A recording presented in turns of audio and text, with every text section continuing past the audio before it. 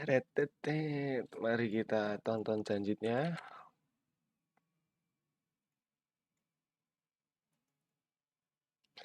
Janjit.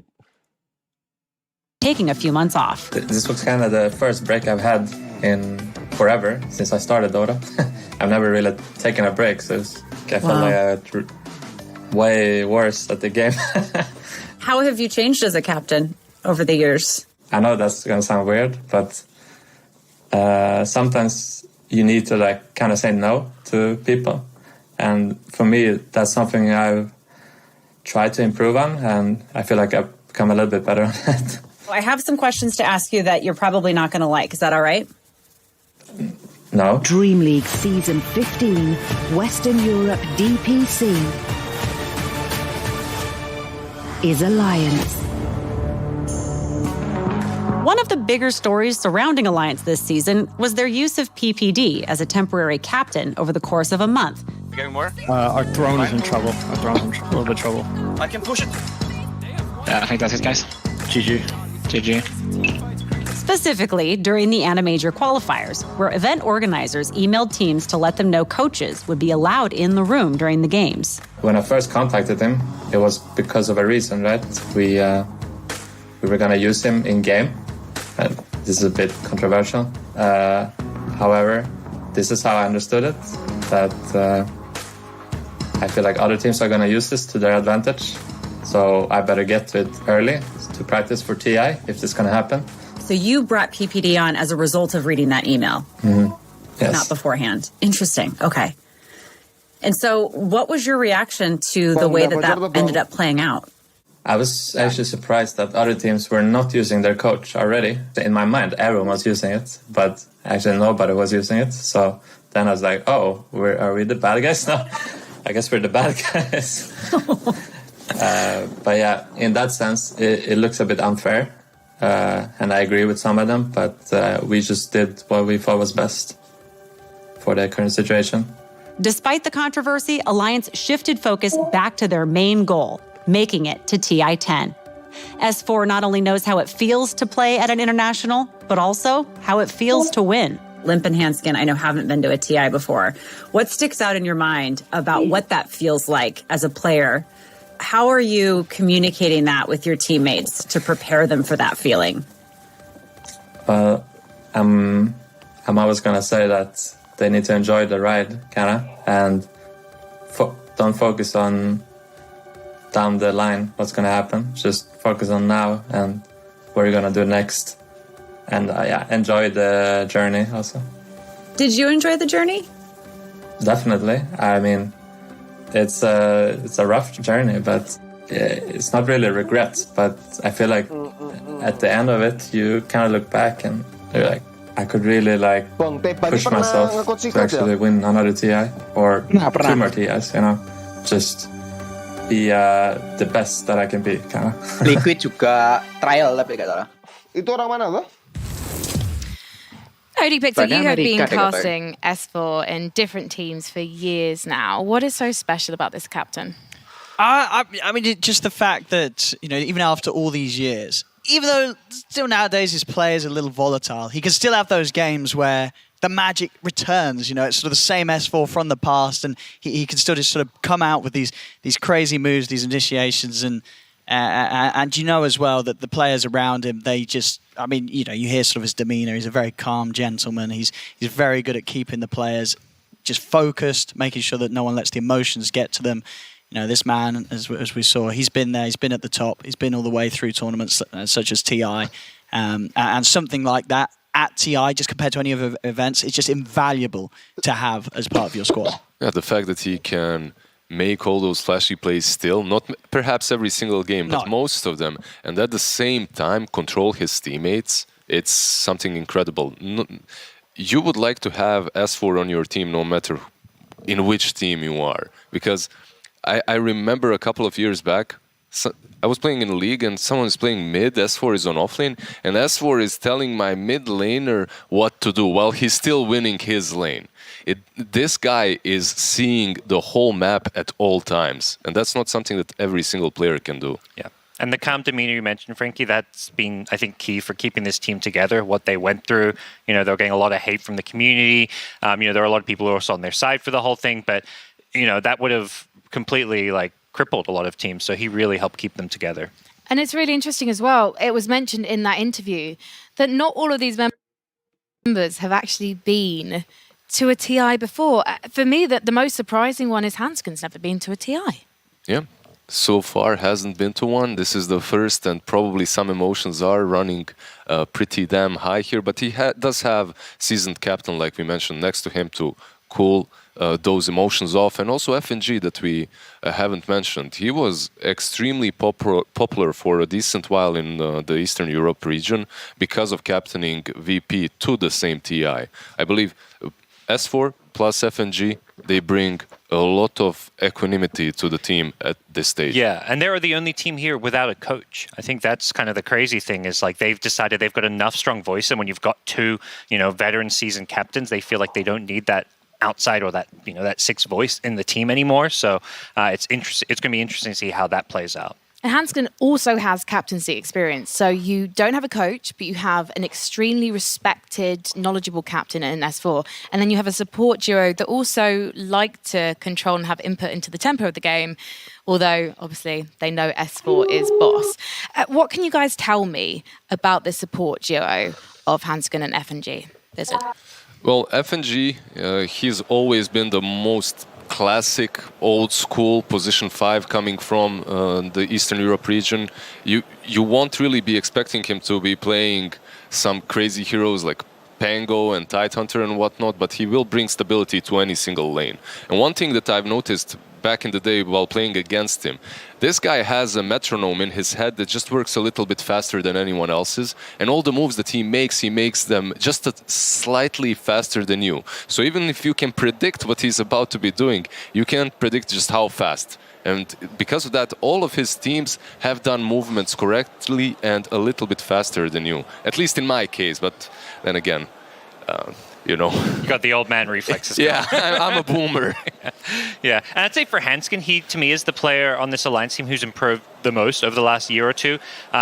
He was a player I always looked at who was trying to play 4th position, but he looked more like a 5. I never saw him as that flashy, high skill support player that could make the plays you need on the 4th position role. But the reason Alliance, have done so on the DPC leagues, even though they didn't do well in the majors, was largely because of Hansken's improved play on so many different heroes. And before we do start talking about T1, I do also want to ask about Nico Baby. How is his team setting him up for success, Owen? It's very clear a lot of the times that they do specifically pick things that are just going to enable Nico Baby, give him that space and allow him to...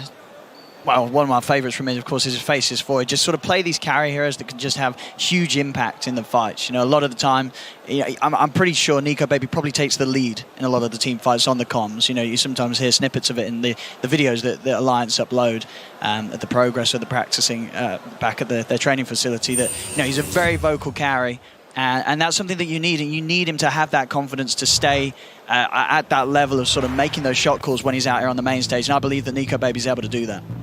There might be, even when we're looking at these heroes of TI, there might actually be quite a bit of overlap between T1 and Alliance. If you're Alliance, are you going to be trying to get your comfort picks here, or are you going to be trying to surprise and maybe avoid these pairings that we're seeing? I think for sure a little bit of both. At this stage, you're aiming at your comfort picks, but you will also try to mix things up a little bit and throw T1 off. So usually what we've seen from Alliance so far is that they haven't truly strayed away from their schematics. If there's a puck on that mid lane, they're picking that DK instantly. Yeah. If there's a Mirana or a Monkey King possible for Hansken, they might snatch it. So nothing really extraordinary when it comes to the drafts. Where I'm really looking at is the gameplay and the execution from Alliance. Well, why don't we have a look at the figures in terms of heroes for T1, just to see if we do have any comparison in terms of what they're picking. Pong.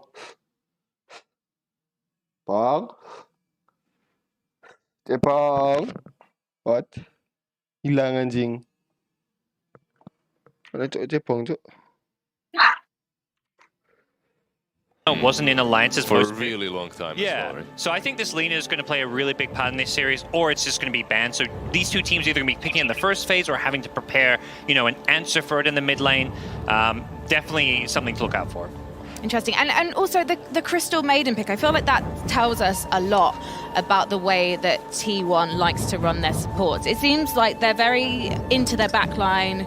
They're not really up to kind of getting up close into their AoEs, their stuns. Yeah, I think that's fair to say. Your Crystal Maidens, your Weavers, they've been playing a lot of these heroes that like to be on the outskirts, the Disruptor, the Lion as well. So they tend to play the game that way, in which Whitemon and Zephyr are not necessarily the first one running in, and that's enabled because of the Doom pick, perhaps, that we've just seen. Not many teams have these mid laners that are just bulky and just want to be frontlining constantly every single fight. I believe Karl is the one that enables supports to be on the outskirts of team fights. Now, if you are in Team T1 and you're looking back at those matches against LGD yesterday, what are the key takeaways? What are the things you're hoping to kind of focus on so that you can guarantee yourself a spot in the next stage of TI? Gods?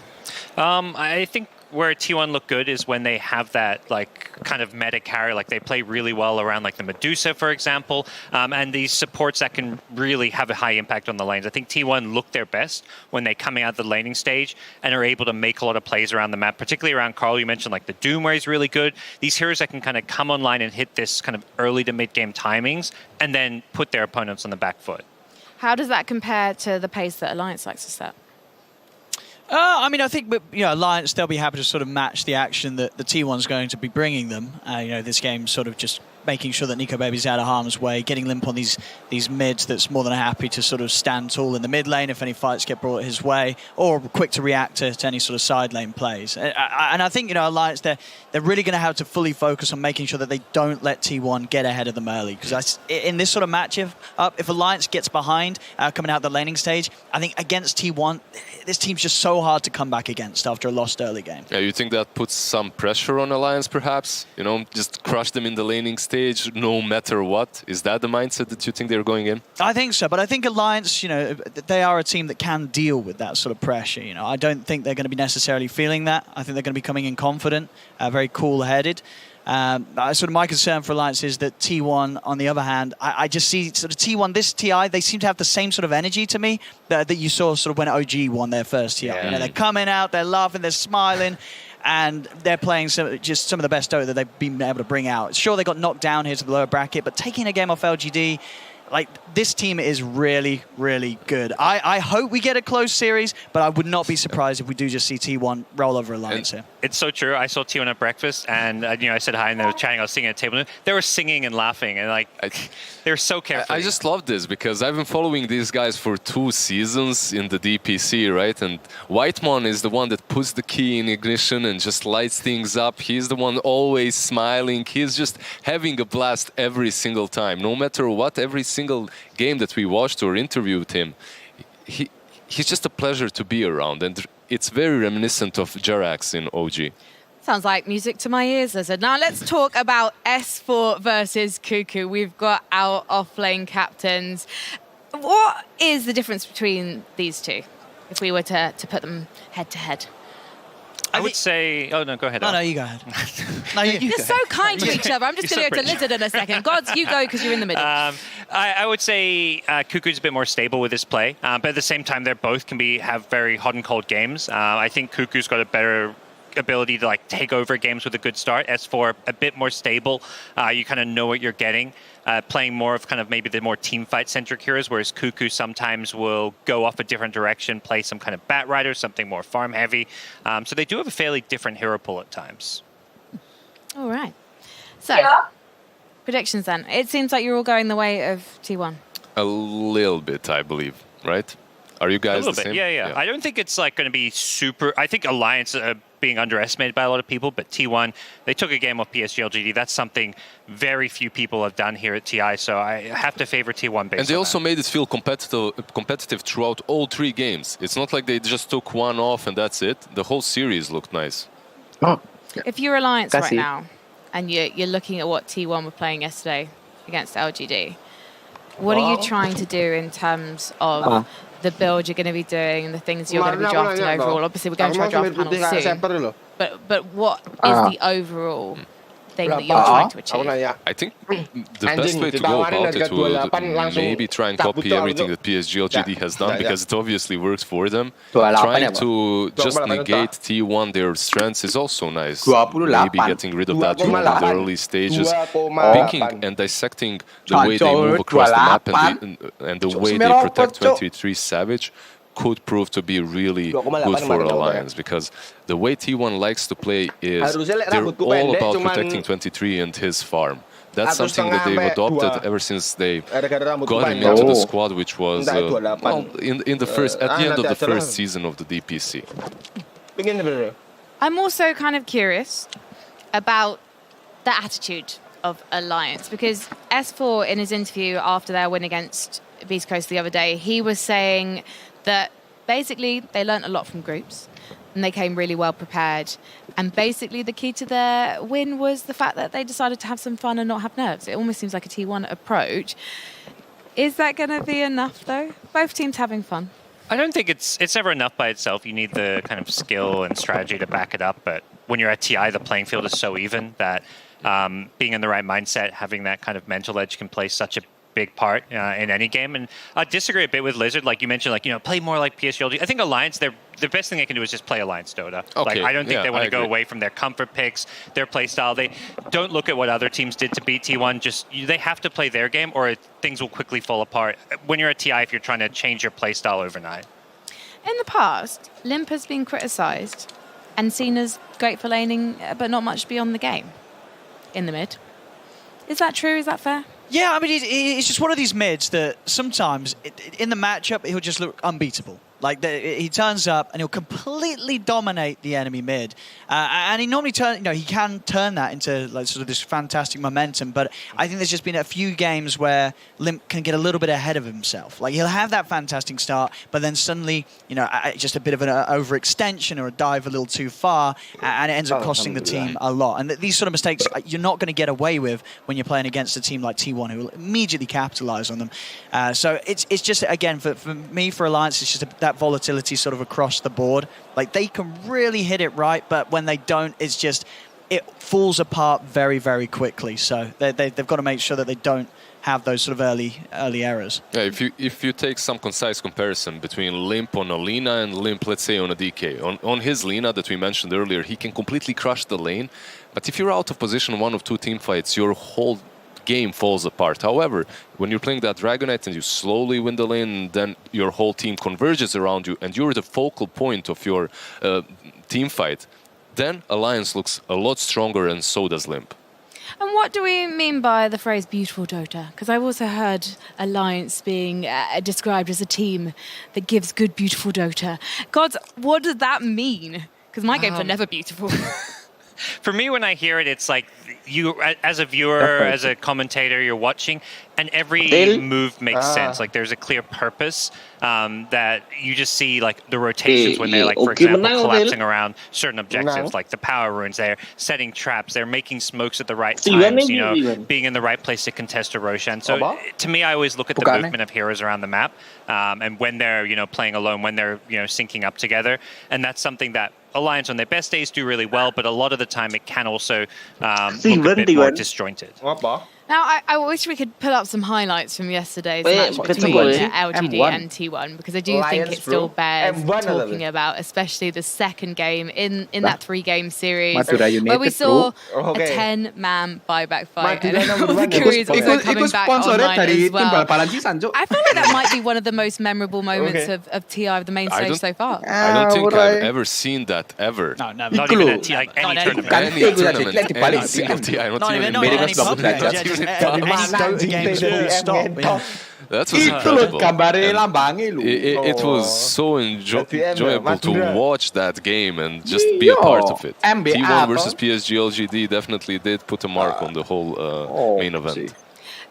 Do you think that the reason that T1 couldn't pull it back in that last game was just kind of LGD just saying, okay, right, we need to take things up a notch? Do you think it was down to that Ursa. What do you think was the thing that really knocked T1 out the running? LGD definitely did step it up a little bit at the end, but at the same time, they did allow T1 to have all of the good stuff in the second game, and they struggled against it. However, once you negate a couple of those heroes, which I assume Alliance will do in their first draft over here as well, then it does become a little bit easier. And I think the scary thing with LGD is they're not just like a momentum team. When they lose a game, they learn a lot and adapt quickly. I think there are some teams, one of the big examples always EG, once their drafts maybe get figured out, they can't adapt as fast. But for LGD, with Zhao Wei, it just feels like they lose a game and they come back twice as strong the game afterwards, typically. Apparently, we're having a few technical issues on stage right now. They're just fixing some audio issues. So apologies for the delay. We are going to try and get you into the match as soon as possible. Don't panic. But I want to talk about also T1's T1 drafts. That's how Game 2's draft was described with the Medusa and Doom combo. What makes a T1 draft and why does it work so well with their playstyle? It's usually kind of greedy, like you mentioned. Like the Doom made it feels like it's a bit more on the greedy side, but they have these support, like these backlining supports that can be very active, dish out a lot of damage, and take advantage of the fact that like all 3 cores on T1 get kind of farmed. I feel like that's what I would say about them. Yeah, 100%. Cuckoo is perhaps sometimes a little bit more sacrificial. He can be greedy if he gets that Doom or Bat like we talked about before, but if there is a Doom on mid lane and Medusa on the safe lane, he will play that full playmaker role with Zephyr and Whitemon and create as much space as possible. But I think when you give them heroes that they've played 1,000 times each, Karl, every single game in the DPC season, Doom was either banned from him or he picked it. So when you have such full comfort zone, it doesn't matter what the matchup is. It doesn't matter how greedy you are, because you will find a way to play it, to make it work in the game. Is T1 just going to outright ban Doom? Is that what you're expecting, Owen? Alliance, I think. Alliance, I'm so sorry. That's right. I think Alliance, I think they will. I mean, as you say, it's kind of funny that we sort of get to this international level and you see some teams not really following the same sort of strats that teams were doing against them in the regional sort of level. You know, it's sort of as if they're looking in elsewhere. And I think you have to look back to, as you say, what people were doing back in the DPC because it's looking a little too good. I think for me, the Lina is still prioritized higher. The games that he's had on that in the mid lane, he's almost as if it's a straight up second carry. It's just like this insurance. Sure, 23 Savage is also having an incredible game, but you've got these 2 heroes that are just dishing out ridiculous amounts of damage in the team fight, just at an unbearable level. So I think if Alliance let the Lina get through, they're going to have a really tough time. And what's up with all the coaches exiting the booth and then being like, yeah, this draft is easy. We let them have their best heroes. So far, every single draft, after the draft, the post interview with the coach, he would be like, yeah, we knew what they're going to pick, but we let them. You know, we prepared for it. And I'm not sure if that's the right approach. And look at those smiles. That's Whitemon right there taking the punches in the middle. Like, he's like, the mood is just so relaxed. This is what's going to happen if we lose. No, this is... I mean, maybe some play-by-play. It's over. The fight's over. No one won. KO to nobody. What a shame. I was hoping for some high-quality FGC casting on the desk there. Yeah, Owen, if you want to... Owen, it's going. Oh, here we go. Are we playing hand slaps here? He's going to get... Oh, we are. Here we go. Here we go, Owen. Okay. I don't even know how this game's played. What do you do? Just slap each other? So Cuckoo seems to be going first. He's on the offense first. He's not very good at this. Warning his opponent. You have to dodge the slap by doing the up and down. I think he's teaching him how to play. Yeah. Oh, he doesn't want to play now. Don't want to hurt your teammates' hands before it starts. Yeah, probably not the best idea. Slapping the hell out of your hands before a TI game. I think they've been talked out of it. Well, maybe they're just short on hand warmers. You know, they're getting innovative. Yeah, there it is. Get those hands warm. Sadly, Cuckoo is not going to be slapping his teammates' hands, but he did have a chat with Casey, I believe. So we're going to see what he had to say right now. The season for T1 may have ended on a high note, but it certainly didn't start out that way. The team was looking forward to finally attending a LAN event with the Singapore major in March. But their captain, Cuckoo, was suddenly unable to go. T1, playing with a stand-in, failed to even make the main event. Like many other teams, the transition to in-person events proved challenging. But for Cuckoo, He says it's where he really thrives. I did not play LAN for 1 year. And as a player, I really like to compete at LAN because the feeling is kind of unexplainable.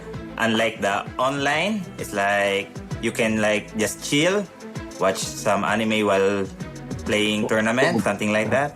But on LAN, you can feel that you cannot slack off or play like lazy. How have you had to change your leadership style as a captain with everything being so different? I think our coach helping me to improve as a captain. And at first, he's the one drafting for us. When the drafting also come back to me, I feel that I kind of step up a bit to perform well and to draft well for my team. And when did you step back in to draft for your team? DPC Season 2, the opening game. It's like my captain told me, "Hey, Ku, do you want to draft?" Something like that. I know my draft is good, better than March. Nah, just kidding. No, just kidding. With Cuckoo drafting, T1 went on to finish first in Season 2 in their region, giving them a direct invite to the Animajor. And to earn enough points for a spot at TI-10, all they had to do was win one match. Me and March keep talking to the boys that don't think about the TI and the result. Just keep thinking about the game. Don't focus so much like on TI. If we go to TI, you can think about the TI, right? But if we fail on Animajor, there's no direct invite for Southeast Asia. Well, they won that match and kept on winning with a solid run that took them to the lower bracket finals, ending with a loss to EG that was so close it hurt. Still, after everything T1 went through this season, Cuckoo had led his team to a spot at TI. Let's pretend you're in the grand finals of TI-10. Who do you want to play? I want EG. Why? Because I want to see like so many Southeast Asian player on the grand finals. If EG and us is like on grand finals, we can put like 7 Southeast Asian players on one grand finals, and I think it's kind of good for our region. This is my 5th TI, I think, and most of my TI memories is like after upper bracket, we lose, then lose again. So if I'm gonna go back, I really want to raise the ages as a player, as a captain. My goal for TI is like keep grinding and do my best. Okay. Keep grinding and do my best. Wow, you can see in their plays, especially obviously from yesterday's match against LGD, that truly T1 have been grinding. But is it going to be enough to get them through this lower bracket run? And are we going to see them play against Evil Geniuses? You want to see that, Lizard, surely? Yeah, I would love to see it. Can't happen in the finals, unfortunately, but it could still happen down bottom because they're both in lower bracket now. So did I just say that I would like them to lose? Actually, they can continue here. It's the lower bracket. Yeah, sorry, lower bracket. How many games do they have to win? Is it this one?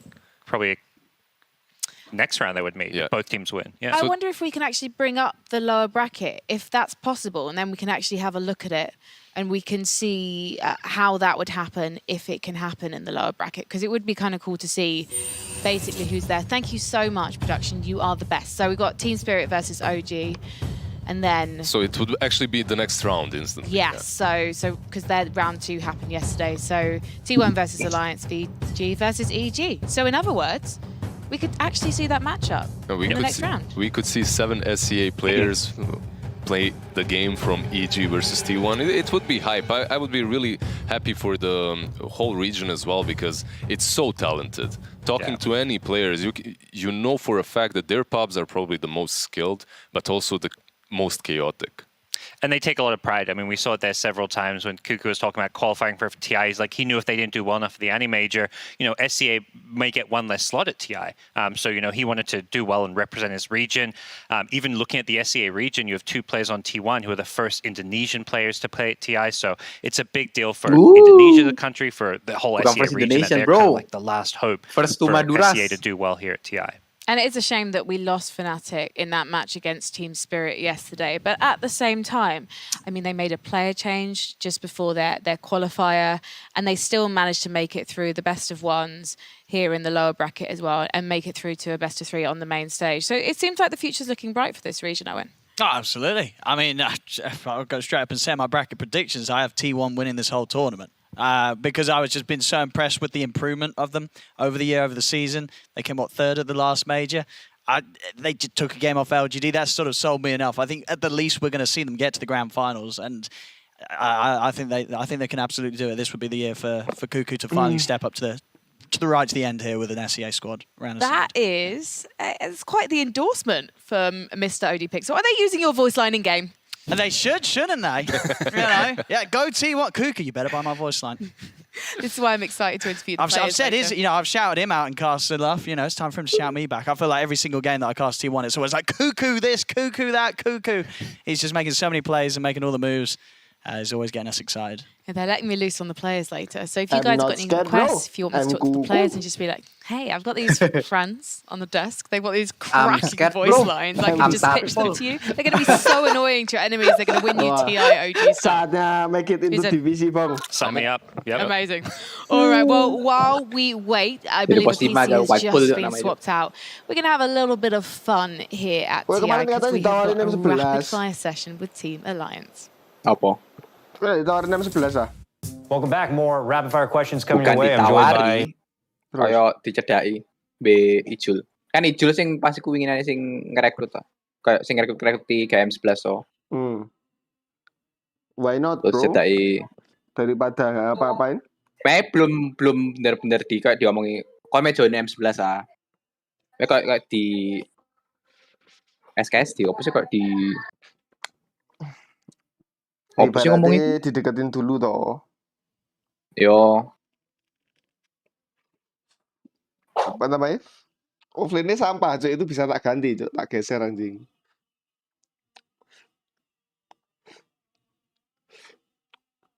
Terus carry-nya bukan pure carry toh, Bang. Tapi rankmu masih jauh sama dia, Cuk. Ya. Tapi dia tiap MMR main mid gitu anjing. Si Luwe. Tapi misalnya apa namanya? Apa di kayak hard carry kayak gendong dek lead.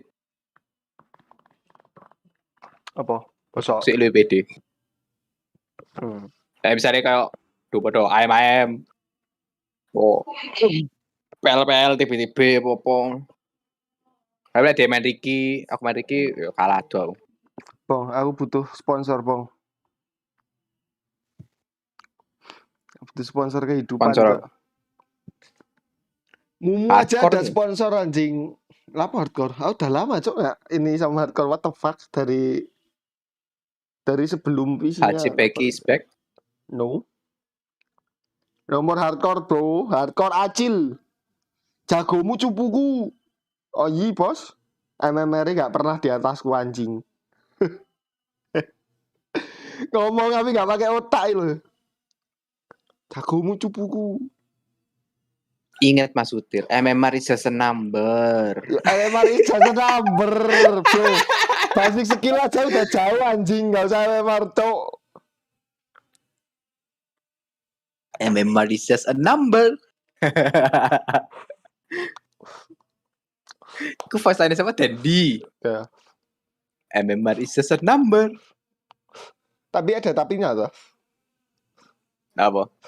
DTI yang rank 1000 nggak ada. Oh sih main kesel ku Nisa cuk. Kata memaran coba kayak Aron cuk. Smursto. Idenya banyak anjing. Hobi party sama Matu sama Yapsor. What the fuck? Ya kayak juara suluan cuk. Kayak padha kayak ana to.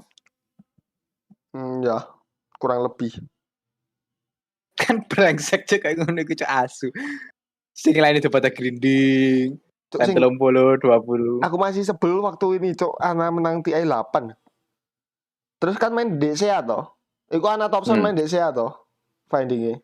Ana ambek Thompson sering banget finding saya. Aku ketemu Ana. Jadi lawan Ananya main carry anjing 2 game. Jadi temen main pos 5 bangsat. Ajas loh, bener-bener ajas loh. Ujung-ujungnya main offlane.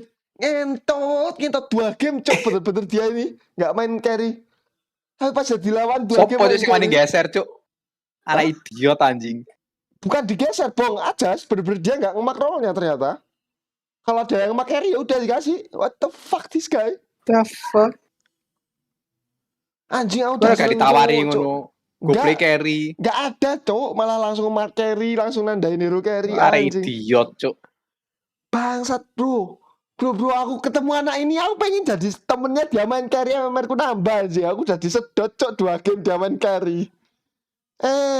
Jadi temen disedot juga, bangsat. Walaupun main offline gendong, Cuk, tapi gak segendong carry-nya, anjing.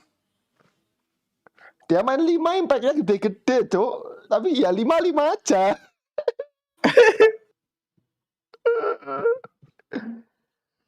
Bete aku, Cuk, masih anjing. Right now, again, 2 of our panelists getting the wine memo. We've got basically Zim Fandel from Weatherspoons, and then we've got Pinot Grigio Blush in the middle, and then we have the sommelier, Fogged. Sure. How are you guys doing over on the draft panel? Yeah, it's good. You know, I've never done a draft panel without a draft, so it's a very unique experience. Welcome to the draft panel. Welcome. Mix guys. Who has the best suits, you or Iceman? Oh, counter Jordan, Cuk. Jordan ya kan ini. That's Tsunami? Iceman. Is that what was that, Tsunami? You or Bruno? You or our friend Bruno? No, I think it's Tsunami. I think that's the right answer. I'm sorry. I modeled. I went to my tailor and I showed him a bunch of pictures of Tsunami. I was like, can you make me look like him? And he's like, well, I'll try. He's like, the beard is on you. Exactly. And the face as well, you know, and the voice. But besides that, I think I'm doing a pretty good job. And it's your first TI as well. Sorry, I didn't mean he to definitely interrupt, has the color variety coming down, right? Like Tsunami tends to have, like, he's got these purples, these greens. Everybody else sticks to the normal colors. And then we got the pink. So yeah, sticking to it. Something incredible has been happening, which is we've been matching without even realizing. Not me. It's just Dota 2. It brings you together. Yeah. Team Merlot versus Team Pink, basically. It's like we've already set up our teams, and I'm so sorry to Team Merlot that I'm on your team by accident.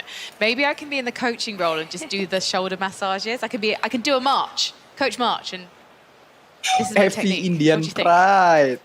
Oh, it's terrifying. That's scary. That's the only thing I'm. Well, I thought I was about to say that's the only thing I'm good at. It turns out I'm not good at that either. I'm going to ask about your brackets as well. I'm going to ask you to kind of predict the winner of TI right now, because why not? We've got time. PSG, LGD. I was going to say Vici originally, but I'm leaning towards LGD now. Yeah. I had LGD IG finals. Okay. LGD winning. Yeah, me too, actually.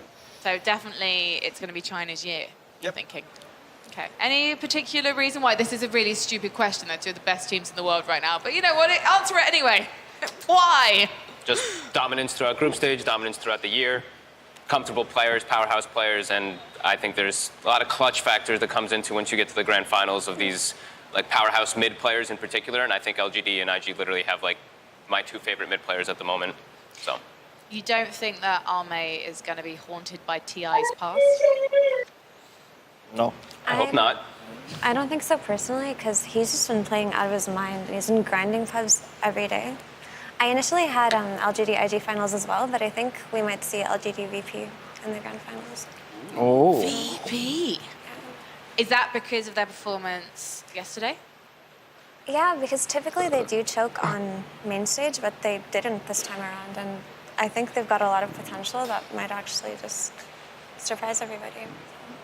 I was a fly on the wall in the interview between Slacks and DM. I thought I would shadow him and get some tips. And I have to say, he is so confident. One, incredible English. Natural interviewee. I was quite jealous of Slacks, actually. Okay, besok But also, ulang. they're just Okay, taking besok it ulang. completely in their stride. Sutip And I lawan suppose Quincy aja you've just udah had a win. kalah Of course, kabut, you're Jo. going to come into the interview room Thompson and harusnya feeling berikut, Mod. confident. But it does seem like there is something about these young players who've grown up watching TI where, of course, they care, but also they have this phenomenal self-belief, and I kind of want to read their self-help manuals. I think it's actually very specific to VP. They consider themselves like this new generation, and they approach like step aside boomers. We don't need any of your advices. We're going there with our own strategy, with our own belief in ourselves, and we will take it. There's quite a lot of optimism surrounding it at the moment. You feel optimistic? I feel optimistic. What about you guys? Obviously, I think you do. They went for the strat where they pretend to reveal other strats in an interview, and they're like, we got you. We were actually saving a bunch of them behind, because DM was very talkative in that interview. I was very surprised. Usually players don't say as much. So I'm hoping that's what they're going for. It's the mind games, right? Right, Lizard? Yeah, for sure. Yeah.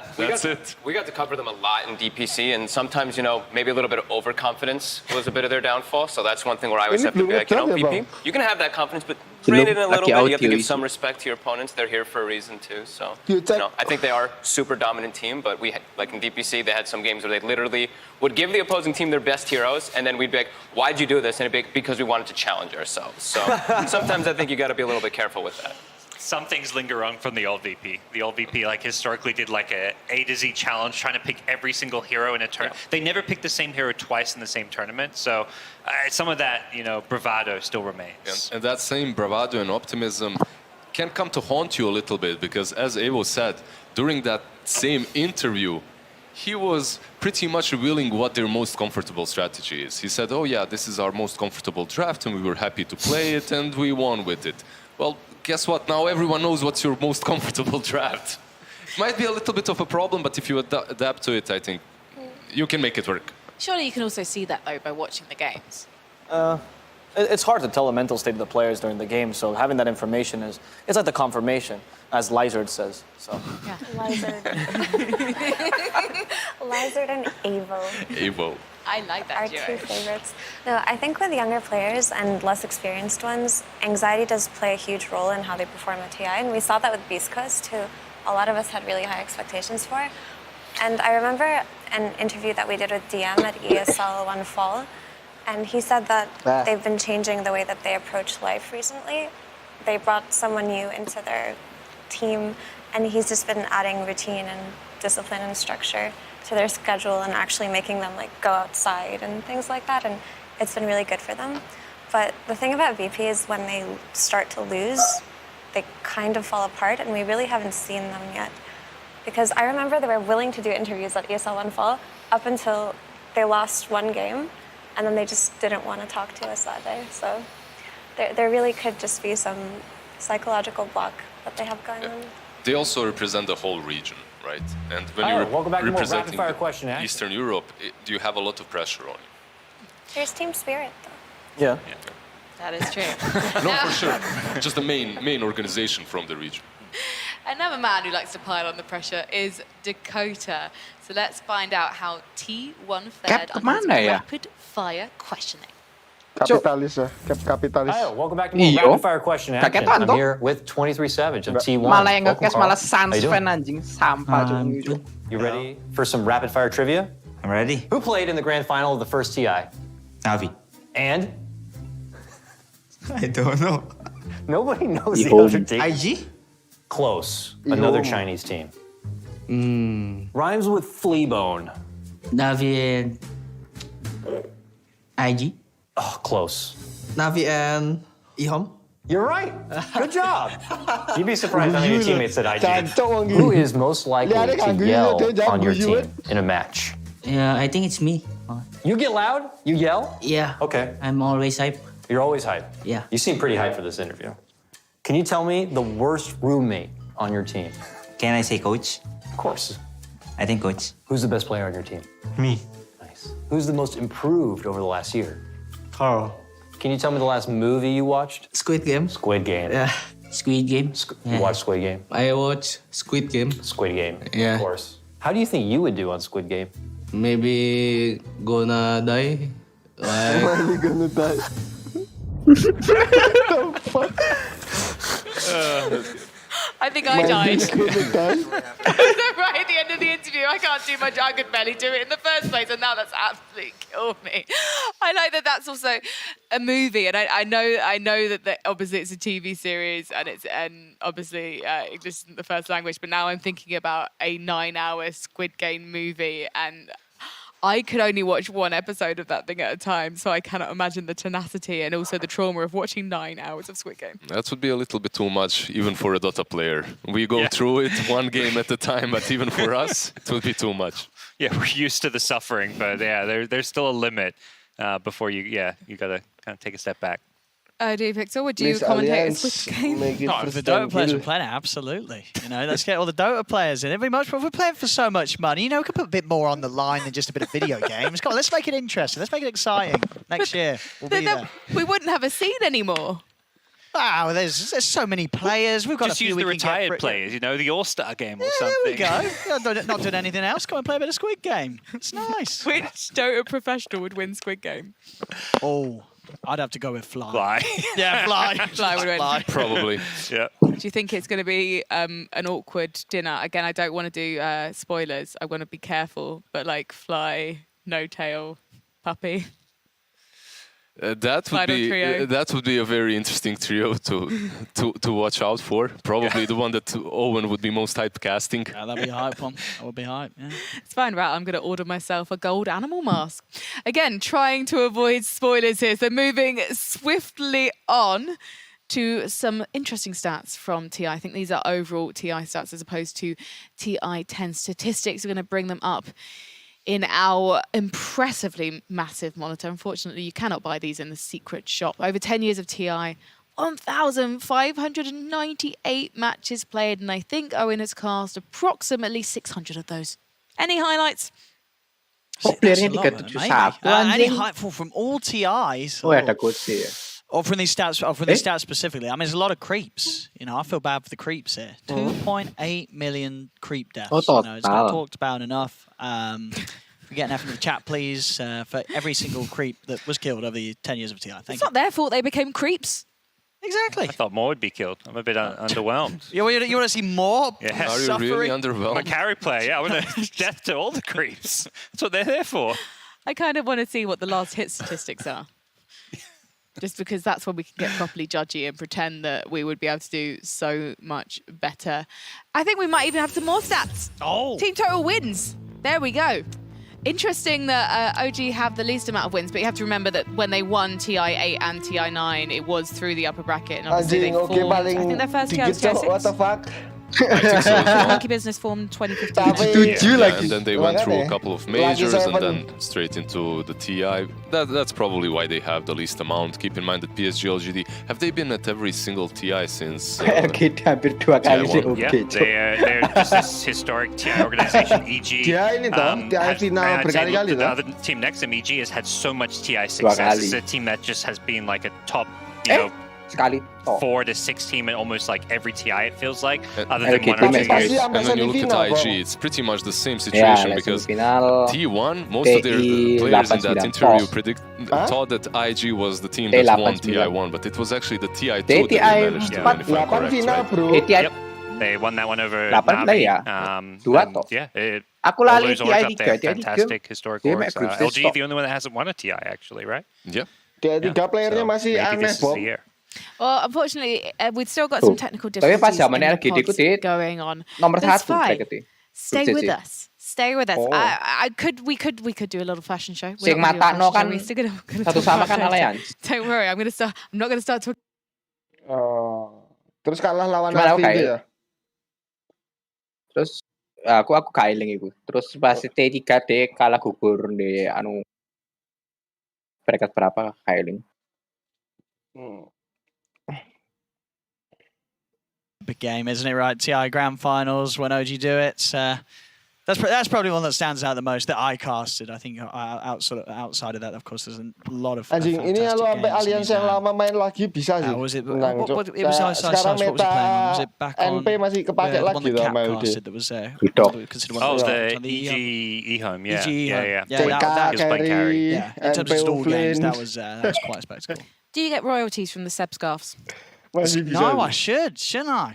I should. Hari ini You know, Xbox balik. I'm very bad at business and stuff. OG Xbox. I like to do things. FNG pos 5 nih iki ya? Pos 5 nih Alliance dulu bukan toh? Iya. Yang pas juara? FNG. Iya. Bukannya kecil kurus ya? Kurus pendek ya FNG? Ada satu lagi. Oh, FNG. Iya FNG. Bisa aku lali satunya lagi siapa itu? Alliance dulu juara siapa tuh? Bulldog, Loda. Aku lali support di sini. Pos 4 Antara pos 4 pos 5 aku lali. Ake. Oh ya Ake. Oh iya yang kecil Ake ya. Ake FNG. FNG-nya FNG ini yang di Alliance sekarang. Enggak tahu ya.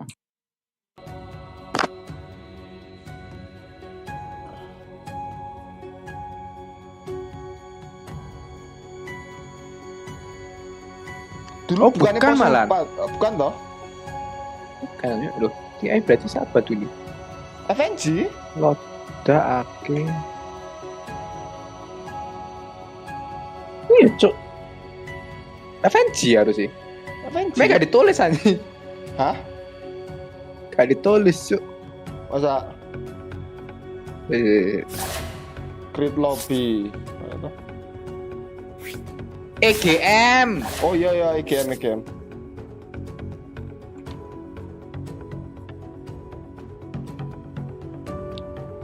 Ini nungguin apaan anjing benerin sound lama banget fuck. EGM. Oke. Tapi FNG familiar, Cok. Nicknya. VP. Oh iya.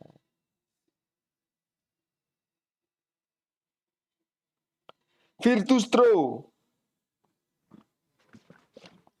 Apakah Madura United akan menang hari ini? Jelas. Mari kita lihat.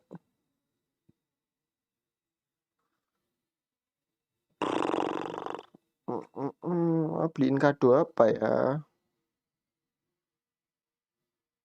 Jam tangan, parfum. Bang Ikan di Yusmi enggak ada? Maka hilang. Oh hilang. Hilang. Di sebelah paling ada. Hilang di telan bumi. Bang gue ngadu cewek biasanya mau kasih apa Bang? Enggak pernah. Gak tahu. Pengen ngadu apa ya?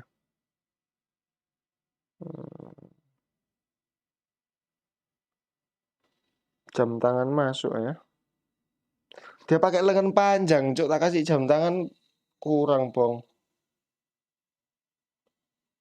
Wah. Kado yang bisa dipakai dengan cara berpakaian yang tertutup apa ya? Sempak, Cuk. Matamu. BPH. Ya bener tuh. Pas kade rabi goblok iku, Cuk. Itu seserahan Ini kate rabi. Sempaknya bagus, sempakku jelek. Itu seserahan mau nikah anjing bukan kado.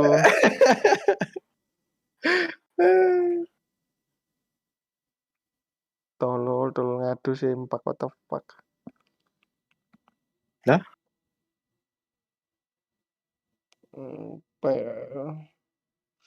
Dikasih jam kurang nggak sih? Aku kemarin udah ngasih ini soalnya itu mukena. Aku pengen ngasih yang bermanfaat apa ya? Yang bisa dipakai tiap hari, berguna. Ya bener tuh sempak karo BH, Cuk. Itu seserahan mau nikah kentot masih aja pas itu anjing Depok yang lain jatuh. Iku deodoran. Holy shit.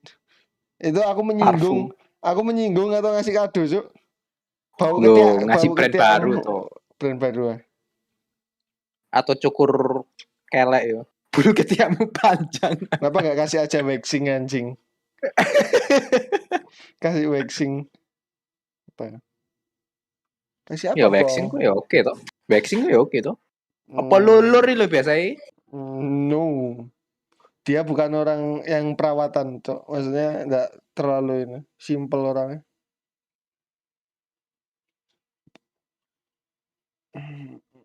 Kayak ono sabun Dove, Cuk.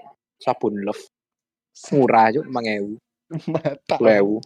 Enggak, Cok. Aku pengennya tuh ngasih yang bisa dipakai tiap hari. Terus Lah bener tuh sabun, Cuk, tiap hari adus. Bisa buat ngingetin. Ya sabun habis lama-lama habis, Cok. Yang enggak habis. Ya ada barang yang bisa habis kayak parfum sih. Tapi satu lagi apa? Masa ya dikasih parfum doang? Ya sempak, Cuk, sepanjang urip, Cuk. Eling terus, Cuk, digawe. Anjing, tolong pok. Dia ada pok cancuk iku seserahan rabi, Cuk, panggawe kon. Itu kalau mau Sandal. dikasih seserahan pasti dikasih, Cuk. Boleh. Aku ora apa-apa iku nang mantanku ben. Kayak apa? Sempak karo ya. Ya, lek aku enggak sih. Itu bahan seserahannya dia nantinya, Cuk. Tapi kudu aku sih milih aku karo ya. Dan suaranya kecepong. Apa? Kudu aku sing milih. Lah sing milih sapa? Koncoy. Holy shit. Horor juga. Koncoy wedok. Yolah. Dia tahu ukurannya berarti dia pernah lihat dong. Kan takok. Ya iya paling. Ya, kan tau turu bareng.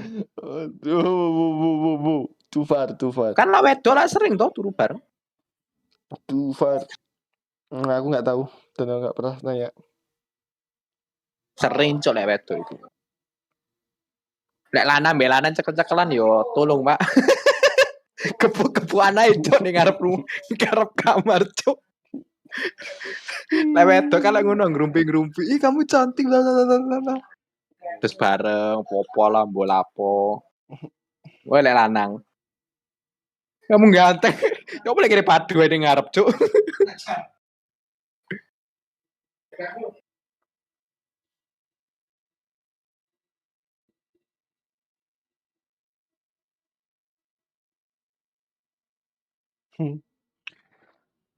Parfum kayak puff bisa dipakai.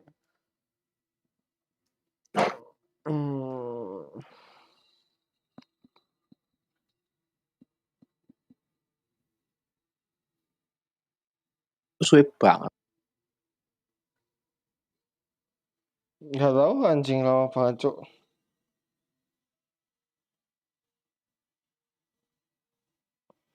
Apa ya, Bong? Selain yang ada di otakmu kan sempak bea doang, Bong.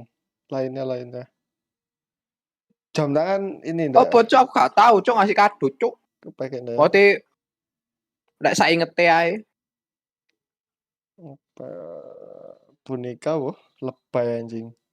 2021. Takut, iya. Kamu lo gak pernah ngasih kado. Lah minggu lalu tuh apa? Apa bulan lalu? Bulan lalu. Aku misalnya dikasih bulan kado lalu terus ngasih soalnya. opo no.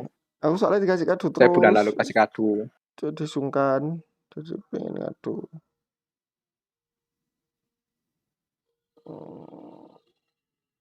Santuy. Nek kan pengen kado apa? Orang. Oh gak sana juga kasih kado juga. Kasih duit ya? Yo. Saya ngasih kado nih kayak sing bener-bener tak pakai kalau misalnya mau kok RAM, monitor no apa-apa. Main biasa kado nih, cok baju lah, opo lah. Alas. Sempak itu nggak apa-apa ya ngasih kado gue. Oh sempak sih lumayan. Sampah anjing deh. Merek Indomaret apa-apa cok. Main cekai cok. Tolol bangsat. Lah, nanan cok. Sempak. Bisa dipakai banyak cok. Gak perlu cuci sempak tiap hari cok. Stoknya banyak anjing. Ini kok gak main-main sih? Brother.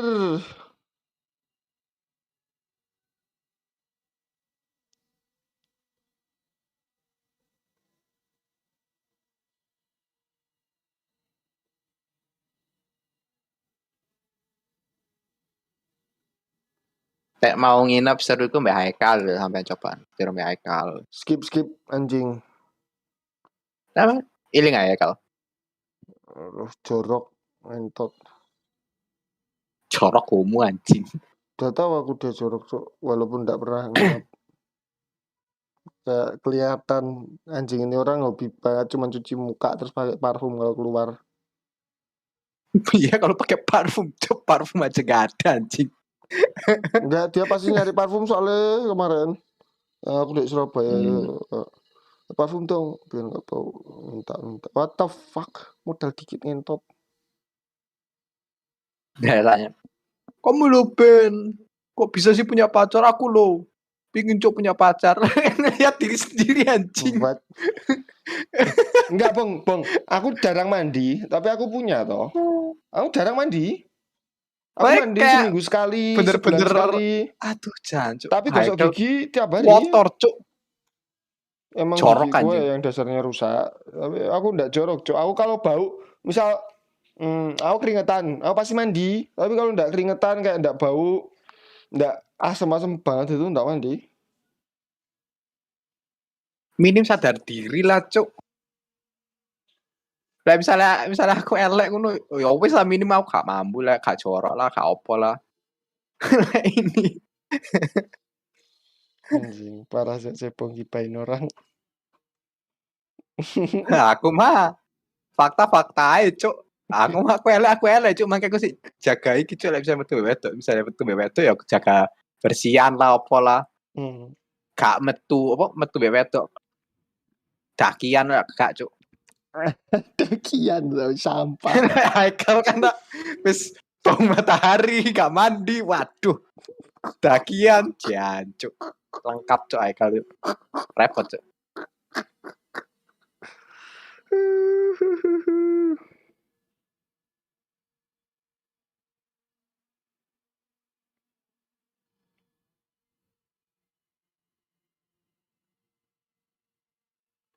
Lucu wedok seneng. Kayak pacaran mau cuk. Apa? Haikal. Lucu apanya? Sebenarnya Haikal itu asik kalau bisa debat. Apa kayak bagi wedok. Misalnya pacaran sama Haikal ngono. Soalnya orangnya fun. Jangan-jangan kamu pacarnya. Kamu pacaran aja sama Haikal, coba bang. Saja. Coba bang.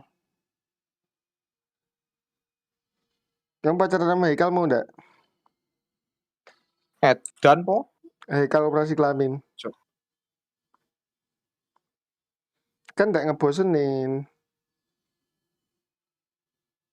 Ya apa daripada aku mbak Haikal sampean mbak aku ya po. Gelem. Tahu. Aku mbak Haikal mau mbak sampean gelem mau. Angker. Tantang cuk. Anjing. Panira. Aku punya cewek goblok.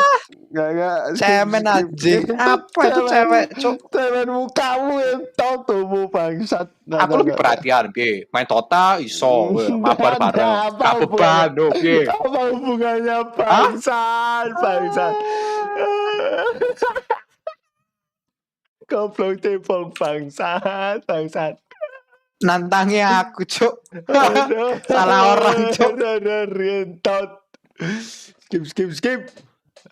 Anjing. Aku nggak pernah mandi bong, jorok bong, jangan bong. Jangan.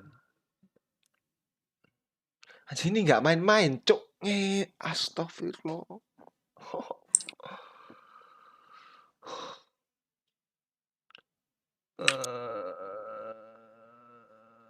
Tiwan 0,3 bong, menarik sih bong.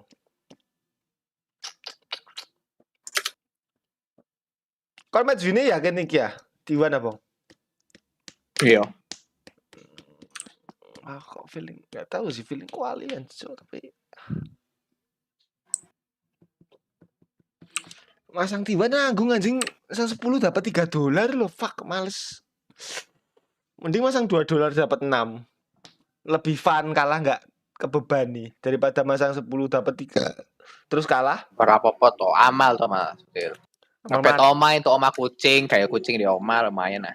Nggak ada amal-amalnya anjing ini sama-sama dapat dosa ngentot. Mana ada kayak gini amal tuh, kecuali aku ngasih orang. Kalau ini buat bikin usaha. Lumayan toh. Beda, pengemis jalan sini tak beli makan. Cuk. Yo iki masalahnya duduk pengemis, yo dia lebih kaya dari aku anjing. Yo kan amal toh. Amal ke orang yang lebih kaya. Mari ngebet. Mari ngebet opo. Piye? Sing butuh makan. Pakai duit ini mangan, Mas. Oh, sing ono aku kalau misalnya hilang kan yang penting kan sudah ada niat baiknya. Aku ngebet gede mau amal lu. Ngebet gede mau amal gitu. Jadi kalanya tidak sakit hati. Masuk akal.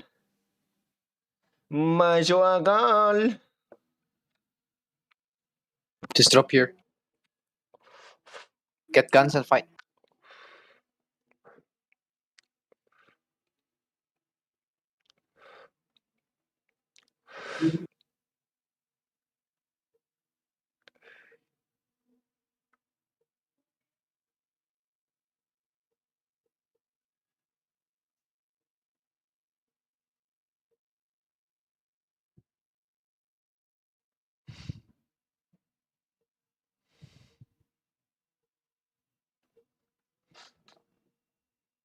Jemput DC ya wong yo.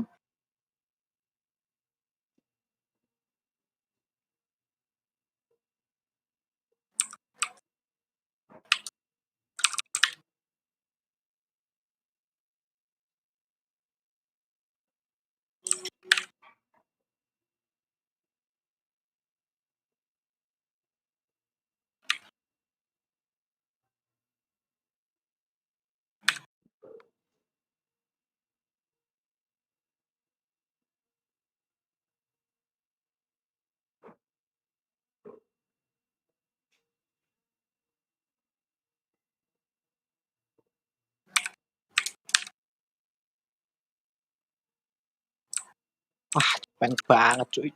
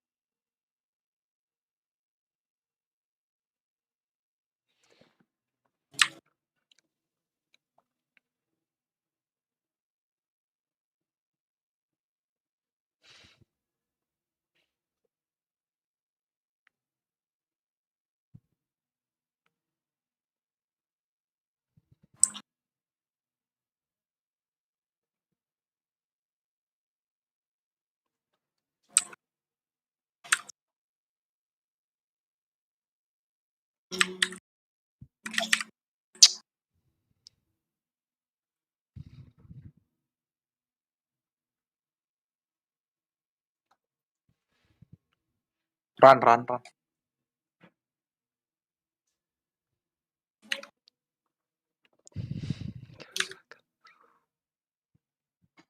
Okay, finally draft pace. Pesky, and they don't want Lion to be banned out. They want to have that hard disable for it, but I know Snapfire's been super contested, but really interesting to see them just Let's open up with go, that. Because now Alliance. it's your supports are not going to be frontliners. Initiation will be a little bit harder, and T1's going to be like just snaps picks Lina. So that feels like, I mean, I look at T1s and it just feels much more comfortable, and it feels like it just ticks more boxes in the draft overall.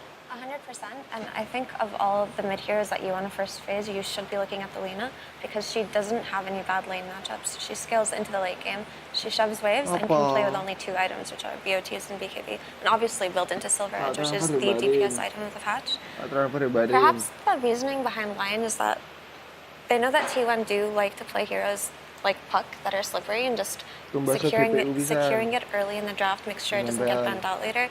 Another idea behind it could be that if they are taking a fight on Vision and they have Vision of this Magnus, Lion can pre-cast the Hex, and when he links in, he'll be instantly hexed, right? So that could have been what they were looking at here. I also saw Lion yesterday. 2 times we saw teams pick like illusion heroes into the Lion, or pick like these elusive heroes into the Lion, and we're like, wow, Lion looks really good now. And we saw the mana drain like own throughout the game. He's just getting super farmed and taking out either the TB illusions or it was, I can't remember what the other one was, but either our Spectre was the other one. So. Yeah, that's typically how it works. And Lion was forgotten for a really long time, up until Puck was the mid-hero of the patch 8 months ago. And it made Lion rise to popularity, right? Storm as well. And Storm has been an incredible hero throughout this tournament, I would say. I doubt we'll be seeing it come out of Alliance. It's not a limp hero, but it is pretty nice here. Like, I look at these two heroes and I would like to see a Storm. Yeah, I want something that Alliance can start the fight with that starts the fight with the Lion, that you can jump in and follow up, and something else that Lion's going to take some time, right, to get that Blink Dagger. So I want something that's just going to naturally be able to go in and start the fight, which could be that mid-hero. But it's going to be limited, because I did get to see I got to actually cast the T1 versus Alliance in the group stages too, and they put Limp in a bad matchup because he needed to be that kind of catch and jump in, and he never got to play the game. It was a 20-minute stomp. They got Necrophos mid. He was Ember.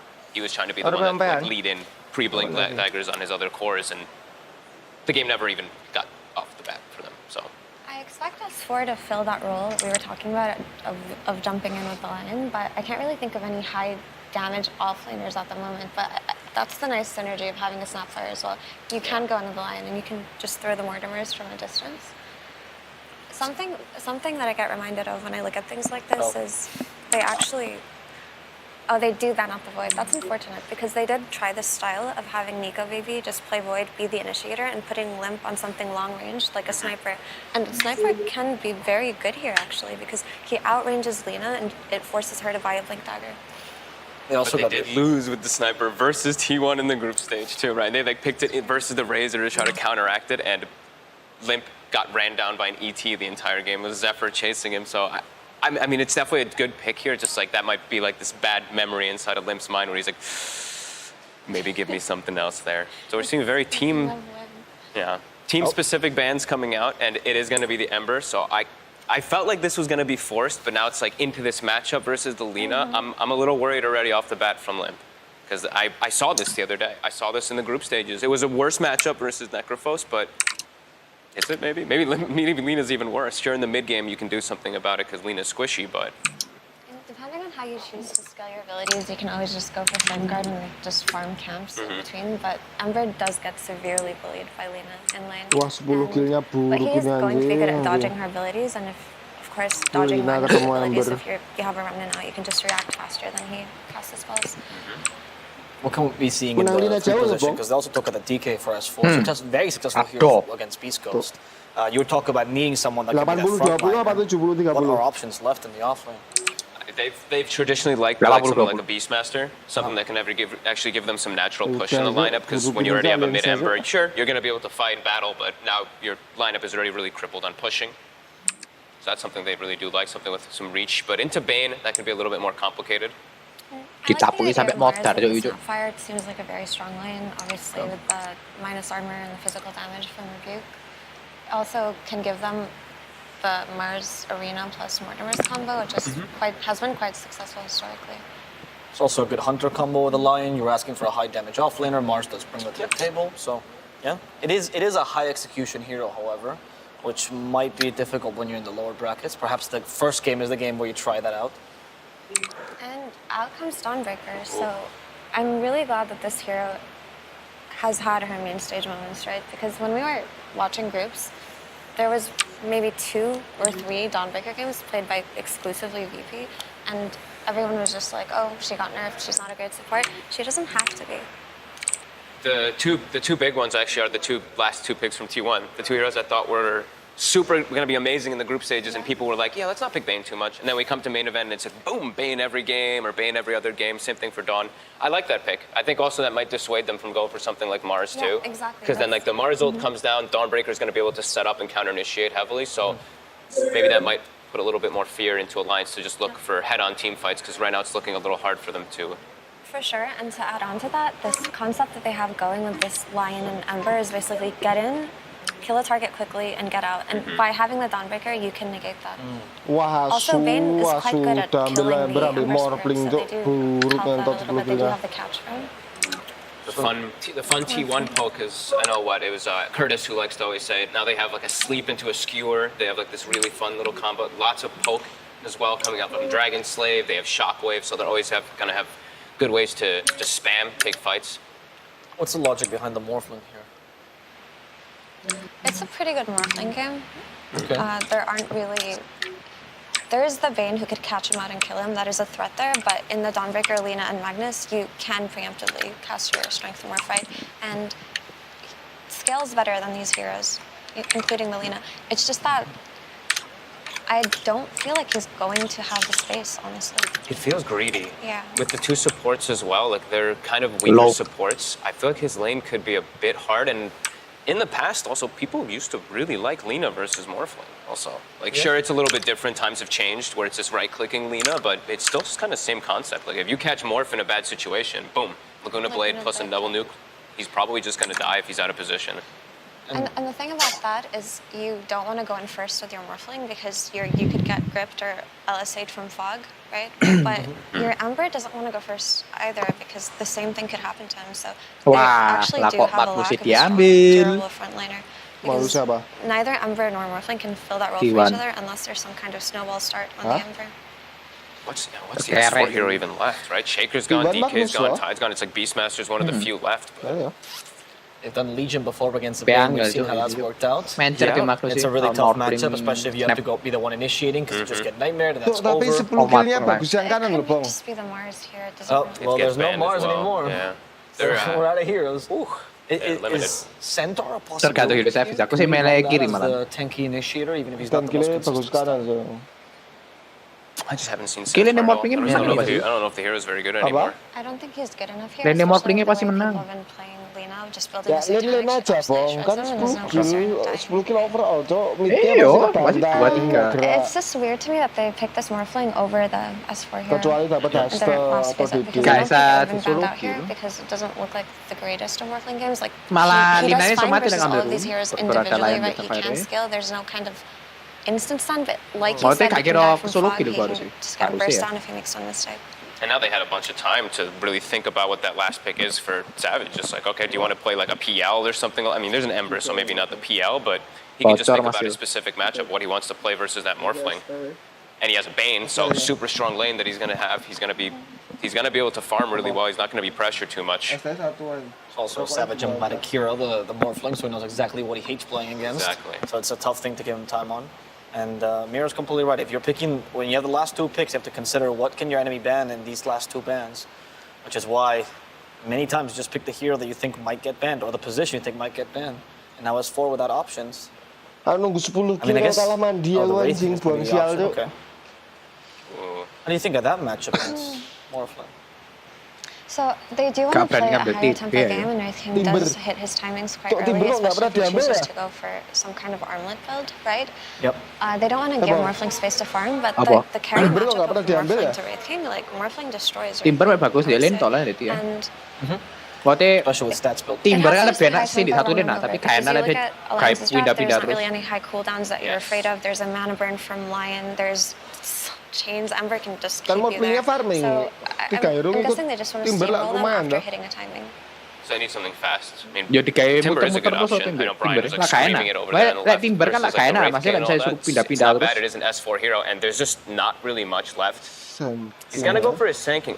I feel like these lanes look super weak from Alliance. I'm worried. I've seen this Sanking struggle almost every game I've seen it played lately. So the strength of the Sanking here is the defensive ability, right? Yes. He's really good at defending towers, really good just setting up Sandstorm. Hard to push the safe lane tier 1 with that. Bawa line sih kan gini. I would agree. And Nggak, if we're Cok, gonna kanan, go on this sumpah. 20-minute timing that T1 Itu will play pin for, Red then King, Sanking is Cok, one of the level better 4 heroes you udah can pick here, strong but it's itu pretty much because Sankingnya there pasti is nothing left. mati-mati anjing. However, there is the ability to stun or counter initiate, which is Sanking always atau going to Leon be tuh nice. ke-stun It's just WK that I masih don't think mati, the Cok. Sanking is going to be the one to go in first. Something Alliance do have going for the Morphling, though, is there's a lack of a natural Vessel Buyer on T1. Yeah, definitely. Did we? I don't Simplifies think we the saw gameplay. the. Yeah, I don't think we saw the Dawnbreaker go for it. There isn't Feeble, which can be frustrating in later stages, but early on we've seen most people aren't really skilling it. So I think if Alliance, if they can play fast-paced, if they don't get smashed in their lanes, they do have a good way to fight back. Because I do think T1s is a bit greedy for them to actually just like, it's going to take some time for them to build up this Wraith King, as we've seen. That hero's gotten nerfed several times. So Alliance, I mean, I have to just stare at lanes. Like first 10 minutes, I have to see if S4 has a decent time on this Sanking, because I've seen so many games lately as Sanking where this hero just doesn't get to play. Like it dies like 4 or 5 times in laning phase, and then you're just a single blink stun.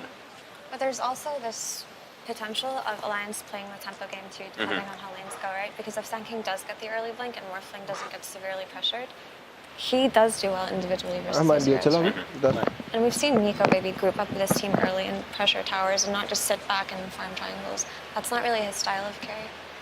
And you were asking earlier for a high damage offlaner. Sanking does bring that to the table. You have a decent hunting squad with the Lion and the Snapfire as well.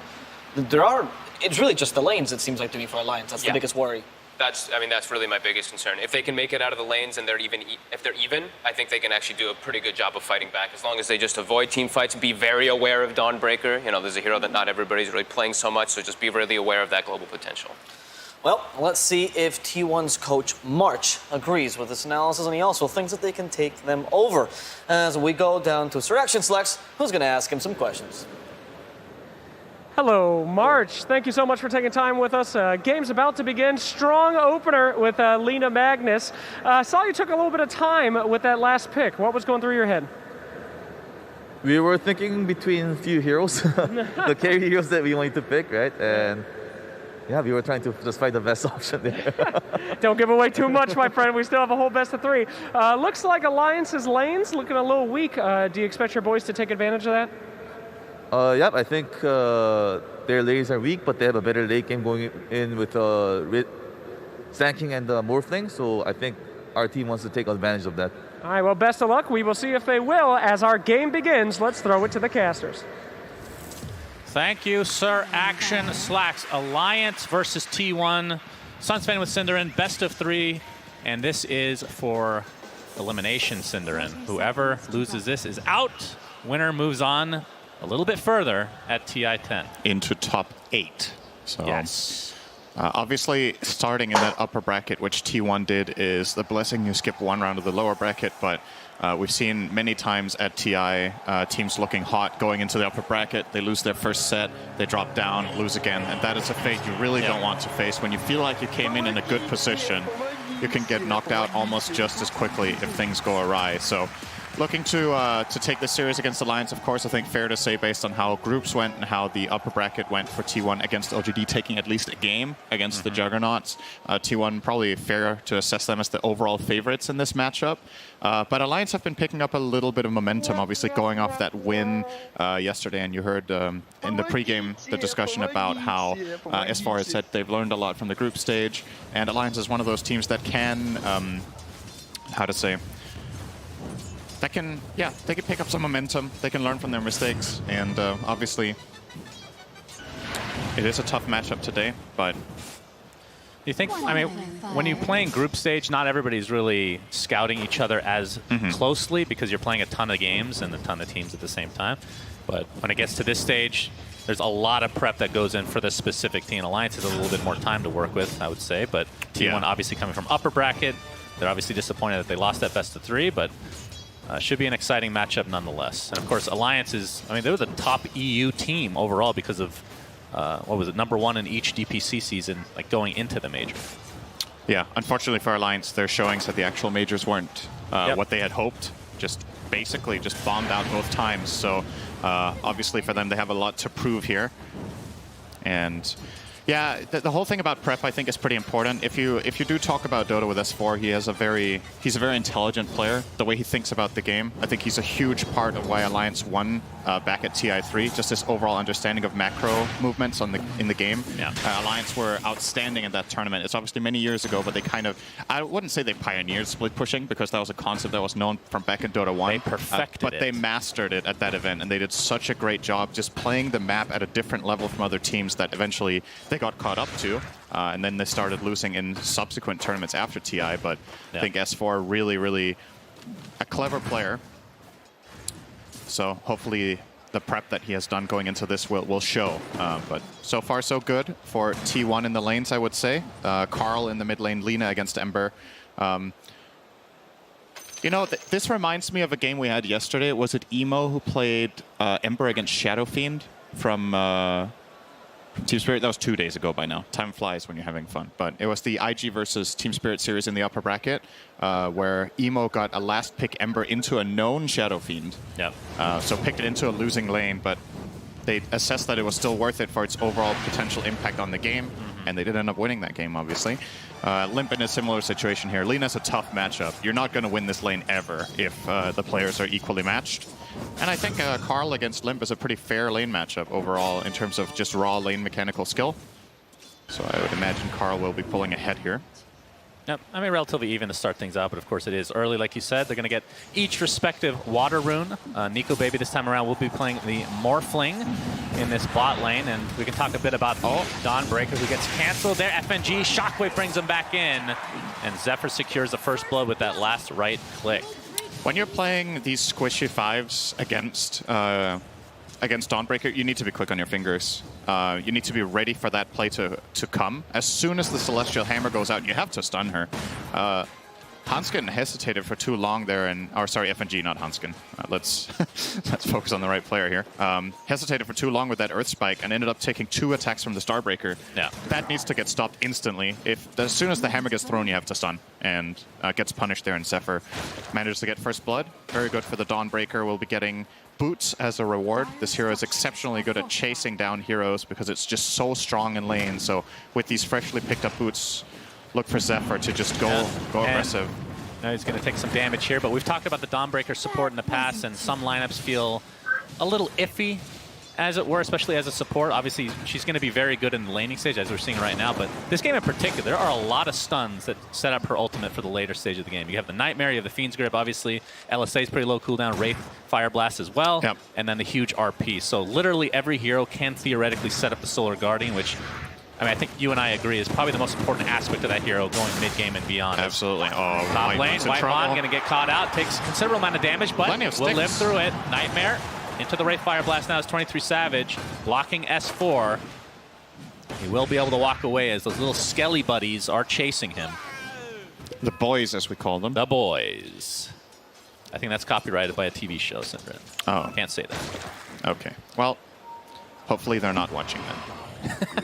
There's probably not that much overlap between the writers of that TV show and TI, but you never know. You never know. You get surprised sometimes with where people's interests lie. So, especially you. Yeah. I guess. I don't know what that was supposed to mean. Because you have no interest. That was the joke. Zephyr makes his way to the top lane. Wraith Fire Blast into the Starbreaker. The Burrow Strike is there in time for S4. But he's going to take so much damage from that hammer. I think one saving grace for Alliance here against the Dawnbreaker ult, like we talked about. Yes, you have a lot of good combos with it, but it's not a good Ags game at the very least. There's no hero on Alliance that really suffers against that 60% evasion. Morphling a lot of the time can, go for more of a magic-based build with the E-Blade. And I think waveform, attack talent, and all this stuff that comes way later in the game, I think can't miss, if I'm not mistaken. I'm actually not 100% on that. Good waveform bottom. Aggressive play out to Cuckoo. Looks like Cuckoo might take a tumble here. Has his skewer available, but is just completely stun locked by Alliance, who get their first kill of the game and this series. Yeah, they can easily take advantage of that. With the Dawnbreaker rotation top, they know they're 2v1.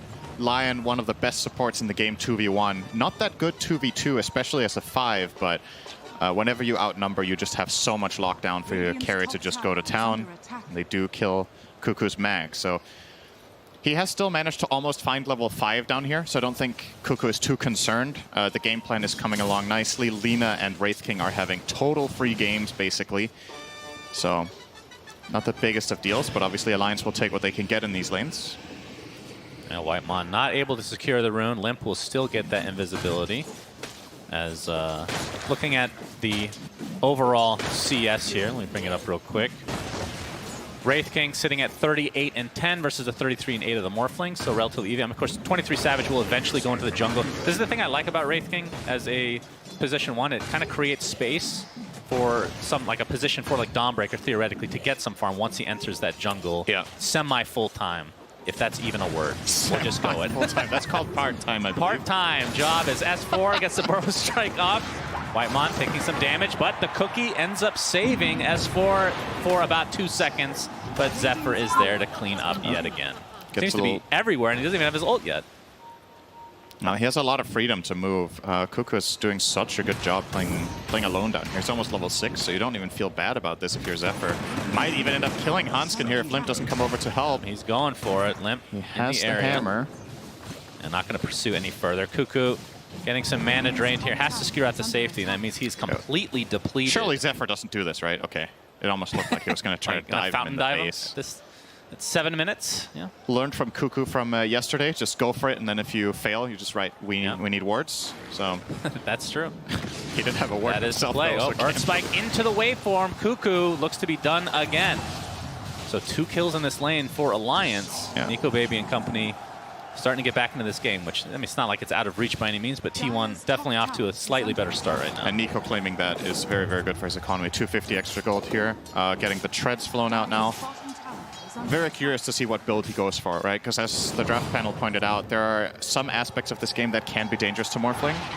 So you could maybe see him go for something like a Lincoln Sphere against Bane, which isn't necessarily ideal. Okay, FNG in trouble. Starbreaker not going to fully connect on FNG. Limp gets the nice cookie, stun, and the regen rune, and Carl just getting kited around.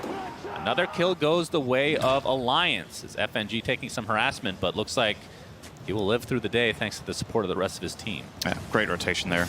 Bringing Hanskin was crucial to killing off the Lina. They're going to smoke here in full vision, though. So T1 definitely know that this is happening. Let's see if they guess the right move, though. FNG mana burning here. Zephyr's going to walk right into him. Yeah, the fact that Zephyr is level 4 despite being involved in so many kills is kind of weird, actually. Feels like he should be a higher level right now, but he hasn't taken much lane. That's what you trade off when you leave the off lane, right? It's that you give the Magnus the solo experience, and while kills are nice, if you don't soak up any lane space, you don't progress, right? So I think now that Zephyr is showing mid, he might even sit here all the way until level 6, because Bane will need the tome in this game. So might just park him here. As you pointed out, top lane is also an option. You could just put the Dawnbreaker in the safe lane, put Wraith King into the jungle. But this way you might get... You're definitely going to get more gold on Wraith King if you let him take the lane and the big camp. But S4 making sure that is not the case here. Digging that up with a bounty, getting a bounty rune out of his good old shovel. He's the going to get dust dusted. from Whitemon with a quick burrow strike. There's the stun from Zephyr. And S4 looks to be mega dead here. Actually does a nice job of sidestepping the Starbreaker, but it just delays the inevitable here.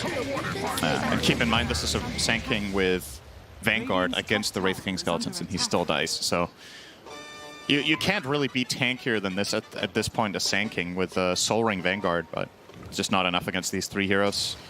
Alliance looking a little bit lost over here in the triangle, I gotta say. They've been standing here for quite a long time, and they're just on top of a ward, so essentially kind of wasting their time. They obviously don't know this, but T1 are just not gonna go there.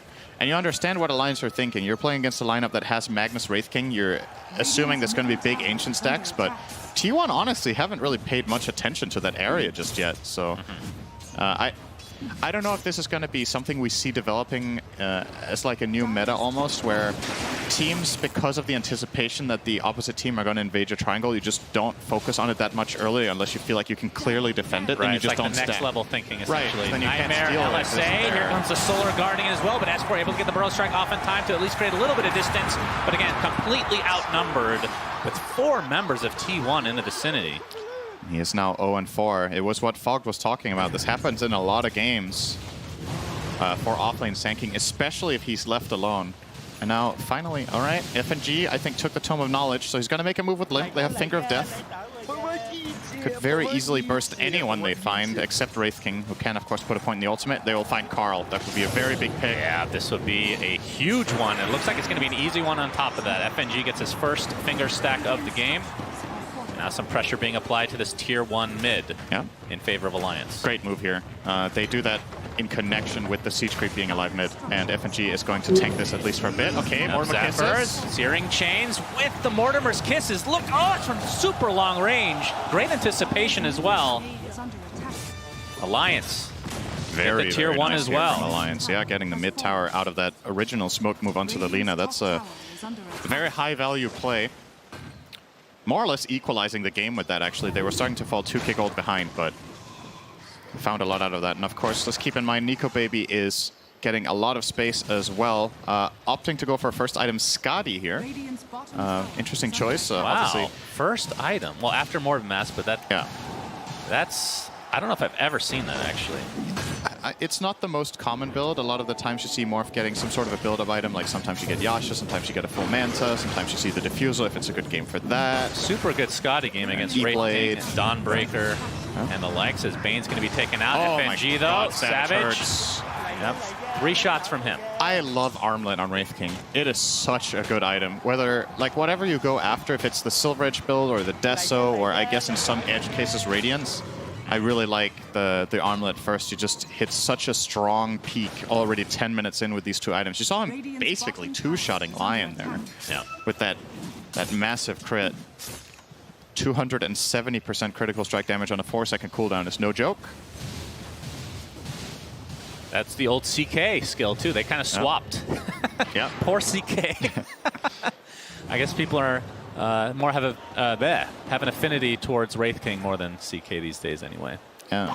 Well, what they did do for CK, though, they increased the chance, right? I think at some point the critical strike was 11% chance. Now it's 33, and the numbers were obviously tweaked. 11? Are you sure about I'm pretty that? sure it used to be that. It's a long time 11? ago. We're both old. I'm going to say 18, just Okay, so the here's one of person the in perks chat of that's being going to old, check okay? this You out. have a lot of things you can remember. You also have a lot of things you can't remember, and a lot of things you might misremember, which makes for great conversation. Because sometimes you're right, sometimes you're wrong, but at the very least, people are talking.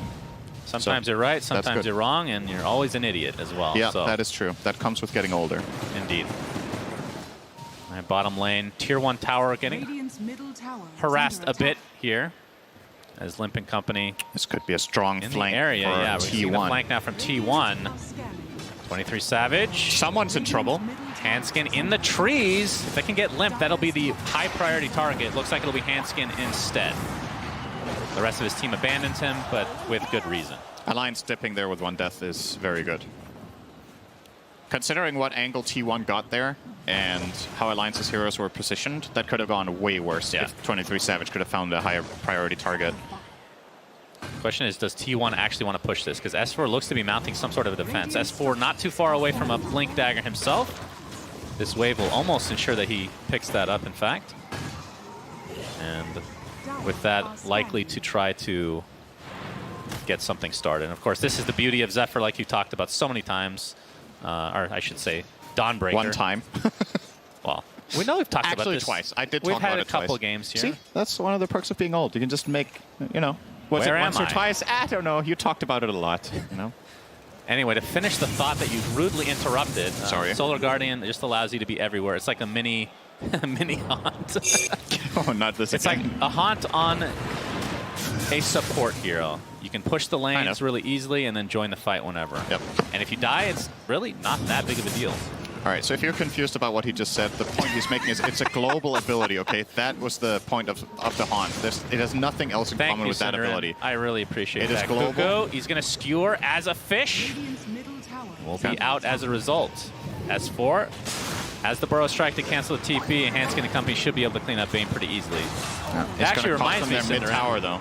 The extension was updated today with a bunch of new features, one of which was the most, community out, well, what am I trying to say? The one that people wanted the most, which is the top bar has the skills videos as well. Very So nice. if you don't understand a word that we're trying to actually explain in terms of the abilities, you can look for yourself. Makes our job a lot easier. Also yeah, takes over eventually our in the job. future we won't need to say anything. It will just be, all of it will be in the tool. That's right. The tool It'll will just start communicating as well. I It think we will, can it get will to that cast point. for us. Yeah, the AI will take over one day. I think we agree on this. You could be the leader of that. S4 pushing out that bot lane. As you can see the steering chains here. I don't think that Alliance wants to push. 2K net worth lead for T1 though.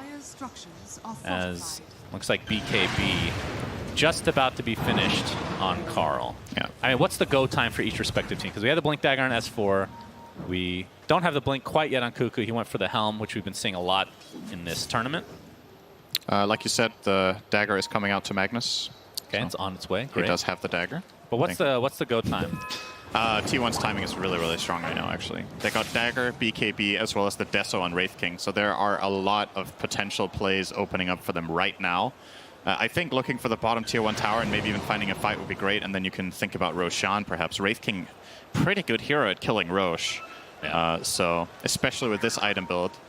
Alliance, what do they have coming up? So Morph is going to get the Scotty. Yep, skewer back from Cuckoo. Oh, he's dead. Continue your thought, please.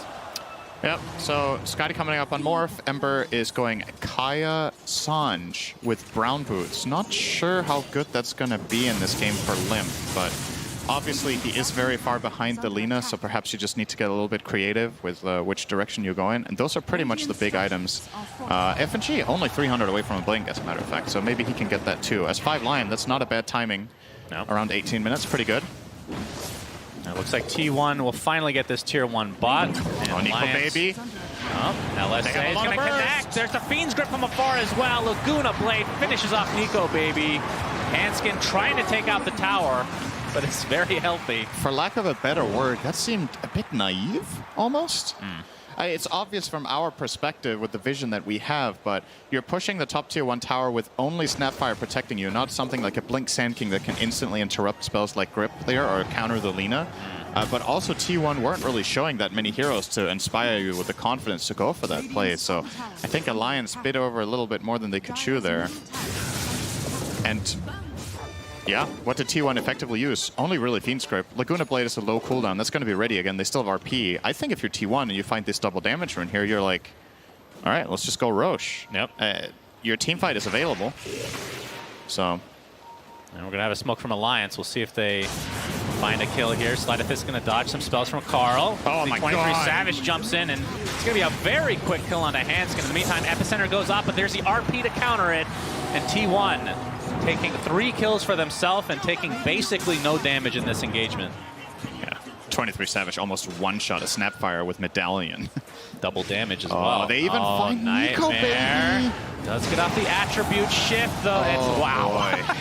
Yeah, double damage still there for 23 Savage, and into the Roche pit they go. T1 starting to run away with things. Yeah, this is starting to get really ugly. They're just flat out outclassing Alliance right now. These last 5 minutes have not been pretty. They kind of equalized the early game Alliance did after having a tough lane mid, but haven't really been able to find much momentum from Limp on the Ember Spirit. And the games we've seen Ember win in this tournament have largely been off. You know, you get out of lane, either you do very well or you at least stay afloat, and then the team sets up moves for you. Your hero is very high tempo, can do a lot, but it just hasn't really been the case for Alliance here. So you see this smoke and broken, rather. Boom. Not broke, that's just...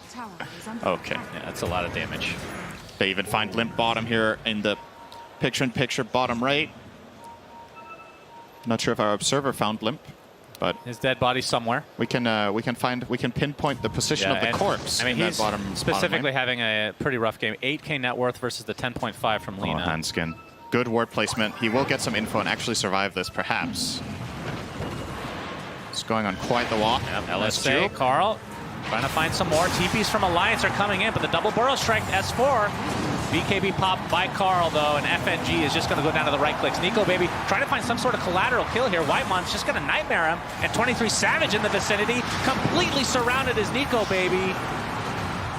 And 4 dead for Alliance, although technically Ember died quite a while before that. Hanskin, the last remaining member for now, attempting to TP.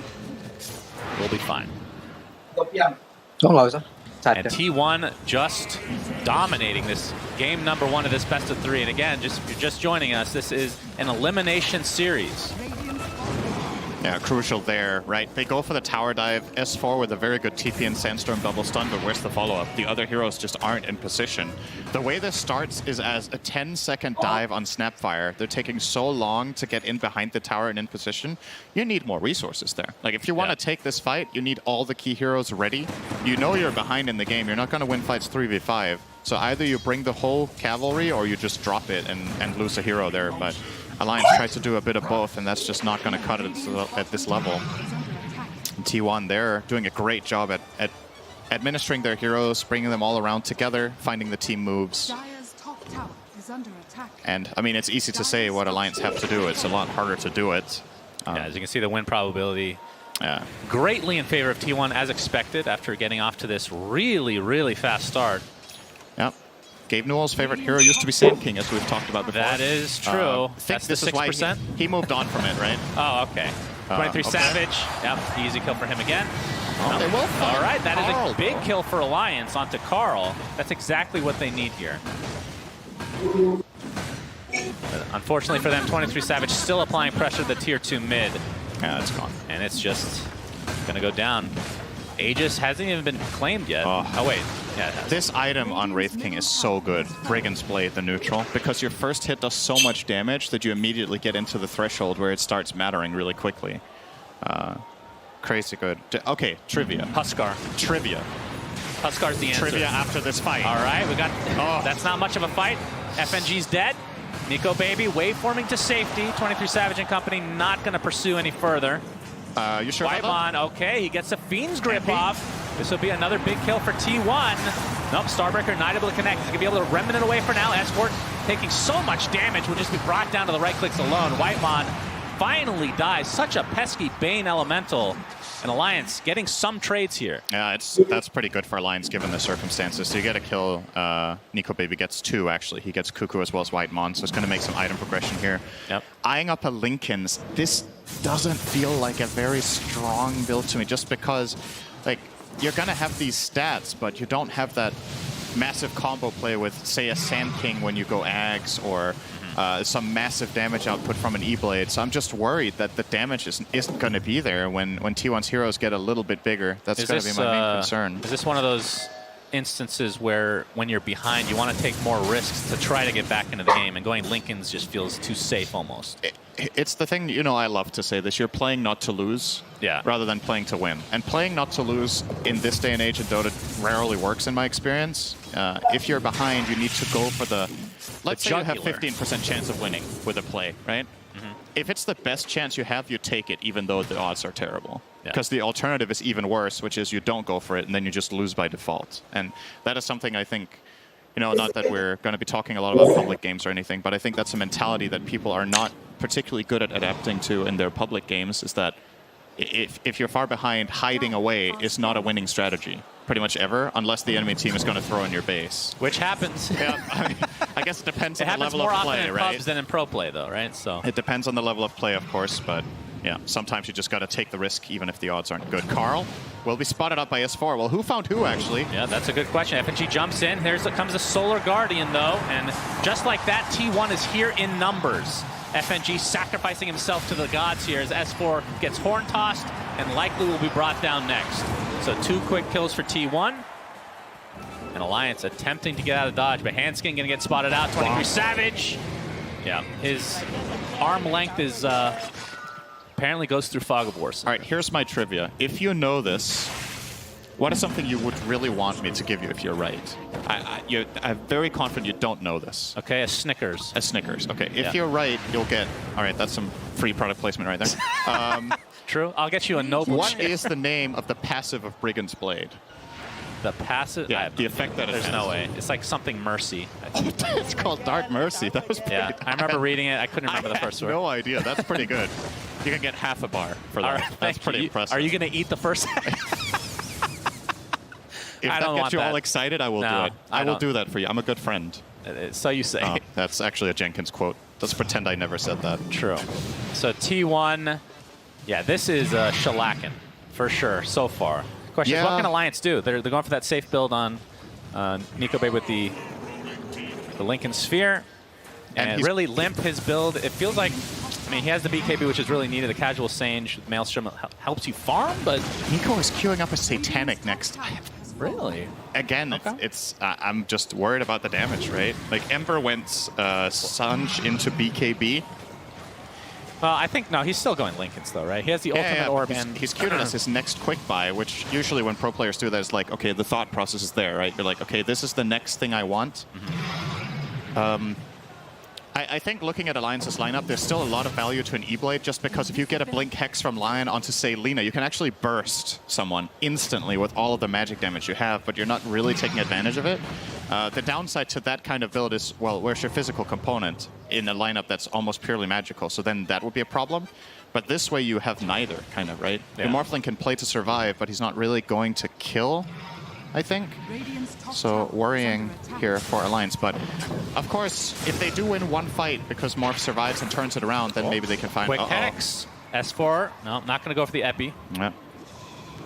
Good damage onto 23 Savage, but one of the great boons to Wraith King is this lifesteal. So 2 hits on the wave heals a lot. And Nico Baby now with the Lincolns online. And yeah, a lot of, I mean, I guess not a lot. There's a decent amount of single target skills from T1 to take that off.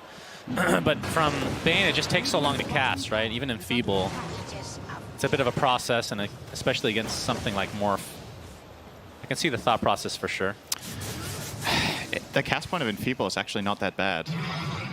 Did they? I guess they've changed that skill so much. Yeah, I think it's a while ago that got changed, but it's always been considered a good Linken's Breaker skill just because it's high cast range and it's such a, I don't want to say unimportant spell, but you know what I mean, right? You're not throwing away your Nightmare to break a Linken so you don't have it defensively. This is one of the best spells in the game, in my opinion, against Linken. So all Whitemon needs to do is have good positioning, break the Linkens with the Enfeeble, and then he can look for Fiend's Grip or Nightmare, whatever he wants to do on that Morph.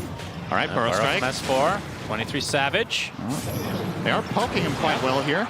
Nice armlet toggle for now. He has the Deso going for the AC next. Very close. He will live. Good of out. course, he does have 2 lives, so it'll be difficult to take him out regardless. All right, Sunsven trivia. Oh boy. For the second half of your Mar. What is the passive of Dragon Scale? That I have no idea. Let's say armor. You know, based on some of the naming conventions we've had recently, that's not a bad guess. It is called Afterburn. Yeah, I would not. That sounds like a shaving product almost. As we have Alliance. Do you want to advertise some more things here, or what's the plan? Not ready to go out quite yet, Cinderin. Is Alliance trying to do something here against T1, but the longer they wait, the more the deficit becomes, it seems. And Limp will just be TPing out for now, but has a Remnant available to come back into the fight if he wants. That is a tanky courier. 23 Savage will get his Elven Tunic. Yeah, and completed What is AC. the passive of Elven Tunic? I don't look at... It doesn't have one. It was a trick question. Well, technically it does have has a passive. 3 passives, but no name. No names. Yeah. All right. Understood. Dewarding here. 23. Oh my God! Holy jeez! Gaben Lord Almighty. Literal one-shot. FNG. That hurt me. You know, you're used to expecting this out of a PA in this stage of the game, but Wraith King essentially right now, that is the Wraith King version of 1 dagger and I'm die. Yeah, I don't know, Just 29 minutes literal PA? one-shot. I don't expect that still. Maybe 39. With Mag on the team and a Deso? I don't know. I think I would kind of expect that. Okay, well. We have different levels of expectancy. I guess the PAs in your game don't have the same items at minute 29. That's right, Cinder and S4 trying to mount some sort of a defense here, but this is with the Aegis online for Carl. Obviously, Wraith King doesn't need one. Although we do see them take it relatively often, but I like to see it on the Lina this game. Considerable amount of damage done to that tier 3 top, and T1 going to reset. Carl hits really hard with this Empower. I think in a way it's still underappreciated when we commentate Empower. We are always focused on the melee heroes that get cleaves, so they can farm Ancients, etc. But having any hero that just attacks a lot inherently just gives Empower value, even if it's ranged, right? Alina has insane attack speed, so she's probably one of the best Empower heroes in the meta right now, actually. Better than some melee heroes. Oh my god, he found Limp. The hack. Look at the damage. LSA's not going to hit though, Carl. One of the few mistakes from T1 this game. Pretty much a masterful performance thus far. Well, but they won't sweat it, I'm sure, as this lead is the chat wheel game is on point. No mistake there. Playing the sad trombone is very appropriate there. Yep. Oh, we got the horn toss with the skewer into the RP. S4 is going to be the first to fall in all likelihood. Nico Baby staying alive at half. We'll get up to safety. So just 1 kill with that RP, but Carl Pasta BKB gets the LSA with a buyback onto S4 now. Starbreaker connect. Here comes a Solar Guardian as well. Nico Baby, very tanky right now with that Lincoln Sphere. Nice Burrow Strike epicenter combination from S4. He's ever trying to get to safety with that hammer, but it's not going to happen. So the 1-for-1 with the buyback. Carl and company. Looks like they're going to lose the Dawnbreak at the very least. S4 continuing to be a pest here with these Burrow Strikes. Gets 1 kill. Looks like Wraith King is next. That's after the reincarnation, so T1 have to back off. That's a very nice good defense hold from Alliance. Yeah, they only had to use a Sand King buyback and all of that. Arguably, maybe, you know, Carl getting a little bit overzealous trying to kill the Morph. As we've talked about, it's a tanky Morphling, and you don't necessarily have to kill Nico Baby in a position like that. You can safely, you know, go for other heroes that die a lot faster or try to push the tower, but got a little bit bloodthirsty. You can get carried away in these positions, and again, This RP is good, but great counterplay from Hanskin to get that double Earth Spike. Lina didn't pre-BKB for this, and that will save Nico Baby getting him out. And this is where the overcommitment happens, right? So you go for this, go very, very deep. Solar Guardian, I believe, got interrupted here by another good 2-hero stun from FNG.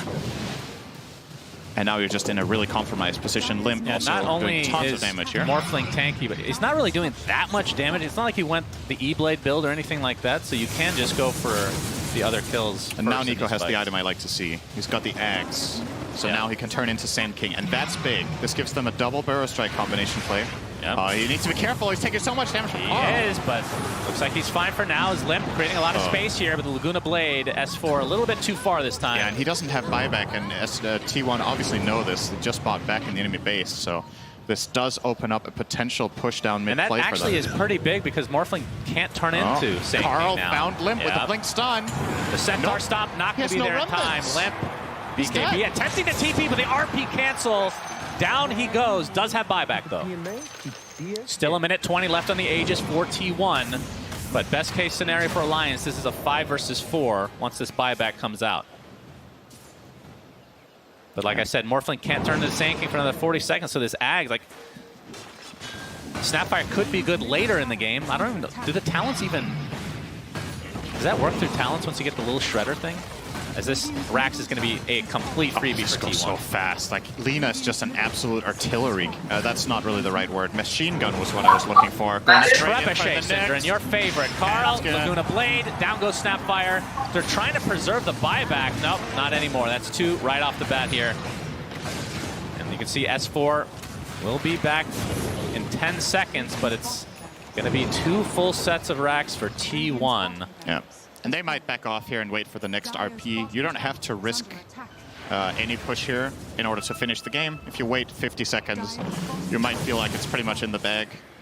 Gaben giving Alliance 1% here. Okay. Very gracious. Yo.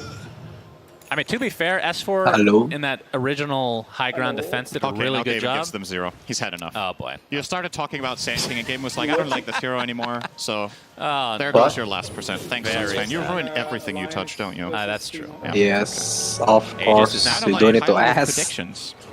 Yeah, that's actually an uncanny skill. It's the eye, bro. That's pretty impressive. T1 looking to finish this game, although no Aegis to work with now, and Alliance obviously know that, and this is going to be the best chance to win a fight. Look for Nico Baby to morph into S4 soon. I bet Kyle, I challenge you, Kyle, to tweet right now. T1 has this in the bag. Yeah. Let's see how strong the curse is. If you do that, and T1 end up losing, you will get a candy bar of your choice. No Yasa, no Lincoln. Wow. Kenapa ya kira-kira Pretty delicious and maybe quite exquisite and expensive Kayak candy Lina bars out there Bihile. if you know where to look. So Sunbreaker. that's a lot to gain here for Kyle, and no risk even. That's true. Well, the risk is ruining his image of getting everything wrong. That's true. That's actually pretty valuable to him, I think. Tapi ya bosok too. Mending EP He's cuk really enjoying that. Yep. Has to be fun. T1 looks like tekan ado ya. ready to go and trying to finish this game. S4 wants to defend. We'll see how much they have in the tank here. T1 going to be happy with the tier 3. We'll back and reset. Rose can respawn in 2 minutes. If you want to, you can wait for this. I can't blame them. I mean, this is TI. High stakes. TI-10, lower bracket. Another shout out. You can actually check the bracket right now. That's a new addition to the extension. If you go to the standings, it shows the full bracket. Very nicely done. Oh, dia main sekali cuma dia kak ngedrive dulu. Oh, Terus boy. kayak What is the ding. pass? Kayak EP kan dari jauh sih. Enak. Enough with these passives. Of Mindbreaker call. Nggak tahu I'll give you a hint. Okay. You like very simple names. Silence. That's the first word. Brooklyn menang What is ya? the second Hampir word? Is it silent something? Yes. Hampir kalah. Silent strike. Silence strike. Okay, you get your Oh, point. Dia pun 6 gak ada Really begitu good, leh, yes. cuk. Thank you. All right. Di atas. Beautiful. Definitely didn't look over my shoulder there and No, cheated the test. Pus I would dewe never cuk. do that. Cukup You EP. actually didn't, did you? Emang kan ada 10 kali I Alliance. trust you. Why would I? You have so much to Awalnya gain itu. from this. Awalnya I'd like to look like an Your idiot, image. actually. Oh, that's true. Awalnya 66 Jadi doang. kili alias Start a team. akan misplay. Maybe we should start a new podcast together. 67 Might be an opening pretty soon. Is 31K net worth lead for T1. 67, 67, 10, Definitely 10. playing a little bit disciplined. Cuckoo. Horntoss. Yeah, Horntoss is there, and S4 is dead. 60 seconds on the deck. That skewer range No talent buyback. is so absurd. Like, you're expecting that skewer to stop any second now, and it just keeps going. Yeah. I mean, this feels like, you talked about Elder Titan. I feel like Magnus feels like the hero of the tournament right now in a lot of ways. He is doing very Getting well. through a lot. As you see the overwhelming blink come in. We didn't even catch that on camera, but a lot of damage being done by T1. And it looks like the Fiend's grip is there as GG's will come out for game 1. This was a shellacking, Cinderin. Yeah. T1 up 1-0. As no need to sugarcoat it, really. That was just... That was not even close. Okay. That was just not even close. T1 basically... T1 came out of a stronger laning stage. Alliance had a couple of good moves in the first 10 minutes, but after that it was just all T1 all the way to the bank. And they secure themselves game number 1 with a 39k gold lead here. Adjustments for game number 2. You probably, if you're drafting like this and you give the enemy team Magnus and you give them like this strong team fight and a favorable mid matchup, you have to play around Limp more. Like this needs to go faster. Or you need to take a different approach to the draft entirely where you feel confident just taking time for yourself. It was just T1 dictating everything in that game. Just doesn't cut it. You need to challenge them. This is what's most important at this level of play. Don't let the enemy team be comfortable, right? And they were just comfortable the whole time. T1 just looked in their element the whole game. Well, still, just one game. They can try to shake this off. They have a lot of experience, of course. But this is a best of 3 Cinderman. But let's see what the panel has to say about this first game going to T1. Thank you very much. Lovely to see Cinderin also rocking the maroon. Kalian sampah banget ya B2W. Iya. Anjing buruk banget cok Lance cok. Fuck. Ngentot. S4 piro kali iku kecolek cuk. S4 karo FNG sak niku baby barang cuk. Item. Itemnya kok sekali sih? Boh. Masa ember dolan. KT bikin. Sange maro BKB cuk. PKB. Kayak udeng lah, kayak sangi ku kayak apa namanya? Satu slasis sampai kayak damage. Tapi bola. Kalah. Kaget aku apa? Sing niku baby-ne bikin sekali sih. Wah, tak kira mek quick buy tok cuk, langsung tukulin kan sih ya. Ya ora. Ya disasak-sasak tenan nih. Sekali. Ya. Kalau main Apex sih. Apex. Mas Will. Ntar mau hunting nggak Mas Will? Berapa? Terserah sih, sekarang bisa, nanti juga boleh. Kalau malam bisa aku. Ini soalnya apa? Nonton TI sih aku. Nonton TI sama nanti ya ada apa? Kok nge-bet Bil? Oh, enggak. Betting juga deh, anti betting juga deh. Apa Will? Nonton tanpa masa kan nggak enak. Aduh. Masalahnya aku gak ngerti Dota segitu ya buat bisa betting ya. Tanya Cepong tuh. Cepong itu dapat satisfaction deh. Apa? Oh, opini apa? Opini ini kan gak apa-apa. Bad luck loh. Nambah bad luck gue. Cuk lah iku mbuh cuk gak melu-melu abot. Karo cuk. Aku mbek William nek digabung pira pek totalnya dari 10 lali aku cuk. 2 yo. Iki wis.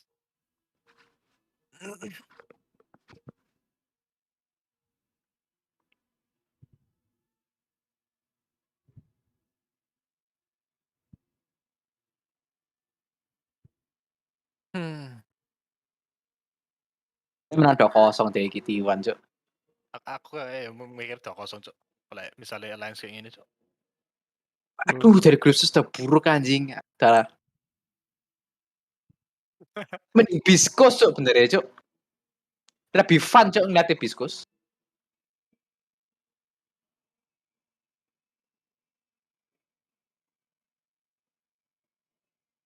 Kayak aduh.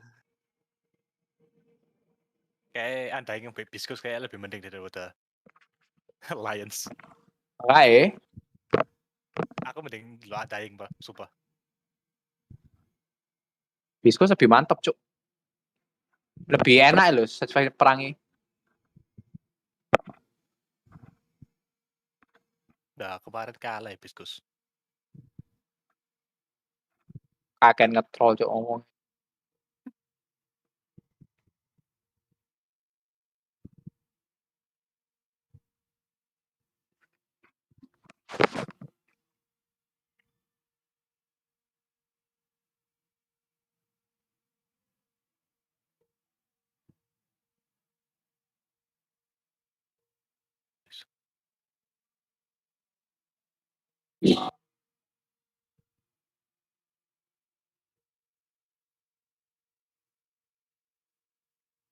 Alliance.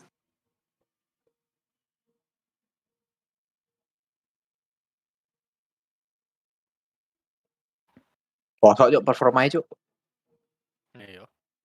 Kesel aku cok dia masuk TI cok. Udah diganti liquid anjing atau ini cok apa? Dia udah diganti liquid cok. Enggak. Nikmat sama cok. Liquid.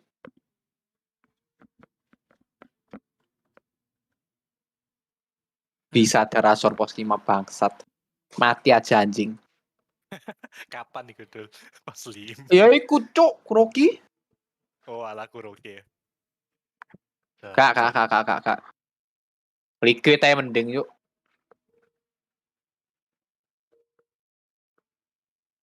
Wes kesogian ta. Wongongnya. Mau cok. Berburu kurma sekarang.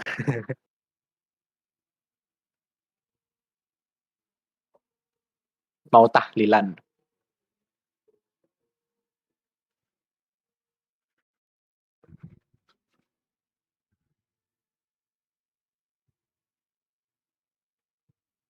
Gendeng aja cok lawannya apa? Iki.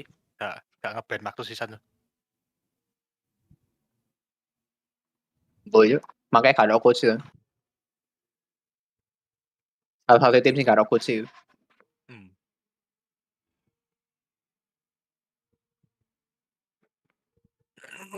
Veteran lul.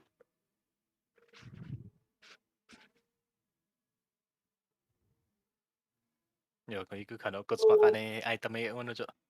Gege.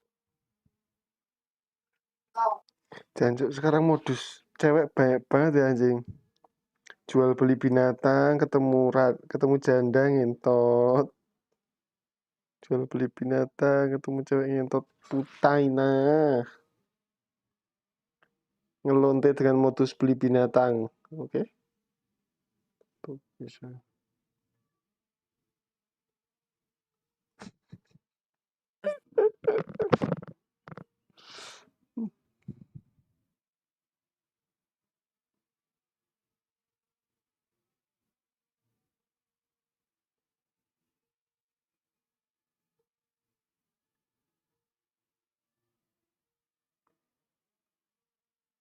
Pong, liatin itu, Pong.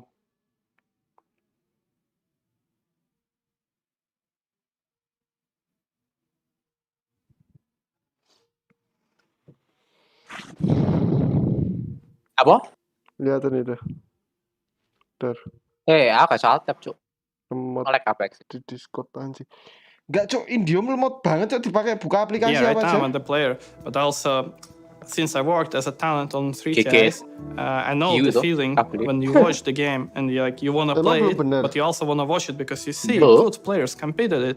This one step being fan and one step being player is like such a cool feeling actually. Yeah, I did watch the Tier 1, but I was not into it so much. But Tier 2 was really when I was like, wow, this game is good. I need to really, I want to be these guys, you know? The best TI.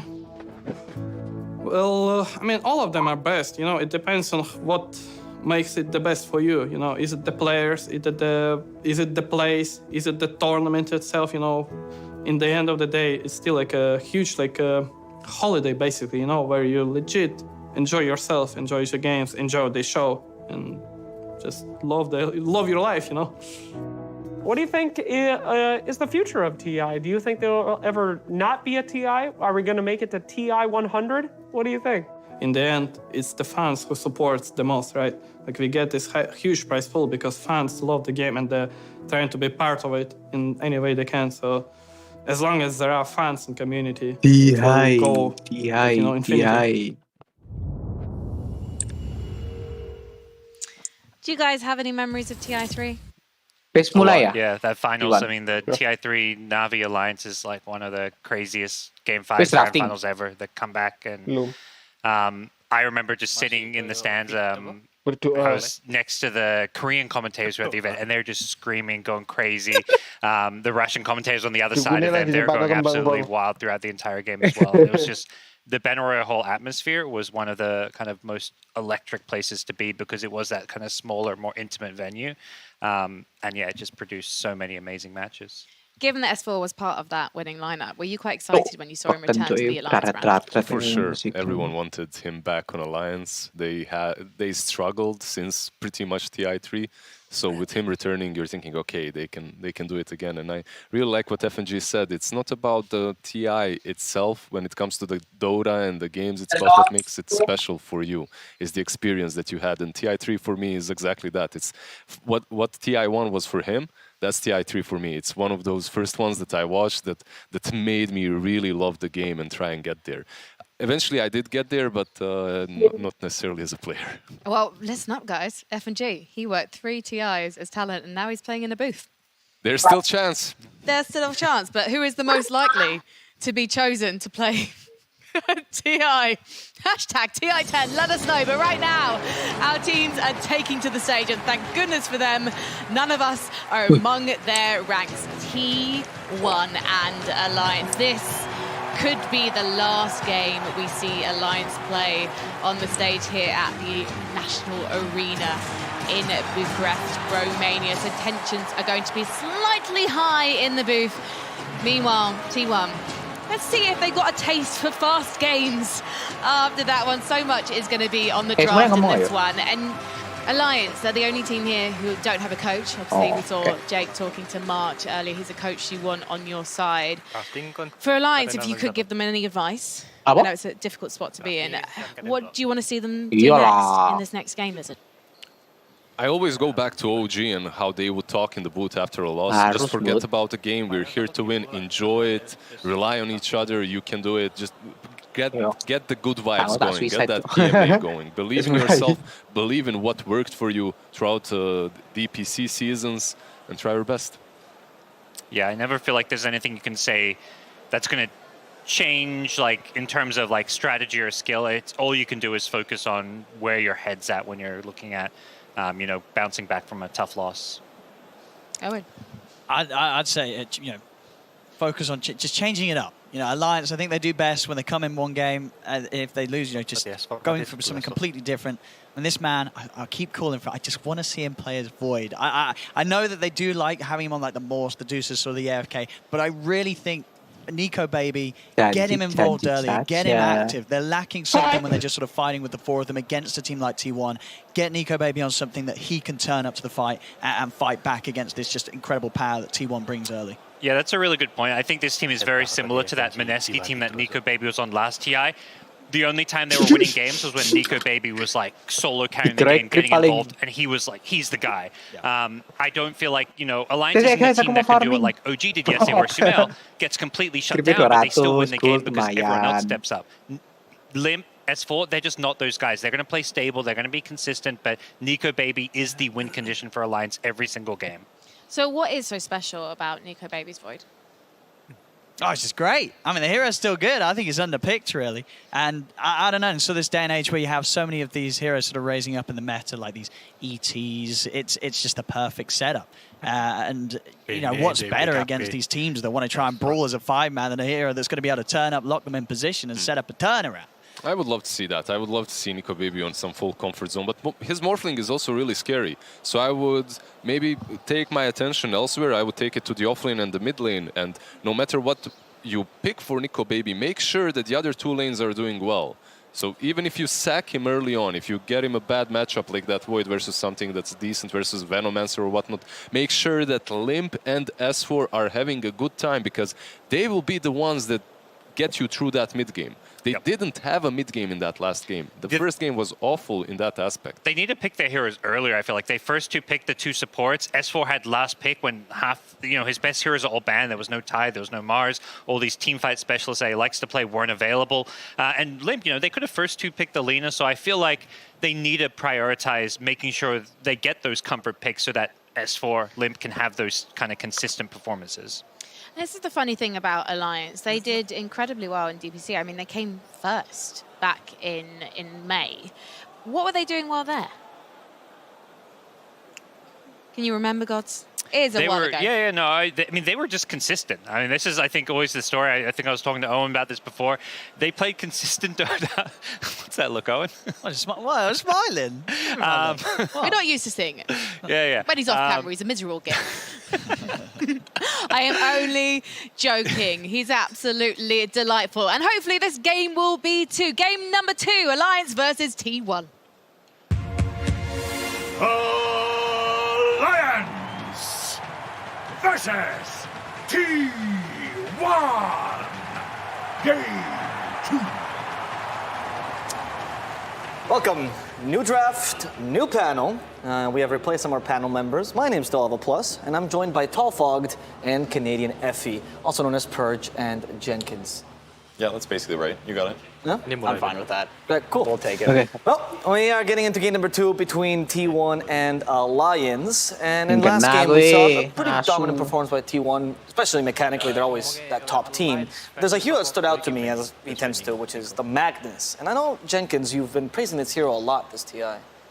Yeah, so I've been trying to think about what makes this hero tick. Why is it that it feels so strong in this TI? And I think there's an element of, it's obviously really strong, and I like that people are respecting it now and finally banning it out. But my theory was that in TI, people 5-man because they don't want to lose. You really don't want to lose. You just want to play safe. The whole, family theory, the comfort of being around your teammates. You're not going to be the one that's like throwing the game. I also think at TI, with that 5-manning, the value of being able to fish for kills goes up immensely. So, it's a cursed name, but Pudge, for example, has been good at previous TIs for the same reason. You have this wall that's being formed with a really good team. You hook somebody out, all of a sudden it disrupts everything. And then also, BKBs is also something that as things get more and more pressured, as you're playing safer and safer, BKB comes earlier and earlier in the builds. And what does Magnus have as his ultimate? It's like the best BKB piercing disable in the game. And I think the most important thing for Magnus there about the pick-off thing is that you don't necessarily have to commit RP to get those pick-offs now.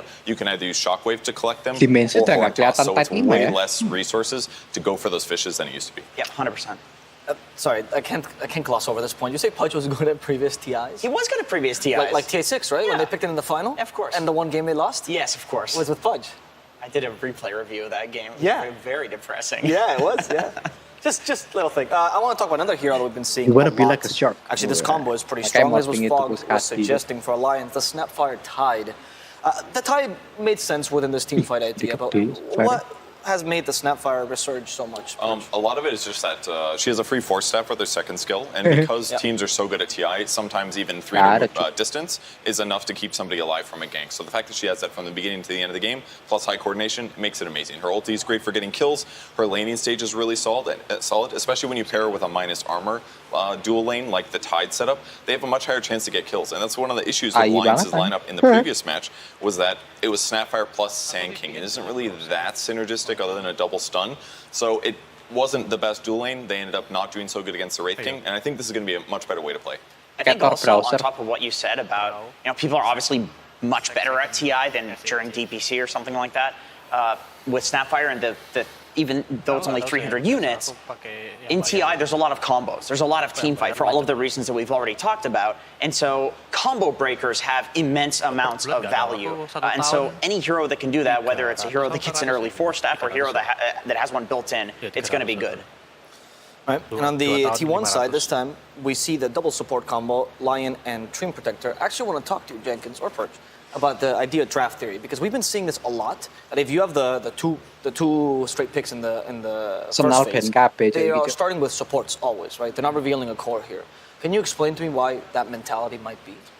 Well, for T1, one thing that they've done it was in the animator that I noticed it, but something that they've done a lot is that they pick complementary heroes in the first phase. So I don't necessarily know if it's important that it's support.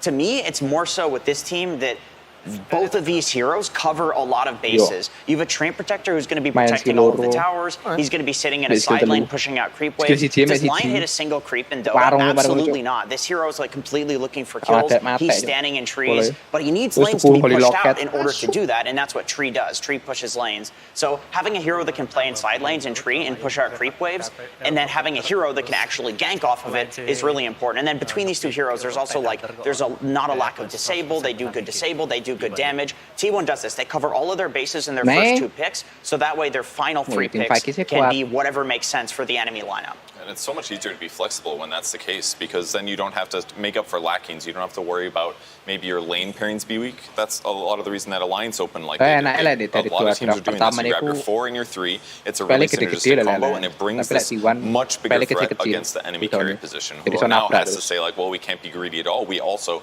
have to pick something good. It's just going to restrict their opponent's options. To add to that point, the 4 and the 3, when they pick it, is always in the first and fourth pick in the first phase. So you can actually protect the 3 a bit with the next 3 bans.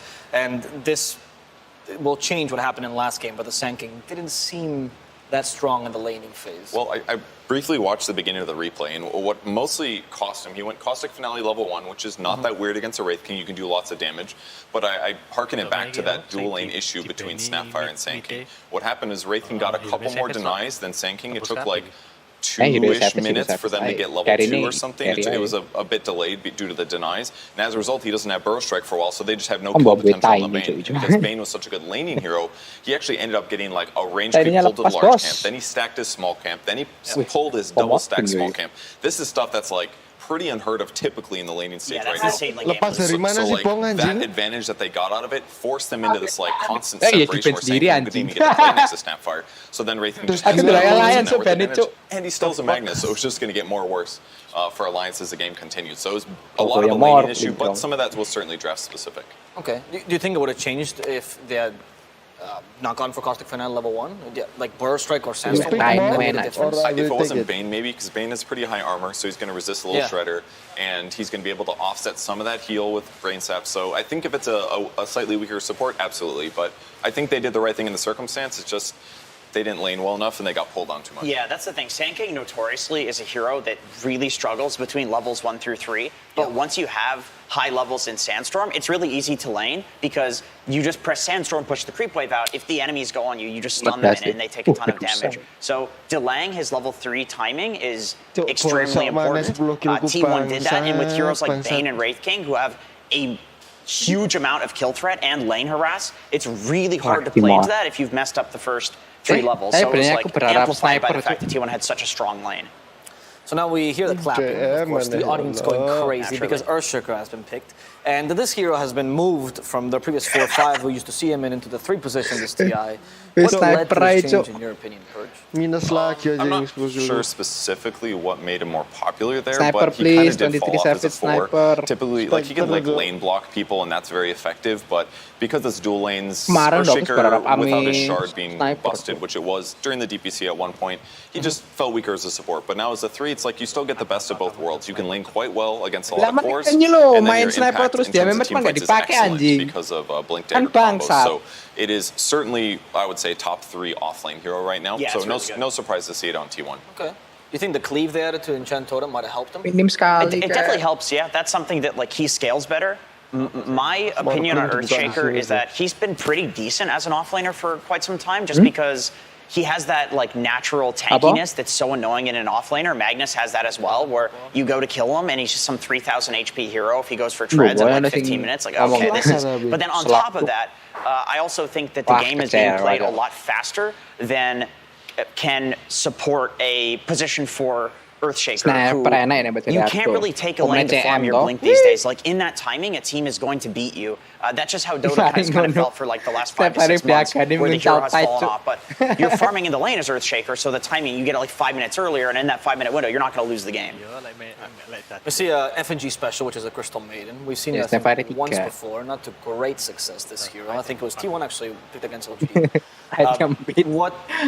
Makanya aku pengen I sniper, like it. It's a Cuk. lane stabilizer. It's good at harassing. It's going to lower attack speed.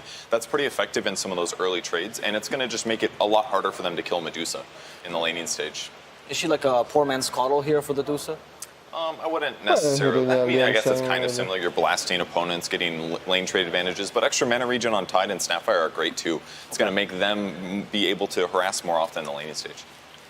Is she going to be an easy target for the Slark though? Eventually, Slark is a later timing hero where, at least looking at this draft for Alliance, I see the Dusa CM lane, which presumably it's going to be that. Even if they put Snapfire and did some, CM4, like that would still do very well against Earthshaker Lion. Lion is very killable. Earthshaker's a hero who's going to sit on the wave, so you're super susceptible from the harass that's going to come out from the Mystic Snake, and one of the nukes from either of these two supports. And if Snapfire comes in ganks, that's even more potential to kill an Earthshaker. So, I feel like Alliance is going to get a lot of farm this game on both of their supports.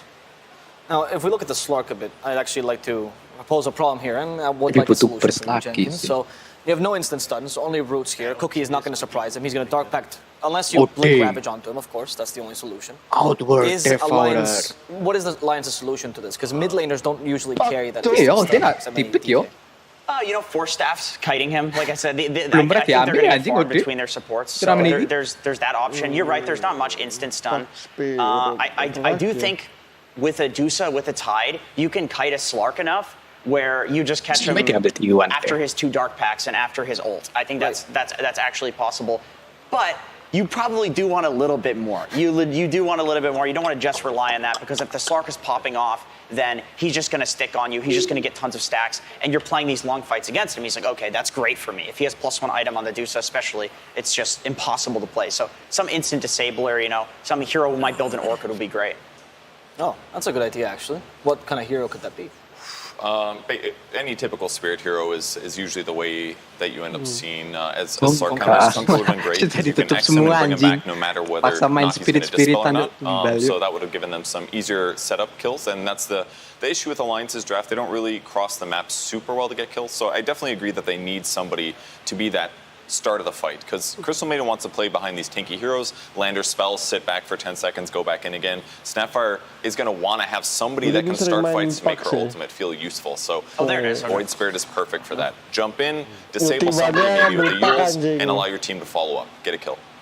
You build up an Orchid like you were suggesting? I think so. I think this is a good Orchid game. I mean, people are usually opting to go for a different style of Void Spirit build, which is the Yule Scepter into Sanjin Kaya, and you're just going for this late game high magic damage build. But I think in this game against the Slark, it does make sense. It does depend on the timings. Like if Slark is already having a bad game, you don't necessarily have to build the Orchid. It's fine to not build the Orchid because the Slark's not a problem. You can just kill him with your ground targeted nukes, for example. But it's definitely in the cards. We're more likely to see it in this game than in the other Void Spirit games that we've seen. Could you also build an Axe as an alternative to set up for the Slark? I mean, it's 2-second silence, not something you usually need to look out for. Yeah, for sure. It's probably a lot safer, because then there's a lot of heroes on that dire lineup that you're going to want to silence. So Axe is going to be raw, a lot more survivability for Void Spirit. That's probably more important than the extra right-click damage and higher mana regen. It depends on how it's like. If I think Void Spirits tend to go for the Orchid if they're having a really good game. Yeah. I think that's just like Orchid in general. We see that on Spectre as well, where Spectres are not really building the Orchid unless you're so farmed that you're going to get your next item at the same timing that you would without the Orchid, because you're getting kills with it. So that's just kind of where Orchid falls as an item in Dota right now. The biggest thing Team 1's missing right now is they need a hero that's going to go frontline and spot enemy squad. Slark can do that with Shadowblade, or if he's just generally tanky and ready to go, but they don't really have a frontliner, and Ember Spirit's going to be perfect for that. Somebody that can jump in and set up fights and look for the Echo Slams after. What do you like about this T1 lineup? I like that they can be very aggressive. They have tons of disables. If they do catch one of these heroes, they can probably kill them, but it's going to be really hard against Tide and Dusa because they have so much survivability as well as Kraken Shells. So there's good stuff about them. They got to split up Alliance and kill them one by one. Jenkins for Alliance? I think that Alliance has good heroes for ganking. I think they have good heroes for the early game and the Void Spirit and their 4-man around the Dusa. And I also think that they can play the long fights. I know T1 has Slark, but I still think that the long fights eventually will favor Alliance once they get enough items on their Dusa. Is there anything they should be worried about as Alliance?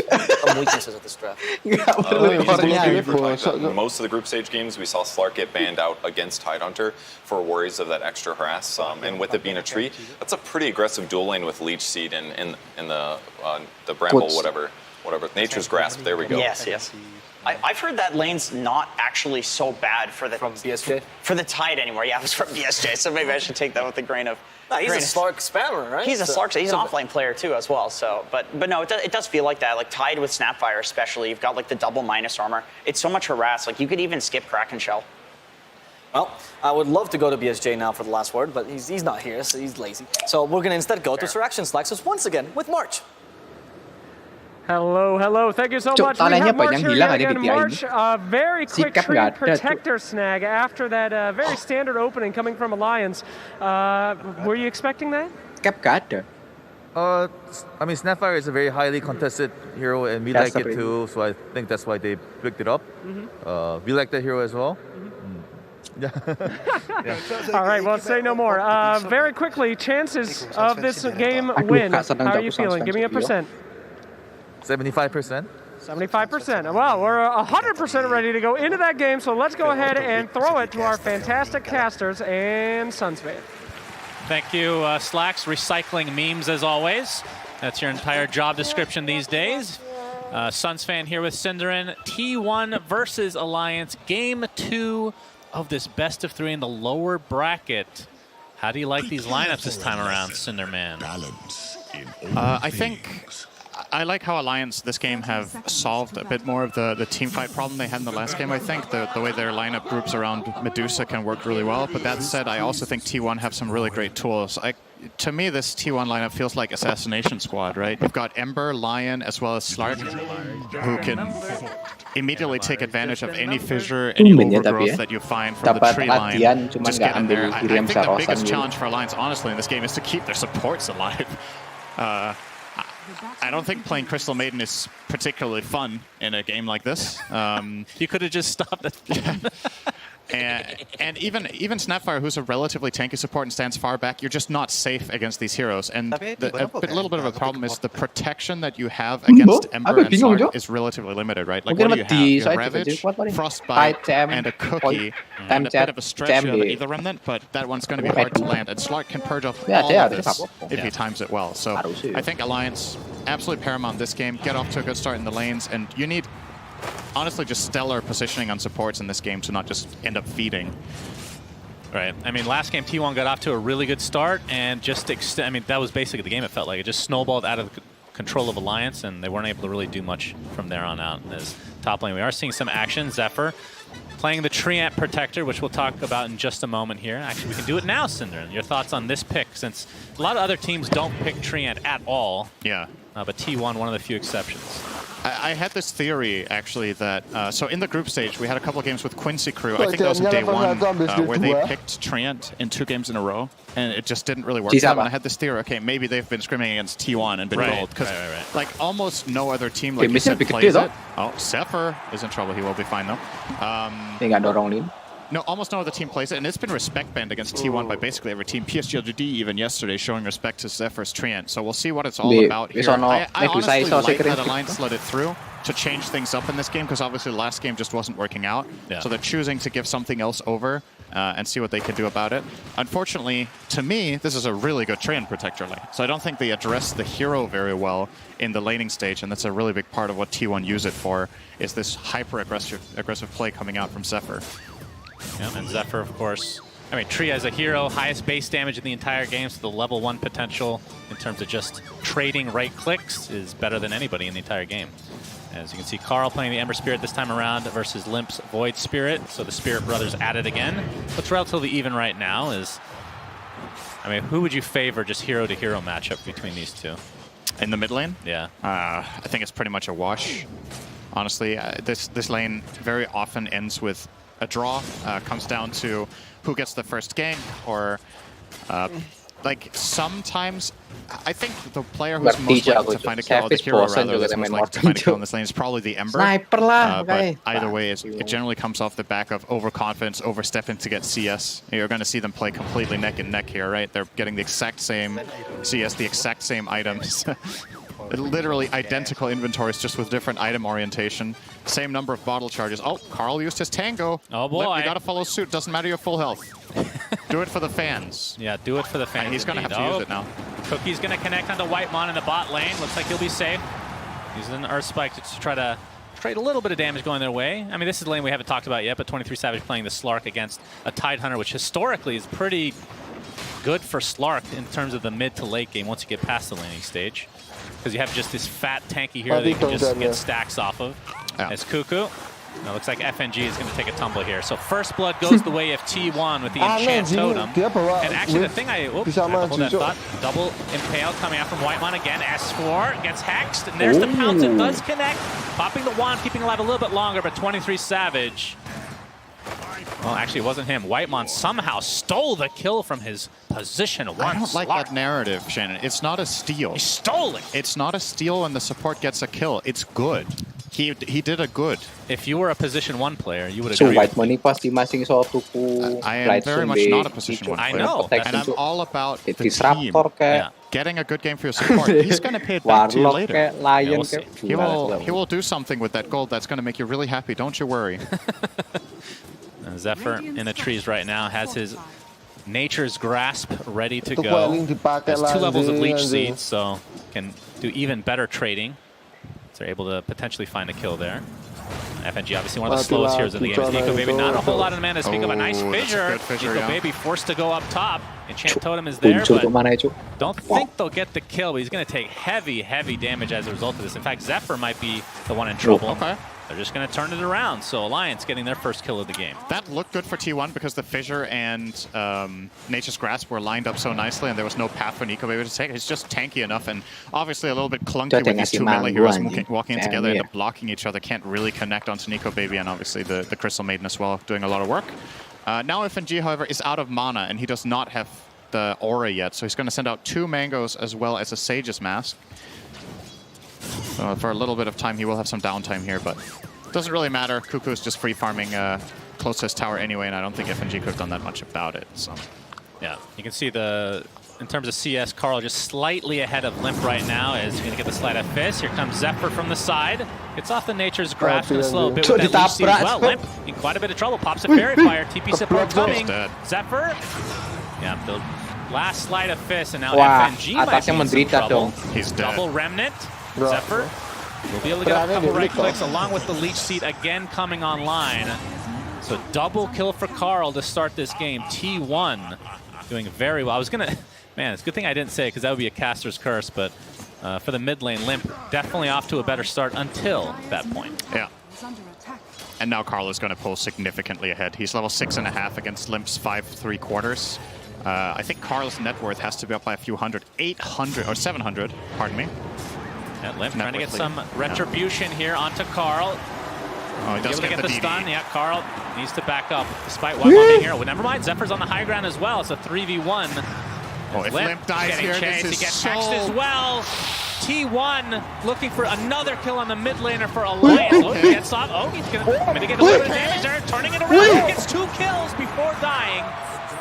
At least get something out of it this time, Cinderman. Talk about value Resonant Pulse. They thought they had the kill. You saw Carl already backing off. He was like, all right, Trey on the line, you just hit him once each, he's going to die. He gets that damage block through that 2-hero Resonant Pulse connection, and then he gets level 6 from the first kill, so he can jump on the second kill as well. So a nice heads-up play there from Limp to get something out of that. Looked like he was just completely doomed. Bottom lane, 23 Savage and Whitemon connecting to S4. He's playing on the edge here, S4.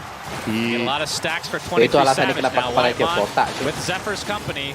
Should be able to take S4 gets off the gush, but won't be enough to find his way to get the kill on 23 Savage. Halfway to level 6, and once he gets to that point, it's going to be extremely hard to kill this Slark. You know, dying as an offlaner with a creep wave like that, you're just so sad. Like 23 Savage just denied 4 creeps. He denied a full wave immediately after killing the Tide, and now he's just going to stabilize down here, find his level 6 very soon. It looks like Alliance will try to gank him before then, but keep in mind Slark has night vision, so your angles are a little bit more limited here. And 23 Savage even has a read that something could be coming his way, playing very cautiously. Might even take level 6 just from range without going for the CS. Oh, never mind. We pull it away by S4 though. Yeah, still level 5 on the Tide Hunter. And as we talked about 23 Savage, this wave should give him level 6. He's given solo XP. There we go. So has his Shadow Dance to work with. Talk to me about, I mean, this looks like a really good Slark game, like theoretically, against Medusa, against Tide. I think so too. Anything else to say? Like the panel, no, like the panel said, honestly, a little bit surprising maybe that Alliance let it through. You pick the Tide first phase. Yeah. Most teams go into bans here and ban the Slark.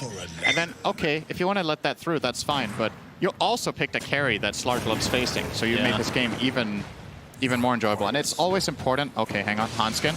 Yep. Pretty easily. A little bit late to the party is Limp. He gets a haster at the very least. It's always important when you look at the draft and you look at how the lineups turn out and you're like, man, this hero's counterpicked by 3 picks that wasn't good. You always need to remember what the draft order is, right? Like you're always giving away information based on pick order. So a lot of the times, even at the absolute highest level with the best drafters in the world, there's going to be heroes that are just hard countered in the game because they get shown early. And obviously that's why a lot of the time you show your support as one of your first 2, sometimes even both supports, so that the cores can have better conditions. But yeah, in this game you did first phase your offlaner, and then I feel like not fully protect him here on S4. So that could end up costing Alliance dearly. He will find his level 6 minute 9, which is not all that great. Cuckoo level almost 8 on the Shaker for comparison. And this is while I believe both position 4s on the, the respective 4s have the same experience as well. So it's just raw offlaner difference. It's not like one of the 4s just took a lot more experience in the lane. I almost said stole. Bad influence from you there. It's not stealing. It's cooperative gameplay. Okay, we don't need to. We don't need to spread this agenda of playing cores against the supports even more than they already are in public games. I mean, okay? to be fair, it's gotten a lot better over the course of the last few years because everybody's getting farmed now. Yeah, we have the Hex to start things out from Whitemon. This might be another death, but Cookie keeps him alive a little bit longer, but not long enough. FNG not able to save his mid laner. Limp now with his 3rd death of the game. And like I said, in terms of the 1v1, he was doing great, but since these ganks have been coming, just feels like non-stop from T1. He's just been dying left and right. And the concern I have right now for Alliance is, what's your move, right? You need to do something about this status quo. It's not favoring you. You have a Slark lane against Tide, he's happy. Shaker's lane against Medusa, he's also happy. He's just, like, Kuka's just farming lane and jungle. He's out-farming the Medusa as Shaker in this lane effectively. His net worth being higher by about 300 right now.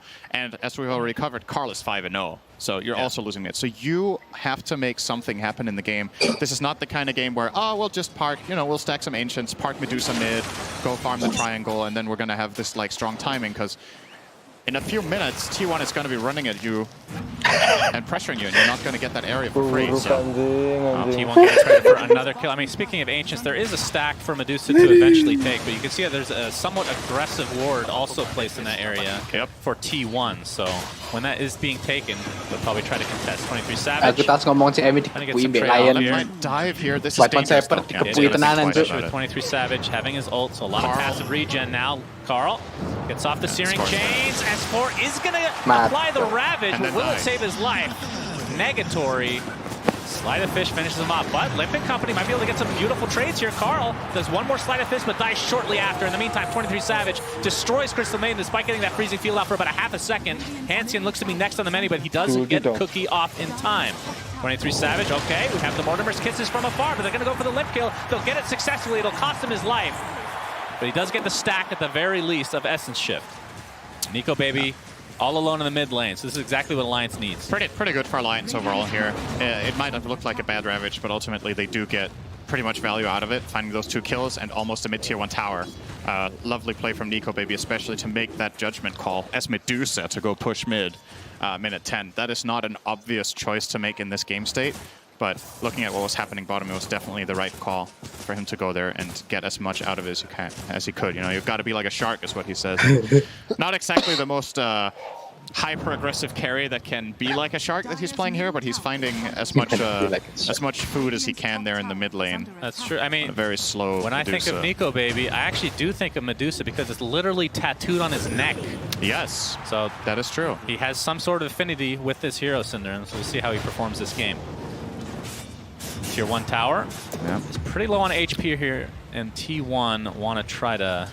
Well, S4. I mean, this is what Tidehunter does. Just puts his fat-ass body here. You're unlikely to access this tower without a siege creep against Tide with the heroes that you have right now. So S4 making the right call to go there, and then Nico Baby's back to the jungle, probably going to be looking at that Ancient stack. Might triple stack it here before 13 or even quad stack it. It is being pinged by Zephyr, so he kind of has the same read that, you know what, this is probably what Alliance are going to be looking to do next, and he's completely right. The stack is now coming in from Hanskin, so would imagine a smoke play could come up soon. I'm hearing a pick pull. Yep, that was used to stack. Very important that he had pick pull to be able to pull that off successfully. They didn't stack, did they? Okay, good effort. I think the timing was off. Yeah, maybe. The pick pull needed to be activated about a half second earlier, Cinderin. Maybe he activated pick pull and the Ancients got scared and ran back. Yeah, they'd be scared by a pick for sure. S4, stuck inside the Nature's Grasp. Looks like he's going to be taken out. Does not have Ravage yet. Okay, never mind. Kraken Shield activates. That's good call. FNG takes him out there. From the lane. Nova saves him. Very good. Takes him out from the lane. Technically correct is always correct. Alliance looking to go on 23 Savage, who's very low on mana right now, but here comes T1. Dagger on Shaker. They want to jump in. Oh, Pounce not able to connect for 23 Savage. Cuckoo, like you said, Blink Dagger's there. It gets the Enchant Totem off. And Limp Astral steps to safety. Does it have any more stacks, though? Another 6 seconds before it comes off cooldown. Mortimer kisses from afar. Very good kiss. Close, actually, onto 3 heroes. T1 taking so much damage, but the Echo Slam is expended to at least get 23 Savage. It's going to be a trade for 3, though. Triple kill for Hanskin with a god tier Mortimer's Kisses. Oh my god, can you imagine a damage breakdown on that one? 3k damage. Not bad. We're 14 minutes in. That is some sick value out of the kisses there. And yeah, T1, they were really looking for that Void Spirit kill, but unfortunately, Lion could not fully connect. I think maybe if Cuckoo Echo Slam's there, that could have bridged the gap, but understandably doesn't want to use it, and just really heads up play there from Hanskin to find that angle and get a big old off. Yeah. Why is it called Mortimer's Kisses anyway? Why not? It should be like Mortimer's Belches or something, you know? Like he's not... I don't see the connection at all. I know you really want to make belches happen in this game, but there's only one hero that has those, and that's Pudge, and that's probably going to stay that way. It's too bad. This is one of the best Mortimer's Kisses we've seen this tournament for sure. Getting really big value out of that. Zephyr, Cookie connects on top of him. He's going to be taken out very quickly. Never mind. Gets the overgrowth off. They got a little bit too confident. Finally gets taken out, but the TPs are here from T1 trying to turn this around. Link takes a tumble. 3 dead so quickly in favor of T1. Hanskin will get hexed as well. Limp didn't finish the kill. He had the... I mean, would that have made a difference, you think? He thought the trend was dying, so he used Dissimulate, right? And he jumped away. Yeah, he thought he had it. Yeah, what ends up happening is that instead of killing Treant, he gets a 2-man ulti off. Yeah. That allows his entire team to connect on both of them, so definitely going to be regretting that. Like, you probably have casualties there regardless, even if you do kill off the Treant with that Dissimulate, but at the very least, both not you and Tide, you don't both get caught. And it forced them to Ravage, right? Like, that's the thing. S4 popped the Ravage because he was like, okay, I have to kill the Treant because we didn't get it done with the Void Spirit. And then he doesn't have the Ravage when all of T1 connect. So honestly, kind of a huge mistake there for Alliance that ends up costing them a lot. As you can see, T1 taking the lead in terms of just the net worth alone. Diffusal Blade now online for 23 Savage. He is strong. Yep. Going for the BKB next, so looking to fight pretty early. Has 7 stacks already of Essence Shift, actually. If he has BKB, he only needs to worry about 1 spell for the entire BKB duration. That's Stone Gaze. Nothing else is going to touch him at all. They don't have significant single target damage. That's one of the things you trade off when you pick Medusa. She's a very good spread damage carry, but doesn't, until very late, start having that heavy single target because your natural buildup will favor split shot for the farming, and you don't get like something like first item Daedalus or whatever, right? Like, not that any carry does that, but you get the idea. It takes time. You need 3 or 4 items before you truly start just standing your ground against Slark. So with that BKB, he can feel very, very safe. Oh, he's actually maybe getting eyes on Nico Baby here with that night vision. He sees him. Yeah. But it's going to leech a bit of the experience. Ancients are taken out for Nico Baby, so at least that is not contested. He's going to wrap around. He will see Hanskin here. He saw the Solar Crest being used, and that means Hanskin has no defensive capability from that. No plus armor. Will just cookie himself to the high ground, though. And we see the Stone Gaze going up, but a nice fissure blocking him up. Cuckoo, in the meantime, looks like that's going to be the sacrifice. Fissures and dies. So not the setup that T1 was looking for. A good defense from Alliance. What was that? As I've talked about in a previous cast, I always wonder, it gives an insight into what players are thinking when they ping heroes like this. He pinged just pinged Snapfire Medusa. Looks like Zephyr is going to die. Gets off the overgrowth, but 100 seconds of none of that for him. Okay, I was gonna say I don't want to jinx it anymore, so I'm very hesitant now. That took quite a while, which maybe not so good a sign for Alliance, but they're not too far behind right now, so definitely can find an avenue back in the driver's seat for this game. Yeah, this bottom tower is definitely gone. Nico Baby's going to take that, working on his Scotty. He went for SNY, opting not to go Manta against Treant, which I think a lot of Medusas would. Overgrowth is very annoying to deal with for carries in general. Sometimes in the past, we've even seen carries go Manta BKB first two, just to deal with Treant on a hero like, for example, Troll Warlord, who's totally dependent on being able to attack in his ult. But Overgrowth, Searing Chains, there's a couple things to take off here. I feel like Manta would have a lot of value here, but Nico, maybe he feels like there's too much, so he'd rather have the status resistance, so at least he gets rid of them faster than having that one quick removal. I could see the logic in that as well. You're playing against Shaker and Lion, there's just too much. Probably. So I kind of like this way of approaching it instead of the Manta. I like how we just went through a little mind experiment where you've convinced yourself after talking. It's good to see. Yeah, it's very open mind. You're able to convince yourself of something else if you want. Oh, looks like Crystal Maiden is done. FNG trying to get the B ward. That is how all machine learning works, by the way. I train against myself and come to a conclusion. That is quite accurate. That's shockingly accurate and disturbingly accurate. Nico Baby, like you said, working on the Scotty now. Alliance trying to stave off elimination here in game number 2 of this best of 3. S4 trying to TP out, but the pounce will cancel. Whitemon in vicinity as well.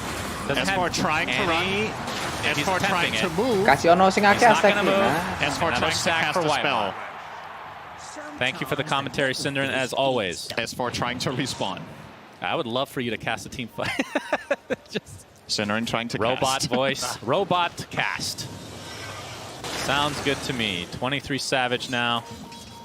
Still a ways away from the BKB. FNG. Yep, that's another death for him. 23 Savage now with 9 permanent stacks of Essence Shift. Harass Nico Baby a bit. 3 stacks. Yeah, and of course you can see the power of Slark against the Medusa just drains the mana so much faster, especially with the Diffusal Blade on top of that. We did say it was going to be a hard maiden game, man. Just, I don't know, I'm not in the booth. I would imagine he's not particularly having fun. Not seeing a lot of voice lines, not seeing a lot of laughing. Also can't see him, so that would probably be a little bit hard to see, but it is it's tough being a maiden in this game.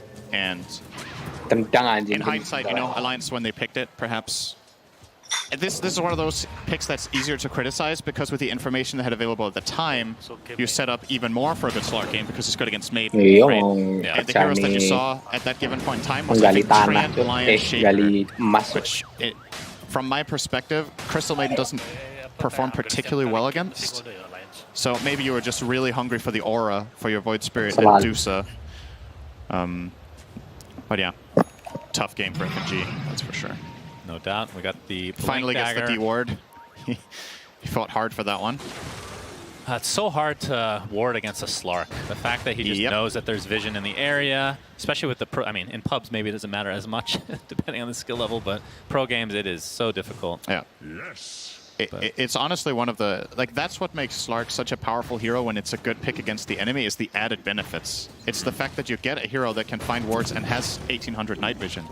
Just a super crucial part at the highest level of engaging fights, getting information for free, making the right decisions.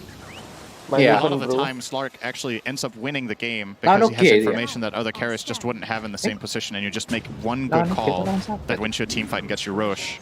Just flat out off Shadow Dance and nothing else. So, yeah. Cuckoo has his Ags on the way, so we'll be able to use Enchant Totem to initiate along with the Blink. Yeah, position 3 Earthshaker always feels pretty good because you can get these items really fast compared to what we're used to. Oh, they're going to see a big collision here. Yeah, that's true. Fake Grenade on Earthshaker, pretty disgusting. S4 trying to tank things up as the initiation comes. Carl, see the BKB picked up are popped by 23 Savage, going to town on S4 in the meantime. You can see Ember Spirit creating so much space on the back line. Nico Baby forced his ult out. Now Hanskin not quite going to die here. As nice taunt onto Carl, but there's the double kill with the sleight of fist. He's taking a lot of damage though. Can he get out in time? As 23 Savage just focusing on Nico Baby. There's the overgrowth to keep them in place. There's so many stacks now, but finally the Ravage comes out onto S4, but it's not going to matter, Cinderin. This is going to be a full team wipe for T1, and they barely took any damage. It's such a godly fight on Carl. He just does everything right. See, the fight breaks out, they see the tide, and he gets a little bit of vision on the backline supports. He literally zoned 2 heroes on his own, killed them both, and then lived after. Like, you can't ask for more out of an Ember Spirit in a game like this. I'm not going to say he single-handedly won the fight, but he definitely spearheaded it. So you're going to see the replay here. S4 goes out and breaks the smoke. They're going to poke him a little bit here with slight chains, and as soon as Carl sees the backline here, he's just immediately going to go in, BKB up, kill Maiden instantly. Not that that's too big of an accomplishment, but then he's going to go on to the next targets. Notice how Snap can't play. Like, Hanska can't play his hero here. He then kites away. It starts looking dodgy. Good slight. And then ultimately gets to reset position. The Hex there at the bottom of your screen onto the Void Spirit, keeping Carl alive. So really good teamwork. Sealed it right there. As we see FNG now gets off the freezing field for just a little bit, but not resulting in a kill as of yet. Zephyr still more than healthy. Yeah, divide and conquer right there with that fissure. Alliance are just not finding moments right now.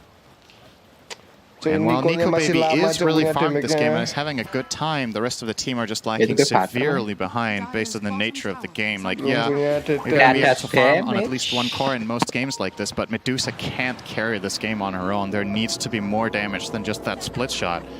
Right now, Void Spirit, what are you sitting on? You have not even a Kaya Sanj, minute 24 for Limp, having a very tough game here.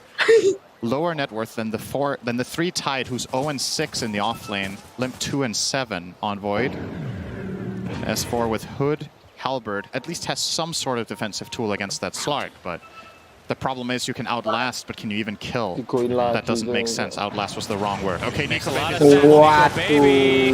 He gets off his ult. They're just going to try to withstand it. FNG and company have come to help out as well. Sleight of Fist doing so much damage. FNG again dead. No big surprise. There's the Searing Chains now. Nico Baby trying to stay alive, but it looks like the right clicks will come through. 23 Savage getting that one with the BKB activated, and they're not done yet. Looks like Hansking is next on the list as S4 and Alliance are starting to crumble here, Cinderin. T1 looking primed to take this series 2-0. Suge cok Whiteman cok.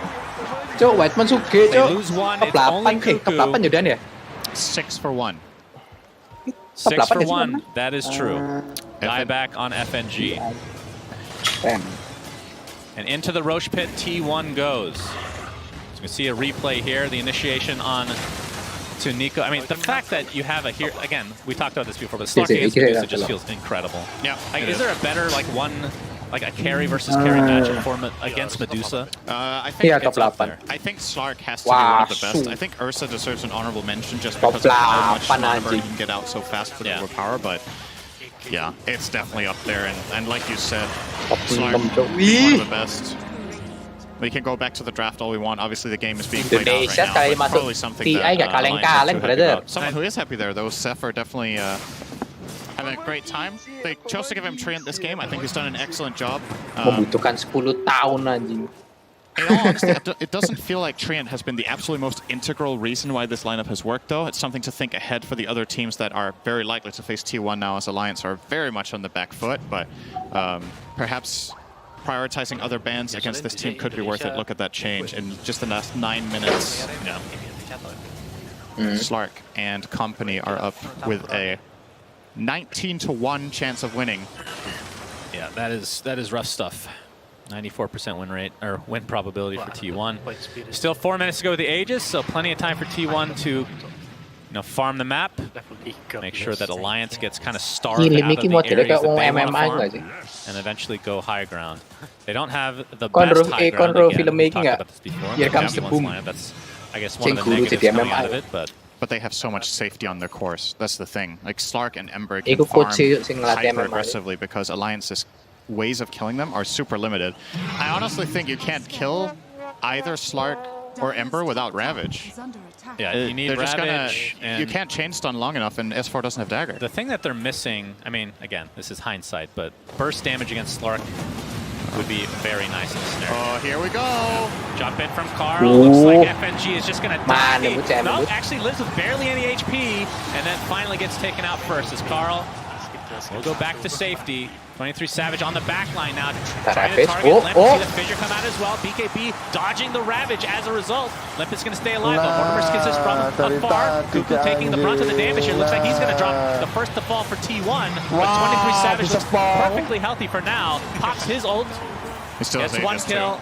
Nico Baby very low on mana, Wah, which means he buyar, is anjing. very susceptible to die here, Cinder. And 22 Savage resetting, going back in, a buyback. You see the mana drain coming from Whitemon as well. Wah, Nico Baby gitu. pops the wand, but to little Aragon. avail. Zephyr does get off his ult, but the finger of death taking Nico Baby out in space. No buyback for him. You see a nice freezing field come out, but the result in the kill of Carl. In the meantime, beautiful tail onto 2. Zephyr on the run, trying to get back into this base. Is 23 Savage not scared of anything because that Aegis is still intact. That was maybe a little bit too cute there from Savage, but he's obviously able to reset out of here.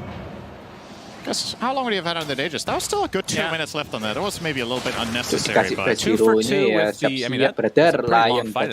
Who died for Lions, you got to be happy with that. Although Nico Baby is the one that has to survive in these fights. Yeah. If they could have got away with that, losing any other hero than Nico, and he gets 1 or 2 kills, is probably a net win. Like this, it kind of turns into a draw. Got to keep in mind, Slark is getting a lot of those stacks now. 16 permanent agility on Savage. Surely you've got to pay good amounts of gold for this. That's just another, like, add that to the pile of benefits that this hero has that we talked about, right?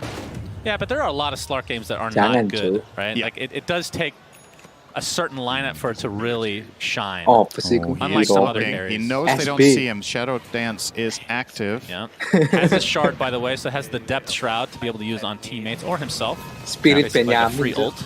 Spirit Pen. S4 up. He's going to get pounced on. I think 23 Savage is just trying to get away. And he will be successful at that either way. They're just going to full reset. They don't have Carl. So we'll wait up. Carl's going to go top, start pushing that out.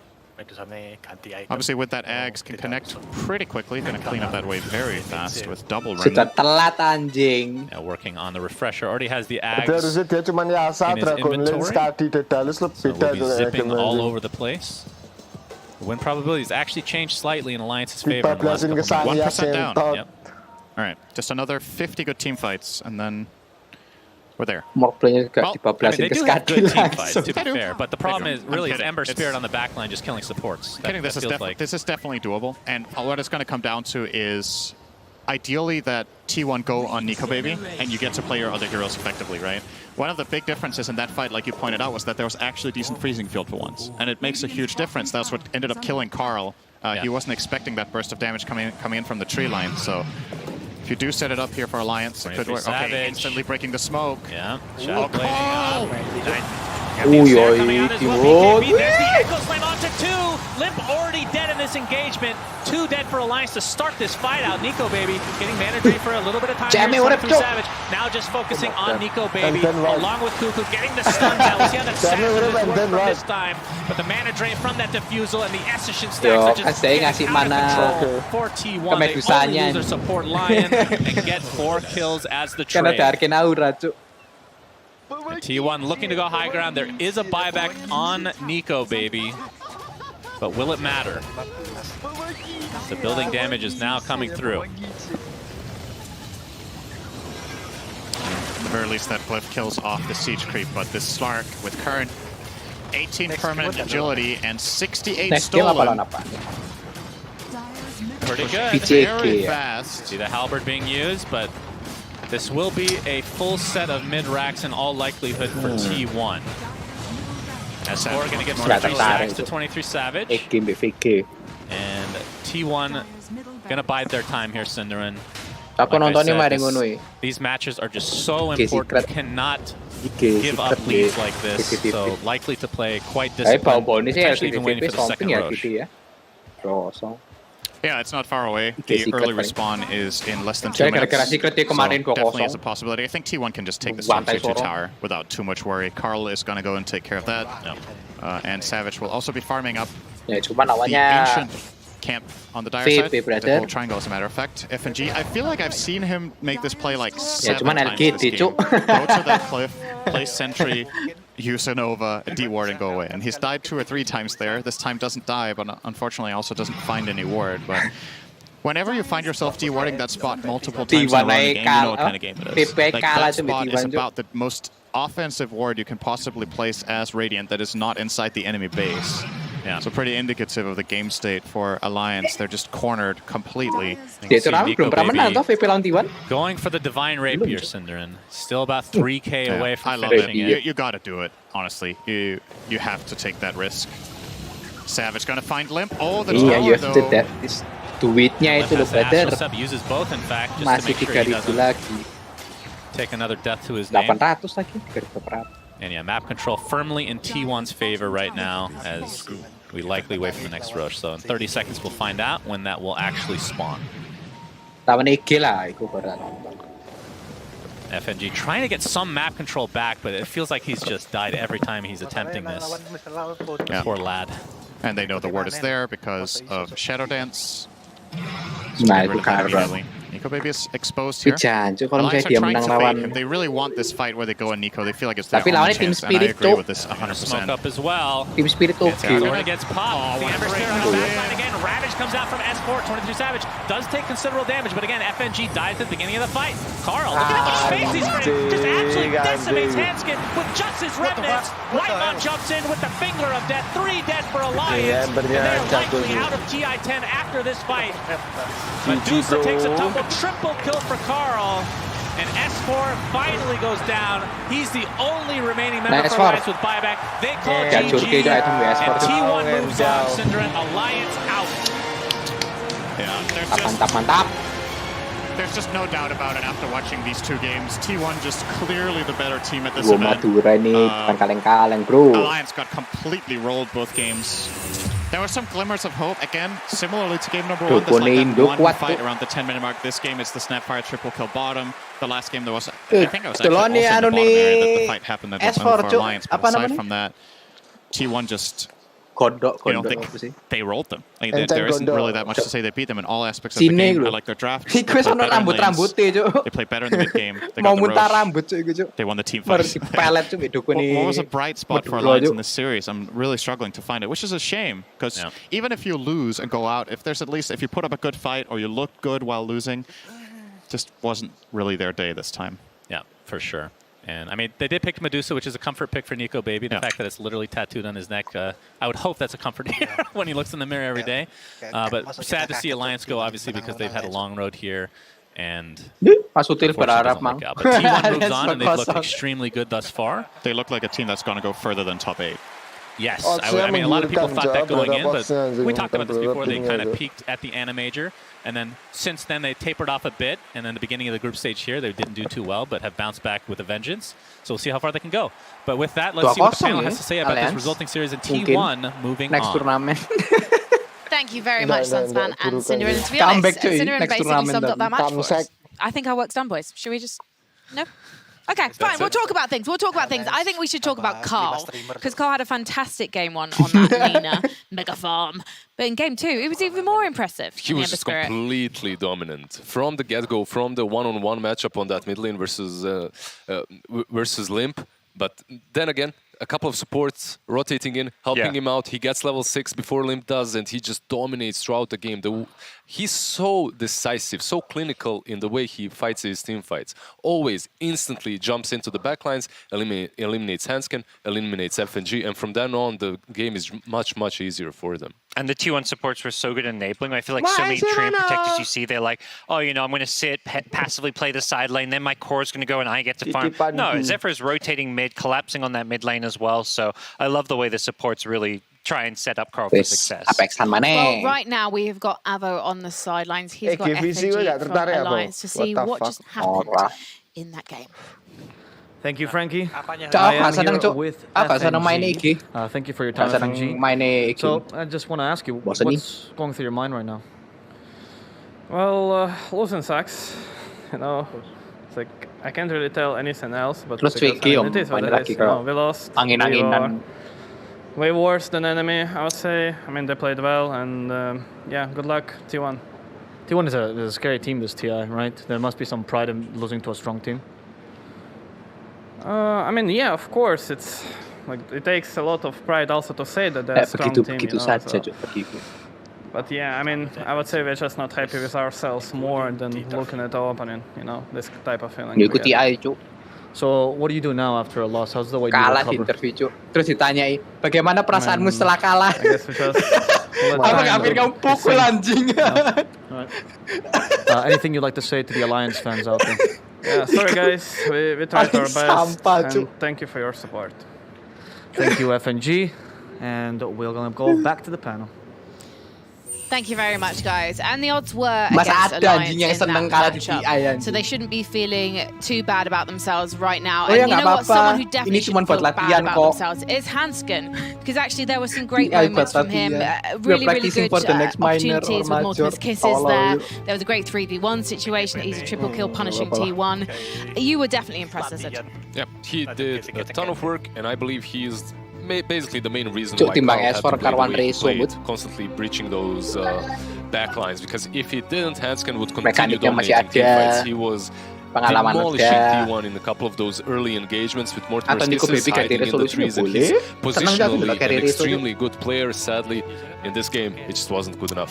And Ya, unfortunately, itu some of the garai other Alliance Empire players didn't set up. We saw sampai top piro itu. Yang pas Liquid juara itu. Belum mana malamit toh kaso resolution. Iya.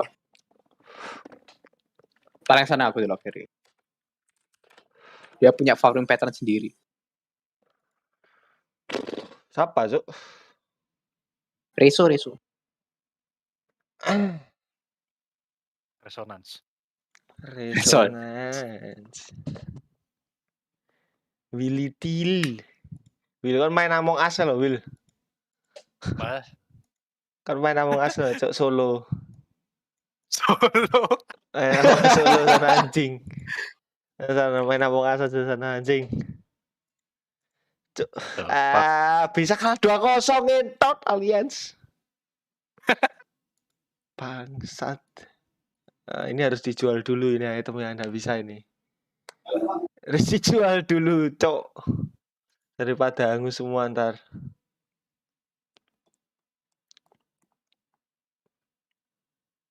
Katanya sih menang go Medusa mung T1 tok ya.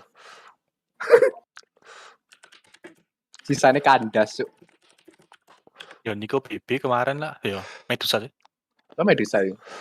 Menang. Harusnya menang lawan Biskos kayak. Biskos gak pakai Medusa, Cuk. Ora ya. Medusa nggak sih? Medusa ya. Medusa. Soalnya saya ingatku Nico Baby senengannya pakai Medusa, Morphling ngono tok.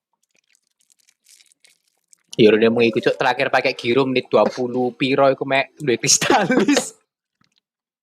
Iki lawan sapa ya? Aku kayak inget.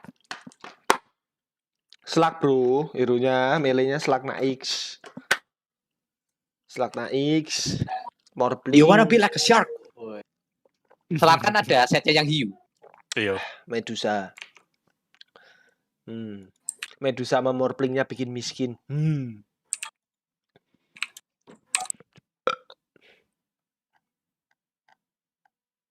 Will, masang-masang EG lo, Will.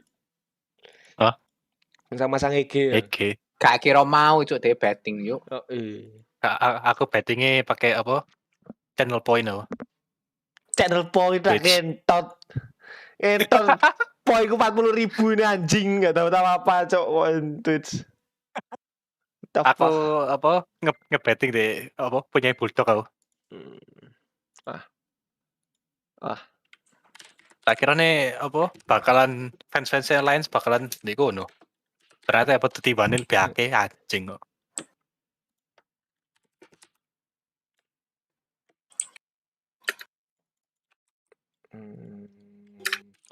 Mayan Cok, beda 150 aku jual shard. Bentar. Give.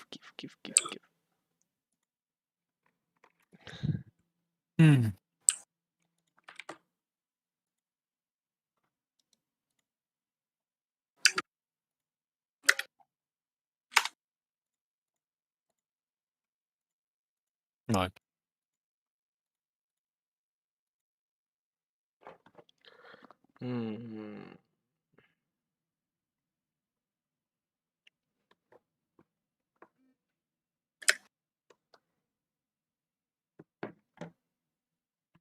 Tuh belum. Udah ya.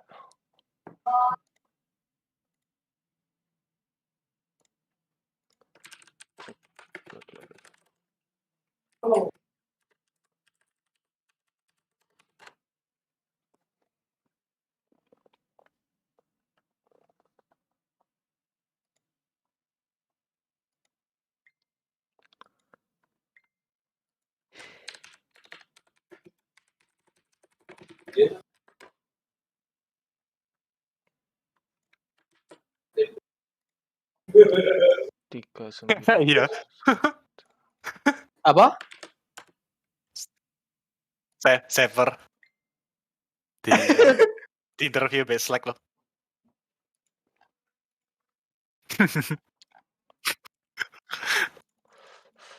Ya boleh anjing ngomong di situ, Cuk. Boleh, Cuk, ngomong kayak gitu, Cuk. TI anjing. Ngomong apa emang? Cuk, aku bisanya di turnamen Indo anjing, bukan di internasional, Cuk.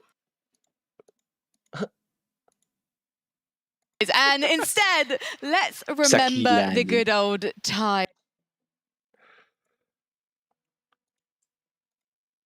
Oke, langsung 8K wes Ben. Nyari tim wes. Marai si parkir mobil, Bud. Parkir mobil mall lah. Iya, 7.000.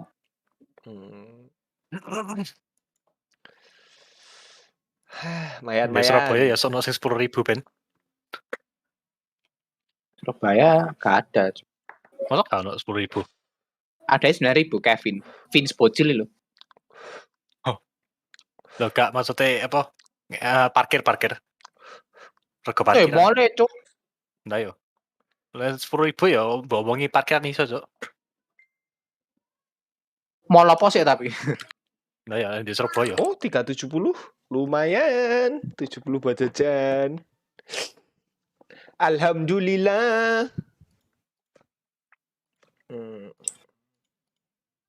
Ngapain ya? Will kau nonton IG lah Will? Rasane. Iki visi. Mau ngapain lagi? Gak ada kerjaan. Bunuh anak orang, Cok. Ambil hartanya. Kerjaan yang paling gampang.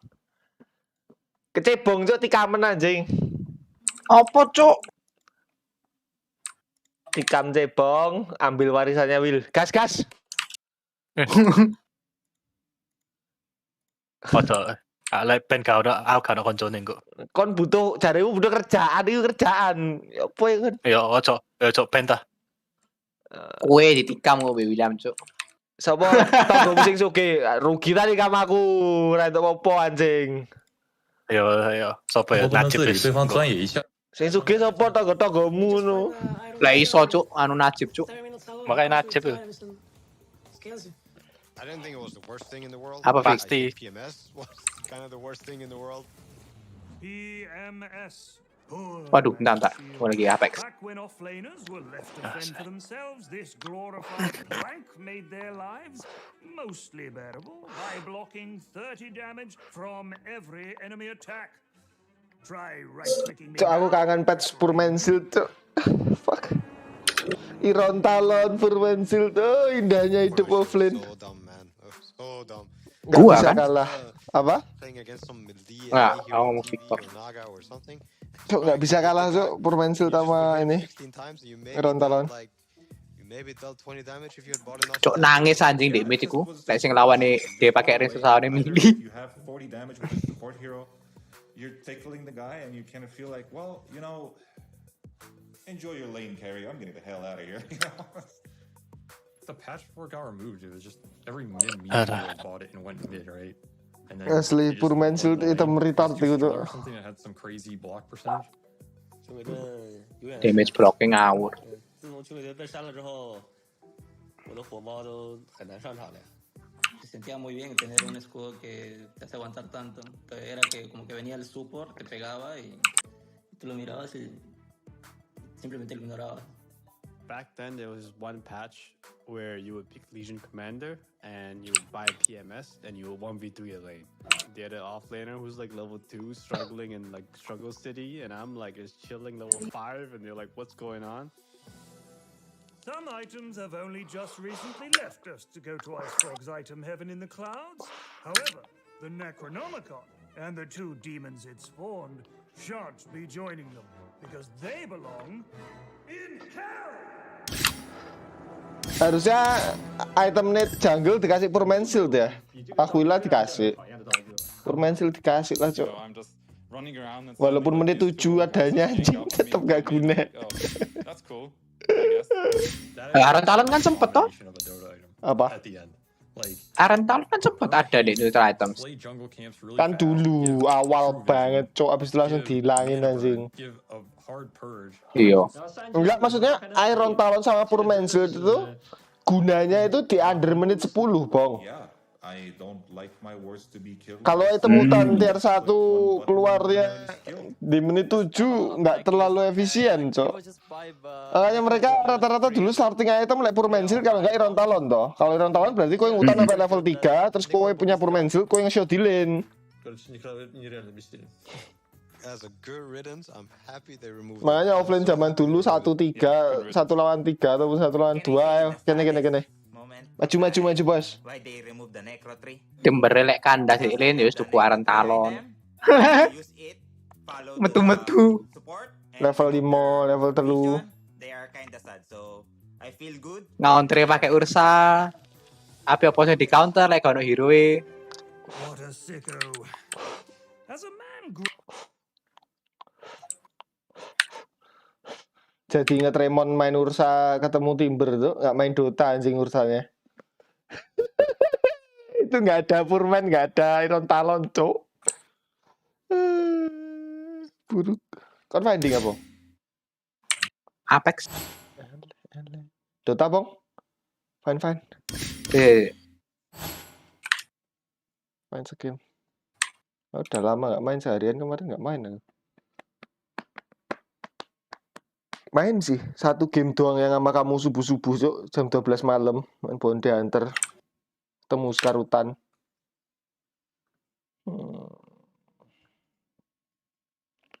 Jungle Labs.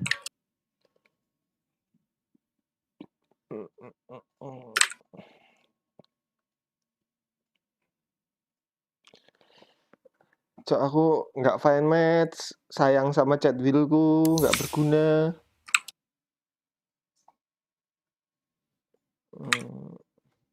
来呀来呀，来打我呀！你这么菜，你的队友不会生气吧，哥哥？来呀来呀，来打我呀！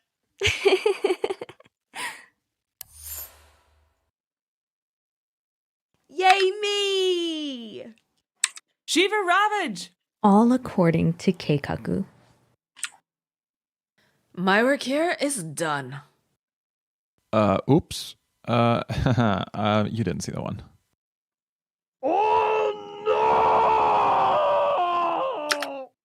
Please, lads, cast your spells! The crowd goes wild! Can someone please explain what's happening in this game? What? I saw that. If they keep this up, there's going to be no coming back for the enemy team. Absolutely not what I expected. You talking to me? Bro, what are you doing? Praise the moon of May. What? Praise the moon of May. Freeze! Hands up! Crikey, that was a beaut. Oh, that's a bit cheeky. Rat-tat-tat-tat-ta! You're dead. Rat-tat-tat-tat-ta! You're dead. Тут нужна крепкая мужская рука. Это гениально. Да что вы от меня хотите? Не. Это Обнял, неадекватно. приподнял. Конфликт. Будьте готовы к Ой, непредвиденным лаги, ребят, последствиям. простите, лаги. Ой, а ты где? Где? Не вижу тебя, где ты? MMR is just a number. Вау. Это что за слова такие? Четко, без эмоций. Это тебя Ноль волновать ошибок. должно. Снова В 1 в последнюю 9. очередь. Это мой путь ниндзя. Чистое мастерство. И никак иначе. И я безумно хочу 7 раз пиццу. упади. Чувствуешь 8 дрожь раз в встань. коленках. Ой-ой. 你这么菜，你的队友不会生气吧，哥哥？哎，你很机车哎。爱你哦。我不理解。故急急如风，气血如林，侵略如火，不动如山，难知如阴，动如雷震。被发现了！哎呀，被发现了！我们是冠军！咚咚咚咚咚！哎，身体不算舒服。哎，身体不算舒服。来呀来呀，来打我呀！ Cuk, suaranya yang bikin layar bisa gitu ya. Muka sama suara gak ini, Cuk. Gak sinkron anjing. Layar, tahu ya.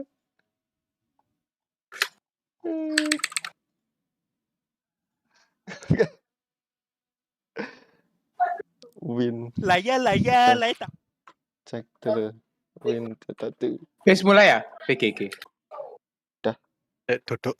Masuk. Ego nih.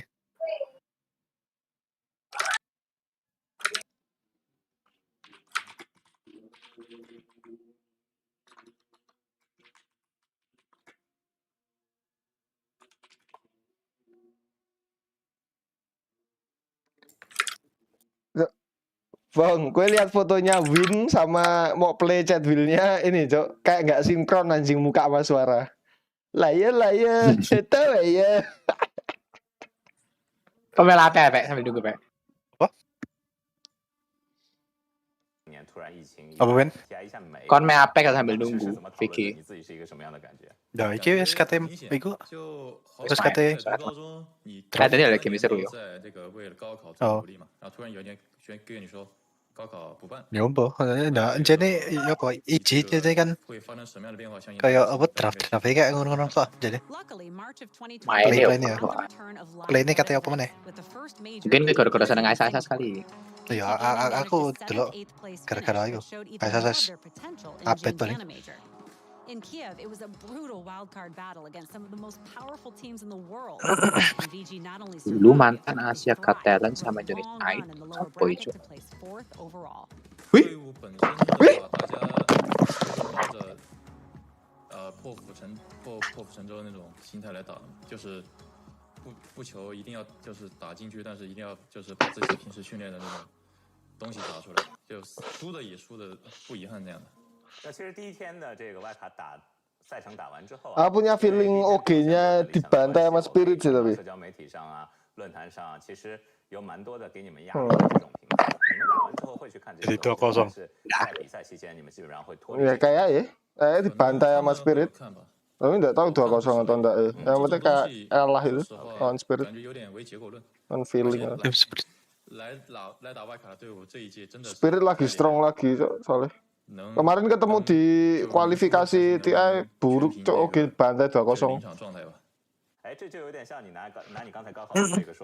Tapi bukannya oke sebelumnya TI jelek memang ya. Emangnya pas TI ini bagus? Bagus anjing daripada performanya di turnamen sebelumnya TI. Sebelum TI apa gitu. Kan ini toh gara-gara Saksa banyak improve toh. Lah ya, nggak boleh. Tapi DTA jadi strong. Tapi lihat, kowe mau player perspektif terus mau drag di sudip lemes kowe anjing. Lemes kowe anjing. Ya jadi lemes, Cuk. Bener-bener lemes. Tapi sih gendong, cuma tapi sih bagus lah. Empatnya masih kuat, Cuk. Ya empatnya, tapi Donald 5 lawan 5, Bong. Yo, sudip aja, Cuk. Kalau kemarin Quincy aja lah, Cuk. Ini Spirit, Cuk. 3 core pasti jalan. 2 core yang jalan, 1 core nggak main Dota ya suruh udah boleh mati anjing. Bisa. Tenang. Enggak. Kita percayakan Sudip. Gak nonton lah Sudip main gak? Ya lepas ya sendiri nonton Sudip.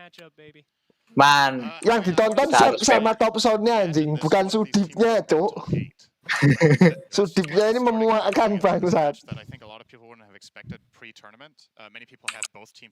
Lumele me iso nge-clear apa? Stack terus ayo. Gak ada pick. Karena modern. Dia dikasih farm banyak, dia dikasih vision enak, dia dikasih space out lumayan, tapi impactnya nggak segede space sama ininya, cuk. Fucking Sudip. Asli, cuk. Bener-bener impactnya nggak sepadan sama stack-stackan dan lain-lain aja. Oh oke, match terakhir, Bong. Kenapa Sudip ditaruh terakhir terus ya dari kemarin? Wah, karena itu Sudip. Oh iya, karena itu Sudip. Kalau Sudip dipakai pertama ini ya, orang ngantuk ya nonton. Ngantuk. Taruh di akhir ini ya. Wih, jelas. Tolong banget ini orang jadi semangat ngehujat lagi anjing. Loh, ngawur ae, iku kuncene strategi oke, cuk. Kuncen. Apa? Tumbal sing main carry. Cyward kira. Iki Sudipe iso Sudipe cacat iki. Arep ngono. Dadane sing main Ana, cuk. Anal anjing, bukan Ana, cuk. Mukanya udah muka Sudip, cuk anjing. Berbau-bau India putang nah. Dia sudah bukan orang ini anjing, sudah bukan orang Pakistan, cuk. Geser ke India. India, cuk. Geser keluar lagi. dari ganti wisan. Kan Pakistan India bener-bener ini toh, deket toh, sampai bahasanya pun sama. Dekat. Bahasa sehari-hari mereka sama, Cuk. Pakistan India.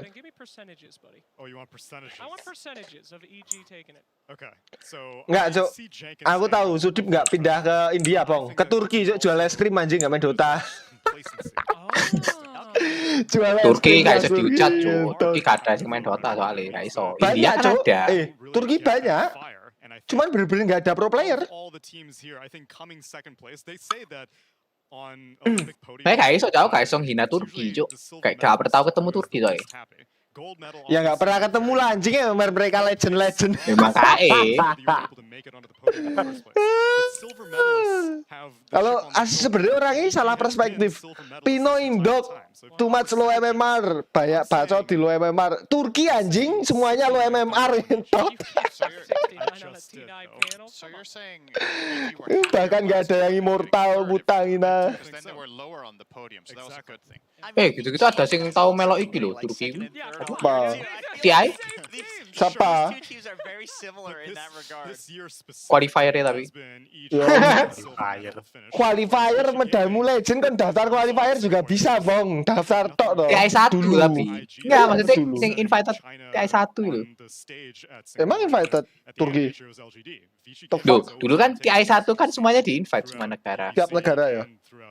Ya. Tapi karena lihat potensi Turki yang pantasnya jualan es krim aja ya udahlah nggak lagi-lagi ya. Cuman kan setelah di-invite kan di ini kan apa kayak di apa namanya itu? Kualifikasi lagi. Round robin. Ya. Gugur. Sama kayak orang Aussie kan. Kayak gue bilang gugur ya gugur, Cuk. Orang cocoknya megang Ya, es krim gugur, bukan mouse keyboard, Cuk. Cocoknya orang Turki jualan es krim anjing.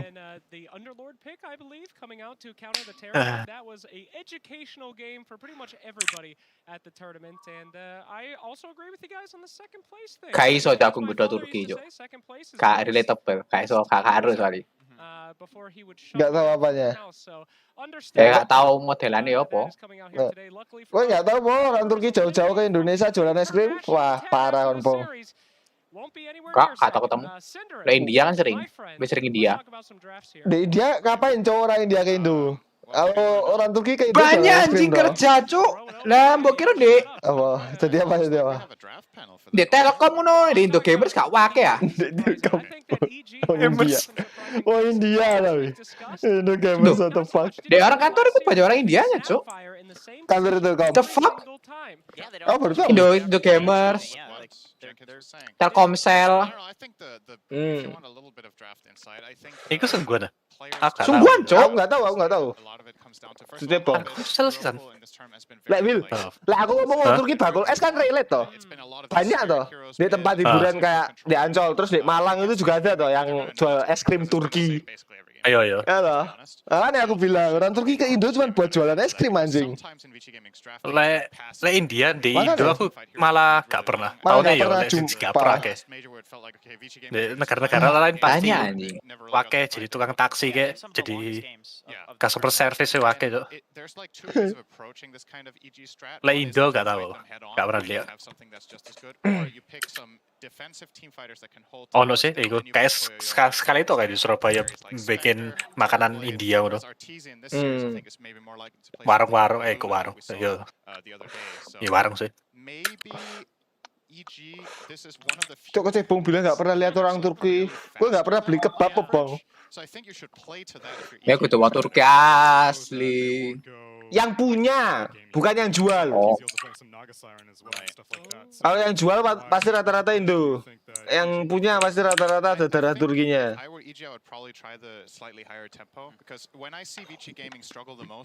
Karena adatnya kental banget loh orang sana. I think that strategy is way more likely to work against Vici than say someone like PSG, GD, or IG, who have been, in my opinion, overall looking more consistent in laning stages. So trying to take advantage of that. Carries that I would love to see for TC, Luna, Ursa, these like high tempo heroes could be great. Kenapa yo? Orang Cina kalau main pakai lip balm, pakai Vaseline anjing. Ada.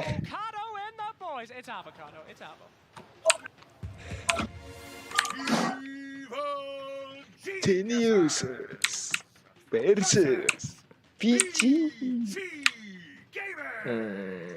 Ayo guys, mulai Ben. Oke. Seru nggak? Hah? Seru banget, Bang. Seru banget, bangsat. Baru bilang mulai masih pick pace udah nanya seru ndak ya, seru banget tuh. Karu-karuan serunya, Bang. Sudah ketemu hype-nya padahal baru pick ya. Yoi. Coba-camban juga pas drafting juga. Gua kira turnamen mall, bengok-bengok. Kalah kebo-keboan juga. And I think we should expect Vici to go for old 11s here in first phase. They didn't do that yesterday, and it was quite surprising. I think they were trying to catch Virtus Pro off guard, but it just didn't work. But in the groups, they've had the most success picking around the same 5 heroes for 11 in first phase.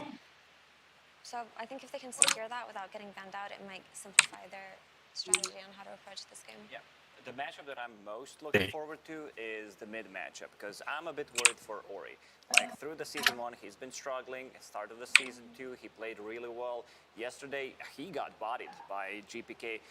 There was a lot of fixing that needed to be done by both supports. So if it's the case, like, I want to see him on a better hero. I want him to have that extra like 5% in terms of the lane matchup. That a bit of advantage. This time around, Vici Gaming, Monkey and Lion. But I'm so glad you brought that up, actually, because that's something that was really concerning me with Ori. He had a really rough season, and then throughout all of groups, it seemed like he really stepped up his game. Yeah. And then when he faced GPK, he just crumbled. And we talked about it yesterday, saying that this is the matchup to watch, right? Ori versus GPK. And in the same vein, if he can't win his lane or just go even with Aved, I'm worried for Vici's ability to match EG in tempo. You were saying, Lacoste, that you were a bit worried before TI started. That you were a bit worried if Ori was back in TI form. We saw him in groups. He looked good. Yeah. Throughout the group stage, he Yang ngedraft lah, Bang. Bukan Buba. He's going to need to step up if he wants to be matched up nicely against Abed, because as panel talked about, these EG players, they're really good. Iku bener. A lot of pressure. Bulba sing ngedraft kekilan. Emang Bulba toh? Kemarin-kemarin. This is one of the heroes that's better, in terms of counter initiation. EG also, they're not afraid the first phase Ice hero, and here we see it again. Beastmaster. Most likely going to be 5 plus your position 3 here. And I'm really fond of first phasing your offlane hero, actually, and it's a bit surprising that Vici chose not to do it again, because typically these heroes do get banned out when they need them. Teams end up with Aneh, aku belum pernah lihat tim bersau diambil lawan di ban sih. Fuck.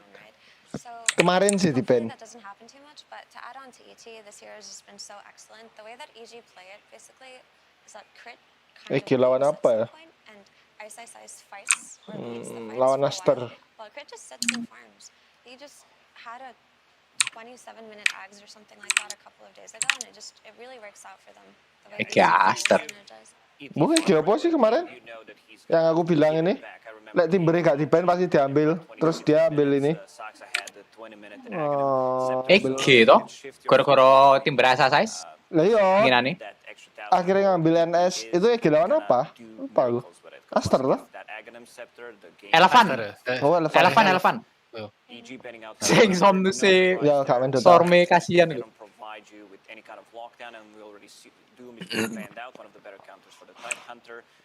Vici had a decent amount of success with the Tide.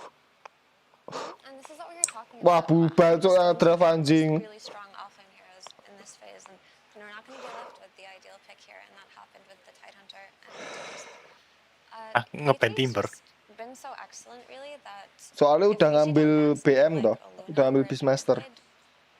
this is the kind of draft that EG wants to play. Yeah, I believe these two heroes that you just mentioned. Armor Timber kan bukan armor putih toh? I think maybe armor putih. Hah? If they're not banned out, Yo, lawannya ET sama BM. EG buka ET sama BM.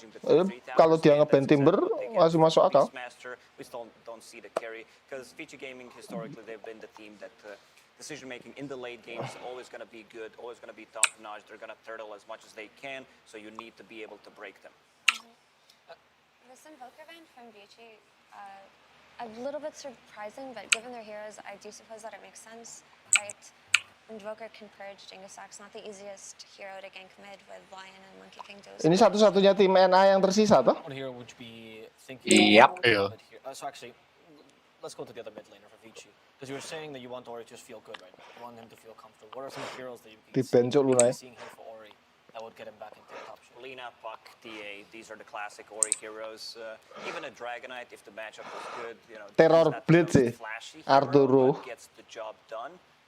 I think Arturo is also a very good hero for him and a good hero in this meta. It's just that yesterday's performance on it wasn't ideal, but he has impressed on it before. I've seen him come back from 30k net worth deficits, but he did have a Doom with him, so that makes a huge difference.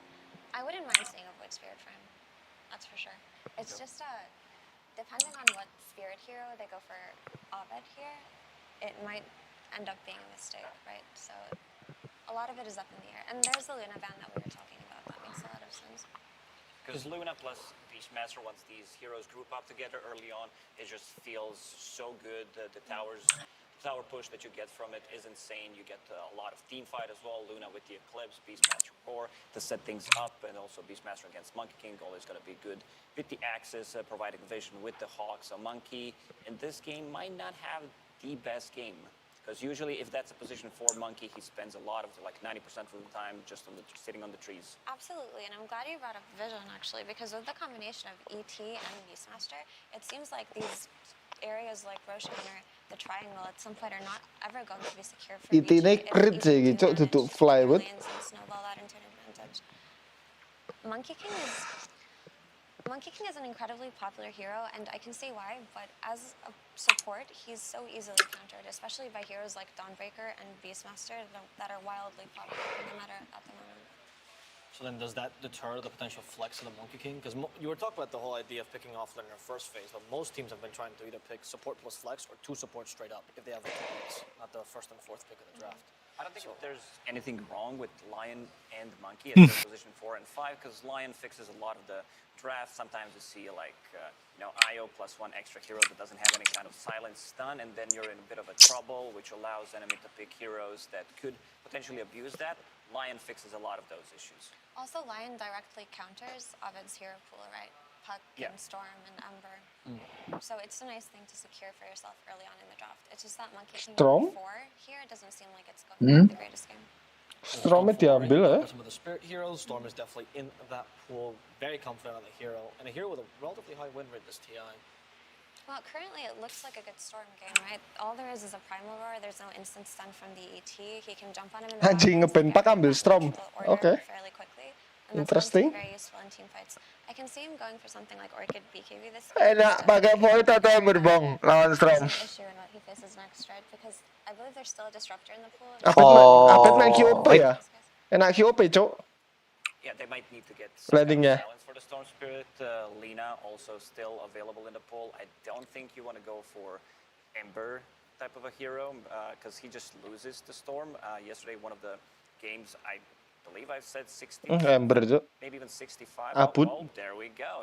Sometimes The best Ember Spirit. It goes both ways, right? Ember can Bukan Apet, Cuk, Abu, Cuk. things like that. It's Monyetnya Aladin nih loh. Apet, Cok.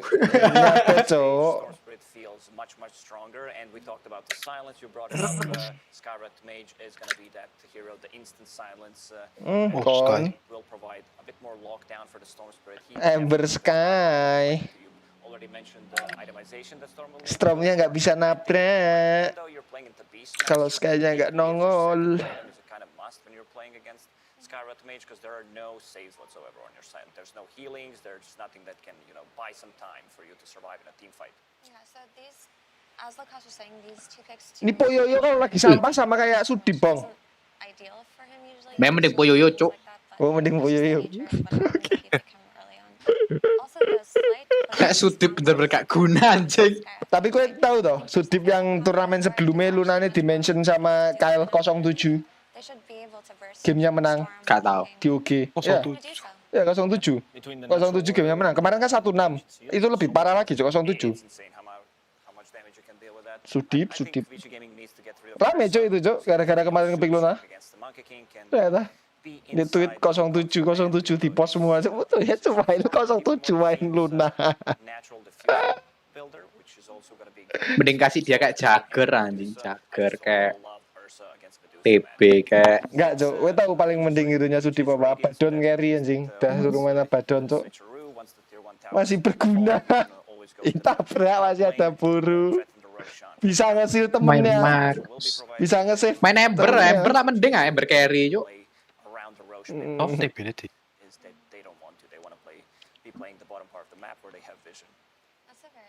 Kenapa bau-baunya naga ya? Tapi ada lain sih.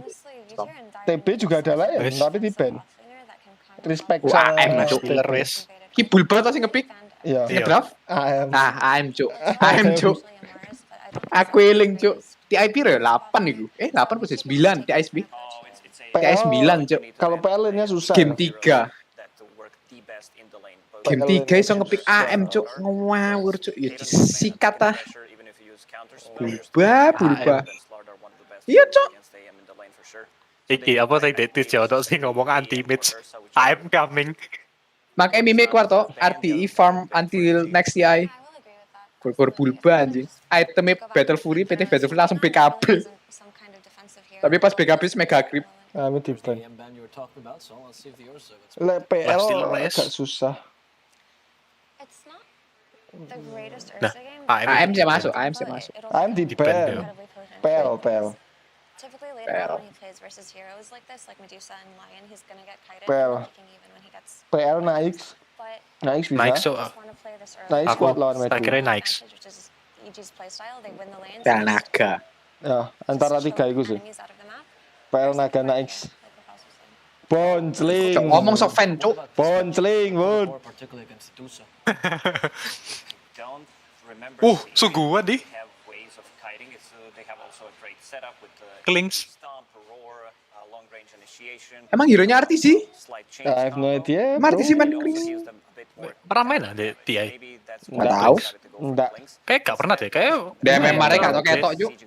Terblade naik ngono-ngono tok ya. Ini TB naik lesrak gitu-gitu, Cok. Cari lesrak anjing. Ono aku ordene, Bud. Yeah, they don't necessarily have the greatest hero to go in here. Okay, let's see. Last pick Bloodseeker off. Wah, Bloodseeker, Cuk. Buncur, Cuk, Klingsnya, Cuk.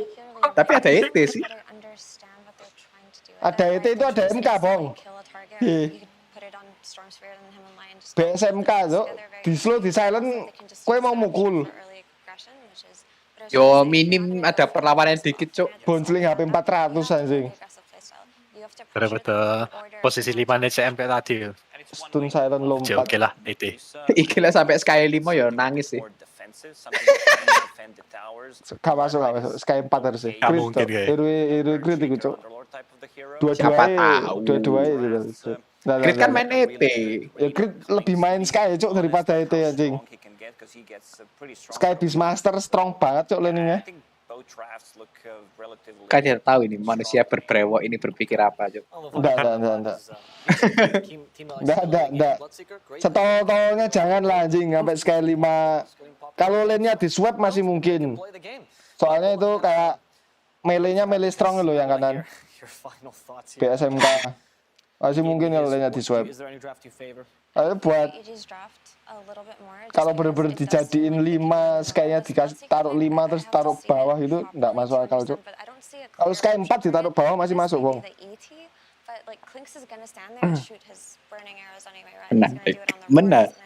Menarik. Yang pasti itu Sky 4, Cuk. Sky 5 bulba bangsat sih anjing.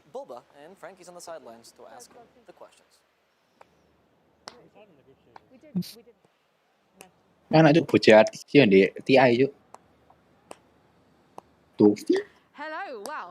I am very excited to have legend of TI Boba with me right now. And first of all, you're known for your watertight game plans. What was your team's reaction when you pitched them your game plan for Vici today? Lo Cuk aku ndelok bulu tangane keri ya Cuk. Kyle recommended this really good egg place in Romania, so shout out to him. So you're all egg bound in the booth. It's not really wise to eat a load of eggs before you're trapped with each other. Yeah, but they were really good eggs though. Really good eggs. Kan wis delok klip fishing iki ya, Pak. Because of keeping it Kyle. Bulba ngamu apet. Casters, we've got OD Pixel. Gurus ngangkat lah. Thank you very much, Frankie. Yes, game one has just begun. Belum. I'm sure it's only going to be a brief one. Kan udah lalu. Of course, Evil Geniuses versus Vici Gaming. Ayam. Dico ayamin, Cuk. What do you want to talk about first? What are you excited to see from the two teams? Where's your orb, Abed? Storm versus an Ember Spirit. I think anybody who watched yesterday saw how tough of a time Ori did have in the opposite of the matchup, where he was playing the Ember Spirit versus the GPK Storm. So I think Ori is probably feeling a little fired up. Probably he's like, you know what? I want to do it back. He's a master tier Storm, so that's got to be the most exciting thing for me. However, he is playing into an instant silence, also roots. So game could get a little bit difficult if he doesn't have a good start. But he should have a good start based off of that. What's your thoughts really on the way that Vici Gaming wrapped this up with the old 11 Bloodseeker coming in as the last pick in the draft? It's definitely interesting. It's different from their usual. I was actually not expecting. Kayak aku pernah lihat deh clip Sweda. Old 11 on more this type of team fighter. This is just a very different style draft for them, where it's a lot more fight heavy early on to allow to give space to Poyoyo. So it's a different approach. I do like EG's approach a bit more this time around, just because they do have this easy type of catch, and it's a very momentum-based line. Oh my God! This time around. No, for sure. And you like the sort of the choice of carry this game going with the Clinks. You feel this sort of fits the play style that EG's been rolling with. Yep, they definitely really like the hero. Works well with the Beastmaster. The Death Pact, of course, too, is going to be utilized really well when we do have like the Helm of Dominator, Overlord, etc. picked up. Cuk kena silent level 1 aja segitu kurang anjing. A bit at the end there is you can just hold your ground. Kayak seperti delok no They've klipnya. got chains, they've got roar, so if you just hold your ground and get that off, it's nice. And the lane is, I feel like this lane might be a bit tough for 11, even though he's got so much sustain that comes out as the Bloodseeker. He's versus ET, and this hero's just been so strong whenever you have. Yeah, I mean, how much you feel PYW is going to be able to do to hold back ET? Is it how safe can he keep old 11 up here? He probably can't, because you have the double stuns that you're going to be able to play around later on. So he should have a decent time at least, but I think it's still going to be a little. He's going to like have a decent time to at least protect him from dying, but I still think old 11 won't get much last hits up here. Let's see. He's going to pushing the wave underneath the tower here. I'm honestly just staring at mid because like Ori, he has to make up for yesterday. It feels like he had a bit of a rough series after that first game. Easy courier here. Nice grab. That was the salve. Do they have any extra region? Okay, PYW did bring a salve out. They're going to need to use it soon. We're just watching the poke. Look at old 11. Just getting constantly hit from those searing arrows, hit from the Astral Spirit, and just walk down. He's going to get salved up and have to hide himself for a moment. Mid lane, pretty even at the moment. 8 for 1, 7 for 1. I wonder how well they're going to be able to secure Poyoyo's farm as well. It's a Monkey King, so traditional the Monkey Kings. We'll watch PYW eat a couple hits. He Mati dong. should be okay. Yeah, it's going to take 2 more. One more. He's got the Jukes in Oh, around the the Juke. trees. Fly won't be able to find him. But yeah, they picked a pretty greedy safe lane, it feels like to me. Monkey King, usually versus these melee heroes, he thrives, like Beastmaster. But Beastmaster plus a ranged hero is actually really strong versus this Monkey King Medusa lane. So I think securing the farm for Poyoyo could be a little difficult as the levels do start coming out for crit. Because you can't trade. That's the problem with Monkey King. Versus these ranged heroes, you get on top of them with treant, you have to commit for a kill, but trading is just not really much of an option. And with sort of Beastmaster, the hero in general, why is it that I feel like we just didn't see this hero as much as we thought we would see it coming. Mati dong, Stromah Ondo. Ori taking a hit there. I think it's just a very player-specific hero, and also it's not this big team fighter. I think TI tends to just bring more team fight than any other tournament, so he's just different. He's a pusher. He's always going to be good with the itemization, especially when Dominator's populator, but you're not a massive team fighter. You're all about like pressing your advantage and taking objectives.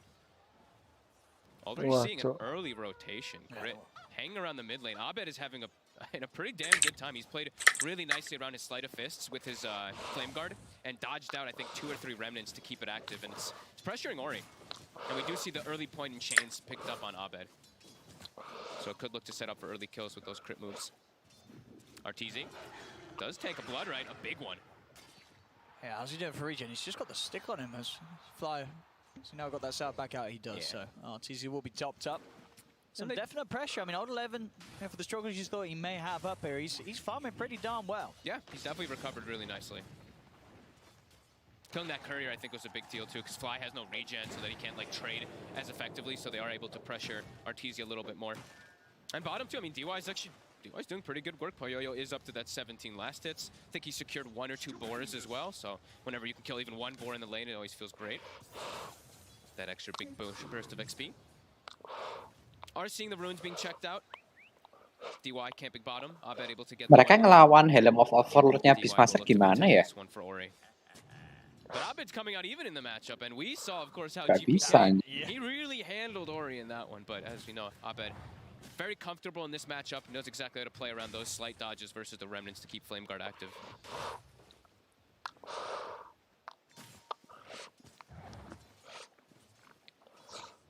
I mean, all things said and done, out of all 3 lanes, all cores are having a fine time. Nobody's getting bullied completely. First, will finally fall on the top lane. They won't look to dive for RTG. They're able to beat him back. So these kills already. They can get some level advantage on them. Mati dong. Setup is there. RTZ, he's in trouble. He's going to get taken down. PYW finding him. And I guess RTZ just not expecting PYW to lead in through the trees and the burst to be there from the setup into the Blood Right, but it was. That's RTZ out there. I mean, that's huge. That's blowing that top lane wide open. They're playing the lane just like really well. PYW is perfectly in position every single time. Mid, you see that crit rotation. PYW is coming in to help. So they get the kill. PYW won't be able to set up anything on his own. So EG at least able to make something happen elsewhere whilst the top lane starts to fall apart. Abed sees a small camp stack. He also identifies that there's vision on the high ground there. Actually, cool play there by Abed, dragging the wave to the left so he knows there's an obs guard there. It's only there for 10 more seconds, so unlikely they'll get the D ward. But now mid, PYW shows his face. Abed's just going to jump straight away. He uses it immediately, and he goes with the remnants. The follow-up burst from crits and up.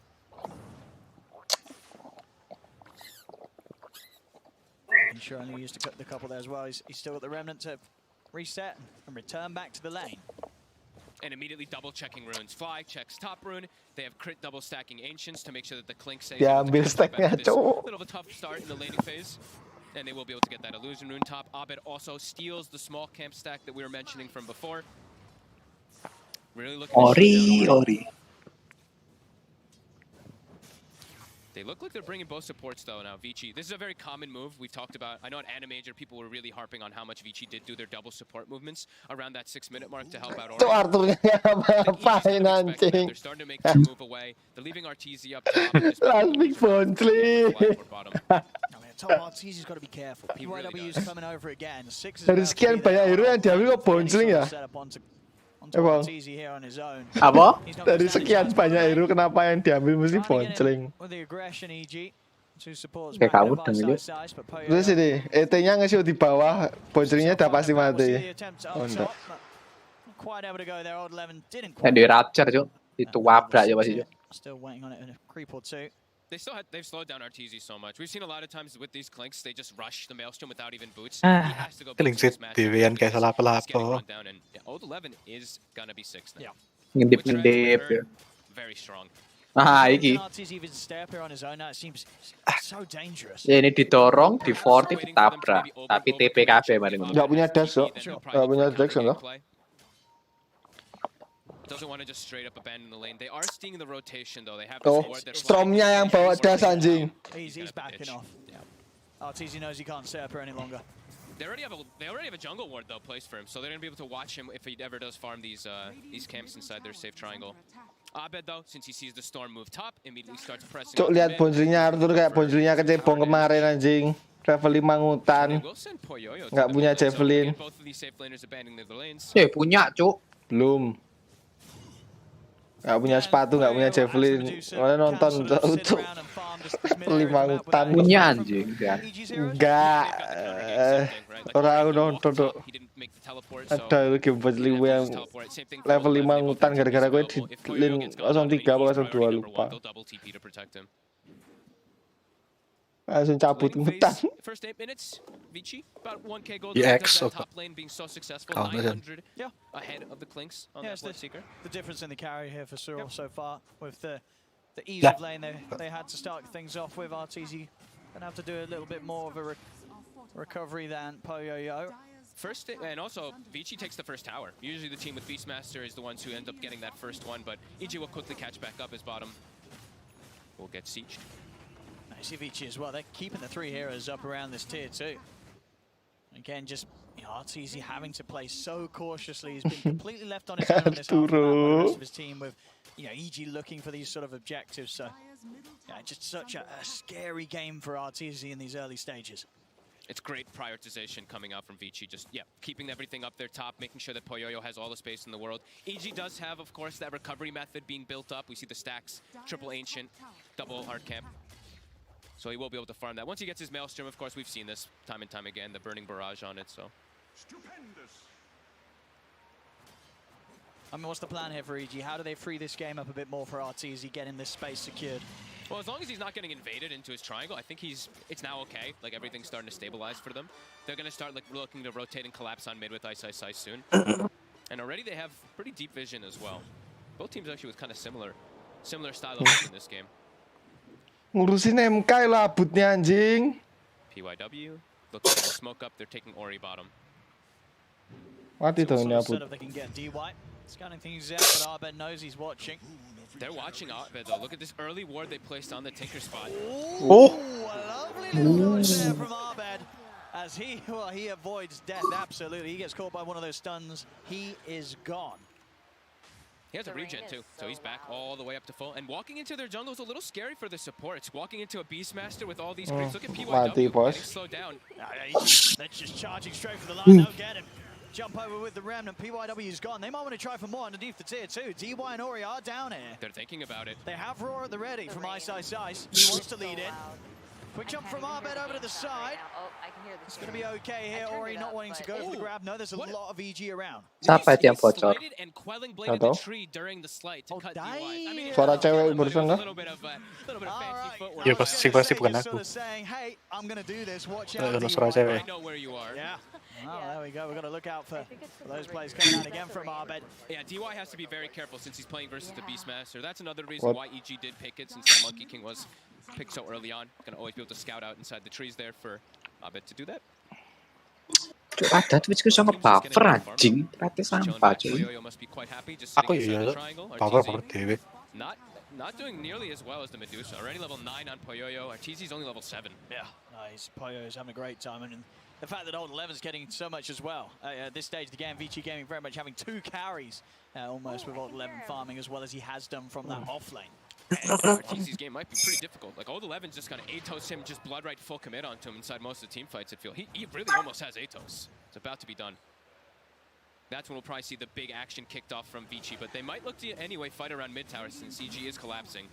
with that Beastmaster. Bong, networknya gede VC, habis powernya gede EG. Gara-gara skill 3-nya BM. Yo, spell-spell yo kuat kanan kabeh yo. Ini spell. Haven't shown the blood right. That's their best way to wave clear besides. Tapi balance cuk. We'll stop the push though. Sing line kuat, Erin cacat cuk. Look to catch around the ancient side. I think they're recognizing VG inisiasi angel cuk. Itu dari storm lompat gak ngono. MK sih cuk. Every single one of these camps, so they have to slow him down. They've got to do something, and they have got good kill potential with the Mystic Flare. Ancient. Hilang. Hilang. Bro. Iki sebawa kok yawar cuk itu. Bos. Alah, gak iso. Ngapain itu?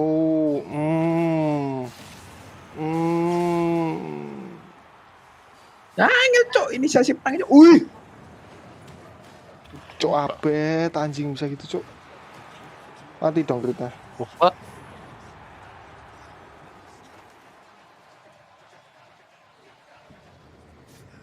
Cuk Ember iki jago sih. Mau masuk. Piye? Ono Sky berarti. Let's see here. What's next here? We're back. Don't know, ladies and gentlemen, if you lost us, but we are back. Not quite sure what happened there. Maybe you can still hear us. We couldn't hear one another. Hopefully it's all good. Anyway. Strome mencolot di Sky. Sebelahnya no Beastmaster. Cahin mati. Pucuk. Tapi membosankan anjing game iki cuk. Foto farming tok. Pakling sing iso nabrak-nabrak cuk. Lebih cepet cuk. Arti sini. Tapi nabrak-nabrak bukan hero RTC cuk.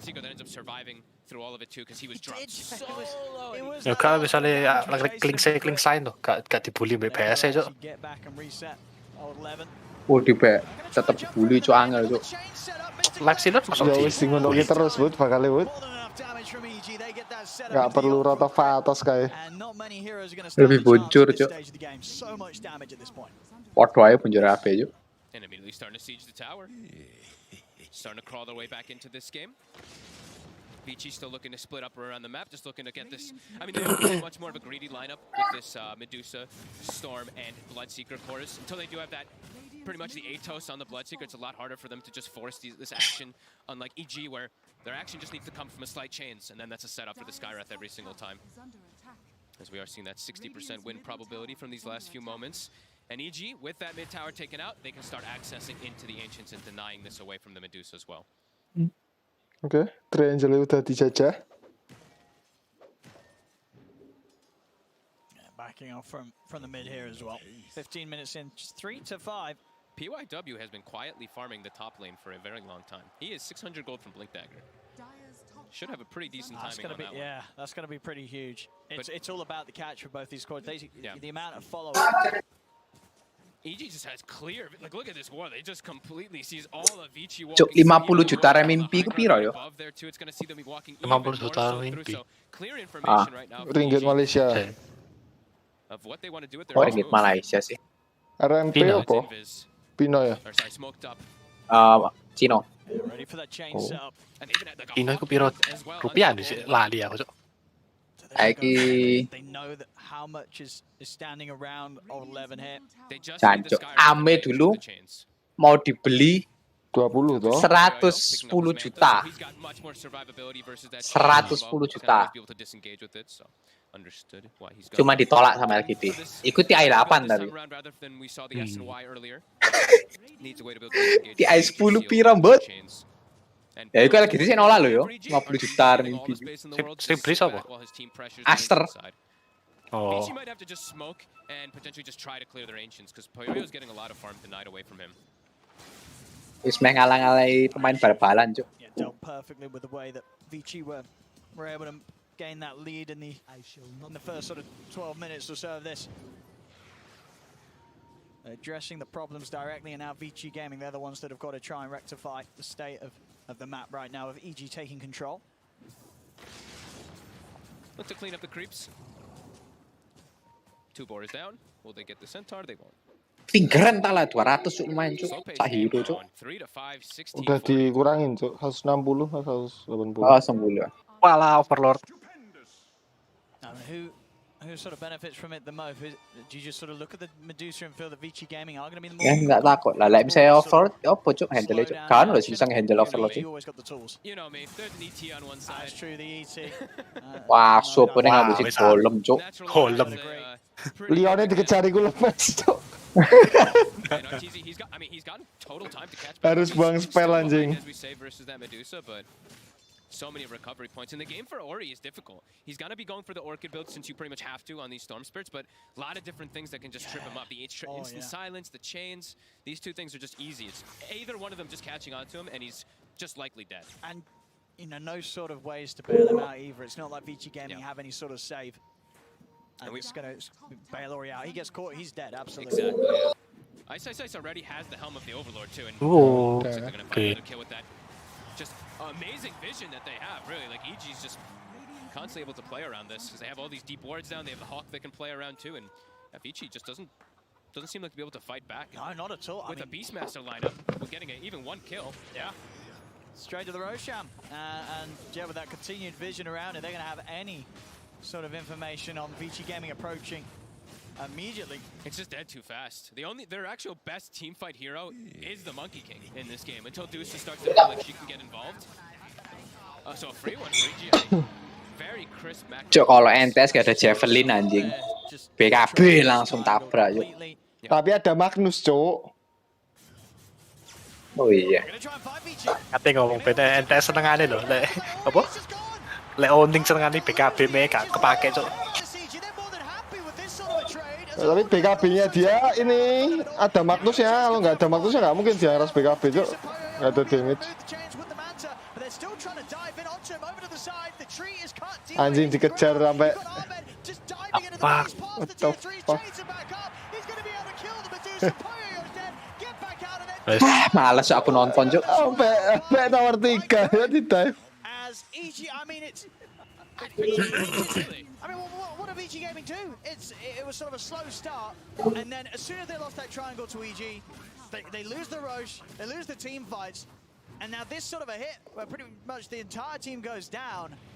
I mean, EG's just in their time, but EG Gaming, they're getting shaken up real bad. I mean, Crit already has Natos. So that offlane Bloodseeker, who ideally wanted to get some type of pickoffs off, hasn't even gotten an opportunity, it feels like, to use Rupture, to even use his Atos. And as we mentioned, Ori, that was a big risk. Stromnya nggak jauh beda sama stromnya Lepan Bong. Bentar. He just got the Orchid. But it's just such a hard game to play with the Orchid alone. You've got nothing to protect yourself. Yeah. EG is absolutely going to catch you. You can only go in and silence one hero. He has to have the bodies going for him first. Like DY has to throw his life away, or Bloodseeker has to just throw his life away so that the Storm, so Ori can actually get to play zero in these lanes, or in these team fights, because he's get chains, get silenced every single time he's dead. Yeah, I know. And look at this as well. EG no stopping straight round to the bottom lane. And look at Abed too. He's had the Javelin locked the whole time for that Maelstrom, and he's just gone straight for BKB. They might just end this game really early on. Absolutely. I mean, with the push potential that Beastmaster can help with, they have every means to take a sort of early high ground. They take one more fight against Vici like that one just now outside of the base, and are able to wipe them. You know, these tier 3s of Vici Game are going to get focused very early on in this game. And they're even just pushing bottom. Like they have to address this on the side of Vici because of how big the Beastmaster is. They're always going to have to send a hero to react. And because of this, now look at EG. They're ready this to wraparound. move. I don't know if Vici Game is going to be ready for EG coming from this angle. They're trying to bail out. They know. On 11. He will manage to TP out. PYW and DY, they are going to fight back. Zippo, but Ori's just gone. He just disappears. Did he even get it disabled? I think he just died to the sheer damage. It was just the raw damage. He goes and he's just gone. That's not even with everybody, too. Ice was still just lingering around the mid lane. They kill the Skywrath, but they lose 3 big ones. I mean, everything continuing to plan here for EG. It really has just been picture-perfect planning for them. Yep. After those lanes didn't go perfect for them, they, like you said, invading the triangle, denying that away from the Medusa seems like a recipe for success, as they have just so much dominance now. 2 tier 2s taken out so early on. Now just going for top as well, and the control continues. It's going to be another tier 2 soon. I mean, if they keep this pushing and turn just the tier 1 into a tier 2 as well, I feel like this has got to be one of the games where all tier 2s have gone down the fastest if EG keep this up. I agree. Some insane pushing early game here from Evil Geniuses. Vici Gaming, they've got to regroup, gather themselves, and think about how they're going to hold it in any sort of team fight. They're going to try another move here, Ori. It's going to go straight over towards Fly, but Fly's pretty tanky here. The Bloodbite will come out, but Fly's still alive. They've silenced Ori. Ori's gone. DY as well. The damage goes through Martiz. His old 11 hits the deck. Fly will fall, but now Poyoyo surrounded by EG. P1W will attempt to help out, but he can't keep his Medusa alive. Poyoyo falls. And they're going to call it 22 minutes in. Evil Geniuses just destroyed Vici Gaming. They just slammed them out the way. This was a complete beatdown, and EG, I mean, this is the cleanest Dota they've brought out so far. It was picture perfect. They 10 minutes ticked of all the perfection. boxes. Wow. Like actual 10 minutes of perfection, right? It just, they had Ori's number. It feels like Vici just slowed down a little bit too much, didn't utilize that heavy farm that the Bloodseeker had at the start, weren't able to force any fights, and then EG just hit this timing of the Beastmaster, started the push, took over Ancients, and like you said, perfect. That was. I mean, that's just one of those games that I think from any sort of the other teams here or people interested in high-level Dota, you just watch back that replay and just look at every single movement that EG made drawing up to the closing of that game, because you just can't let them do that. I mean, EG, they just had nothing. The few fights they turned up to, just complete shambles. You know, Ori's going in, he's dying immediately. And, well, yeah, that's a rough game one for Vici Gaming. They are going to really have to pick themselves going into the game too, Fog. One of the best vision games, I think, if anybody does want to look at for those like 10 minutes, because they had absolute vision control. They saw all the moves Vici was trying to make. The move mid, you know, that's where Vici thinks that they're going to be able to get something for Ori, and they saw it coming immediately, and boom, they just get like a full cleanup kills. Arteezy was able to sit back farm. Yeah. That's it. Perfection there from EG in this game one. We'll see if they can do it again in the second one, but what a start for EG in this series. Thank you so much, Odie Pixel Fog. My goodness gracious, that was a game. A blink if you miss it. EG coming out in full force. Tsunami, my man. I haven't seen anything like that on the stage so far. Odie Pixel said it. It was near perfection. I don't really think that you could have optimized any more than that entire game, which is funny, Jenkins, because you and I were speaking before this entire day started about how Vici Gaming prides itself on optimizations and how EG may be not taking the same early game approach, but here it just seemed all flipped on its head. Yeah, I think the question we had was, so the way Vici likes to play is they're one of these teams that they will rotate heroes around in the laning stage just for efficiency. They don't do it for kills. They're not going for these like small plays or anything, but they just put this wall in front of you in the laning stage where, like, you know, there's a Grimstroke in the safe lane, pushing the wave out safely from trees with the Quelling Blade. Somebody's jungling. They just do this like efficiency in the 10 to, until like 10 to 15 minutes. But EG just broke it. And I think that was the question we had, was like, Crit is the type of player that runs around and makes opportunities happen. And, I mean, I didn't think it was going to go like that. I mean, I figured that there was going to be, okay, one of these playstyles was going to win out. Either it was going to look like Vici was a wall and EG couldn't break it, or Crit was going to break it wide open, and then Vici was going to look maybe not exactly like that, but close to it. I feel like what's interesting in that game is how long it's kind of a lull for, right? Like there's not much happening for, let's say, 15 minutes, kind of slow, and then EG are like, okay, we flick a switch now. This is what we wanted. We have our vision heroes to have their key items. We're strong at fighting. We're going to run at you until it ends. And that's basically it. And honestly, I can understand this GG out from Vici. It might look like tilt or whatever you want to call it, right? It's such an early GG in the game, but everything their lineup wants to do and everything EG's lineup wants to do, it's just going to, like, EG have just accomplished everything. They have full map control, they have a grip of everything, and they're winning the fights. So coming back from that is almost impossible. And sometimes it can be better to just be like, okay, call a spade a spade. We lost. Don't break yourself down mentally. EG is the type of team too that they probably weren't considering this, but just as like a fact, like EG is the type of team that during the whole NADPC, we saw that they would often take these really long games, but the moment that you give them an opening, they go straight for the jungler, and they just destroy you. So EG was this weird team where they would be very patient, they would play for only like perfect plays, the best opportunities, but then the moment that they could get that, it was like just all gas, no brakes. And in this game, it just happened so early that it was arguably, this was like the biggest stomp of the playoffs, I would say, so far. Yeah. Is that how you feel, Tsunami? Secret OG, maybe? Game 2? Yeah, but at least they fought until... EU stomp. They fought it out. Yeah. And at least like tier 3 towers are falling at some point, tier 4 towers, so you call GG after that. Whereas this one, and it's what I have been critical of for Vici for a long time. I don't think that they have the same killer instinct that Evil Geniuses does. Even though both these teams have been proven to be very consistent, Vici Gaming is just consistent to a slightly less flamboyant degree, and they will be top 6 finishers consistently, but rarely ever grand finals. Well, this is a chance to prove it, right? I mean, they've got to win this one out and move on forward. This is TI, man. This is like the make or break moment. Do we continue to follow in kind of the calm that we were talking about, the same kind of drafts that are a little predictable, or do we pull out something crazy? Now, speaking of crazy, by the way, we had some nuts moments on our first draft, and I want to make sure that for Game 2, this is a very serious series where someone will be going home from the International, that we keep things professional and on track. So I would like to welcome a friend to the panel here. Ladies and gentlemen, if I may please introduce my little friend Peepo. Peepo the tiny meepo. Now, Peepo is here because, don't touch Peepo. Peepo is here, and he does not like it when people say cringy or weird things. So, Jenkins, if you ever say anything, you're going to make little Peepo cry. Don't touch little Peepo. Three bees can replace every bird. Birds are not held accountable. They should be held accountable. Oh, he's blurring out.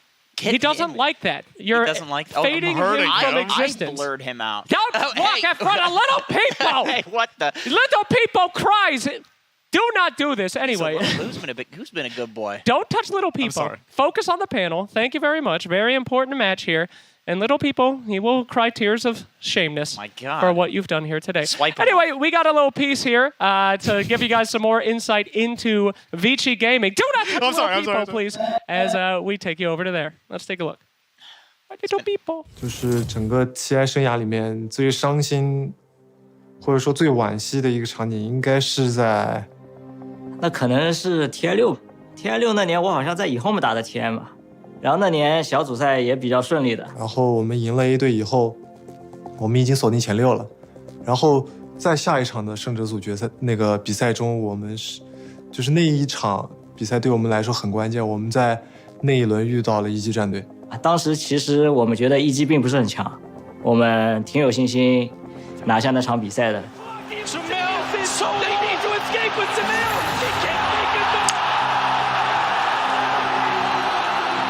This racetrack, that's going to be mega. EG going to need a miracle. Not a position you want to be in if you're an EG fan right now.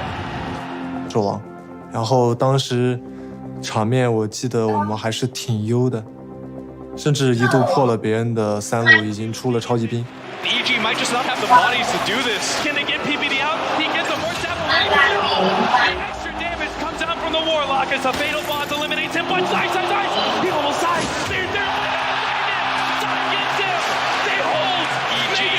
Can they do it? Any pickoff on a core might enable them to still win this game. EG might be able to do this. Jenkins is holding. They're holding this event here again. If they kill him, he'll take him out. They revive back in his here. Oh, the throne's going down. The throne down to victory. Game 1。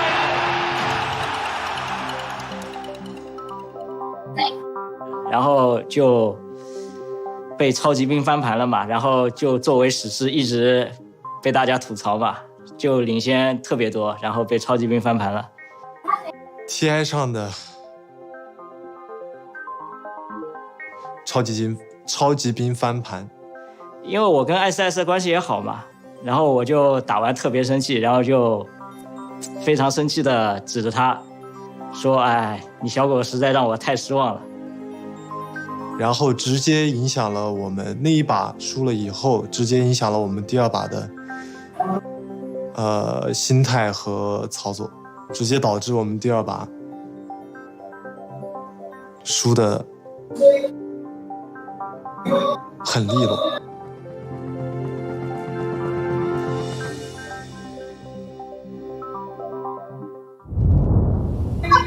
All right, fantastic there. As we enter, Little Peepo, he's still here. Get him out of No, here. keep him. He does not like cringe. Look, he danced as soon as he started talking. Like anyway, back to this. We have one game away from potentially Vici Gaming exiting TI. Please stop dancing as we continue now. Idle animating. That is an idle animation. He seems to like it. He is not dancing. So, oh, okay, that was cringe. Let's move on. Synderen, back to getting serious here. Little Peepo, get out of here. Don't make Daddy smush you, Little Peepo. It's time to go. Time to get serious again. Bye-bye. Perfect timing. Great. We practiced that for 6 hours this morning, so I'm glad that it went through. All right, so Synderen, you're in Vici's shoes. Is that a game that you would have GG'd out quickly to get your head back into the game? And I would like to say to the new viewers here at Dota 2 that doing such an action, not a bad thing. You got to get your head in the game. You got to move quickly. Synderen, I rescind my question to you because our teams are simply entering the arena. I don't care what you have to say, Synderen, because I would rather see the teams enter. It is almost time for Game 2 as EG face off once more. All right, now you can Let me know what you care what I think. Go ahead. I'm ready. Synderen? You care now? I'm rescinded. Where's Peepo? Where is Peepo? Please focus on the match here, Okay, so I think it depends a bit on your team dynamics. There are some teams that the most important thing, honestly, is that the team is on the same page about what your your approach is to GG calls. Some teams have the mentality, we play until the throne falls, no matter what. Others have the mentality that if it's over, it's over. And those two things don't necessarily always align. And for Vici Gaming, I honestly don't mind the GG. Like I said, I feel like the game's just lost, and it's something we've seen championship teams also GG out in similar situations, especially player that comes to mind, a lot of PPD-led teams will GG out in positions like that because, like, I had a strategy, I had a game plan. It either we mis-executed or it was a bad plan, but either way it's over, and you don't want to waste all that energy just grinding through a loss if you feel like it's hopeless, right? It can look like tilt. Like I said, I think Vici Gaming are going to look better in this game, and they're going to change some things up, and they just identified that game was just not going their way. I think so too, and I think Vici is the type of team that they usually have a pretty stable early game. Their laning is strong. And like I said, they don't go for kills, but they're really good at playing the laning stage efficiently. So coming out of it and getting snowballed on like that, I don't think that's necessarily something that they're used to. Their warding in the early game too is like, I think they have top 3 efficiency in terms of top 2 efficiency in terms of warding. I had alluded to it previously, but yeah, there's this interesting metric on how efficient you are with your sentry wards, how many sentry wards you place to find an observer ward. LGD obviously the best because they are seemingly the best at everything, but Vici Gaming is a close second. Are you telling me that people actually keep track of the efficiency of sentry wards? Very much so. My goodness gracious. I don't even buy them. Yeah, while you were doing a little Peepo, 100% he was efficiency. researching that. That's right. You know, if you don't buy sentry wards to de-ward, that's 100% efficiency, guys. Divided by 0. That's right. So anyway, though, interesting to talk about these drafts again. Tsunami, you've been a little critical of Vici for kind of playing by the playbook, always doing it the same thing. Do you expect us to go to potentially crazy places here in this draft? No, see something new? I think they should go back to more what they were familiar with. You mentioned that they had picked Snapfire every single time previously in their upper bracket series, and so I think that that's something that they can rely on. It's even tough for me to diagnose something that was wrong with them. I think it was just EG getting everything that they wanted. I think maybe ban out Ice Beastmaster.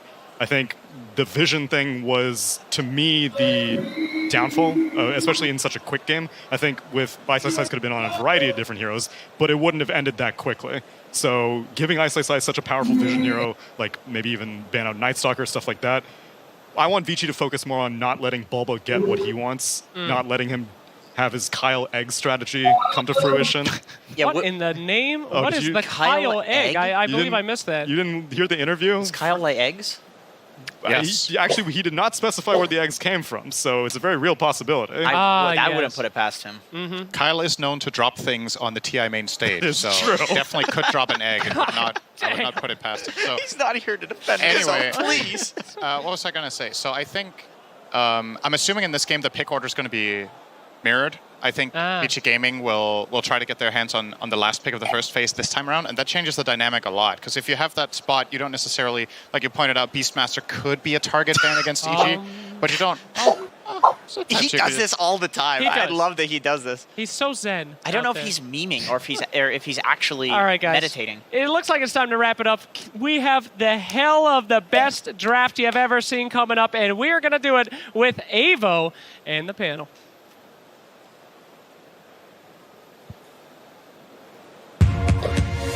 Evil Geniuses versus Vici Gaming.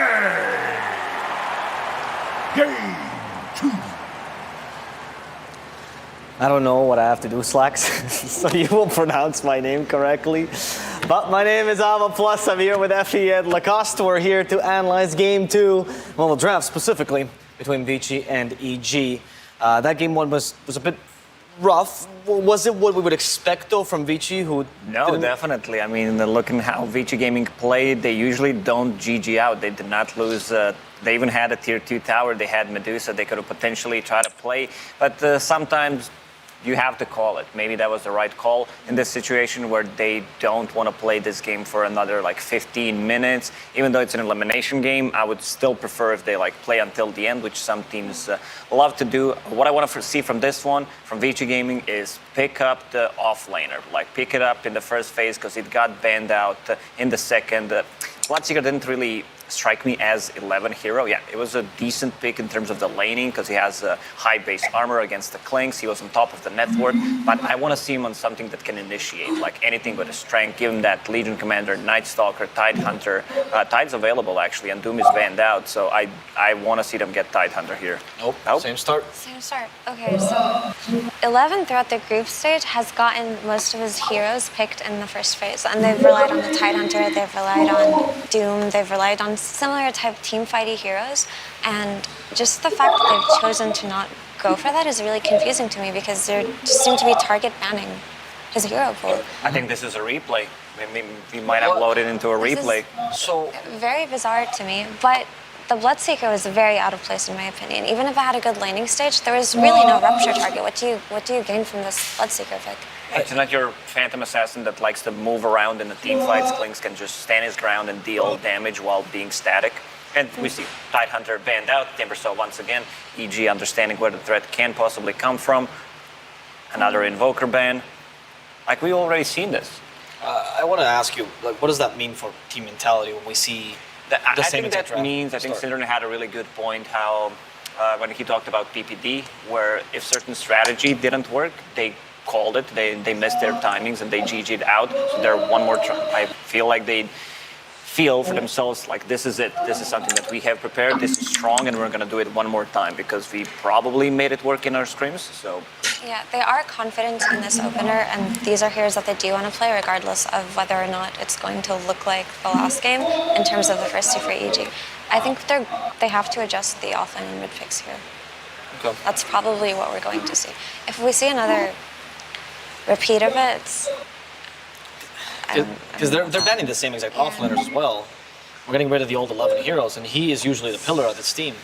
he is. Whenever 11 is popping off for Vici Gaming, you know that the rest of the team is also going to have a good time. I might be a bit biased here because he's one of my favorite. He's definitely the favorite offlaner, and because he can overextend, you know. And with 11, they're always going to have fun watching him play Yoda because he will overextend. There's going to be a couple of mistakes being made, or like he can go either 11-0 or 0-11 sometimes, and. But he's been pretty stable lately. Throughout the Season 1 and Season 2, that has been a meme for a long time, you know, about 11, but he's been stable in terms of laning stage, itemization. His positioning has always been good. One more time, Shaker getting banned out, but this time around, Vici Gaming making a bit of an adjustment, going for Storm Spirit ban. That's because they don't want to give it away, right? Yeah. It just looks exactly the same. We can talk about these heroes again if you'd like to, Ava. I mean, sure. You know, tell me what why they might try the Lion Monkey King again. Yeah, for anyone who might have tuned in, the reason why this line is valuable for Vici is because it directly counters a lot of Avid's hero pools, so it makes it so that they have more leeway in their draft and what they want to ban and what they want to pick. And the reason why I say he directly counters is just the instant disable and hex. He's very good against Puck, very good against Storm, very good against Ember. Focusing a bit more on the laning stage, being able to take off the boar, dispel the Elder Titan Spirit. Let's see if they decide to go for even Ember Spirit, whose shield can be dispelled by Enchantress. That also means that this is a core Monkey King. Yep. This makes me curious because now that they see the core Monkey King, I mean, it could even be a core Enchantress. Only Tundra has been doing at 9 recently, I've heard. But yeah, they even got Main di Aussie aja talking cuma about last game 150, Lacoste. So a pretty solid hero against Monkey King. Green game orang Yeah, seru because he's one of the heroes that can just sit in a WooComp's command, trade well against Monkey. You don't care too much about Jingu, or once you get like 4 or 5 stacks, you feel too powerful for Monkey. Let's see if they decide to go for any kind of repositioning tools against Monkey. Okay, so you take the big creep, it's gonna get arrowed by Mirana, the old school counter, just focusing on the laning stage. I suppose it's interesting to look at their bans and then this flex to a core Monkey King. They actually eliminated a lot of heroes that might be annoying for Monkey King later in the game, actually, by baiting out these bans. So that's an interesting take that Vici just did that we didn't consider initially. Mirana, I think, has been an underutilized hero.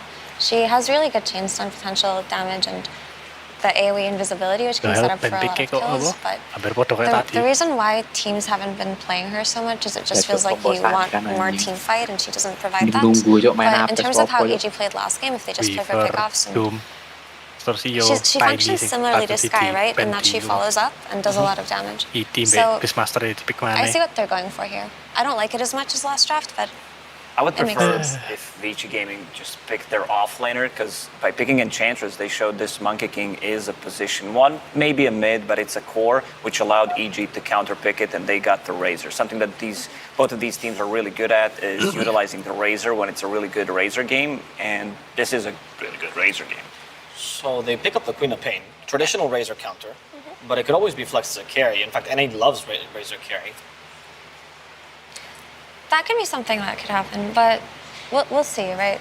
It's still open. And for those of you at home, the reason why Queen of Pain is a traditional counter to Razor is just because she blinks out of the static link. And the Shadow Strike also annoys him a lot in the lane. Can't heal too much, can't chase after you with a Shadow Strike on you. Right now, what drafts do you think have more weaknesses to cover with this last pick, Lacoste? It's going to be a very hard last pick for Vici Gaming, because you're playing, most likely this is going to be Razor on the safe lane, and they're still waiting for Abed's hero. Master bocor. It's very hard to pick anything ranged. Your position 4 is going to be Lion. He's good at protecting your offlaner because you can throw a stun, you can throw a hex, possibly break the link, but I don't think you're ever going to feel comfortable playing into Razor on the safe lane. Yeah, so I think this is going to be very dependent on lanes. It's obvious that Vici plays priority on it this time around, but I don't even think the lanes are that countered, to be honest. Like, if they do put Razor on the safe lane, which they probably should do, Beastmaster Mirana is going to be a strong lane, and so is ET Razor. Mirana just counters Enchantress, right? They're going to make her chase the Beastmaster around, but they could also do the same thing with Mirana for the Enchantress. And Monkey King, while he is good versus Beastmaster, he does get kited out by the boars, right? Also, Vici have put themselves in a position where they have no team fight at all. So it's a bit They need concerning. something from the off lane. So you need to think about what you get from the off lane at this point, because your matchup is tough. If you get something like a Legion Commander, which is a great dispel against the Mirana Arrow, against the Beastmaster Roar, you're still going to have a really hard time. And once again, EG with the Spirit. Okay, Magnus makes sense. He has a skewer to break the link, and also Empowered Monkey. We saw yesterday how strong it is with Quincy Crew when they played it. The first game, even though they lost it, you come online so quickly with the Echo Saber into BKB timing. What I like about Razor on the other side is he's also one of the few safe laners that just builds into BKB early on, and then you steamroll from there, because you're going to hit the big timings with the Helm on the Beastmaster, one item on the Void Spirit, one item on the Razor, and you're going to be good to go. And now all of a sudden they have Vici, on the side of Vici, they have this RP into Wukong's command into Sonic Wave, so they do have team fight. This Magnus looks like a really nice pick. Monkey King Magnus has really nice synergy because Monkey King's farming as a core can be very affected by how his laning goes. And if it goes badly, he doesn't really have an inherent farming tool built into him, right? There is Primal Spring, but it's not good enough. It's too much of a mana cost really to just spam it wave after wave, and it can also bait you into getting killed. But having a power on the Monkey King makes this game a lot easier. Okay, so what draft are you favoring then, Effie? I still like EG's draft more, I would say. I definitely like Vichi's gaming more than in game number 1. Looking at this Enchantress, it's a really good lane counter for both of the heroes, so they might swap things around. You know, they could potentially put this Elder Titan on the safe lane, and so that you don't have two heroes countered by Enchantress. I think that's the play here. Well, we are going to have to hear from Vici themselves what they think about their draft, as Frankie is waiting for us on the sidelines with Vici Gaming's coach. In that opening game, we did see the pace entirely controlled by EG. So, Coach Fenrir, how are you going to take charge of the tempo in game number 2? 刚刚第一把 EG 把节奏控得很好，你们在第二盘当中有什么打算把节奏抢回来？就如第一盘而言，其实我们对线来说压力不是特别大吧，但是狮王还是给我们制造了点麻烦吧，而且我们前中期的处理也不是很好，所以这盘3手也做了应变吧，出了小鹿这个英雄。So in the first game, we didn't feel like we lost control because we did feel like our lanes went well. However, the Beastmaster did cause us some troubles.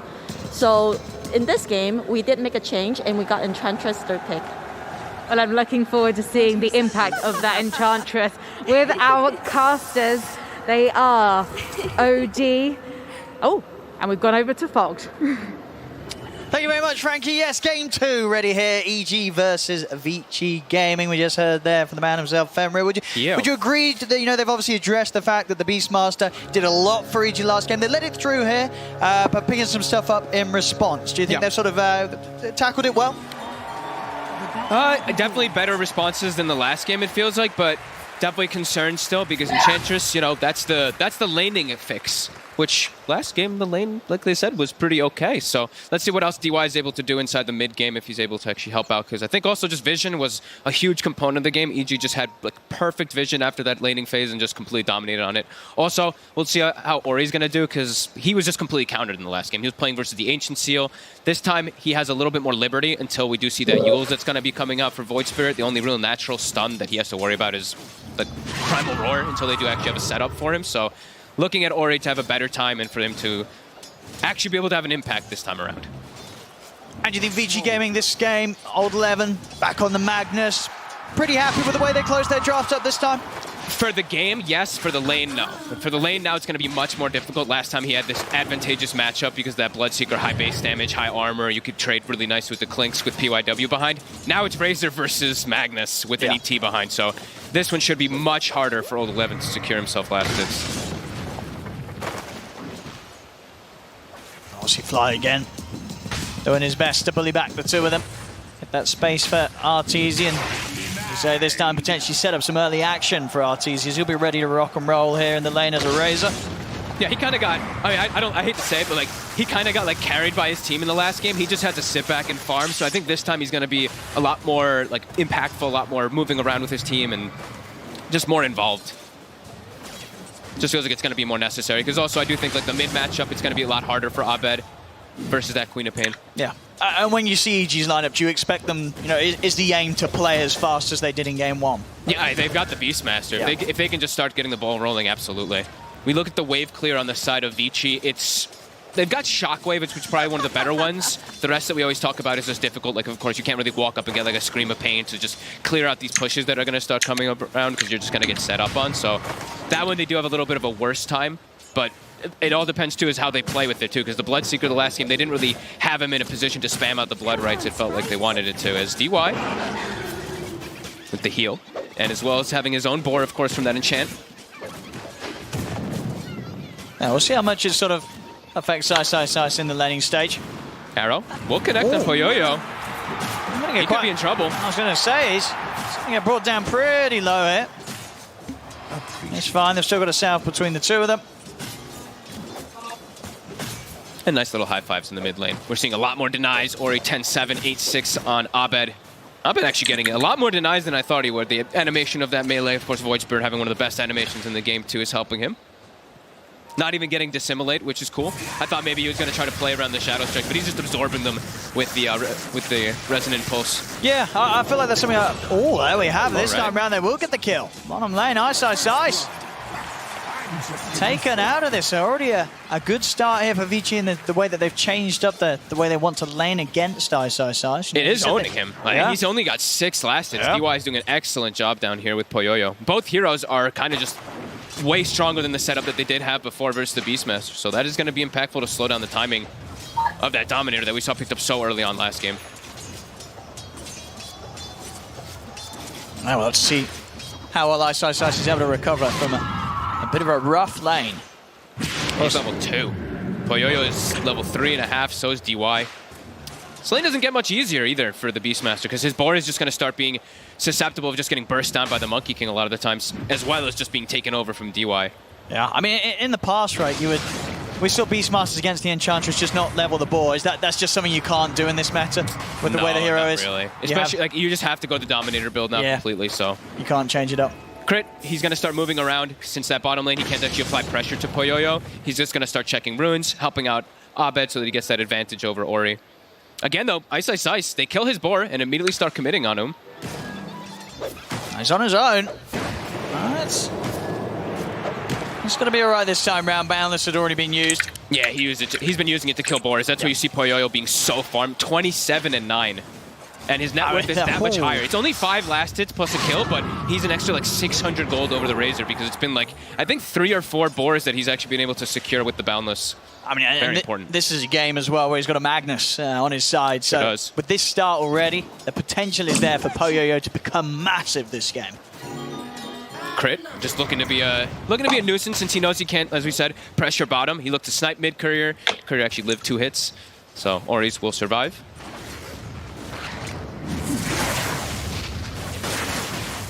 It's trying to push back old 11, but always hard to go when they know he's got the skewer. Well, let's get the skewer back onto Fly. Trap out with the shockwave, not enough damage, and as soon as they have used that, old 11 has to be cautious of Arteezy being able to punish the fact skewer's on cooldown. This top lane, I mean, 23 for 4 against the 25 for 5. This sort of matchup going much better than you expected for the Magnus. Yeah, I didn't think he was going to have that many last hits, but just great positioning of the lane. I'm seeing PYW getting it to be pulled back for a good spot for him as Ice. Boundless is down. He can always go for the TP out, but look at like 8 last hits on Beastmaster. I mean, he's getting completely pushed out of lane here. I mean, we sort of see it as well with the movements from Crit, maybe sort of just bailing out in that bottom lane. I mean, is there any sort of recovery to be had down here now in this matchup? It seems like it's so far behind.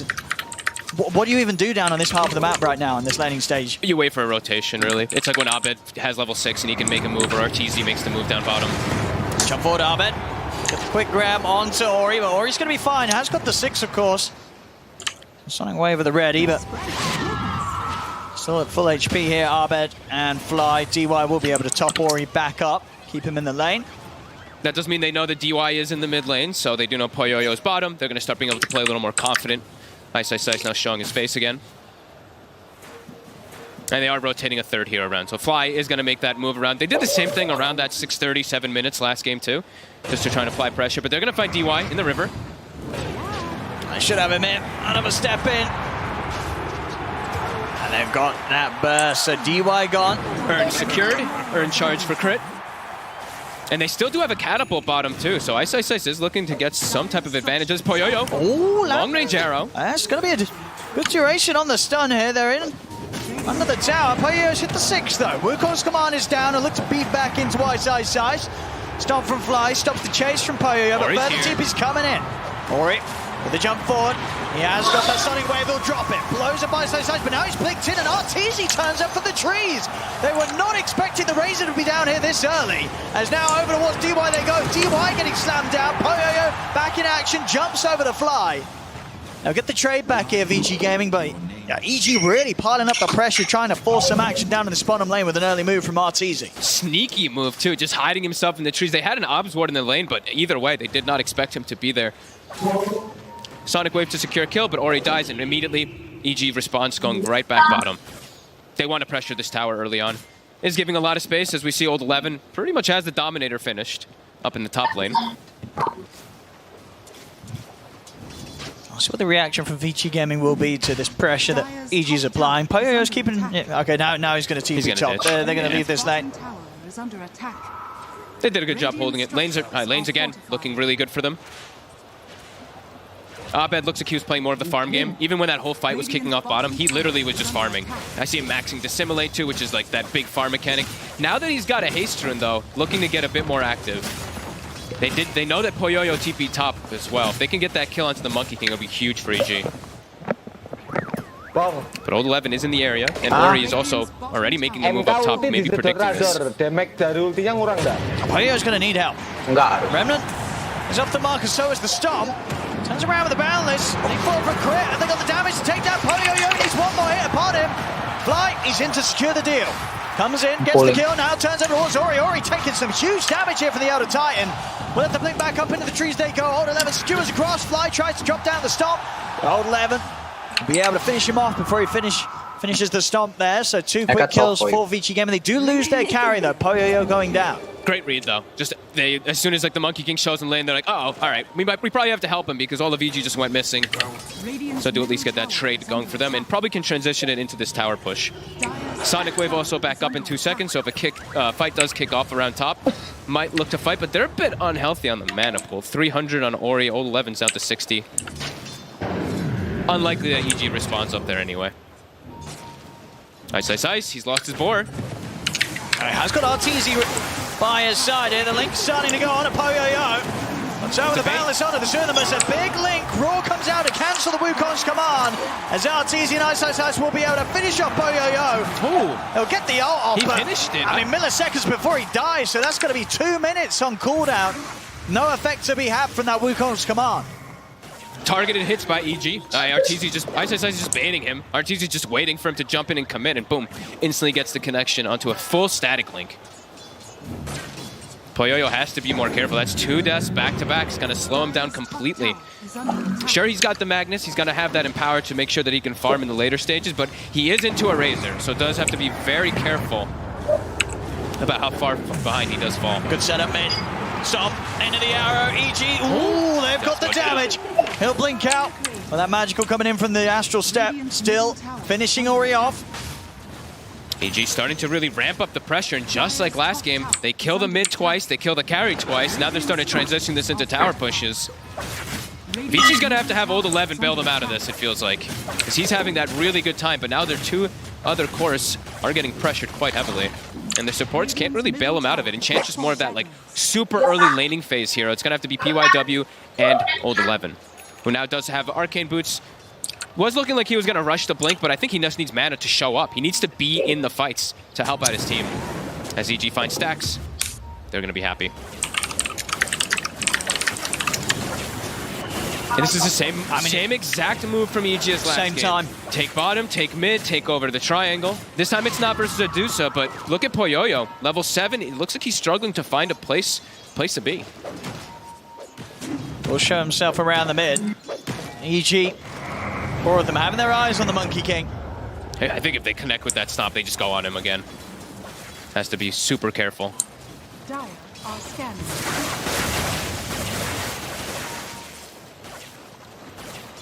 So the next call from EG is going to be already getting themselves back into the jungle of Vici Gaming. They have this vision up top still. The ward is about to expire. Want to get Old 11. They see 11. He sees the ward expire. He's still farming though. He's still chilling in the area. But look, EG's got a better hit. They're looking for Poyoyo again. If Arbe can close the gap, they'll have a solid setup. He's sure. Oh, he's off the mark. Both Not able to hit mark. that Remnant, and Poyoyo will be able to walk away there. Bit of a miss from Arbed. Back in action in the mid lane. Ice getting jumped by Ori and PYW. As Vici Gaming get the kill, Old 11 was even looking to get a further catch. Well, managed to quite do so. And now, well, with Ice down, Vici Gaming feeling the strength to push back themselves in the mid lane. should be able to commit forward for this tower. There's going to be some stall, of course, from the stomps from Fly. Also pulls the aggro of the creep wave, but with these 4 heroes, with the illusions, with the Dominator, should go down. EG's not reacting. Continuing to farm bottom on Arteezy, continuing to farm top on Abed. And Poyoyo, with his Empower, is able to farm up that Ancient stack after he dodges the gank. Yeah, some well-needed space for Vici Gaming, with EG having to back over away from the Vici Gaming triangle.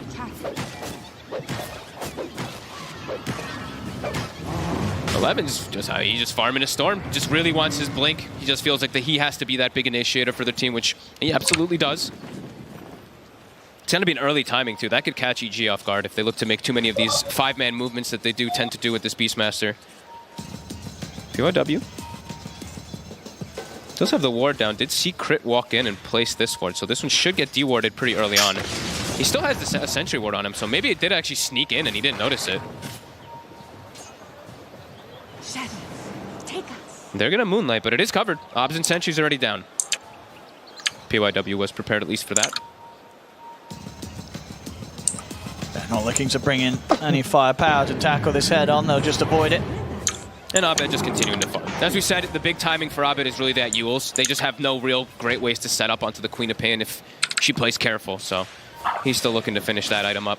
It's giving Vici that time to farm up, though. The Empower, plus that Blink Dagger now online for Old 11.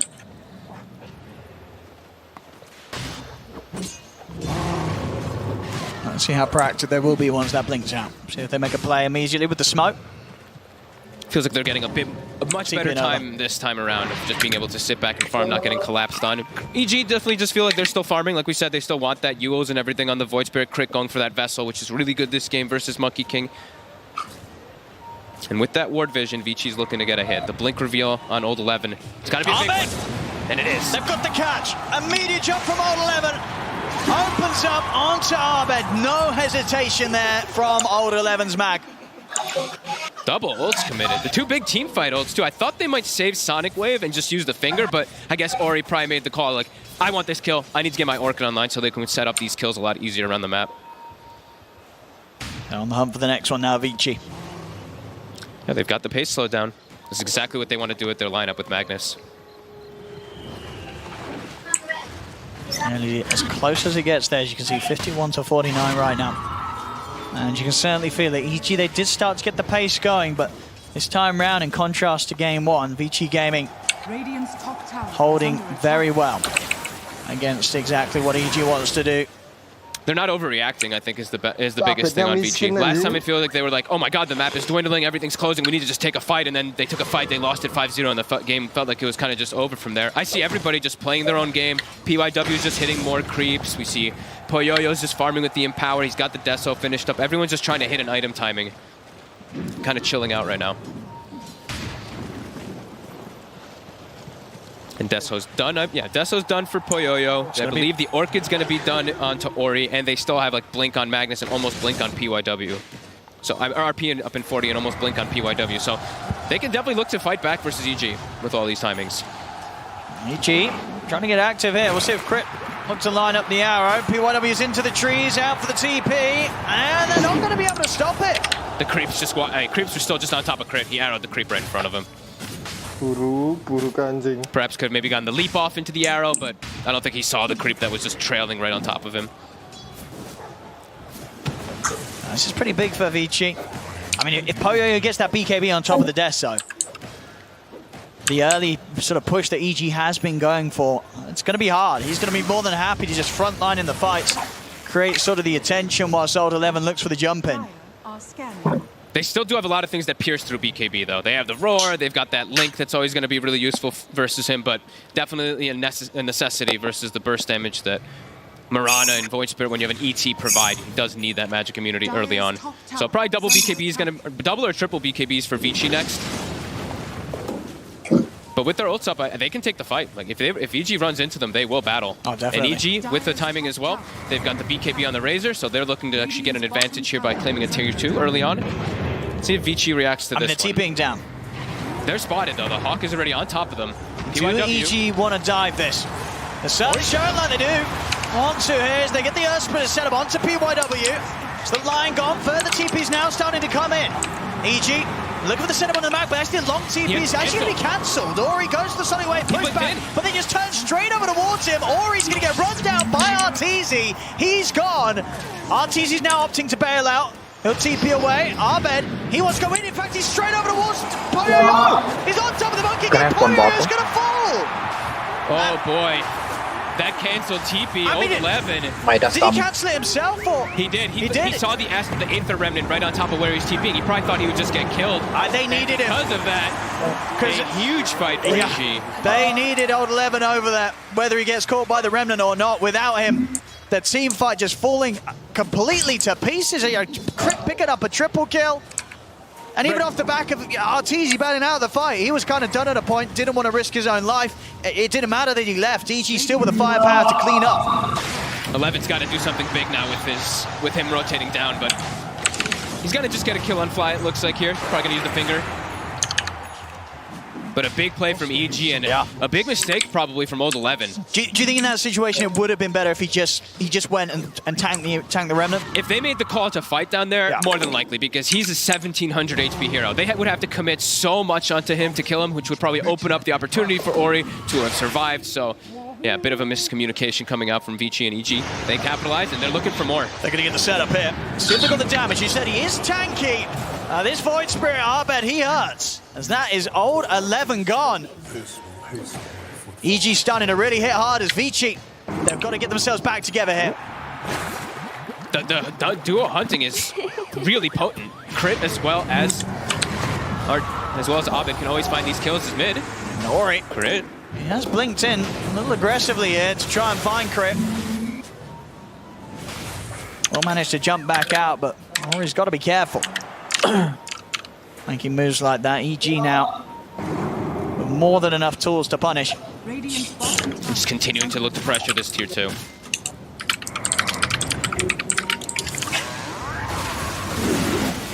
I'm not going to see still DY hovering around this tower. A very risky position. He's tough to bring down. They'd have to commit quite a bit just to kill an Enchantress. He's got 4 step 2, and Tardo's going down. Do they get the outpost in time before 20? It's not the biggest deal, but they won't. But now having those 2 outposts, they're going to have access into bottom jungle. And now Moonlight Shadow, they're still looking for these plays. Poyoyo, he was spotted in top. Oh, he's still showing himself. He is. He's in a troublesome position. They've got the lead in. He's going to try and stand his ground and pop the ult. He'll look over towards Crit. Poyoyo, has he got the damage? He has it. Crit's out with the leaps. He's away from the ultimate. Arteezy with the static link finishes off Poyoyo. They just really have Poyoyo's number. They always seem to be able to catch him out. I think he needs to just play a little bit more careful of like not finishing off that one extra creep, as we see a lot of players do. Is like these areas where you are playing around like the dire hard camp up there. I feel like so many times we see players lately, it's like they kill one of the creeps and they're like, wait, something's going on, and they usually bail out. But again, Poyoyo gets caught out. And Crit just super active. Look at Abed as well. Jumping straight up to the high ground. He's found the setup onto old 11. That's the Magnus gone. Stomp as well, catching Lion. PYW, he's out of the game. DY's got to run. Quick jumps here from EG.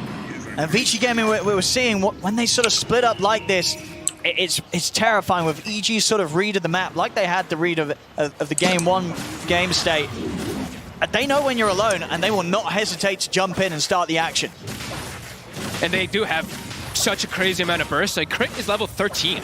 Something we definitely do have to factor in. This high damage that comes from this level Starstorm, Sacred Arrow, also such an early vessel. Like, it is making the difference. That's why you're seeing this almost 2,000 HP damage. Magnus just die. That's insane. Like, he's owning. Every single time he's been there, and that's what's the most important thing when he's there with Abed. The Yule setup, it's great. The damage from the Void Spirit's nice, but that little extra bit that Crit's providing is huge. I say little, even though it's the highest damage, but... Now with the pretty big timing here, Aegis. And still able to pick off. They don't have to wait for cooldowns. They've got Roar, they've got that constant combo that they've been doing over and over again in this game. Vici looking to just wait for the BKBs before they really want to take a head-on fight, but they're starting to just lose too much control. Look at the smoke from EG. DY now look to take down the edge quickly. That's a lot of burst. with the natural order now maxed up on fly. And look at this setup, bottom Abed. He's already over there. And Crit's there. You see them make a move in the jungle, and the next thing you know, they're over around this bottom lane. Ori is going to go for the TP out. He'll live today. Nice Orchid play by him. Does get the Orchid off before that follow-up arrow hits him, so no Starstone from Crit to kill him. But scary. Every time they show themselves on these sides, look how fast EG is. They're killers. Crit's part of 14 of the 15 kills so far. I've still got that big combo play though, Vici Gaming. Golden 11 can find these RPs. They just need to find the combo plays. EG's just look at the way that they're swinging around the map. It's like every single time. It's just too fast right now for Vici to be prepared for it. Let's see what Vici can pull together around the mid. They'll smoke up. Can they land the They've combo? got to look for this combo. Yeah, Poyo has BKB as well, so a lot more survivable. See who's able to find the jump. Can be PYW. They see Abed. Abed. Oh. He's looking to be in a lot of trouble here. Hanks with the setup. Abed's been found. Nice move. They didn't have to commit anything big either. Fingers perfectly fine at this point, and they're still going to have RP and Sonic Wave for the upcoming fight if it does go onto them. And they are avoiding their ancient area. They're trying not to walk into this vision that EG's had control of. I mean, can you look for something more here whilst Abed's dead, or still the fact that RTZ has that age just a little too much for you to just charge straight into? I think it's just breathing room. It's like, all right, Ori, you can actually push out the bottom lane a little bit safer. You can finish up your BKB so that you're not just picked off every time from a Yule's combo. So I think that pickoff is just, yeah, finish up the next item. I believe we're seeing this AC getting very close to being completed here by RTZ. That's going to be pretty good versus the Monkey King. Counteracting that death so almost entirely on his ult team. Again, just looking to get these pushes going too with the Beastmaster. Playing around that Helm of the Overlord. And for Vici at this stage, do you think you just let your tier 2s go? It's just difficult when EG's already set up on it. If you haven't already preemptively set up on it, you have to assume that they have vision everywhere. The Hawk's going to be behind the tower. As EG's been playing in the last game too, there's probably wards all over the place too, so just drop it. Look to make your own play rather than be super reactive, because you know they're going to have vision advantage. They're doing exactly that. Looking for a tier 2 themselves, but the fortification is up. So if EG want to try and push back up to the high ground, they do still have Ice in his army leading in. A bit of damage to the tier 3s now. They'll poke it. Golem's doing work. Radiant's middle tower is under attack. And they're literally just sitting onto the triangle, just continuing to farm that area for RTZ. Full Ags now finished up for Abed. So, as we mentioned, those BKBs, especially on Vici, are going to be very effective versus that. They don't have one on 11, though. He's actually gone for a Lotus Orb instead. Did you like that decision? To sort of help against those being caught by the static link? It'll help out. He'll be able to protect Poyoyo so he can actually stand his ground inside the fight. So maybe he gets a link of his own or reflects Aurora's. Ori. Quite a deep move here from Vici Gaming. They're going to go out with the TP. PYW gets left behind. They both had to BKB to TP out, though. They were very afraid of getting set up on. And the question is, did EG see the BKBs being used? I don't believe that. I don't think that they did. I couldn't see if the ward actually caught the glimpse from there. I think they were just a bit north of it. So I might not know. But they might like to make a move anyway, since they have this vision advantage over this area. Ahmed, yeah, he's going to go. He's in with the jump. As you say, BKB's still on cooldown for 40 seconds. Ori's there. They get the blink off.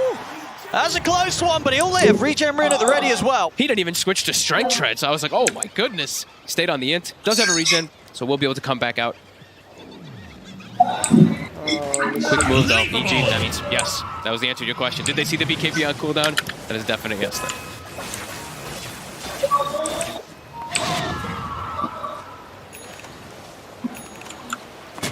Vici starting to step out. I mean, again, they're not playing too fearful here of EG. Aegis seconds away from timing out for RTZ. They're playing where they know that they have better vision advantage. Just playing around that one ward. They have sentries in the area so they can see if a Hawk comes in. EG just continuing to play around their vision so they can get that initial go. Vici. There we have it. Another attempt here. Smoke. Last time, they're only able to get Abed off the back of a smoke. So if they can get something a little bit more this time round. EG knows this. Set up in the trees, Crit and Ice. They're going to make the jump for Crit. Crit's going to make the action. They're in, but now the counterplay from Ahmed. Oh my god, Atos ready, purple. BYW gone. Crit He's still alive somehow. He's going to tick out. Get the deny. Oh, he's actually got the vessel. Oh, with the bottle They as want to well. deny him. No, they bottled him up. I mean, the temptation's there, but indeed, Abed being a bro, if that was any other game, if that was your pub's crew, it would have been dead. But they'll let him live. They keep the man alive. And that was the Sonic Wave burst for that. EG, I think maybe that hawk that they had inside the tree line did catch just a glimpse of vision of when they went for that smoke, because their positioning was just way too perfect. Straight with the moonlight to try and spread back out across the map. Vici Gaming, despite losing PYW there, still keeping this pressure on bottom onto the tier 2. But they saw him. They saw Poyoyo, and they have this ward. So they have complete vision of Poyoyo right now. Arrow? I mean, oh my goodness, that was a little bit close. Last minute jump to the side. He's going to have to put the BKB and go for the TP out. We'll see Abed jump into the trees to look for more. He's got the ult attempt. Cancels the TP out attempt from Old 11. As Old 11's going to get left behind there. As you say, that would, giving them the info, Abed able to jump straight in. And those without a BKB, such as Old 11, not able to TP out quite as successfully. They do get the tower that they came for, though, on the side of Vici. But do have to be careful now that that BKB is on cooldown. We see EG immediate smoke swinging across because they know it's on cooldown. Either the Monkey King or the Queen of Pain will be a free kill if Abed is able to set up onto him. Or Ice with a roar. Vici has to go all the way up into their high ground, which is going to open up the map for EG. Push all their lanes in. It will be a bit difficult for Vici to get out of the map now in these next few moments. And a gem now picked up. So, like we said, vision control, vision advantage. That's what EG's been playing around these last 2 games when they have the Beastmaster. So, makes sense that they pick it up at this early time. Still just 1k in it. It just goes to show how very close. How much of a swing you will see if Vici Gaming can find that sort of team fight, that high ground defense. Pushing into the high ground against a Magnus is always going to be rather scary. So, Old 11 will have to be on the minds here of EG. EG has vision of Vici right now in the bottom lane. They have that kind of cute lane ward that I haven't seen in a while. Watching them all TP back, so immediately they push onto high ground. They get a free tier 3 and and the fortification. That was... That could definitely be abused here by EG. They still see Poyoyo bottom. Look at the line drawn. Will they make it in time? Surely not quite. Ice has Blink with the Psychic Headband. They're in with the Roy. Got the BKB off in time. Back up here as well from Old 11's Lotus, so EG won't be able to continue. There's the BKB, of course, forced here, out for a minute. Is it down to 6? It is already. How's the Queen of Pain one? Also down to 7 seconds. EG's looking to swing again. Still looking for something. Jumps in immediately, does get caught out by the silence, but he's rather tanky. Jump on Old 11. He's not really caught anything. Doesn't get the catch that he needs. Ice now heading over towards Old 11. The army of Ice just beating through this Magnus, forcing Old 11 back. Poyoyo will get the Wukong's command down to finish off Ice's life. But the rest of EG is still alive now, but he's ready to jump straight back in. He's looking at PYW. He needs backup, but he needs it now. RTZ trying to help out, but the damage from Poyoyo is too much. Another kill here for Vici Gaming as EG losing control in the team fight this time. Old 11. Very greedy going for that play by himself, jumping in. Jumping back into the whole squad without the rest of EG quite able to follow him up. See Vici, can they chase for more here? Poyoyo set up onto Fly, jumping forward. He's in onto the Elder Titan, and Vici Gaming getting 3 kills out of this fight. Out of a whiffed RP, they somehow end up getting the 3 kills anyway. Yeah. Maybe a bit of a good luck charm. That was an Old 11. Make sure you miss the RP at the start next time. That worked fantastic. Abed just really overplayed his hand. He thought he could burst the Lion in time, but PYW survives, I think, because of his stick charges. And now into Roche, they're going to clean this one up. Just as well as that shard. That's huge for him. Vici Gaming, a solid strike back here against EG. Now it's their turn to sort of show what they can do once they get this sort of a bump up in power. And they will give that shard over to Ori as well. We'll see this again here at the start of the fight. It looked awkward. Yeah, just not quite able. It was trying to catch Arteezy there in the RP, Old 11. And it's like Abed was able to back up, reset with the regen rune, and then either way, they still weren't able to take the fight because of that positioning. Vici just having the high ground advantage. Yeah, we'll see it here in a second. Abed, I mean, he feels rather strong, but jumping back in like that, that was a huge risk to take. Yeah. It does not pay off. Oh, interesting. Bottom Ori. He's gonna get caught out here. Oh, he spent his gold too. He bought out the Lincoln, so 70 seconds, he's dead. That hurts. Towards the end of that as well, he could have put the BKB, but the blink was down for a second, so maybe BKB wouldn't have saved him anyway. Pretty interesting though that he's gone for the Lincolns as well. I know into Roar, a lot more people have been going this when there's only that like 1 or 2 single target things, but neutral items are a thing, and neutral items are what I call kind of the counter to Lincoln Sphere. As we see, there's a headband up on the Beastmaster, so as soon as they identify if Ori has Lincolns and no BKB up, they're just gonna headband break it every single time. So has to be very cautious of his positioning still anyway with that Lincolns. But Vici still with this enormous amount of team fight, and after that last fight too, didn't really point out, they did claim the gem. So we always were talking about that vision advantage for EG. Having this gem is going to make Vici's life just a lot easier of knowing that they're not playing under a Hawk, not playing under a Ward in all these situations. And a very buffed up Poyoyo, as we see an Alpha Wolf following him for the majority of the game. He's got Ice Armor too, provided from the Enchantress, and that Empower.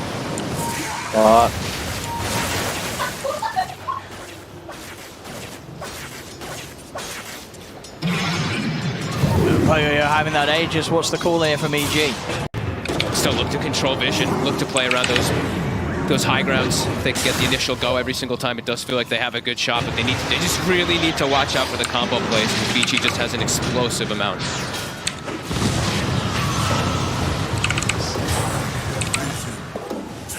Very close game though, neck and neck. And this is what you want to see, Vici Gaming. They've got everything up. VG. I think they have vision of that one again. I believe that Hawk that Ice has right next to that ancient kind of area did catch a glimpse of it, so they're backing up immediately. So Vici's never catch anyone hit.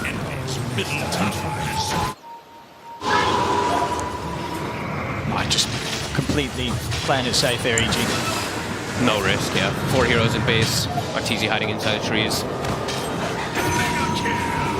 Outpost will be claimed. Vici still swinging. 2 minutes left on Aegis.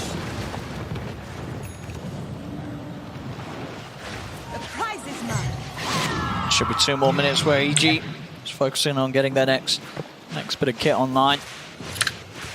Mori trying to get the AC to counteract that of Arteezy's. Arteezy very close to having his next item complete. Level 23 as well. Still top of the board here, just ahead of Poyoyo. It's such an even game right now. It's really just, it's gonna come down to those initiations. Who's gonna get the big jumps, who's gonna delete a hero at the start, because on top of those big initiations, it's an overwhelming amount of damage that both sides do have.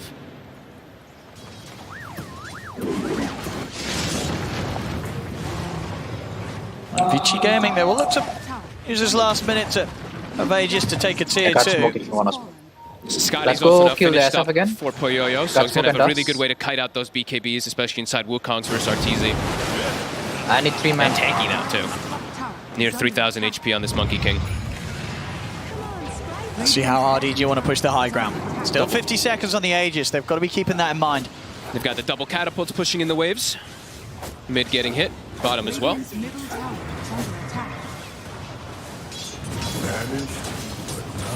Dire's top tower is under attack. Both teams very much waiting for the other to make a move here now. Yep.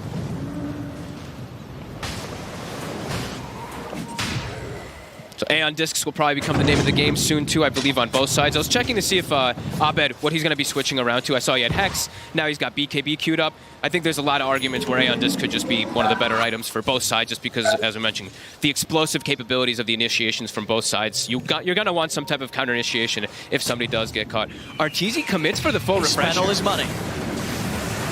And already, jumping, start the action onto DY, DY's gone. Poyoyo's going for the lead in onto Ahmed. Jumps forward with the BKB, the Wukong's command.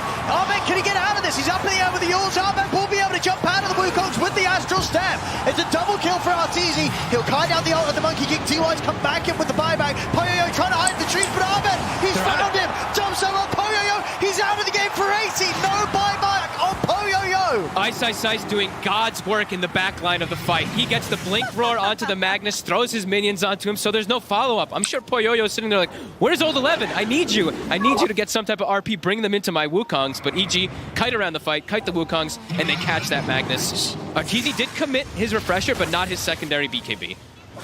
I break the full minute to play here. No carry up for Vici Gaming. Poyoyo. It's on 2. Arrow actually off the mark there from Crit. Jump forward. Look at the grab back up. Again, jumps in. He's going to get caught as well. Look at the Hex. The stun. Arteezy is gone. A beautiful peel off there from Old 11 as he gets in, grabs the cause. We'll see Arbe continue to try and fight. Oh no, the double kill as he bursts through Ori and PYW. As Old 11 tries his best to hold up the defense hit. And EG will still back up. Still EG getting kills, regardless of the fact that Old 11 gets an excellent jump. Was a buyback earlier from PYW for had to have that skewer into that stun play, but a great pickup onto Arteezy. And that will stop the momentum for now. EG, they have to retreat. They don't quite get the tier 3 tower. Old 11 keeping the game in decent shape here for Vici. So it will be BKB for Abed, okay. So going to kind of go for that defensive route, not feeling like he's going to get burst instantly. They're going to have to be even more careful now with these pushes. Old 11. Ooh. Not quite able to get the setup there, but Poyoyo, he's got his eyes on Ice. Knows that there's a lot on the high ground, though. Yeah, won't continue to chase. Still with 2 dead. Don't want to commit for anything, and you could just lose the game if you make some type of overextended play outside your base there. Still having RP up, too. As we're mentioning, it's eyes on Old 11 if he's able to find that grab. But Ice was that big preventer last time. Also going to be going for a refresher.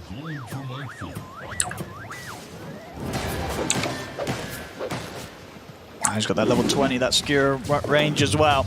Hasn't picked up the shard. It's multiple games now where I saw like a lot of players, especially on T1, Cuckoo, you know, he's the one who's been prioritizing picking up that shard. 11, I think every game I saw him play Magnus, he never buys the shard. And we've seen how powerful that horn toss can be, so a bit interesting that he doesn't even opt for it.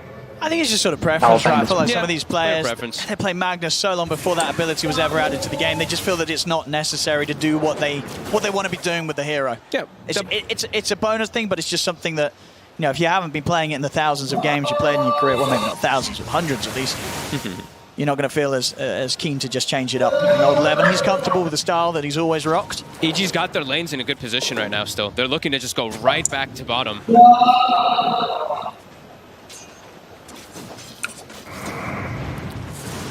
We'll find that flicker. That'll be nice.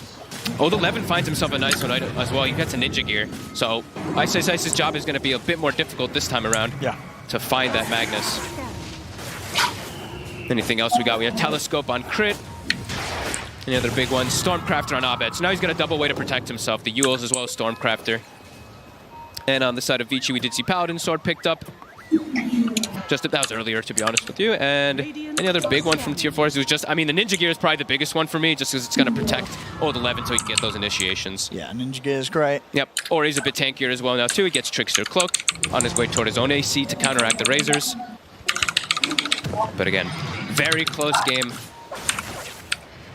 I mean, this Roche, this is not going to go down too easily. No. EG's going to have to take a fight first. Vici again, they're bringing a jump forward onto Ori. The BKB's forced out straight away. They get the Hex, open eye into the stun. The Wukong's command is down onto Arteezy. Arteezy is gone. Has to buy back straight away to return the fight. Ahmed charges it over to P1W. P1W goes down. Poyo will be able to dodge the remnant from Ahmed. How many Eon disc procs? It's on 11. He's got the setup. You see that block, they put the up in the Sonic Wave, they're looking to burst for Ahmed.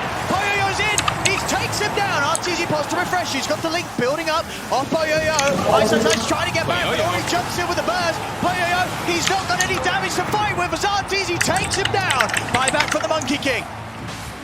They want to get back in on this. Old 11 jumps in, he's able to pick him up with the horn toss, skewing back. Crit, he'll leap to the ground, but they've got the damage. Crit goes down. Instant buybacks, they know how important, how crucial this Roche is. Arteezy using his before. Very good buyback so he can get back into that fight. 70 seconds, no Enchantress. Wukong's they know is down. RP they know is down as well. They're committing into the pit. How's Vici going to respond in this 3v5? EG, can they finish it? They also have level 25s picked up. 26 on Arteezy, 25 on Abed. And as we've seen multiple times, a Void Spirit once he hits 25 is a complete different beast with that AoE dissimulate stun. And Vici, they're going to concede the Roche. And that means a free Aghanims. Yeah, we'll see this fight again. It kicked off excellent for Vici. They just completely annihilated Arteezy, but he did have the buyback to be able to get back into the fray. And I don't think they respected him coming back so quickly. No, they still tried to continue fighting. We see here Abed with the chase down. A jump over to the side and still happy to kick back in as Abed goes in. They try and turn and collapse around him again. This is just buying time for Arteezy to wrap back over. They'll use the ult to go for Abed. They do get him, and that's pretty much everything used. And Arteezy being in position to get that link started on a Poyoyo meant that at that point the Monkey King's fight is over. Now, yeah, as we said, the full blessing now for Arteezy. I believe Fly almost has his own full Aghanims on the ET too. They're going to look to progress here. No ults still available on the side of Vici. Horn Toss is purchased for Old 11. Ice Ice Ice is in. That's the first roar. I've got to be so careful now. These buybacks on cooldown could be, yeah, they could cost the game here. Poyoyo, 6 minutes without that buyback now. We do see a DY also hit level 20. Maybe happened during that fight there, but we'll be able to now start enchanting those Ancients. So we do have to see if Ice Ice Ice will give some respect and maybe throw his Ancients away out of the fight. DY will just be able to take over it every single time. And everything's back up, Vici. What can they find? Oh, they're heading straight out. RP at the ready. Scary moments here playing without buyback on the Monkey King, playing into that Aegis, playing into that cheese. Abed also does pick up an Aeon Disc afterwards too, so many different forms of protecting himself versus that big Wombo combo that Vici has. And Vici, they're not quite at that next big item for Poyoyo to have that big protection. His Satanic is 700 gold away. Does feel like he's going to need it. These fights feel like they're going to start getting quite drawn out.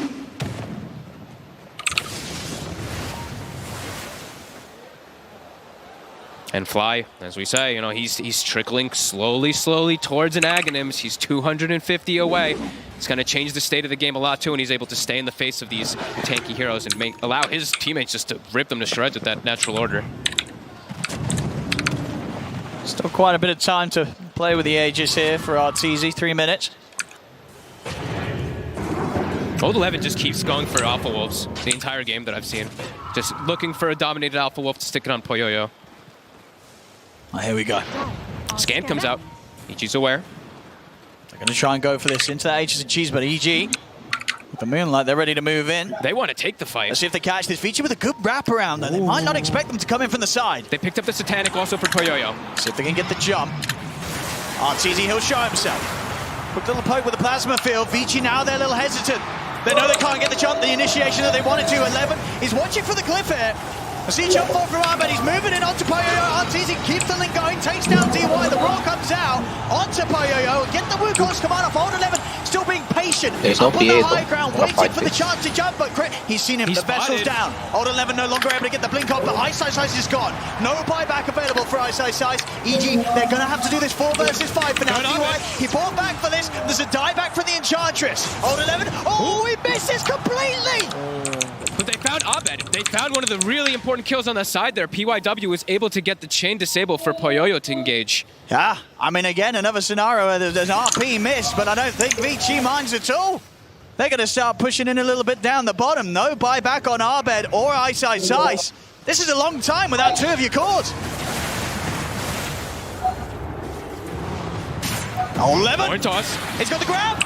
He takes him out of the base. They've got Arteezy. Arteezy's going to go down once. Can they do it again? Can they do it again here? They're going to try, but the BKB's out. Jump forward, the Sonic Wave pushing Arteezy back down to the low ground, but Arteezy's able to get out of there. Moonlight shadows up. Crip gives him the cover to escape from the rest of Vici Gaming. They'll force the glyph.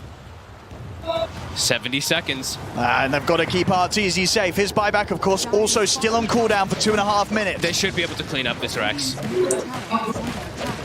See if they can get anything more. Still a minute, no Abed. Tough to swing all the way to top, though. That tier 2 mid still up. So they will back up, look to clear out those lanes. Double catapults hitting on mid. Big hit from Vici. Again, just, I mean, keeping the net worth so even. 21 and 29. Only, what, less than 1K in it. It's a crazy game too, where we talked about all these like initiations and the big wombo combo, and I feel like the two fights that Vici actually won, they did not have the wombo combo at all. No. That's how Old 11 is using it as a sort of an extravagant taunt. It was like both the RP whip and the Wukong's command was just like this zoning mechanic, but then they just get one single disable onto the Void Spirit, and they have the damage. I mean, that is pretty terrifying when you're losing the team fights and these spells are all over the place. Imagine when they land. That could be, the end of it here for EG in this game too. Yeah. This is Vici Gaming starting their way back into this. Money for the full Satanic. Ready on Ori if he wants to spend up. And they are getting some big, juicy items online now. Everybody really is. Like even like DY. Look at DY's Enchantress. He's just been like quietly farming throughout the majority of this game, as we mentioned, being that level 20 early on. He's got Solar Crest, his Vlads. He's very survivable. Also having that Witchbane is always going to be nice. This little Dispel. Or as Kyle would like, the Cleanse. It is actually called the Cleanse this time around, so. And he's farming so much just because of his Ancient Creep too. Like he just keeps taking the Black Dragon, and it's a better dragon because it's got that enchant buff on it. He can just push lanes by himself. He's pushing mid. What's the plan now here? Sit back for the next rush? You gotta wait for buybacks, I think is the important thing, at least for EG. They've got 60 seconds and 600 gold for Void Spirit, about 1,000 away for Arteezy, also 30 seconds. They're a lot more dependent since they did expend so many earlier. Vici though. I mean, they're gonna charge straight at EG down here. See who gets the jump first. Smoke dispels on Ori. It's the jump out from Arbed. Getting himself a good distance away from Vici Gaming. EG, they are fully aware that this move is in motion from Vici Gaming. What do they want to do about it? DY, he's getting a real he's going to show himself into the trees. They climb Fly. They'll jump in onto the outer tight, see if they can burst it, but Arbed's in over with the Dissimulate. Fly, he'll be able to get the ult out, but Fly will fall. Jump over from Ori straight into Arteezy. There's DY, Poyoyo, and Ori trying to focus down the race. The Roar comes out from Ice tries to hold back Poyoyo. Second Roar is going to be blocked by the Linkers of Ori. They've taken out Artor. Ice will manage to TP out in the trees. That's Arteezy dead. 2 minutes. No buyback. 500 gold short. And they still have RP. They can still look to hunt. Immediately pops, I believe, the Ninja Gear on Old 11. Continue to hunt. He's still got the RP. No, he got stunned. He's ready for another catch. If he catches another core. The way that they start the fight on Vici is really smart too. Like DY is just like, I'm just an Enchantress at this point. All I need to do is give information for my team to stick onto these targets. If they get even one disable on any of these cores we've seen over and over again, the EG heroes just die. Yeah, these fights are looking harder and harder for Evil Geniuses. Smoke up to set things up. Still 80 seconds. No carry up for EG as Arteezy. They just have to sit back and watch. And it's how do you actually deal with Ori now? You know, having the Lincolns, having that 18-second spell block that he picked up earlier from the 25 Satanic Trickster Cook, he's so durable. Tries to start the action off. Immediate jump, they do get the arrow connection. Into the Dissimulate stun. They call Ori. He's gone. Now over towards Poyoyo. Poyoyo still has the BKB. He turns over towards Arbed. Arbed's got his BKB. But he's gone after the Hortos. They've got the Hex as well. Arbed still managed to simulate out of action. So the buyback did come out from Ori here. I mean, it's maybe a bit of an early one. I don't know if he's going to be able to do too much with that still. Time where Arteezy's out of the game, but it is only 30 seconds or so now. And now Ori in a bit of a risky situation. They lose Ori, and now EG might have the chance to push straight back. We'll see how safe Ori plays it. Triple arrows online for crit. They just have, I think that's the biggest thing he just has to watch out for since the rows are on cooldown. No tail mode. Oh, 11. He's in with the jump. They're caught Arbed. No. They're over to chase him. He's gone. No pull mode. Buyback out immediately from Arbed as now EG they're looking to push back in. 10 seconds until Arteezy's up. They're keeping the racks alive in the mid, EG. Old 11. He's ready for the jump with the RP though. If EG step anywhere close to the edge of their base. It's level 25 as well on him, so longer RP, 4.75 seconds. Ice. The roar. It's got the first opening. Anything more to go here? Stomp onto the two, Remnant as well. We'll follow up. Drag back into the arrow. The force down. Beautiful play there, forced into the arrow. Crit, as that is Poyoyo gone. Vici Gamer, they've got to get out of it. There is a buyback available on Poyoyo if he wants to keep the fight going. Old 11 is is able to get up to the glyph and TP out. BYW, he's away, but DY caught out by the stomp. EG, they'll run down the Enchantress and take down DY as well. What a force step. Was that Fly? I think that was Fly's force step. He walked in, I think he used it right at the start there when the arrow was coming in.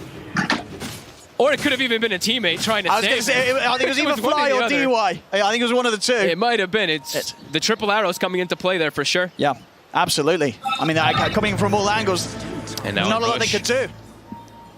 Refresher Shard and Blessing on the rush. Most important thing for both sides.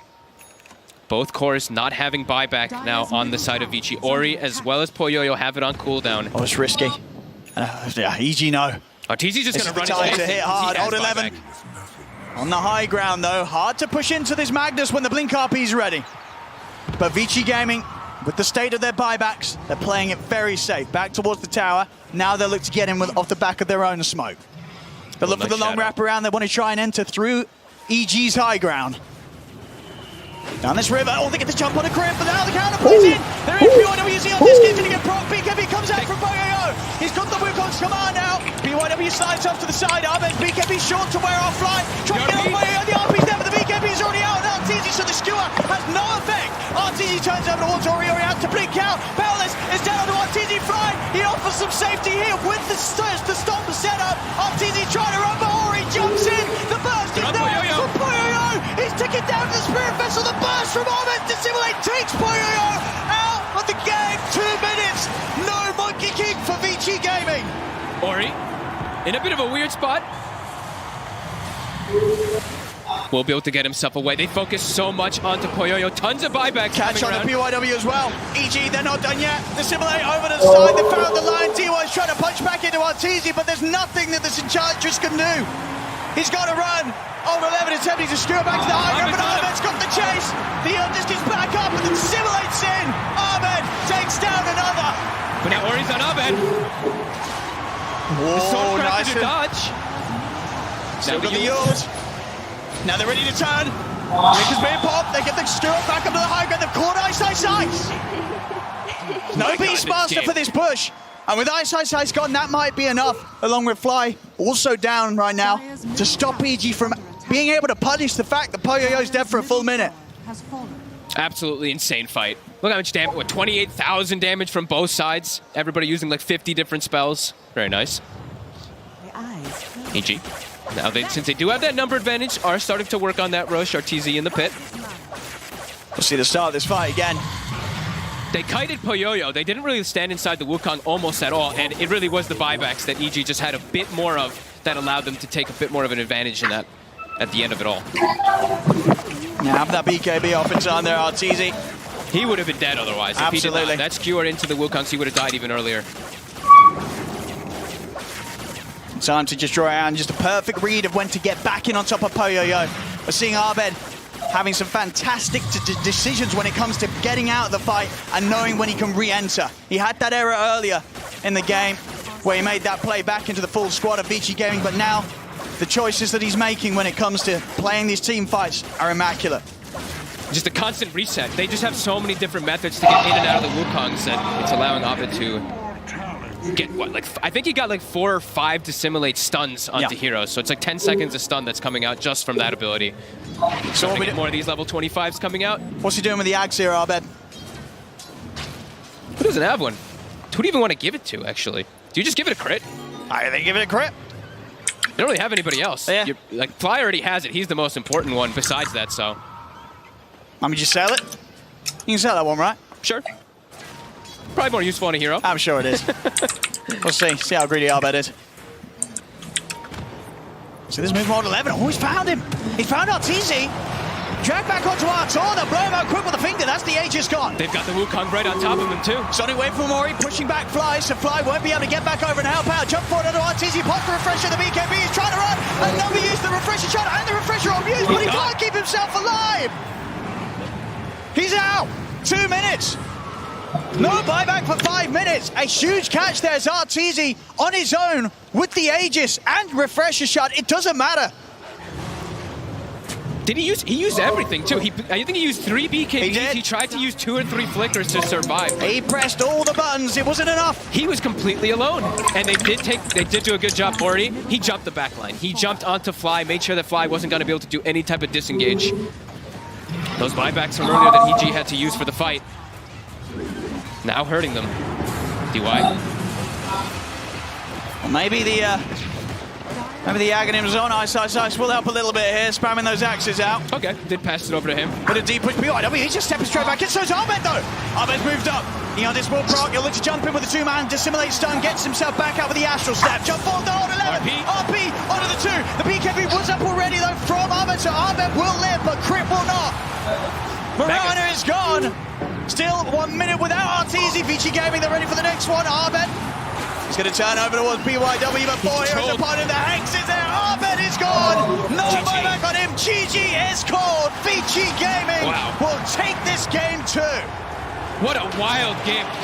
Hundreds of buybacks it felt like in this one, but Vici, even though they didn't get the best connection some of the times with their huge wombo combo, at the end of it all, they just out-team fight EG in several different situations. EG just kept throwing bodies with more of the buybacks, but as for the scaling when, Vici just continued to scale just that much harder with their heroes. Yeah, that was one of those games where the fights were so frantic that you know that you had to be completely focused, and Vici Gaming and D pulling themselves together. In a fashion, we've seen them struggle to do so in a few games here on the main stage, but this game showing that magic is certainly still here from the squad. And especially the man we just saw on your screen there, Ori, walking out of the booth there at the end, made up for all of his tough games that he's had at the main event. 15, 6, and 10 on the Queen of Pain. Item decision actually ended up working perfectly, going for that link, and he blocked, I don't even know how many of Rory's, and his target priority inside the fights was excellent. He always was either finding Abed with the Orchid catch, getting him with the catch, or finding Fly in the back lines. And we saw, this time at the start, EG, we knew they were going to try and go for a sort of similar road to victory as they did in game 1. This time around, they weren't able to find it. What do you think tripped them up the most this game? I think this time Vici just didn't overreact. I think the last game, sure, the Beastmaster was a little bit too overwhelming because they didn't have this Enchantress to always just kind of deter them at all. But it felt like Vici was just like, oh my God, we have to fight, we have to fight. This time around, they're like, let's back up, push the lanes out, let's get these items online. We're good, we can scale super hard in this game, and we saw exactly that. Well, indeed, an absolute delight of Dota 2 that game, ladies and gentlemen, with Vici Gaming taking a game back against EG. We're going to be having another one of these, game 3 round the corner, but as it stands, Vici Gaming versus EG 1-1 right now. Thank you so much. Guys, I gotta take a moment here. I gotta admit, I am actually so emotional after watching that game. Like, this is why we are here. That was one of the greatest games I've ever seen, and just the fact that we're at this event together with all of our talent in the talent room, just screaming, seeing Abed, you Stormcrafter and Yule Scepter. I mean, this is TI. This is 2 years that we've been waiting to come back here as not only a family of us, but as a community. And that game just solidifies 2 teams from across the world coming together to just beat the shit out of each other. That was such a goddamn pleasure. And I got to compose myself here. But gentlemen, what did you think about that? I mean, Cinderin, we robbed you the first time from talking. What did you think about that game, man? I don't even know where to start. When there's games like this, you can try to pick apart any specific play from the last hour and, well, maybe not the hour, but at least the last 30 minutes. And small things could have just made a huge difference. It's about players making the right clutch decision on items, being slightly out of position, and more than anything, just the pressure, right? Like, every moment that we get into these team fights, like, let's say Old 11 gets caught, or Arteezy gets caught out of position, doesn't press his buttons correctly. We had that fight, in the end, where he gets caught in the jungle, uses 3 BKBs, flickers everything, he's just literally slamming his keyboard. Like, how can I possibly survive? It's amazing. I don't know how to pick apart a game like that, because I feel like it's... You could take any given moment and be like, that's where they won or that's where they lost, and then 2 minutes later, there's another one. And before you continue, I would like to say that I do want to keep it on track, though. So I have implemented a new system. These are called panel points. These are little tokens, and if you make a good point, I will award you with a panel point. So just go about your business, and we'll get them in. And I just want you guys to be motivated to make good ones. So and now, after that, Synderen, we will award some panel Good. points. I don't think I deserved one. Well, not yet, but yeah. Anyway, Jenkins, you were saying? I don't remember what I was. I want panel points. Okay, go ahead. I think that the target acquisition. No, that's what I was gonna say. Too late. Okay. Yeah. What target acquisition? Let's go. Keep going. Go ahead. Target acquisition. Wait, why of Vici did I Gaming. get some? Please don't interrupt. Target acquisition of Vici Gaming was very important, and OD Pixel alluded to it earlier, that there's always, whenever two teams are trading, there's always someone who's wrong. Yes. Someone is not going to win the fight. And the decision-making by Vici Gaming every single time that someone would retreat, there was such a tense back and forth because they were also extremely high mobility. Sure. Sir Action Slack, could I please interlude here? Yeah, go ahead.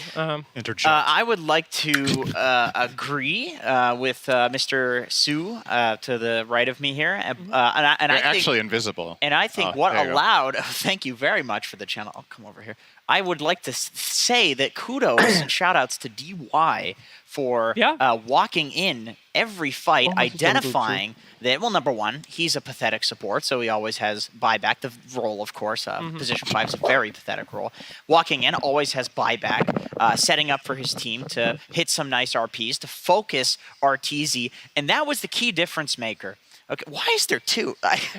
That was the key difference maker. The moment Vici started focusing RTZ in the fights is the moment they started winning, because when you look at the lineup, there wasn't really any other source of late game damage other than RTZ, and he didn't have a Satanic, so he was actually quite squishy if you just hit him with all of your right clicks. Sure, he has 3 BKBs because of refresher orbs. If I keep talking, you're just going to keep giving me these? No. Who's handing out the coins? Well, they're based on it's voted in with the chat. If you do exclamation point, good point. Yes. Anyway, continue. So it's just about talking as much as possible, and while they're spamming, you just keep building up coins. Why am I not getting? I actually. You are lying. I didn't get a single coin. Well, you have to make a good point, Synderen. So Synderen, do you spells. Agree? Yeah. Which ones? Good spells. Oh my god, I couldn't agree more. I got one better. Okay, go on. Great spells. Better spells. Okay. Nope, sorry. Too slow. Let's go ahead and bring it back to How am I possibly going to get that many coins anyway? It's over. Gentlemen, please. This is an elimination game at the International. Please keep it tight this if you can. So, Synderen, coming into this next game, we've seen such a back and forth. Let's talk about how EG must be feeling about this, because this is a game that they felt like they should have won, right? And now, after that comeback from that Vici Gaming, I mean, do you think they might be broken? RTZ has been broken before at internationals. This is a team that can tilt. Will we be seeing this in a potential game 3? I don't know. Why are you asking me anything? I have 0 coins. I'm like the least credible person who could possibly ask anything right now. How come yours are to the right of you and mine are directly in front of me? All right, Tsunami, perhaps you want to pick this one up? Yeah, but I think that with these, we talked about it a lot during the group stage, the Dr. K factor. Yes, Jenkins, of course. Healthygamer.gg on Healthygamer.gg. I think in these internationals of yore that you speak of, it was a more skeleton crew of support staff, especially mentally speaking. But now, the evil geniuses, they've got the technical know-how to recover from a game that maybe you should have won. Don't look at me. You know, it's always going to be hard. You know, the thing about a game like this is the players will have one perspective, right? Yeah. And then the coach will have a different one. And I think Bulba watching that game from the outside will feel like there's just as many moments that EG should have lost as they should have won that game. I don't feel like that. To me, watching that game, it didn't feel like a throw for either team. It felt like a bloodbath. And it's any given moment, anything can happen. And you can, like I said earlier, you can pinpoint, okay, RTZ dying in the jungle, then the end is the nail in the coffin, but there's just as many moments before that where things can go right or wrong and you just lose, right? So the most important thing, honestly, is just mental reset, right? Like, if you can somehow get yourself in the moment, okay, maybe not even think very much about what happened in that last game, but just, you know, stick to your guns, get good picks. If you wanted to change anything from the draft, I'm still not fully convinced about an open-ended Razor pick when all you see is a Monkey King, who even could have gone in a different role. Do you think Vici Gaming responded to the Beastmaster well? This time they picked the Yes, enchanters they and the owned him in lane. Like, Ice Ice Ice had a terrible start. It was actually incredible how much he came back. Not in the game, though. I feel like both of these games, have been largely determined. Like they've been in EG's favor, at least in terms of map positioning, and then eventually gold lead because of the Beastmaster vision and the ability to take over the entire enemy jungle. I do agree that the lane dominance was better from Vici this game, but I seriously think, and in the first game it was the same. Like Beastmaster didn't do that well in the laning phase, but then the moment the laning phase ended. He did it a lot better than this He did. But the moment the laning stage ended, the game blew wide open because of the map control that it gave them. And I think EG played really well around that. That is one of the things that I think Enchantress brings to the table too, though, is that one thing, she's good against Beastmaster in lane, but then when it comes to that mid-game when the Hawk Vision comes into play, Enchantress is the perfect dangling hero, as a certain banana guy would like to say. You send Enchantress in, if she gets gone on and has any sort of defensive item like Force Staff Hood, whatever it is, and even if you die, you soak up so much damage and so much attention that you set your team up for success. And a lot of the times these aggressive Beastmaster plays happen in the enemy jungle. There could be an outpost. You just die as Enchantress, buyback TP in, and you've given your team full vision for essentially whatever Enchantress's buyback is worth, which is not very much at that point. And all the expended resources. I think Enchantress is better against Beastmaster than just the lane because of that. Yeah, okay. And at level 20, she was taking the Ancients talent, and so even the Dom creep was, or the Overlorded creep was still being converted. Yep. And honestly, I have had much love for Ice at many internationals. He's always been a player who I wish would get an Aegis. But he seemed a little rattled at the end of that game. And not like, I didn't see the player camps or anything, but there was a moment where Crit landed a split Mirana arrow on the Lion, and immediately Ice roared the Lion. Even though it was like a long-range arrow, the Lion was going to be stunned for a while. And then in that precise moment, Abed went in to jump in on the Void Spirit. This is all during the top Rax siege. And ultimately, I feel like Ice, for as chill as he seems typically, has kind of lost some of that magic whenever it comes to elimination time. So more than Arteezy, I'm concerned about Ice. Wow, that's a pretty good spot a friend a coin, please. No coins for you, Cinderny. You have to make good points, my friend. So no coin. All right, so give me your best tip. How do I make coins? Don't spread the coins around now. Let's focus up, please. All right, well, the teams seem to be coming out into the booths, and we are getting ready for a Game 3. This is a elimination match. This means that a team will be going home. Vici Gaming, EG fighting for their lives in what could be considered as one of the most hyped series we have seen at this event thus far. I cannot wait to see the blood that shall be spilled by some of Dota 2's greatest competitors here at TI10. Let's take a look back at some past TIs, however, and get some EG memories about their times at the International.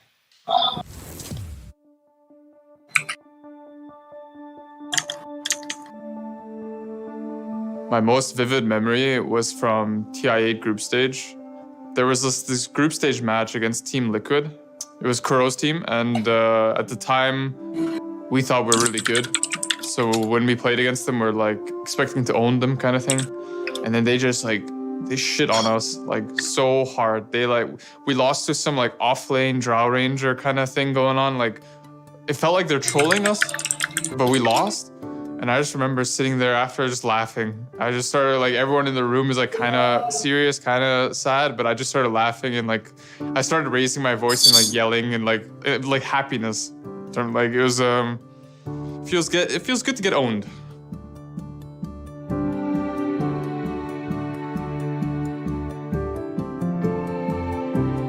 I think like the thing that I can't forget at TI was TI2. So it was kind of like my first time going to Seattle, and I'm a huge fan of oysters. So I went to an oyster bar and ate like 2,000 oysters, and I had like I was having the runs like throughout the whole tournament.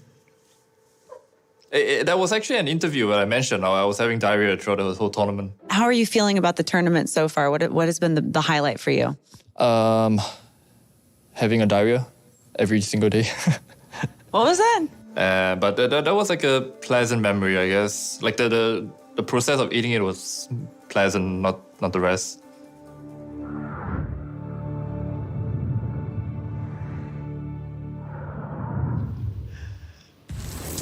Wow, what a fantastic piece about the memories of EG in this, the most critical moment they have ever faced.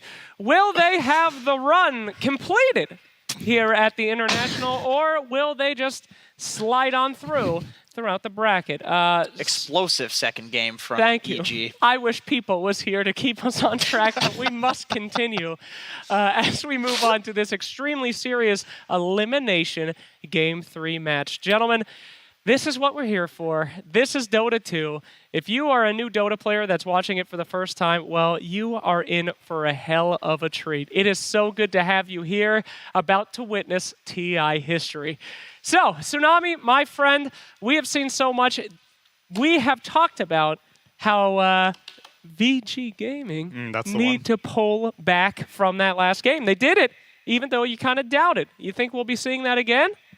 I think that Bulba is a very stubborn drafter, and I think that they have been kind of using Beastmaster as the linchpin for this entire series.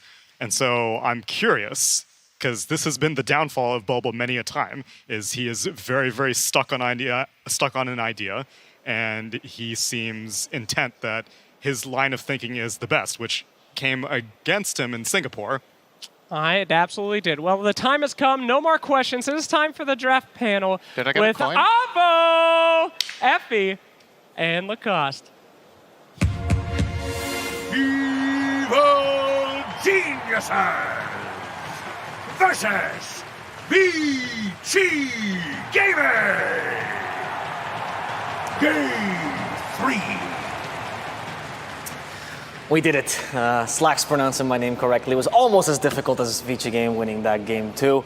And what a game, honestly. I mean, what a roller coaster. You know? See the graph, it goes up and down multiple times. In the end, Arteezy gets caught, but I gotta go back to 11, you know. This is why he's my favorite offlaner, because he can do whatever he wants for 40, 50 minutes, miss RPs, and then all it takes, he can RP the ground, and in the end, all it takes is a couple of skewers, bait them in, one big RP.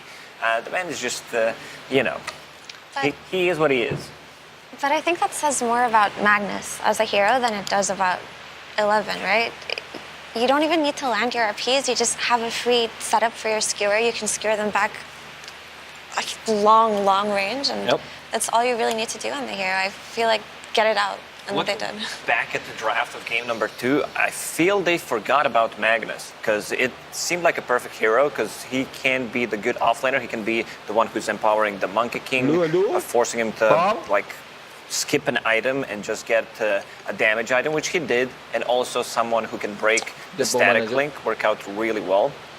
So yeah, no surprise. They decided to ban it out in the first phase this time around. There's still Tidehunter in the pool. I feel this hero can be flexed if necessary, but as an offlaner, you can protect him in the second banning stage. Doom needs to go 100%. Yeah, I'm surprised that they valued this Enchantress so highly that they picked her up in first phase. I guess it just worked out for them, and they don't want to play versus Beastmaster. It was the same secret idea, though, against the Elder Titan. That was the same idea. They just first phased the Enchantress, you deny that buff, and it worked for them. Thing is, you can kind of run lanes around if Enchantress is countering a specific lane, but the utility of her in the last game was that she countered both lanes, right? This time around, it's easily dodgeable. I don't think she's more valuable than a Lion, because look what happened just now. They picked up a Storm Spirit, and they're probably going to ban Lion in the next phase. They need to protect the Storm Spirit. You're correct, Effie. Because throughout the first and second season, throughout the majors, PYW Shadow Shaman, like, you know that his positioning is always going to be good. Anything with a Hex, as he's shown in the previous game on Lion, his Alchemization as well, going for an earlier Eon Disc to be able to protect himself. This time around, EG getting the hands on the Storm Spirit, finally, I would say. I felt the first game they wanted to get the Storm Spirit, but VG Gaming, since they had the first pick in the second phase, they decided to snatch it. Absolutely, and it just didn't perform up to expectations, but they've already begun protecting the Storm with the Puckman for obvious reasons, right? Coil, Leash, Storm, and he can't ulti. So now we're expecting a potential Lion ban from EG to protect the Storm Spirit. If that's the case, is Shadow Shaman still pickable? Yeah, I believe he is, because you need some kind of control. The way Virtus Pro defends their Storm Spirit is Puck, Lina, and Queen of Pain, sometimes a Dragonite, if necessary, depending what was banned in the first phase and what the enemy bans out. But also, if it is just a support Monkey King, then they're not going to go for the lane, and the Storm's going to have the time of his life playing versus these two heroes as supports. Right. So to a degree, this Storm also forces the Monkey King to go at least another position. Perhaps, but it depends on how Vici want to play it, because it's not the end-all and be-all if the two supports don't have significantly good catch. It's just that it just feels too good of a Storm game right now just from these first two. I think next ban from Vici Gaming will show us where this Monkey King is going to go. If they ban out Ursa, it's going to say this is a core monkey. Right. So they do ban out the Luna. EG have had a lot of success running ET and Luna as a lane for the reasons that he amplifies both her right-click damage and her ultimate damage. And they've won a lot of games with this Luna. So they get rid of Old 11 Doom, which is a good hero against Storm, but not what we were talking about, protecting the Storm.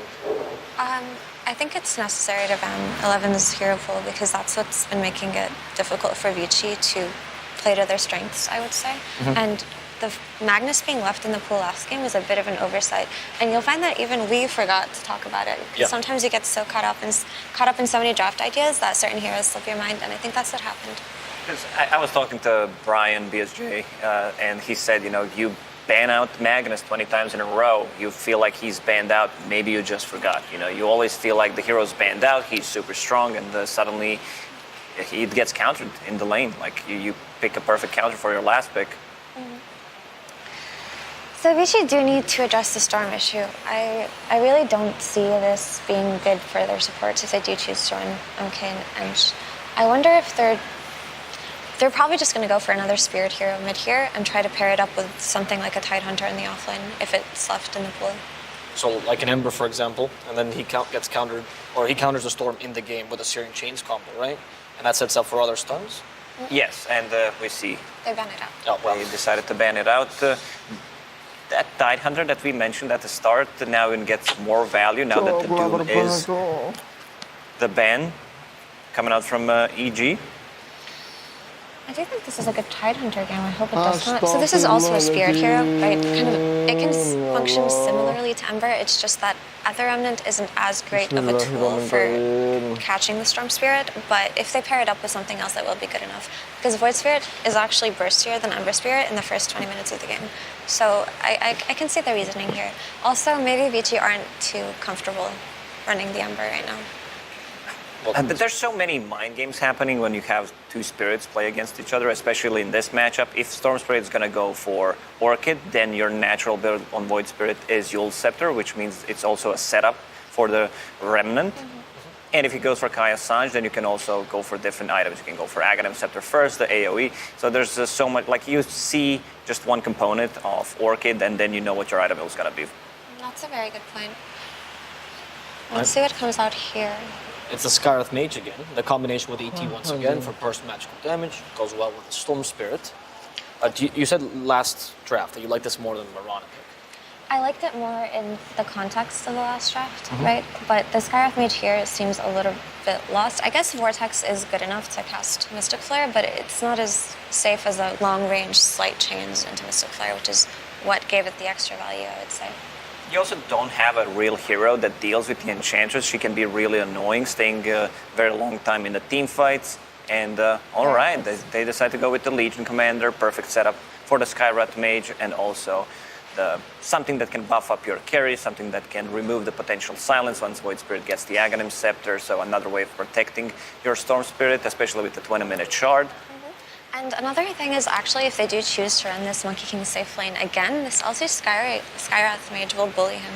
It's one of the lanes that he will actually struggle with a little bit more than others in terms of melee heroes. Also, the Skywrath Mage instant silence versus Void Spirit is very useful.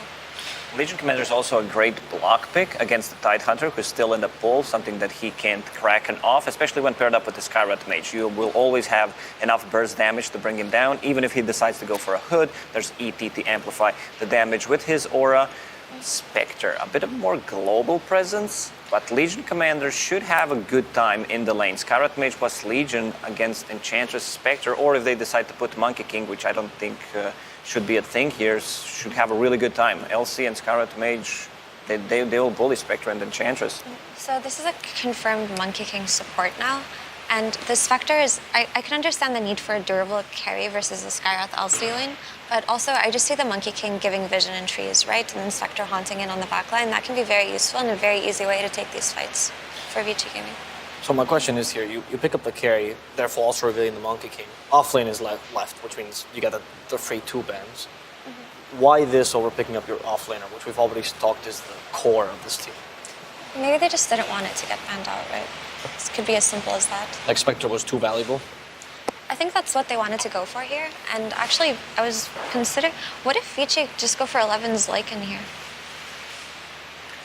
Night Stalker, I think that's the hero to possibly ban out. Cuts into backline, Storm Spirit does not like to play into it, and you might need to have another scaling core. I think in the previous game, EG has been struggling with that. Beastmaster and the Razor combination, they're good if you want to end the game by 45-50 minute mark. Like if it goes past that, you kind of feel that they're not going to scale much with the items. And also banning out the Ursa. Like this is one of the matchups that I really love to see. Ursa, favorite matchup against Spectre. You always like threaten that Roshan. Vici Gaming, they don't have the good Roche taking potential at all. You sold the Night Stalker idea, Effie? Or are you still leaning towards the Lycan?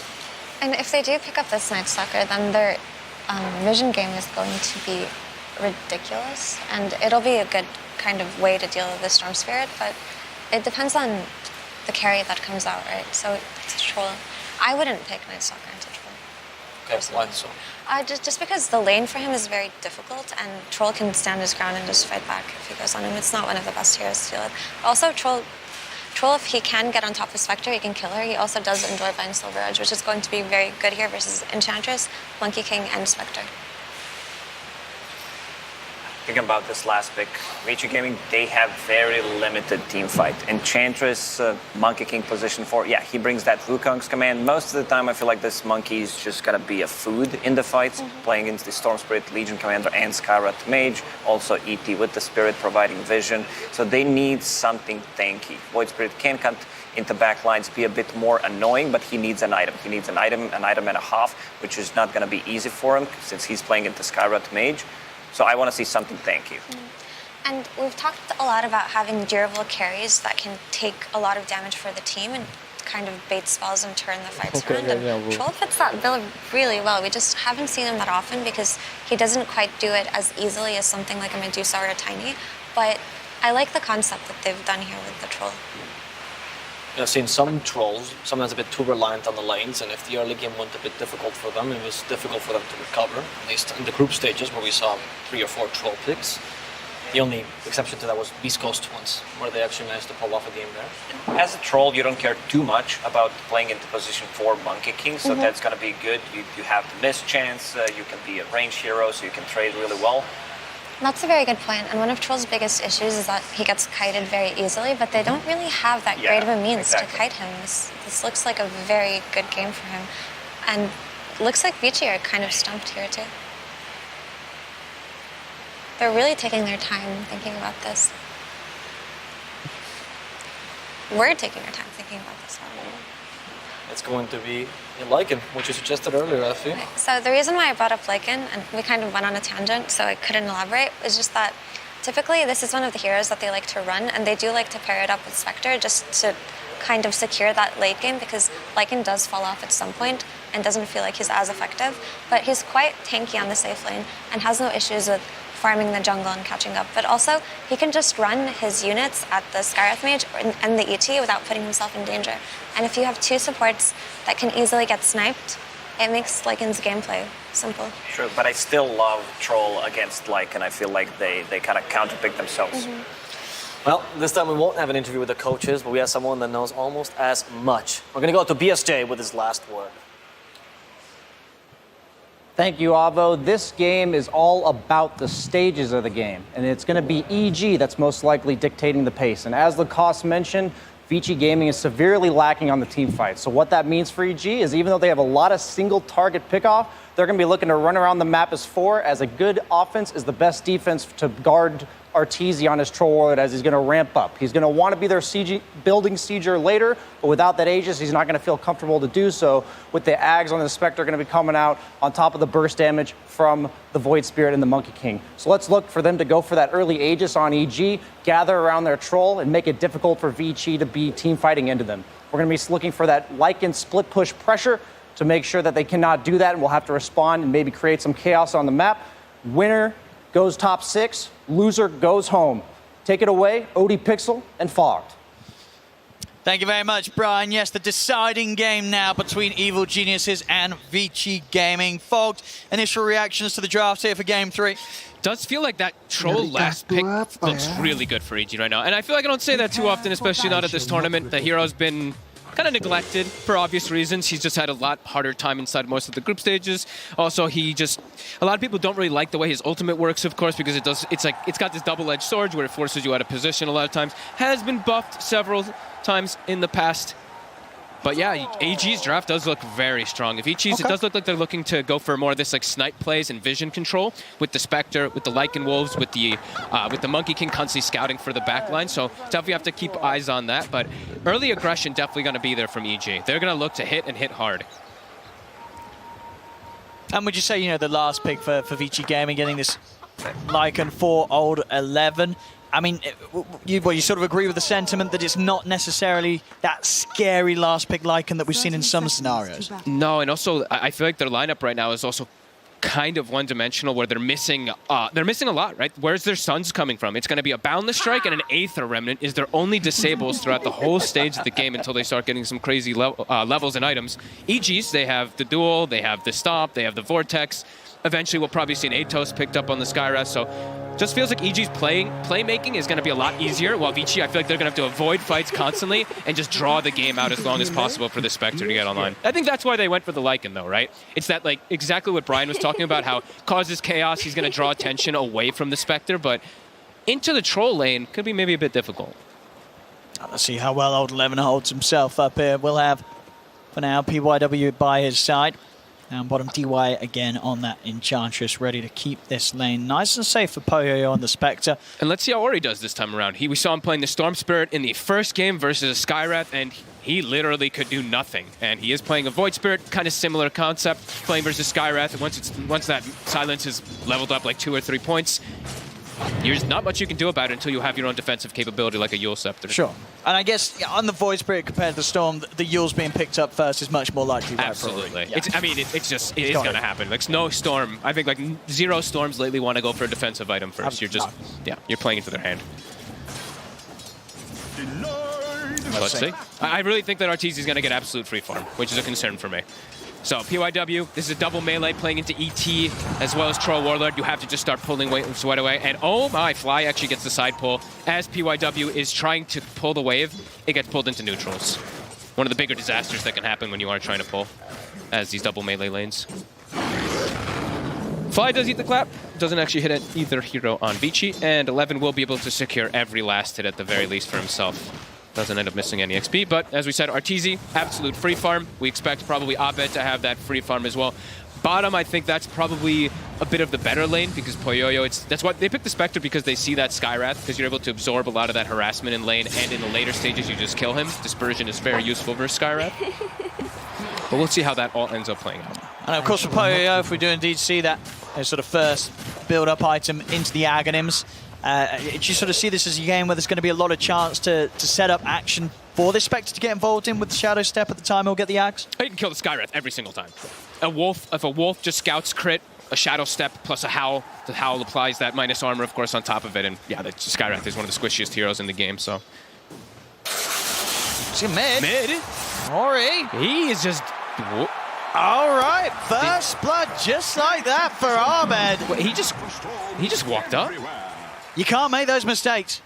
No. That hurts. You know, 1 game away from elimination. Mistakes like that could come back to haunt you. It's on the water runes, Owen, as well. So Abed fills his bottle top, he pushes in the mid wave, so Ori misses out on almost a full melee wave. He's going to get the water rune bottom as well.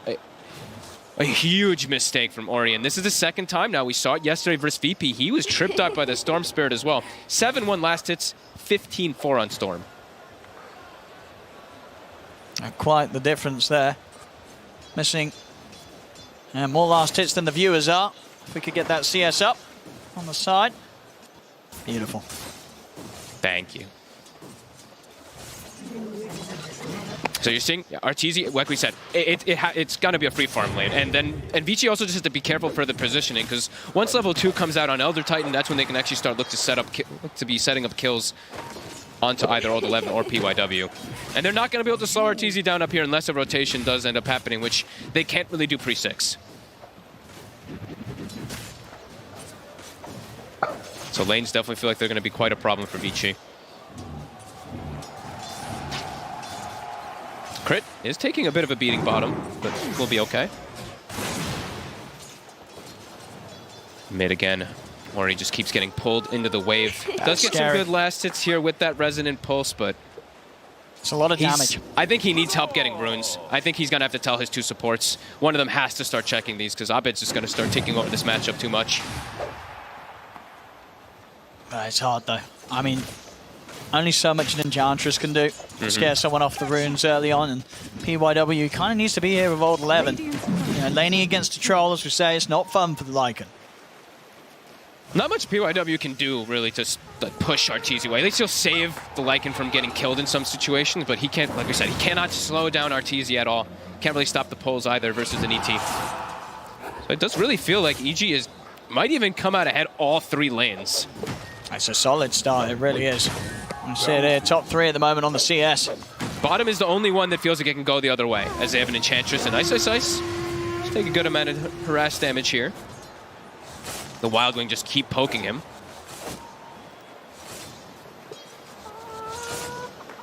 DY, he's making the lane pretty robust here for Poyoyo. Constantly throwing the daggers out, Crit. He'll have to use the slow to make sure DY doesn't catch up to him for the enchant. And any sort of chance to push Crit away from Poyoyo, and he's going to feel pretty good about that, DY. Abed's got the wave on his hill. He's level 6. And we're going to see the setup mid. And they've got the wraparound. I mean, Crit, he may have been pushed away from bottom, but that means he's ready to turn up mid. And it's another kill onto Ori. Ori saw the rotation coming, too. He had the ward. He saw Crit making the move. That's true, yeah. He saw him go the whole way. Yes, he did. That is another big mistake there from Ori. Bottom, though, as we said, Poyoyo, he's going to be able to get that kill with the Enchantress as soon as the Skywrath does leave. But yeah, lane's already looking like big issues. Dire's top tower is under attack. Now, this is rough for Ori. We saw him struggle to recover from a bad laning stage the other day. We'll see if he's able to have a better shot at it this time round. It's a slow start already. Abed nearly doubling the CS. Are they going to check the runes for him again? This is the power rune. This is the most important one. Abed is level 7. Void Spirit's level 5. DY is coming over to at least grab the bottom if it spawns down here, and it will. It will. Crit is going to TP mid since he doesn't get the bottle. Since he doesn't get the rune, they're just going to fill up Abed's bottle there to enable him. And then they're going to look to make the go immediately. Instant dissimulate out to disengage. Still trying to punish him before he has the Astral Step online. Still just level 5, Ori. I cannot believe he's level 5 to almost level 7.5 on Abed. Abed also has Catapult Wave, so now he's going to force pressure onto tower. DY looking to react. Might need a +1. This is not what you want to see if you're a Vici fan. That is the TPs. This is devastating. They've got to bring lots of backup in. See, PYW and DY will manage to get the reach over onto Crit. See if Abed can help out here. Crit goes down. Abed not going to be able to play aggressive into the 3 of them. They are able to come in, keep this area a little bit safer for Ori. Ori also able to be the one to get that hit onto Crit, so very a bit of a jump back up for him. Yeah, he has to get given pretty much every single last hit in the kills. His top, Old 11 does show himself. Was having pretty good farm, but immediately from that Abed rotation will get set up on, and Abed already TPing back behind to the tier 2. So maybe looking to hide his positioning still and look for another play. There we go. They're going to look to dive in onto Ice. Pretty deep here, Ice. They got him. Give it to Poyoyo. Nicely done by PYW and DY. And they're going to be PYW is probably going to have to be the one that has to bail everything out of here. They're going to try and get him again. Does get the dissimulate. Very quick there to react. Radiant's bottom tower is under attack. He's ready now, Ori. He knows that they're looking to make his game as tough as possible. Look at the chain fills that's coming from EG. It's getting spotted too. That ward that we do see Vici place early on is going to see it. And the move onto Crit. I mean, they're able to come in with a horn as well. Straight over to Crit they go, but the Stomp comes out, catches the two of them, the silence on Ori. Ori zips over with their Astral Set, takes out Crit. Now they turn over towards Fly as Vici Gaming bring the numbers mid. First horn from Poyoyo, and it's an effective one. 2 heroes down around the mid lane. Again, it really is the 2 support movements. I'm watching that from Vici. They're really making up for that hard start in the laning phase. Just paired up together, looking to just help Ori so much as Abed. Shows himself mid again, has an illusion rune.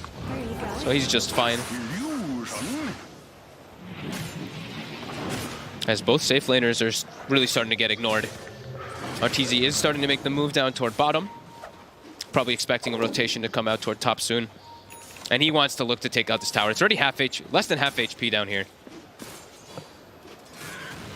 Abed also swinging over. Is going to be spotted by the ward. Poyoyo is going to be very careful here. He does. He knows with the way that EG plays, this sort of timing every game, they're ready to get aggressive onto the safe lane. They're closing in. And they're able to lock him down. Not quite playing safe enough there, Poyoyo. You could sense it. He knew that they were going to look for this sort of play, but getting a little too far up to the creeps, and EG able to run him down. Who got the last hit as well? It was RTZ. And it was a killing spree, so enabled toward his next item just a bit faster. Fly. I'm going to go for him. He's still got the Stomp, but a Centaur Stomp comes out a bit early. Might actually give the chance now for Fly to get his own one off. Trying to jump to the side there, PYW, to avoid the sleep, but it won't happen. Radiant's bottom tower. We do see while chaos was happening, of course, Old 11 takes the top tower. He's gotten a lot of space to just be farming up their top net worth for his team. Looking to swing toward mid, trying to collapse onto another tower. EG bringing the numbers themselves. They really are. I mean, Vici game, they're going to try and fight this. They get the open up with the stun onto Ice's open. The song comes out. Gives Ice time to heal up. Isn't enough. He tries to stand his ground. PYW finishes him off with a boundless strike. Abed fights back. Brings out PYW. Ancient Seal from Crit onto Ori. Abed goes for the zip TP. He's away. Ori still wanting to try and fight here. Single balls Fly, but Fly's pretty beefy. They've got a catapult wave coming in, though. Pretty ideal timing for Vici to continue with this push. And Ori still wants to go for the catch onto Fly. He's going to miss the Remnant, though. That's going to put a stop to any sort of setup. EG thought they brought the numbers, but Vici brought just a +1, and they also will have Haunt available in about 20 seconds. But EG does stop the push. Ice comes in as well. I'll be able to hold this all while RTZ gets the superior space. Out of the 2 carries. He's going to have a very early Maelstrom. Treads Maelstrom plus a Falcon Blade any minute now. That farm is just going to continue to accelerate. And are they stacking it all for him? They are. So they're starting to get some Ancient stacks prepared. We do see Ancient stacks as well on the side of Vici. So both teams preparing themselves for these later stages. EG's heading in. Vici game, they've got to be careful of this ball lining initiation from Abed and the follow-up damage from Crit. Especially now the 6 is online, Mystic Flare ready to go.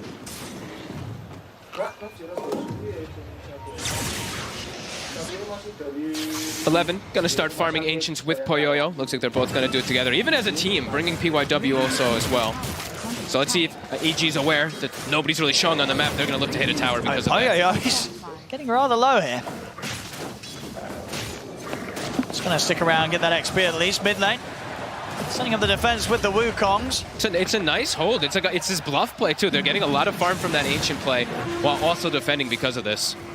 Yeah, they'll get the space to clean this up completely, Vici Gaming. And they've got salves too. You were mentioning how Poyoyo is dropping a bit low. He's got Chip Vest. They salve him up and he's still a bit healthy. He's got Haunt also to join inside the fight. DD Rune does spawn bottom. And EG will be able to claim themselves that tower. Immediate smoke with a DD. They have the vision up top too. They see Poyoyo. Of course, he's on the creep wave, but they did see him setting up there initially. The smoke was seen right there. Mm-hmm. They're already setting up for it. They're making the right read too, because they know EG wants to make the move onto the Spectre, because otherwise Spectre's just going to haunt into the fights and they're going to get outnumbered. So. See PYW. He will get caught out here. Did try and come over and was by the looks of it trying to at least dispel the smoke. Yeah. Keep the info ready for his carry, ready for Poyoyo. It does cost him his life. Gotta just protect Spectre. Everything is about Spectre this game.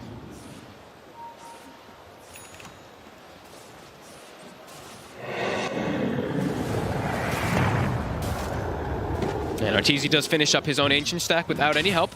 Up to 7,300 net worth. He's pretty huge. 2K ahead of that Spectre at the moment. Quite the start. I mean, and it's a good troll game, as we mentioned. It is a very good troll game that he's not really playing into any of the traditional counters of that kiting that just allows you to play around that battle trance. I also see that he's gone for, we'll wait for that for as Abed finds an easy pickoff. He's gone for the build, which I've seen more and more players do lately, as you max your Berserker Rage rather than maxing out your Fervor. Just scales really nicely, and if you do get involved in the fights, which he can with Treads, Maelstrom, and Falcon Blade, the Root is very effective. Absolutely. As it does increase. 2-second duration is pretty good when you're playing versus elusive heroes like a Void Spirit or even like Lycan, who can be speedy away. You get like 1 or 2 Roots and they're just dead. See the setup down bottom here. They're looking towards Ice. Order 11 comes in. Can they set up? They need a +1 though. They're a little hesitant. They know that there's going to be more behind Ice. Yeah. EG, you know, Abed just being in the neighborhood. Dire's middle tower. We'll secure that Helm of the Overlord pretty much done for Old 11 though. We have a smoke up here from Ori. Vision. EG's placed this ward every single game. This time it's going to get found. PYW is going to see it. I don't know if Ori's going to be able to quite find anything even. He's got DY. They could set up potentially for Abed if they have the follow-up. Look who, yeah, but Abed's got backup. Yeah. Both Fly and Crit just sitting behind him, knowing that that sort of timing was going to be coming out from Ori and making sure that there's no window for the play to be made by Vici Gaming. They can always bring the numbers because of that Spectre. Seeing DY also, making sure that he's keeping Poyoyo healthy at all times. Going toward the Ancients, just popping the Nature's Attendants on him, so they'll be battle ready at all times. You see the men on pretty much all 10 heroes. Everybody's battle ready in case something kicks off.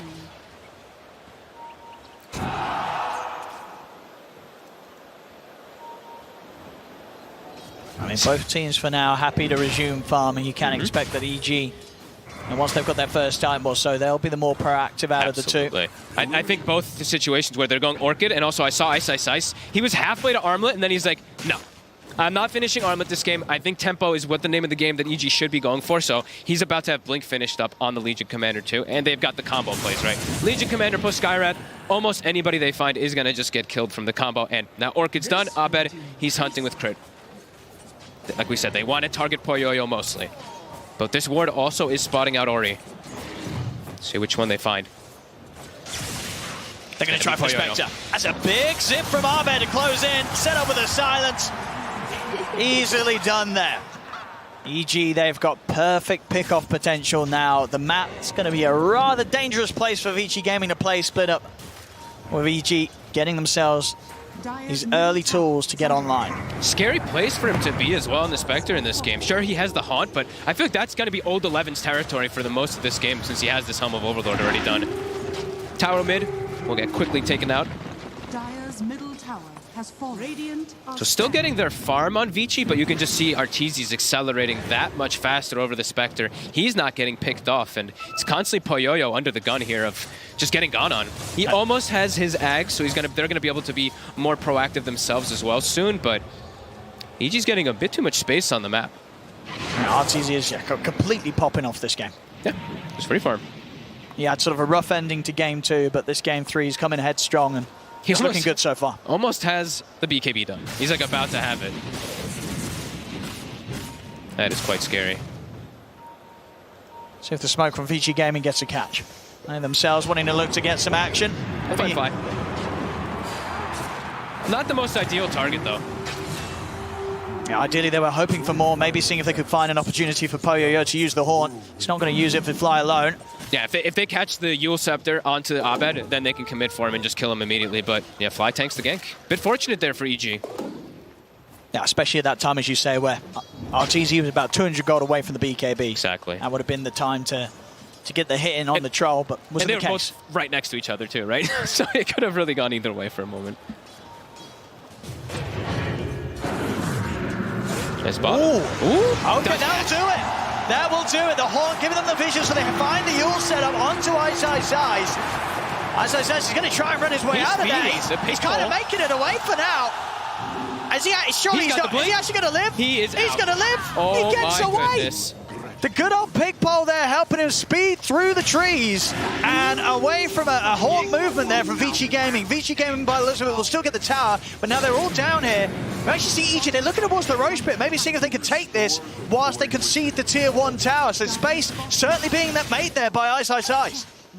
That was the Haunt used, that was the Shapeshift used as well afterwards. That was so much committed from the side of Vici, and just a Piggy's able to scurry away. 3-man overwhelming odds as well, of course. You know, he had like 37% movement speed increase, so he's able to scurry away. And straight to Roche.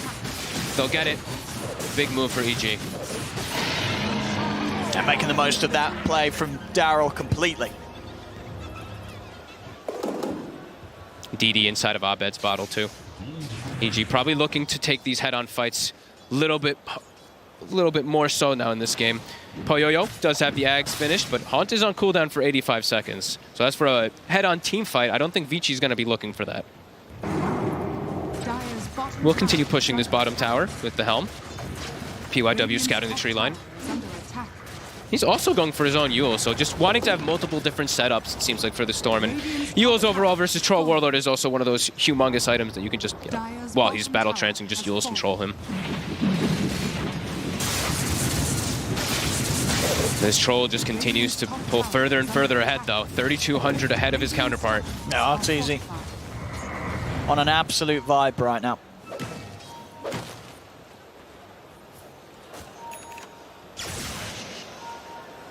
Dire's bottom tower is under attack. And EG, again, managing to find this sort of area they want to play around. In up to the triangle of Vici Gaming, and they'll always look to try and initiate from this angle, keeping Vici almost awkwardly pushed over into their own jungle. Haunt is up in 20. And those backline heroes, as we mentioned, they will get ripped to shreds very quickly on the side of EG. But the ET, as well as that Skywrath, you're going to see the flank around that's just kind of quickly hit as soon as Haunt does come out. From Haunt, from Shapeshift, from all the summons just running on top of him. And there's not too much that they can do to protect themselves. I think that's why we see Crit. He went for a different build this game. He's going to go for Glimmer Cape to protect himself because he knows he's just going to get hard committed on by the Spectre and by all these summons. So wants to have some type of protection for himself rather than a setup for kills. Does mean we'll probably see Dust picked up on Poyoyo and Dust picked up on the Lycan at a very early point in the game, but you can see the different direction that he's looking this time around. I mean, they're strong. They can go high ground, maybe. They're thinking about it. At BKB, 2 minutes on Aegis. We'll see how much EG do want to push it, but they've got some real power right now, and indeed, they're going to step up and start having a poke. There's no glyph either.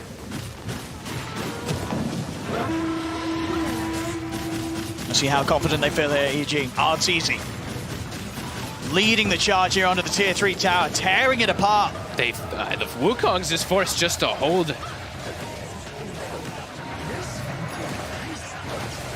There's only a 1k difference, but with the heroes and the tools they have, how much of that money is on their carry right now. EG, you know, if they fight around Arteezy, they can take a lot of this map away from Vici. I think they can look to go again. There's still no the Aegis, 2 minutes, you know, this is a perfect timing. If they see anybody too, like Ice Ice Ice just a blink duel, and then they have number advantage to go into high ground, Vici might not be ready for this push to come out again from the fake back from EG. How do you stop him? They're wrapping around though. There's Flight. Is he going to spot this? He's heading near the tree line. They want Abed. Abed's hiding in the trees. Jump forward straight away, the silence. Will catch out Ori. Jump forward from Abed. They've got the vortex. Pull back. Arteezy is in on top of the Void Spirit. Yule's up into the air. Ori keeps himself alive for now.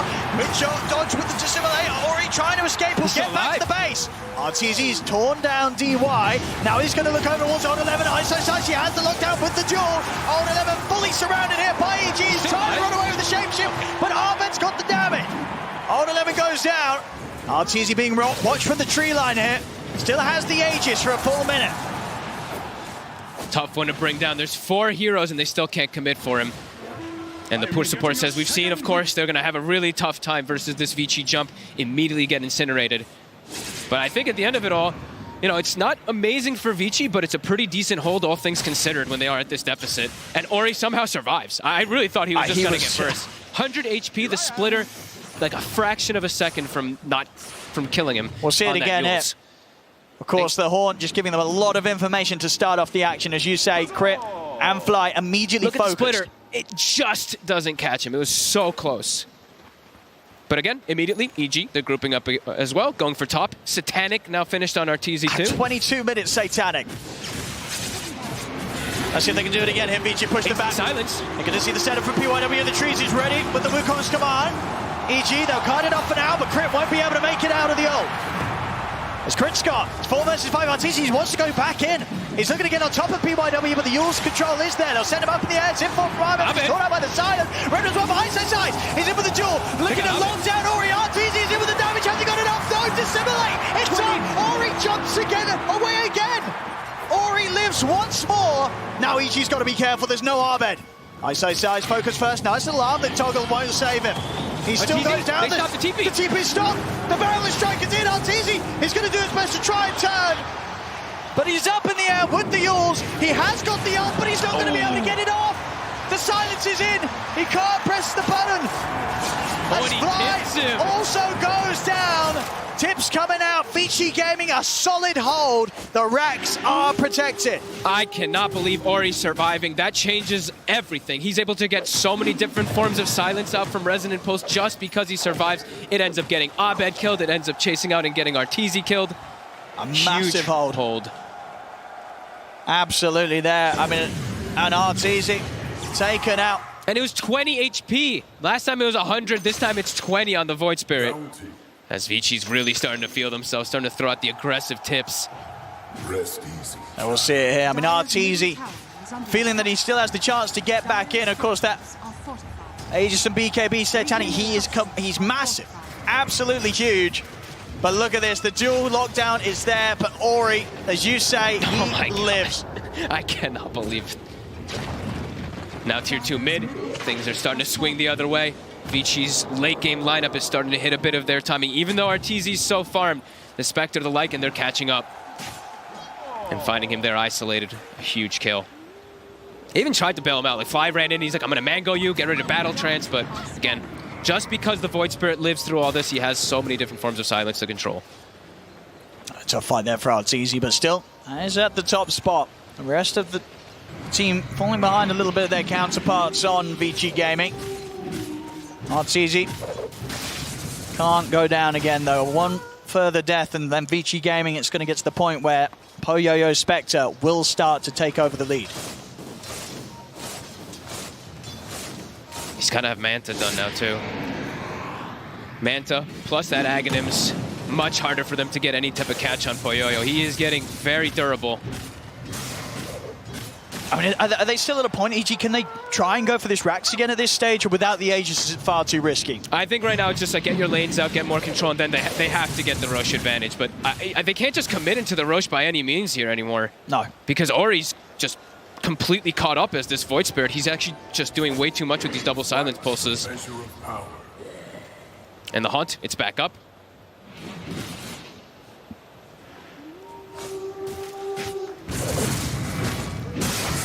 Let's see the plan. 4K lead here for Vici Gaming. Manta done on Poyoyo. Each of these fights is going to be ready, as we see, to get on top of Crit and Fly. RTZ's still looking to threaten that Rax. It's exposed. I mean, it's just the two of them, really. The rest of PG a little further away. They might just get full engaged on him almost immediately as soon as Vici's on position. I mean, RTZ is going to start things onto the Rax. I mean, they do at least force back 4 members of Vici Gaming to the base. But now EG's got to deal with their lanes. Bottom's pushed in, mid's pushed in too. Roche up in 15 seconds.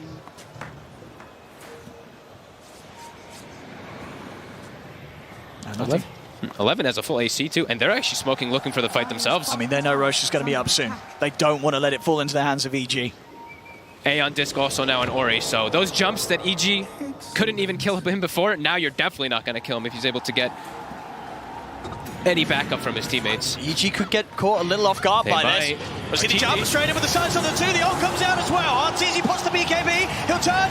Immediately Crit getting really, really low here, but the sleep comes out. Crit lives for now. Finally goes down. Buyback from Crit. RTZ. He's on top of Ori. Ori falls to the side. They've rooted him down. This time Ori will fall. He won't live through this one. Ahmed focused by old 11, but now with the turn. He's got the lockdown. The duel's Fly MVP of that team fight with the ET, just a stomp and a splitter to turn everything around. Looks like it was going to be disastrous for EG as they lost crit almost instantly, but great stomp to disengage, great stomp to be able to get them those big pickups. And Poyoyo maybe a bit lucky to even get out with his life. It looked a bit close. ISIS almost got the duel on him. We'll see it back here again. Vici Gaming very willing to start the action off. The Dispel too, of course, we did see that one from the Legion Commander. Allowed Fly to get in position to get that two-man stomp, to get the setup onto both the Spectre as well as the Void Spirit. You saw Old 11 with the good intentions as well to try and go straight for Fly, but not quite able to close in on him before those abilities came into place. As we saw here, Abe getting it rather low, was low on the mana as well. Old 11 not able to finish him off with the rest of EG to turn and control the Lycan. They're all back up, Vici Gaming, but no Haunt, of course. And EG taking down the Roshan rather rapidly. Any sort of steal available. PYW is going to look for it, but he's not going to be able to jump in time. Aegis is picked up. They've got the dual control. They focus him down. Jump forward with the Dissimulate. Ori, he'll burst onto Ice to go down. Arteezy, he's got the battle trust, but he's up in the air. They're kiting him the first time round. Pull back as well with the Remnant as Arteezy's been separated from the rest of his team, but he's still got that Aegis. He still has ult. He used Rampage. Oh, okay. Same noise. That's right. He picked up the shard there off the Roche. See if they can kill him off. Stomp. Gives him the cover, but there's the jump with the Remnant, the first and once. Fly getting pushed back as well by Old 11 and the Army. Poyo, he's back in action with the Horde. The Shadow Step jumps over. Now he's going to look over towards Arteezy. He needs buybacks, he needs backup. Because Arteezy... He's still scary. They're a little cautious on how they go back in on him with the buybacks coming into play. Ice. He's got to do the duel back up in 5 seconds. And they'll respect that. Buybacks come out, Vici Gaming, they'll pull back and they won't push any further for now. But they do take away the Aegis as soon as it is picked up from EG. And EG, like you're mentioning, they wanted that timing to be able to go for a push of their own. Ori still has his Aeon disc up. We'll be able to get out of there. Denying the Aegis away from a troll lineup when you have Spectre at this point in the game, though, is phenomenal. Vici probably feeling very comfortable with the state of the game. Also, EG having to use 2 buybacks in that fight. Yeah, we saw how much they needed that to try and attempt to get this top racks taken away. Now that whole plan's going to have to be put on hold for EG, which is going to hurt. And the fights for the supports on EG is just impossible. Like every single time, they just die almost instantly. Starting to pick up their defensive items. Arteezy does find a DD down bottom, put inside the bottle. But with that Aegis gone, can they push on for that much more here? It's so hard without that ability for Artur to have a second life. With just the one, Vici Gaming have shown they can deal with him. He's still looking to push. EG does not want this game to go on too long. They know they're going to get outscaled. So still looking to just get a bit of map control here, keep forcing Vici back. He's still so far ahead in the farm department. 6k lead on the Troll. Almost has a Basher now done too. But look at this Old 11, 500 gold off his Ags. Don't think I've ever seen the Lycan Ags with the Spectre. It's gonna be an interesting one.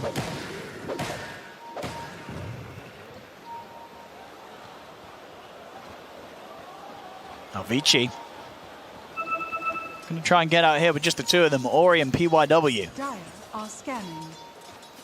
EG. I mean, PYW is also quite fun. He has a Deso picked up out of nowhere. Just grabbed it. Damage is going to start ramping up a lot also for Vici. Oh, and that's a jump. That's a dieback. 80 seconds, no Legion Commander. See what they can find with this there. I've got the mid lane pushing in, Vici. EG trying to keep Alita's top one pushed out, but we've seen pretty much all the time. It's always been 2 lanes of Vici Gaming that's been going back over to EG's half of the map. A lot of focus from EG still on this top lane and hasn't really turned into much more after they took that tier 3 tower. It's that invisible impact always from the Lycan, just seeing the constant wolves, a minion sent out to the lanes to push it out, and EG just, they keep having to address those lanes, and still 40 seconds, no Legion. Arteezy. They're gonna get the jump. I've got the setup here from the Spectre, but flying crypt by Arteezy's side. And still with the DD in the bottle, BK being satanic he is. It's a scary target to commit on. Shadow step back up in 15, Haunt at the ready as well from Poyoyo. If they want to try and make a move. It's just 20 seconds until Ice is back up, so looks like that time will pass. Oh, he did just commit for the Moonshard. Okay. So we've seen this build a couple times also on the Spectres. We've seen Bloodthorn Nullifier builds too, but just looks like he just wants raw attack speed just to be able to clear out through those back heroes. And also, of course, your illusions get that attack speed too, so it's really beneficial once you start using your Shadow Step and also your Haunt inside the fights. As Arteezy with DD, quarter of it left. They're trying to find a grab. So who's going to show themselves? Ori. She's got the A on And Poyoyo. They might get the wrap onto Poyoyo. We're going to see Ahmed. He's looking for the lead-in. He's trying to get out here with the Manta Star, but they grip the grab back with the Vortex. Right. And it's going to get focused here, though, as Ori's jumped over. The damage is done, though. Arteezy commits with the BKB. Poyoyo gets taken down. He spent his gold, too. He does not have buyback. 11 will just be able to kill crit with some minions. What a bully. Can he get anything more here, old 11? Flies a little low, but it's a big kill here. No Spectre. 60 seconds. What can EG make with that? Lanes are all just pushing in onto their side, though, so I don't think they can actually do anything. I don't think it's still a long time, of course, until Roshan. It's just every time I look at a lane, there's an Enchantress creep, or a Wolf, or a Helm of the Overlord. Vinci's doing an excellent job of just keeping these lanes pushed out, so EG can't capitalize on any of these pickoffs that they do find. And even though Arteezy is continuing to be at that top spot, as you mentioned before, the other heroes are starting to dwindle behind. Abed is going for more of that supporty kind of Storm build, where we're seeing him go for Aghanims, so he can be that AoE black hole for Arteezy to focus fire targets. But Vinci's just getting much more on the map, and they're scaling way harder. Everybody getting farm. Monkey King and Enchantress soon to surpass Ice Ice Ice. Well, Vici Gaming, they know that when Poyoyo's back up in 10, he'll have Horn. So ready to try and start something and they see crit as soon as he's back in action. They just saw crit also. That deep ward they have placed is scouting him. So they're going for the big wraparound. They're assuming that he's going to go connect to his team, so they're probably just using him as that information tool. They'll go for him. They'll just kill him. And now they'll know where the rest of EG is. I mean, they're immediately making the move over. They actually catch Ice Ice Ice here with a Boundless Strike. They're able to set him on top of him. He's going to try and run. We'll see the bite over to Poyoyo as this Spectre's ready to start charging down the Legion Commander. Ice Ice Ice, no escape for him. Things completely falling out of control. Even though there's such a farm troll warlord, the rest of the heroes just unable to do much of anything. They can't get away either. That was the real haunt used, but well worth it for Vici. Yeah, absolutely. Any sort of a small couple of kills at this stage, as long as they're stopping EG from getting the momentum that they need to try and hit Vici Gaming before the game gets too late. And it's going to be a success every time for Vici. Feeling very scary though for EG. Just lanes constantly being shoved onto their sides, which means there's a chance that in the next few moments that if Vici's ever able to get the Roshan for themselves, the game's just over. EG has to play with the Roshan advantage, it feels like. Gem purchased up, Fly starting to get annoyed. These wolves, these deep wards that they have placed, need some type of solution to make sure that they can get the jump first, as Arteezy's getting gone on. Committed his gold as well for Missile. He's able to find a DD, but immediately used. He uses Satanic as well. DY, he's going to play around with him for a little bit, but Abed's here with the backup. Zips over towards the Enchantress. Enchantress pretty tanky though. We'll see Arteezy on the rampage. They're just kiting him. There's the Yules on Aether. He's ready to try and set up maybe with the Wukong's command. Arteezy. DY's hurting. 11's starting to commit for the back. They're going to have to help. He's had to put the BKB. Arteezy now looks to turn. He's in onto the Monkey Kick. PYW goes down. Instant buyback from PYW and Ori. Jumps in. Quick burst off the Crit. Crit goes down. Poyoyo is in with the Shadow Step. Looking for Ice Ice Ice. Arteezy trying to stay on top of 11. Look at the bash into the roof, but Arteezy is pulled back by the Red Red. Arteezy goes down. They jump up to the high ground. 3 to 4 dead on EG. Only Abed getting out of there is Vici Gaming. They have all the space in the world now to push down mid and take at least a racks away from EG by the looks of it. 80 seconds, no Arteezy. And even though it looks like such a good troll game, you still see the same problems with the heroes. The itemization from Vici on point. The Yule Scepters to kite him out constantly. And then even the Aghanim's bite on the Spectre. How can you catch They're going for the end. They are going for it. 60 seconds, no troll. They know. They've got it. He's spent his money. No buybacks. 2k short of the gold here for Arteezy. 1200 short here for Abed. Rest easy, child, says Ori. We'll see Fly come back in and try and hold them off. Abed, he's going to look for the zip. What can he do? It's a good vortex into the sleep. Have they got the damage? Bed's gone, he's got a second life. The Ancients exposed though. VG Gaming looking to close it up and send EG out of the competition, and they will. VG Gaming take game 3. The series is theirs as they knock EG out 2-1.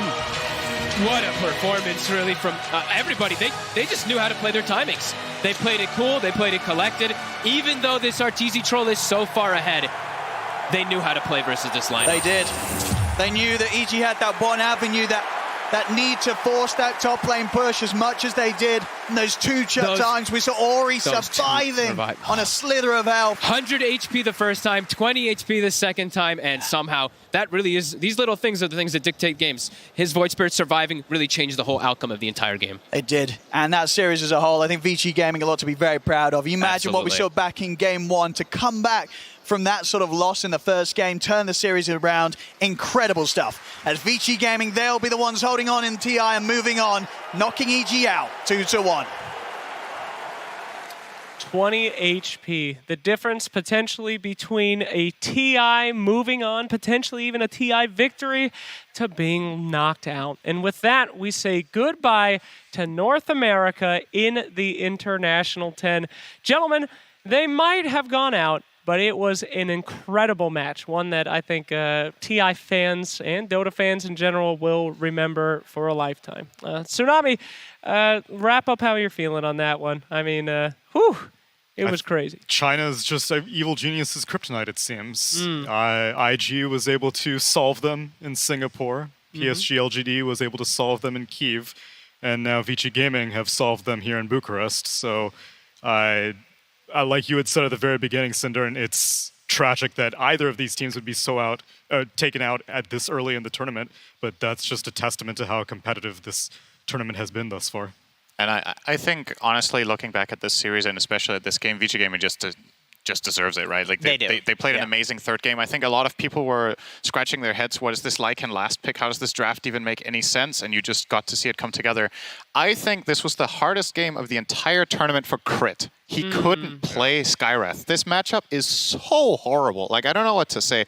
I've played this myself a couple of times. You pick Skywrath, you're like, oh, I'll play Skywrath this game, you know? And a guy picks Lycan in the enemy team, you're just like, okay, I actually just hate myself, you know?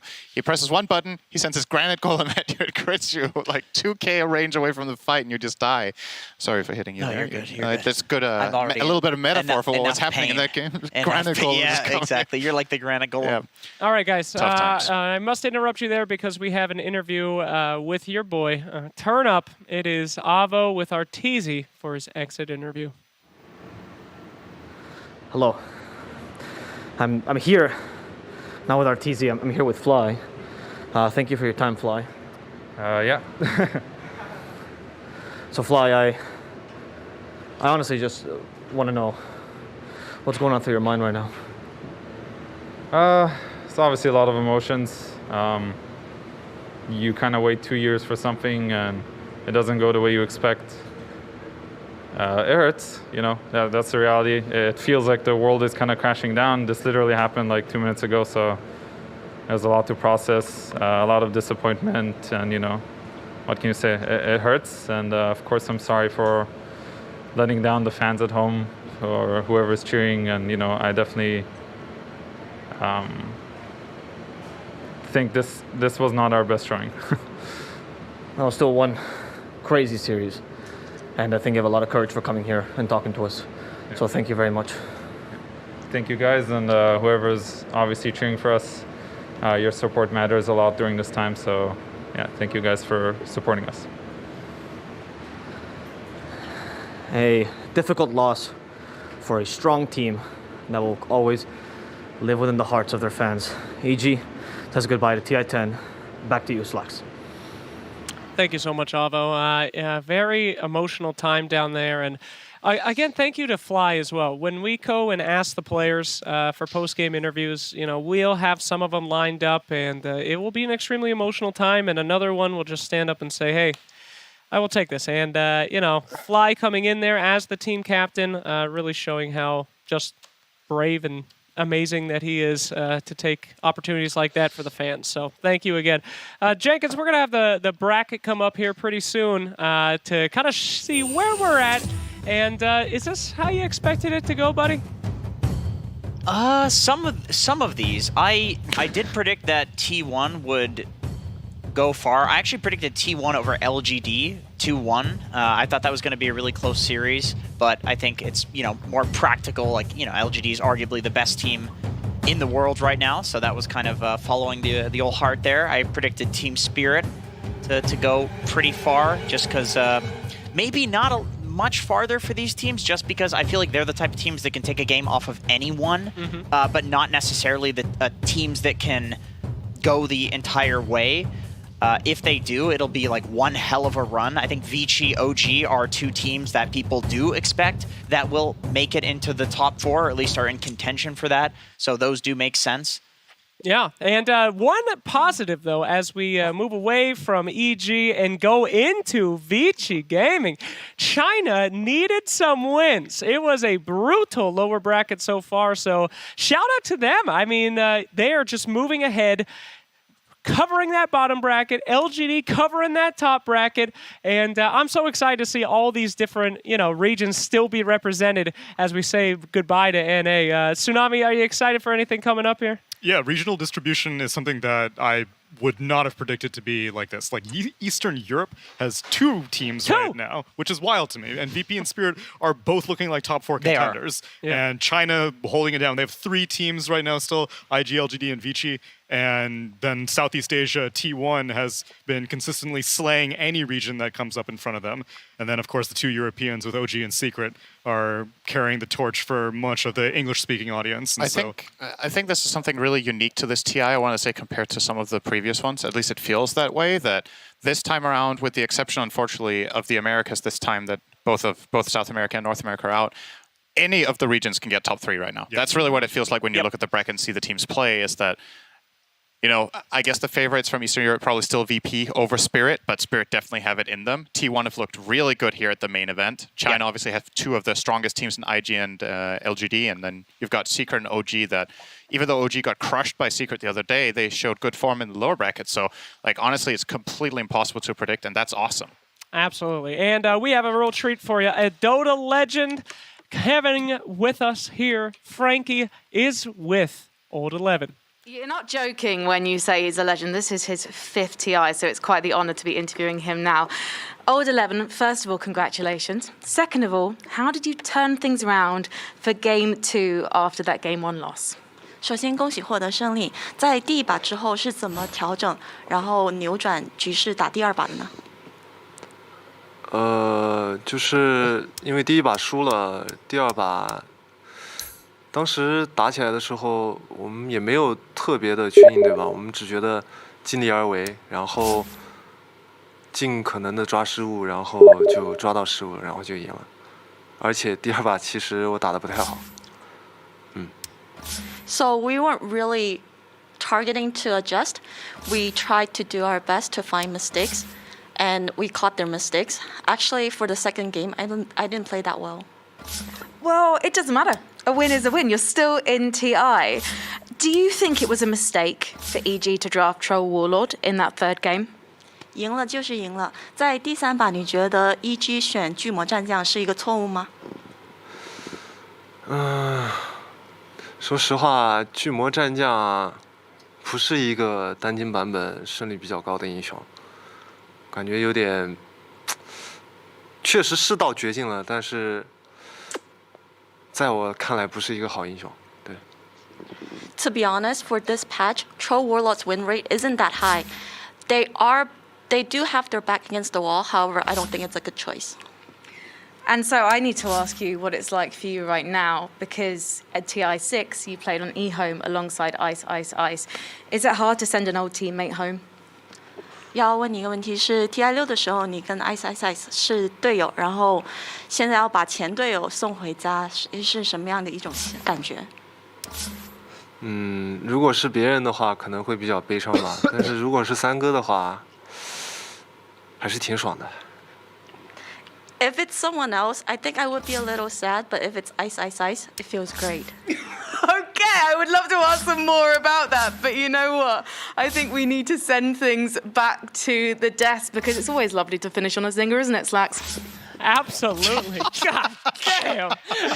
That is brutal. Mercy. That's Oh, brutal. man. We were talking about how Vici isn't good at going for the jugular. Man, that man right there. No mercy. Oh, my God. Oh, well, that is fantastic. Getting a little bit of, that's the Dota spirit, guys. If you're joining in the Dota, you know, some gentle ribbing, that's what we're all about. Who hasn't done that in a pub? And we welcome you to join us here at TI for some gentle ribbing yourselves. All right, guys. Well, that was a fantastic series. Coming up next, we do have Secret versus IG. So go nowhere, my friends. You thought that series was hype? We're about to jump into another one. Gentlemen, it has been an absolute pleasure paneling with you guys. It's been a joy. And that's my done time for paneling, by the way, as well. I'll take this last moment to give you a very heartfelt last saying, and that is, please buy my voice pack. There it is. There. Thank you very much. Okay, coming up next, Art of the Juke. Let's take a look at some of the best memories and the best jukes from TI. Buy it.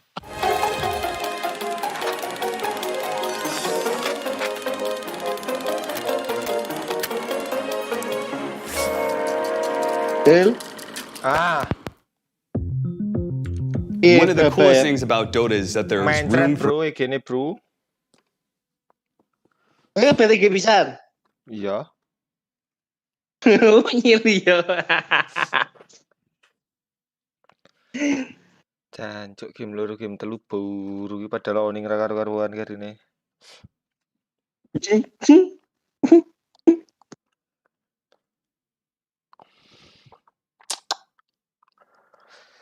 Cuk. Other Titan where he completely lost newbie. Around as best as possible. Zai trying to play around this Roche. KP trying to juke out the Burrow strike. He knows it's coming. Did he just do it? Oh, he's in the stall. Zai, he throws out the stall. KP, he force taps himself. Wade blinks back in, goes for the right flank. Unbelievable. Jukes him out beautifully by Zai. One of the biggest things in Dota is what's going on when you can't see parts of the map. You know, like if you can't see it, you don't really know what's going on there. You don't know where people are, and you're scared. So it's just me left against KPI. I think I'm super low on HP, and I'm pretty close to dying. And so I just like gave it a shot. Because the rush areas, it's incredibly tricky with fog sometimes. So if you see from his perspective, I'm just like disappearing and popping out over and over again until I finally leave the pit and then manage to force stuff on the high ground. Yeah, double fog, force that high ground, juke the stun. Nasty. Oh.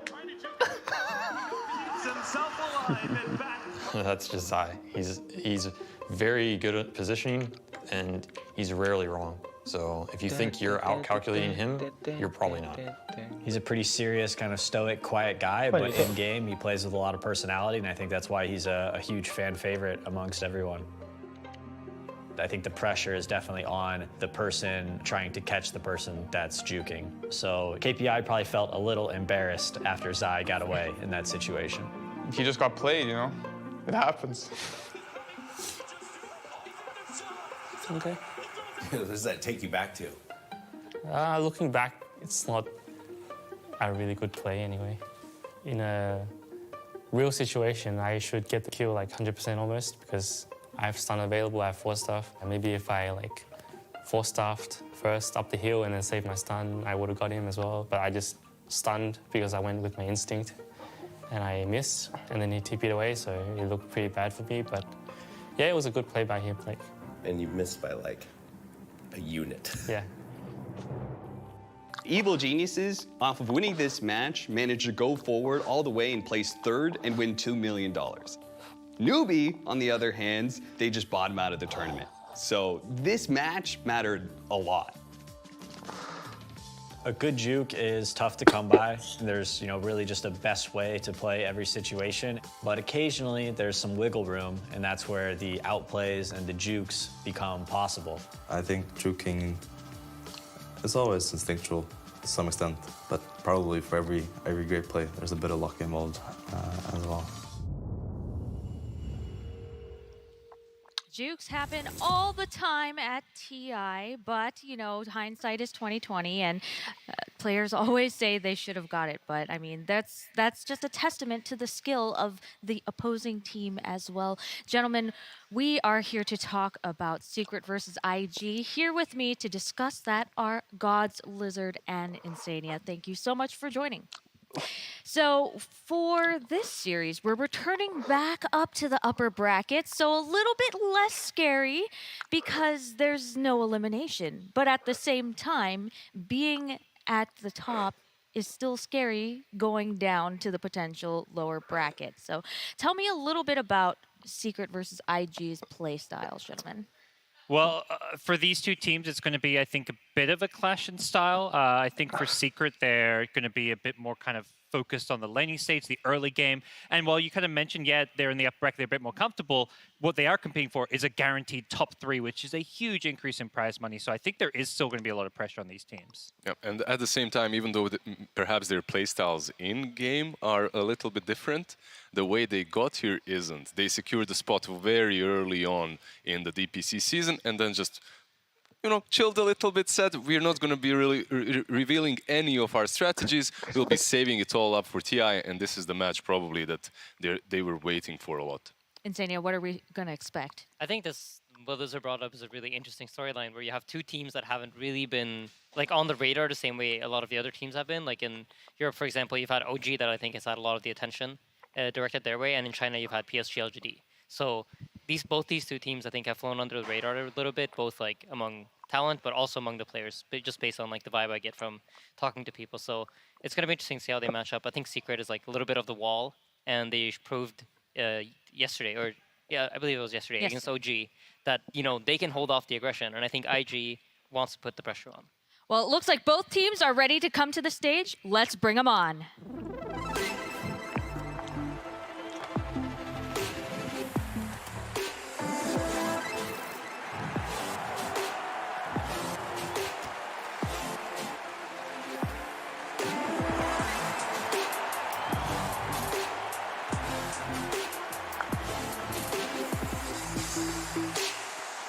Team Secret is known as the dominator of 2020's online tournaments. It is thanks to this team that Dota fans have praised the European region. Since TI9, they have kept a rather static team, with Powerhouse Matumbamen being the only new addition to the likes of Nisha, Zai, Yapster, and Puppy. People have speculated that this team ran cold in the 2021 DPC to take the heat off, and they are proving that theory to be correct as they emerged second in their TI10 groups and have remained in the upper bracket by defeating defending champions OG in a whirlwind 2-0. On the TI stage, it is time for Team Secret to remind the world why their adaptability and the EU Dota region reigns supreme.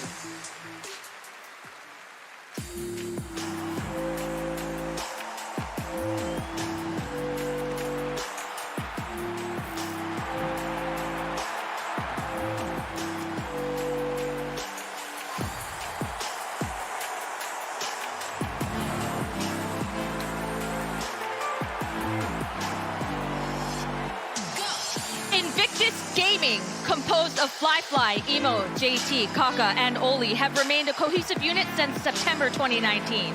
Taking first and fourth in the DPC's Chinese region, IG showed their true power in adversity after reverse sweeping Evil Geniuses in the Singapore Major Grand Final. At this TI, they placed first in their group with an impressive score of 14-2, and then sent Dark Horse Team Spirit down to the main event lower bracket with a 2-1. This year has heralded the reemergence of Chinese Dota as leaders of the pack, and IG is, with their pace setting and versatility, one of the reasons why. Let's take a look at the journey for IG. Team IG's road to TI10 started with a bang, winning the grand finals in the Singapore Major in March. With Kaka, they're led by an experienced captain, one who has played in 10 majors and 5 internationals. After reaching second place in TI7, he's now heading to TI10 with a unique perspective and a roster of new teammates benefiting from that experience. Somebody just walked back up to him, and over the Hex, Emo's able to set him on to crit the Hex into the stun. A question mark in the old chat. All right, I love that. GG, GG's called. Emo's just standing there. All right. There we go, ladies and gentlemen, spicing it up a little bit. 那转眼间过了5年之后，现在称呼你一声卡师傅或者是老将也不过分，而队里也有比较多的年轻的选手。那你现在再和大家一起去冲击 TI， 跟以往会有什么样的心理上的变化吗？还是你觉得，我卡卡依然是一个非常年轻、有冲劲的年轻选手？我觉得我个人感觉就是我跟什么队友区别不大吧。我觉得跟自己心态可能有点，心态上会有点变化吧。因为我觉得我之前 TI 打的就是有时候我会打的感觉，就我现在看啊，就感觉之前打的可能想的东西太少了。然后现在我觉得就是我的思维会格局会更大一点，就包括就是不止于我自己的位置，我会去说一些就别的位置，然后该怎么去运营，然后该怎么去打团之类的。就现在我觉得这种思路会更宽大一点，因为我觉得之前打的太偏个人了，然后偏的打的有时候也会就看起来就没那么有章法吧。 It's been a season of high highs and low lows, ending with a tough performance in June's Anna Major when the wildcard round sent IG home before they could even see the main stage. 然后有别的队伍在聊到你们的时候，或者说有一些观众在聊到你们的时候，认为你们是有隐藏实力，或者说不一定是刻意的隐藏，但是可能就是主观上没有那么大的强的动力，导致你们没有打出特别好的状态。你们会自己怎么来评价自己在 Anna Major 的一个表现？Anna Major 就是我们也没有隐藏实力吧，就是我们就是5号位不在嘛，然后就是我们教练上会在那个线上的时候，有时候会出一些小问题。我团战其实还是蛮好的，就是我们线上出的问题会比较大，所以打的没有特别好，但也没有隐藏实力啊，我们也是在认真打的。所以其实就是人员不整，其实是成绩波动最大的原因，和主观能动性关系不大。对的。然后我觉得外卡赛队伍也是非常强吧，然后打比赛我觉得更看一个状态，就是谁状态好谁就能赢，这样。你可以想象一下，现在登上 TI 的舞台要出场了，然后这个时候播放的是你们的采访片，这个时候屏幕里的卡卡说一句话，用一句一毛大神的话，就是让我们来看看谁才是真的 TI 冠军吧。Let's see who the strongest TI champion is. Those are very, very, very strong words from a very strong team. Now, a lot of people, when people think about the Chinese region, obviously one of the teams that people will think of is PSG LGD, but IG is also a really strong team as well. Lizard, can you tell me a little bit about what makes them the strong team? Oh, well, they came into the first season of DPC in the Chinese region not really with stellar performance. They had their ups and downs, but instantly into the major, they take it after the question mark. The mental strength that's necessary to go from 0-2 into winning a major, I think that's probably their strongest thing at the moment.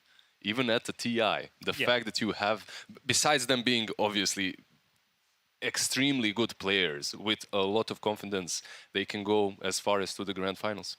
And basically, since this team formed, I feel like they've been successful. Like right after forming, they won a minor to qualify for one of the old majors. I think it was the MDL major where they got 3rd place. So like even right after forming, they're getting top 3. Then the new season starts, they get 1st place at the Singapore major. And their result at the Anna major, as they kind of mentioned in the interview, was pretty much entirely down to having the stand-in.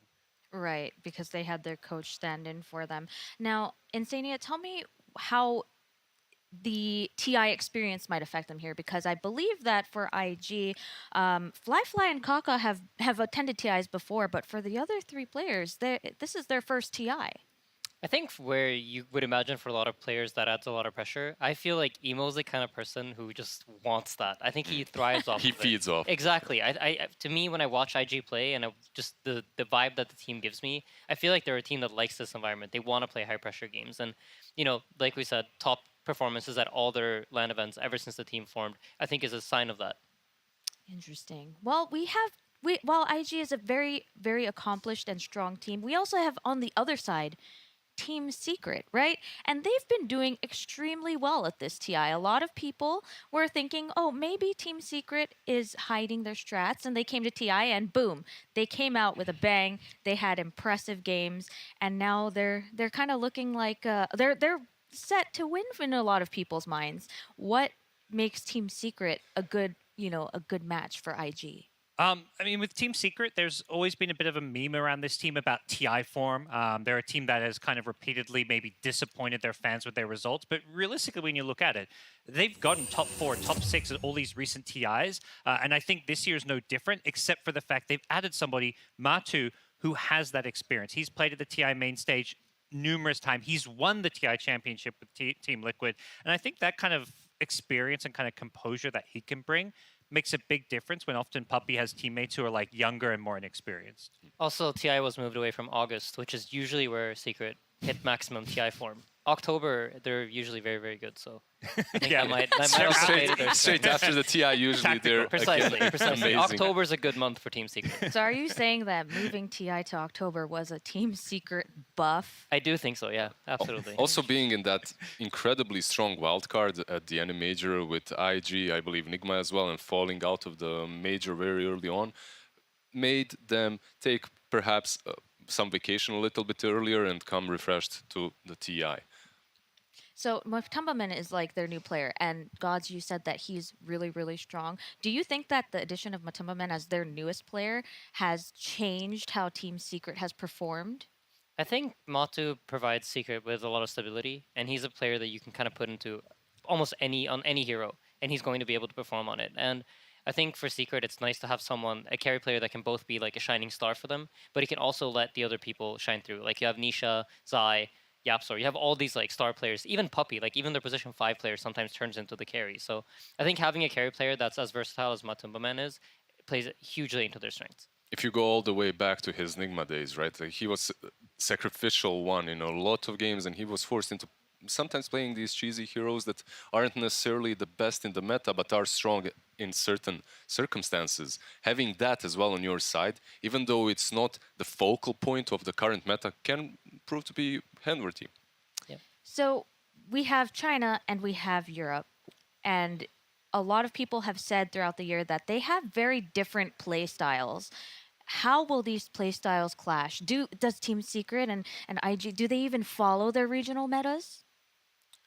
Well, Secret, at the moment, in my opinion, has a perfect read on the meta. If you look at the way that they played versus OG, the way they drafted, the moment ET has been picked up by OG, a hero that has been picked up, I think, the most times at the tournament, they instantly respond with an Enchantress, which makes his laning a little bit more difficult and also makes everything easier for Team Secret.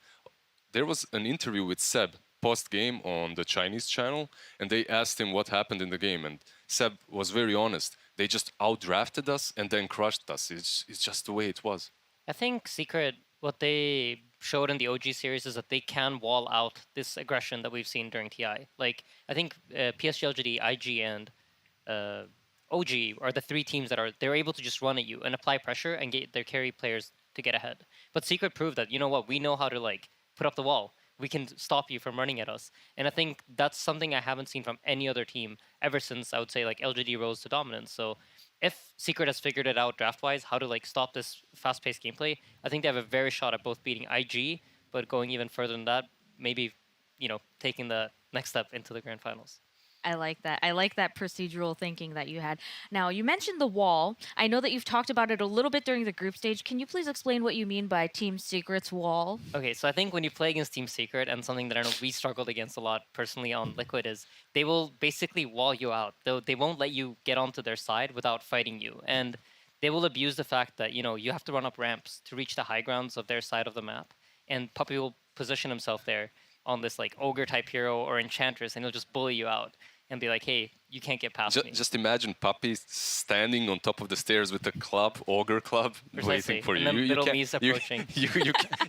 And you're a Crystal Maiden going in for a gank. You're smoked. The smoke breaks, and so does your team fight afterwards. They're really good at breaking up team fights and setting up the perimeter around Matumbaman while he's farming. On the other hand, for IG, what is, if there was like a signature move for IG, what would it be, if anything at all? Or is it just simple diversity? When I think of IG, I think of just Kaka and Emo as like the two big playmakers. I think Kaka, his line, you go back, he's always played these big playmaking, stunning, start the fight kind of 4 positions, even like when Sankin was a 4 position. So he's a guy you kind of have to look out for to make those big mid-game plays. But really, all of their mid-game plays are centered around Emo, and him being the kind of flashy superstar of this team who wants to pop off. It can be hit or miss at times, but if I think IG is going to take it against Team Secret, it really comes down to Emo a lot. Yeah, I absolutely agree. I think for IG, it's initiation. Like, Kaka will play a hero that's going to blink stun you, and Emo will be there to follow up. So if they can get that jump, if they don't get stuck on running up the ramps, I think IG has a really good chance of winning this. My just small take coming from the DPC seasons is JT, you can't allow him to have a great lane. If you're IG, that is, because every time he has a great, amazing lane, complete chaos ensues. They're just running across the map, killing you for at least 5 to 10 minutes, dominating completely, but then they go that one step too much. You've seen that yesterday at the Slardar game. That's literally a repeat of the DPC season game. He went Io Slardar on the lane. You know how that's strong, how strong that lane is. They went 7-0 and then bought Midas and just fed a bit. I see. So make sure JT struggles. Is the game plan for IG. Make sure he struggles, but everyone else has a good time. That's it. And you talk about the wall. I think if anything, you think of how to play against it. Putting, running a more kind of passive, defensive kind of like late game carry may be the way to play against that if you're IG. Yeah, absolutely. I mean, I know the few times that we've had success beating Team Secret has been when we've been able to outscale them and force Secret to come to you. And I think that's a position, if IG can get to that point in the game where like their pressure allows them to force Secret to come chase them around, I think that's when you get Secret on their back foot. But Secret is so patient. You told me during a group stage that they're super patient. They're very, very good at letting the enemy come to them. Do you think that is that going to happen here? So it can happen if IG gets a favorable draft for themselves. That can scale better. That's what Insania just said. If we are able to outscale them, and if we have decent laning stage, that will force them to come to us because we don't have to make any moves. And if IG manage to put themselves in such situation, yeah, they can definitely take Secret. They can break the wall. Okay. So about how that fits into the tournament meta, do you think that we're going to see a lot of the same things that we've seen throughout the tournament so far? Like Monkey King, Tiny kind of fallen off a little bit. And I mean, Ogre is really popular with Team Secret, right? So what kind of heroes do you think are going to come out in this draft? It's going to be tough to say. I think yesterday when we saw Secret go up against OG, that was a really prepared Secret for OG specifically. I felt like they had hero answers for that team. And, they've had the luxury of playing against OG for months in the European region. So I'm not sure how prepared they'll be for IG, but I'd expect to see them, probably coming in ready, like having ideas for whatever IG might throw at them. Interesting. Look at this graphic here. Favorite heroes of TI-10, Ogre Magi. Okay, that fits. Snapfire, Tiny, and Morphling.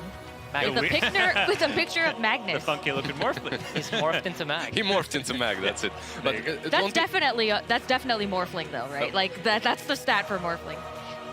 Favorite pairings are Ogre Magi and Magnus. And Ogre Magi and Tiny. And it's understandable because they truly do complement each other. You get damage from one and cleave, and from the other you get that attack speed that is so nice for a hero such as Tiny. It's literally all he needs at the moment. Yeah, even the Ogre and Magnus is all about buffing up your character. So they're really trying to go for these heroes that complement whatever Matu is playing. Yeah, and I think we've talked about this before, but at TI especially, your carry player is like really put under pressure, and having whatever tools you can have to buff him up, I think has been a generally pretty winning concept throughout the last couple of years of TI.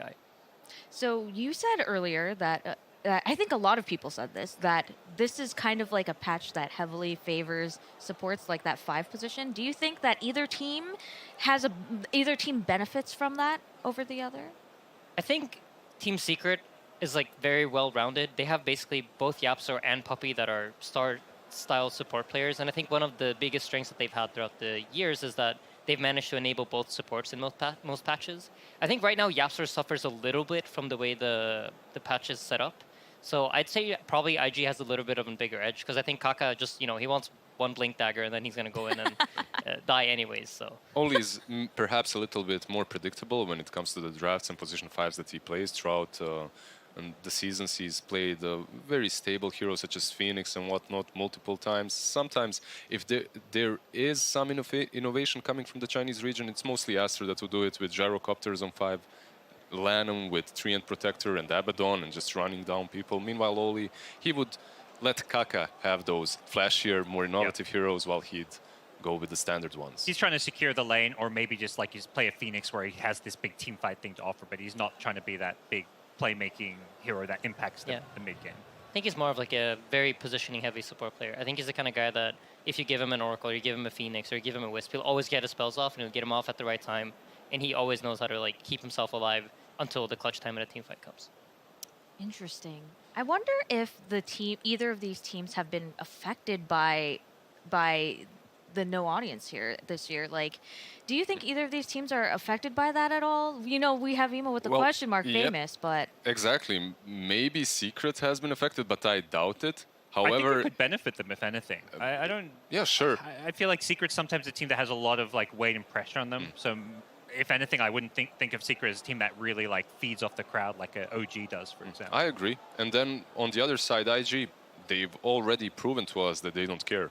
That question mark, that was also at an event without an audience, and they thrived on it.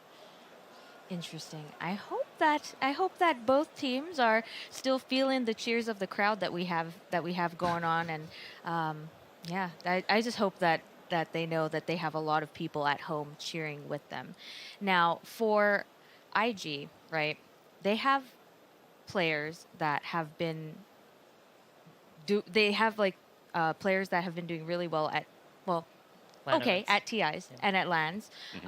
But do you think that their coach has been supporting them a lot, other than their performance at the Annie Major? Like, how do you think their coach like the has mental performance and whatnot? For sure. I think that there is this attitude towards newer players that your coach has to take in a way that he needs to help them with mental preparation for tournaments. But I come back to what Insania talked about. Emo, he seems to be thriving on it. I would even say that maybe he needed to help out Kaka, the old veteran, more than he needed to help out Emo. Yeah, look at him. He's smiling. Like, he's ready. He's ready to put some question marks in the chat, you know? Oh my gosh. And regarding that, I think I overheard like, or I heard that he overheard EG talking about his Morphling at the Annie Major. I think I saw this translated on Reddit, and they had said something like, "Oh, he's trying to be like Thompson" or something like that. So there was a lot of like pent-up frustration that went into that question mark. That was a mistake. I'm gonna prove to you that I'm better.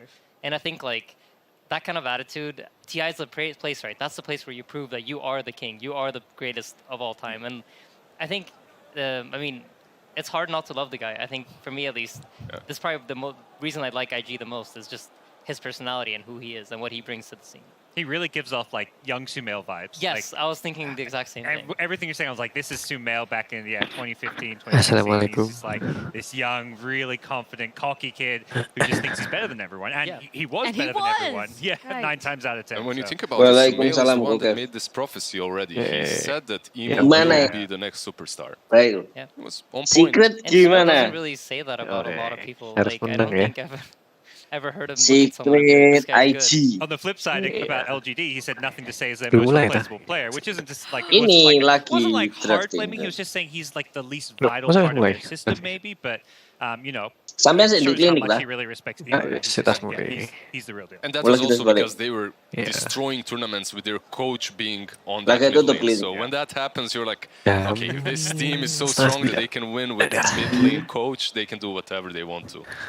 Now, on the opposite Tiap hari side, jam setengah 9 Keen is the coach, right, for pasien dekat mana ada Oma ke? He has performed at TIs as well. And he's also won Esports Coach of the Year last year, I believe. So tell me a little bit about him and how he has benefited the team. He's a TI champion. Everyone I've talked to who's worked with him has nothing but like the highest praise. He just seems like a really calm voice. I mean, maybe you guys know a bit more about him on a personal level, but he seems like, you know, one of the best coaches in Dota 2. Yeah, he's always very calm. I think the Korean coaches, they're a little bit one of our own. I feel like it's just the meta. You have to have a Korean coach. It's an advantage you get automatically. What is the advantage that I'm you not get sure. from that? It's just, I feel like, so we have Blitz, and I get a similar vibe when I talk to Heen at events, but it's just this very calm person. They give off good vibes. They're very smart, very intellectual. I feel like this has just been my experience with the with the Korean coaches I've ran into. Did Blitz pay you to say this? Or? No. But he's on his plane on his way here now, so I'm a little so bit you're afraid. prepping the I need to ground. make sure I I butter see. him up. Ibu mainnya elek. Understandable. At the same time, Secret in the last year, it was all online events, but they won pretty much everything. And if anyone will get that award, it should be their coach. Interesting. Yeah. So if you were to, on a completely different note, if you were to nominate another coach for best coach, what would you nominate? I'm just curious. He would nominate Blitz. Wait, you can't. Okay, you cannot nominate Blitz. Okay, no, I would probably nominate Jabs or second coach. See, their second coach. Okay, no. TI coach. Iwan TI sih Wow, that's tough. To choose. March maybe.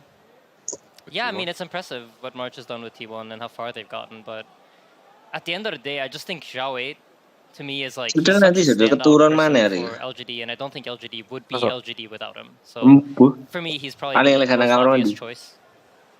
Blizzard? Yeah, I would go with March. I think the transformation that they've made on the side of T1 in the last couple of months is phenomenal. They looked, while Jackie was still on the team, they looked a little bit shaky. Replacing him for 23 Savage, they looked shaky again, but they found the right recipe to work around 23 Savage. They didn't fall apart after a rough start to the second season, and they pulled it together, and here they are, looking extremely strong. In the lower bracket, but still extremely strong. God. I would have said Showit as well, but I'll say who my runner-up would be Bulba. I think EG's been like the most consistent, top-performing team. Obviously, so we're saying this right at the TI, so it's a tough moment for EG, but I think historically Bulba and EG have had some of the best results in competitive Dota 2. Yeah, Bulba also has like a lot of. He's very actively involved in the team, right? Like he drafts for EG.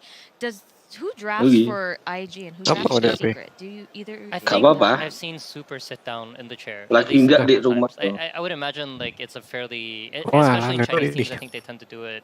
Almost always the coach is very involved in the draft, at least what it looks like on the outside. I don't know if they just do most of the prep work or if they just, let me do the drafting. But for Secret, do you tell Puppy to step out of his chair? I think there's a reverse situation there. I think Heen is probably very much on the prep side of things, and Puppy's the one that makes the decisions ultimately in the end. So, can you run me through how drafting works prior to a TI? Because teams are always discussing strategies, right? For a Itu kau sih larang dia nyopot untu harus How nempel. do you prep for that? So I think when you come into group stage, you want to come in with a strong identity of like, this is what our team does well, this is what we're aim to do, and you come in with this idea that you've kind of prepared, or we like these heroes, these are the heroes we think are strong, these are our answers, this is how we're going to try to approach it, we want to play fast, we want to play slow, we want to build a wall, whatever play style your team has. I think that's what you come into group stages with, and then depending on how well it goes, you adapt. You're like, oh, okay, the teams that are playing really fast are doing very well, so we might need to take a little bit of that and add it to our playstyle, or never mind. Secret seems to have it figured out. They got these heroes that can zone people off. You should try to learn how to do those. And I think once you reach the deeper points, it's more team versus team rather than like overall meta, and you're thinking more about what your opponents can do and what you can do to match. You have more time to prepare.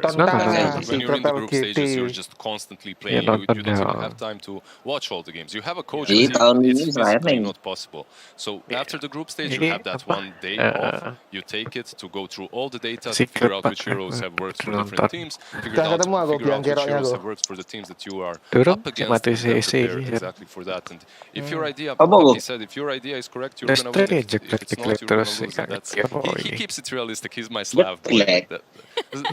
I appreciate it.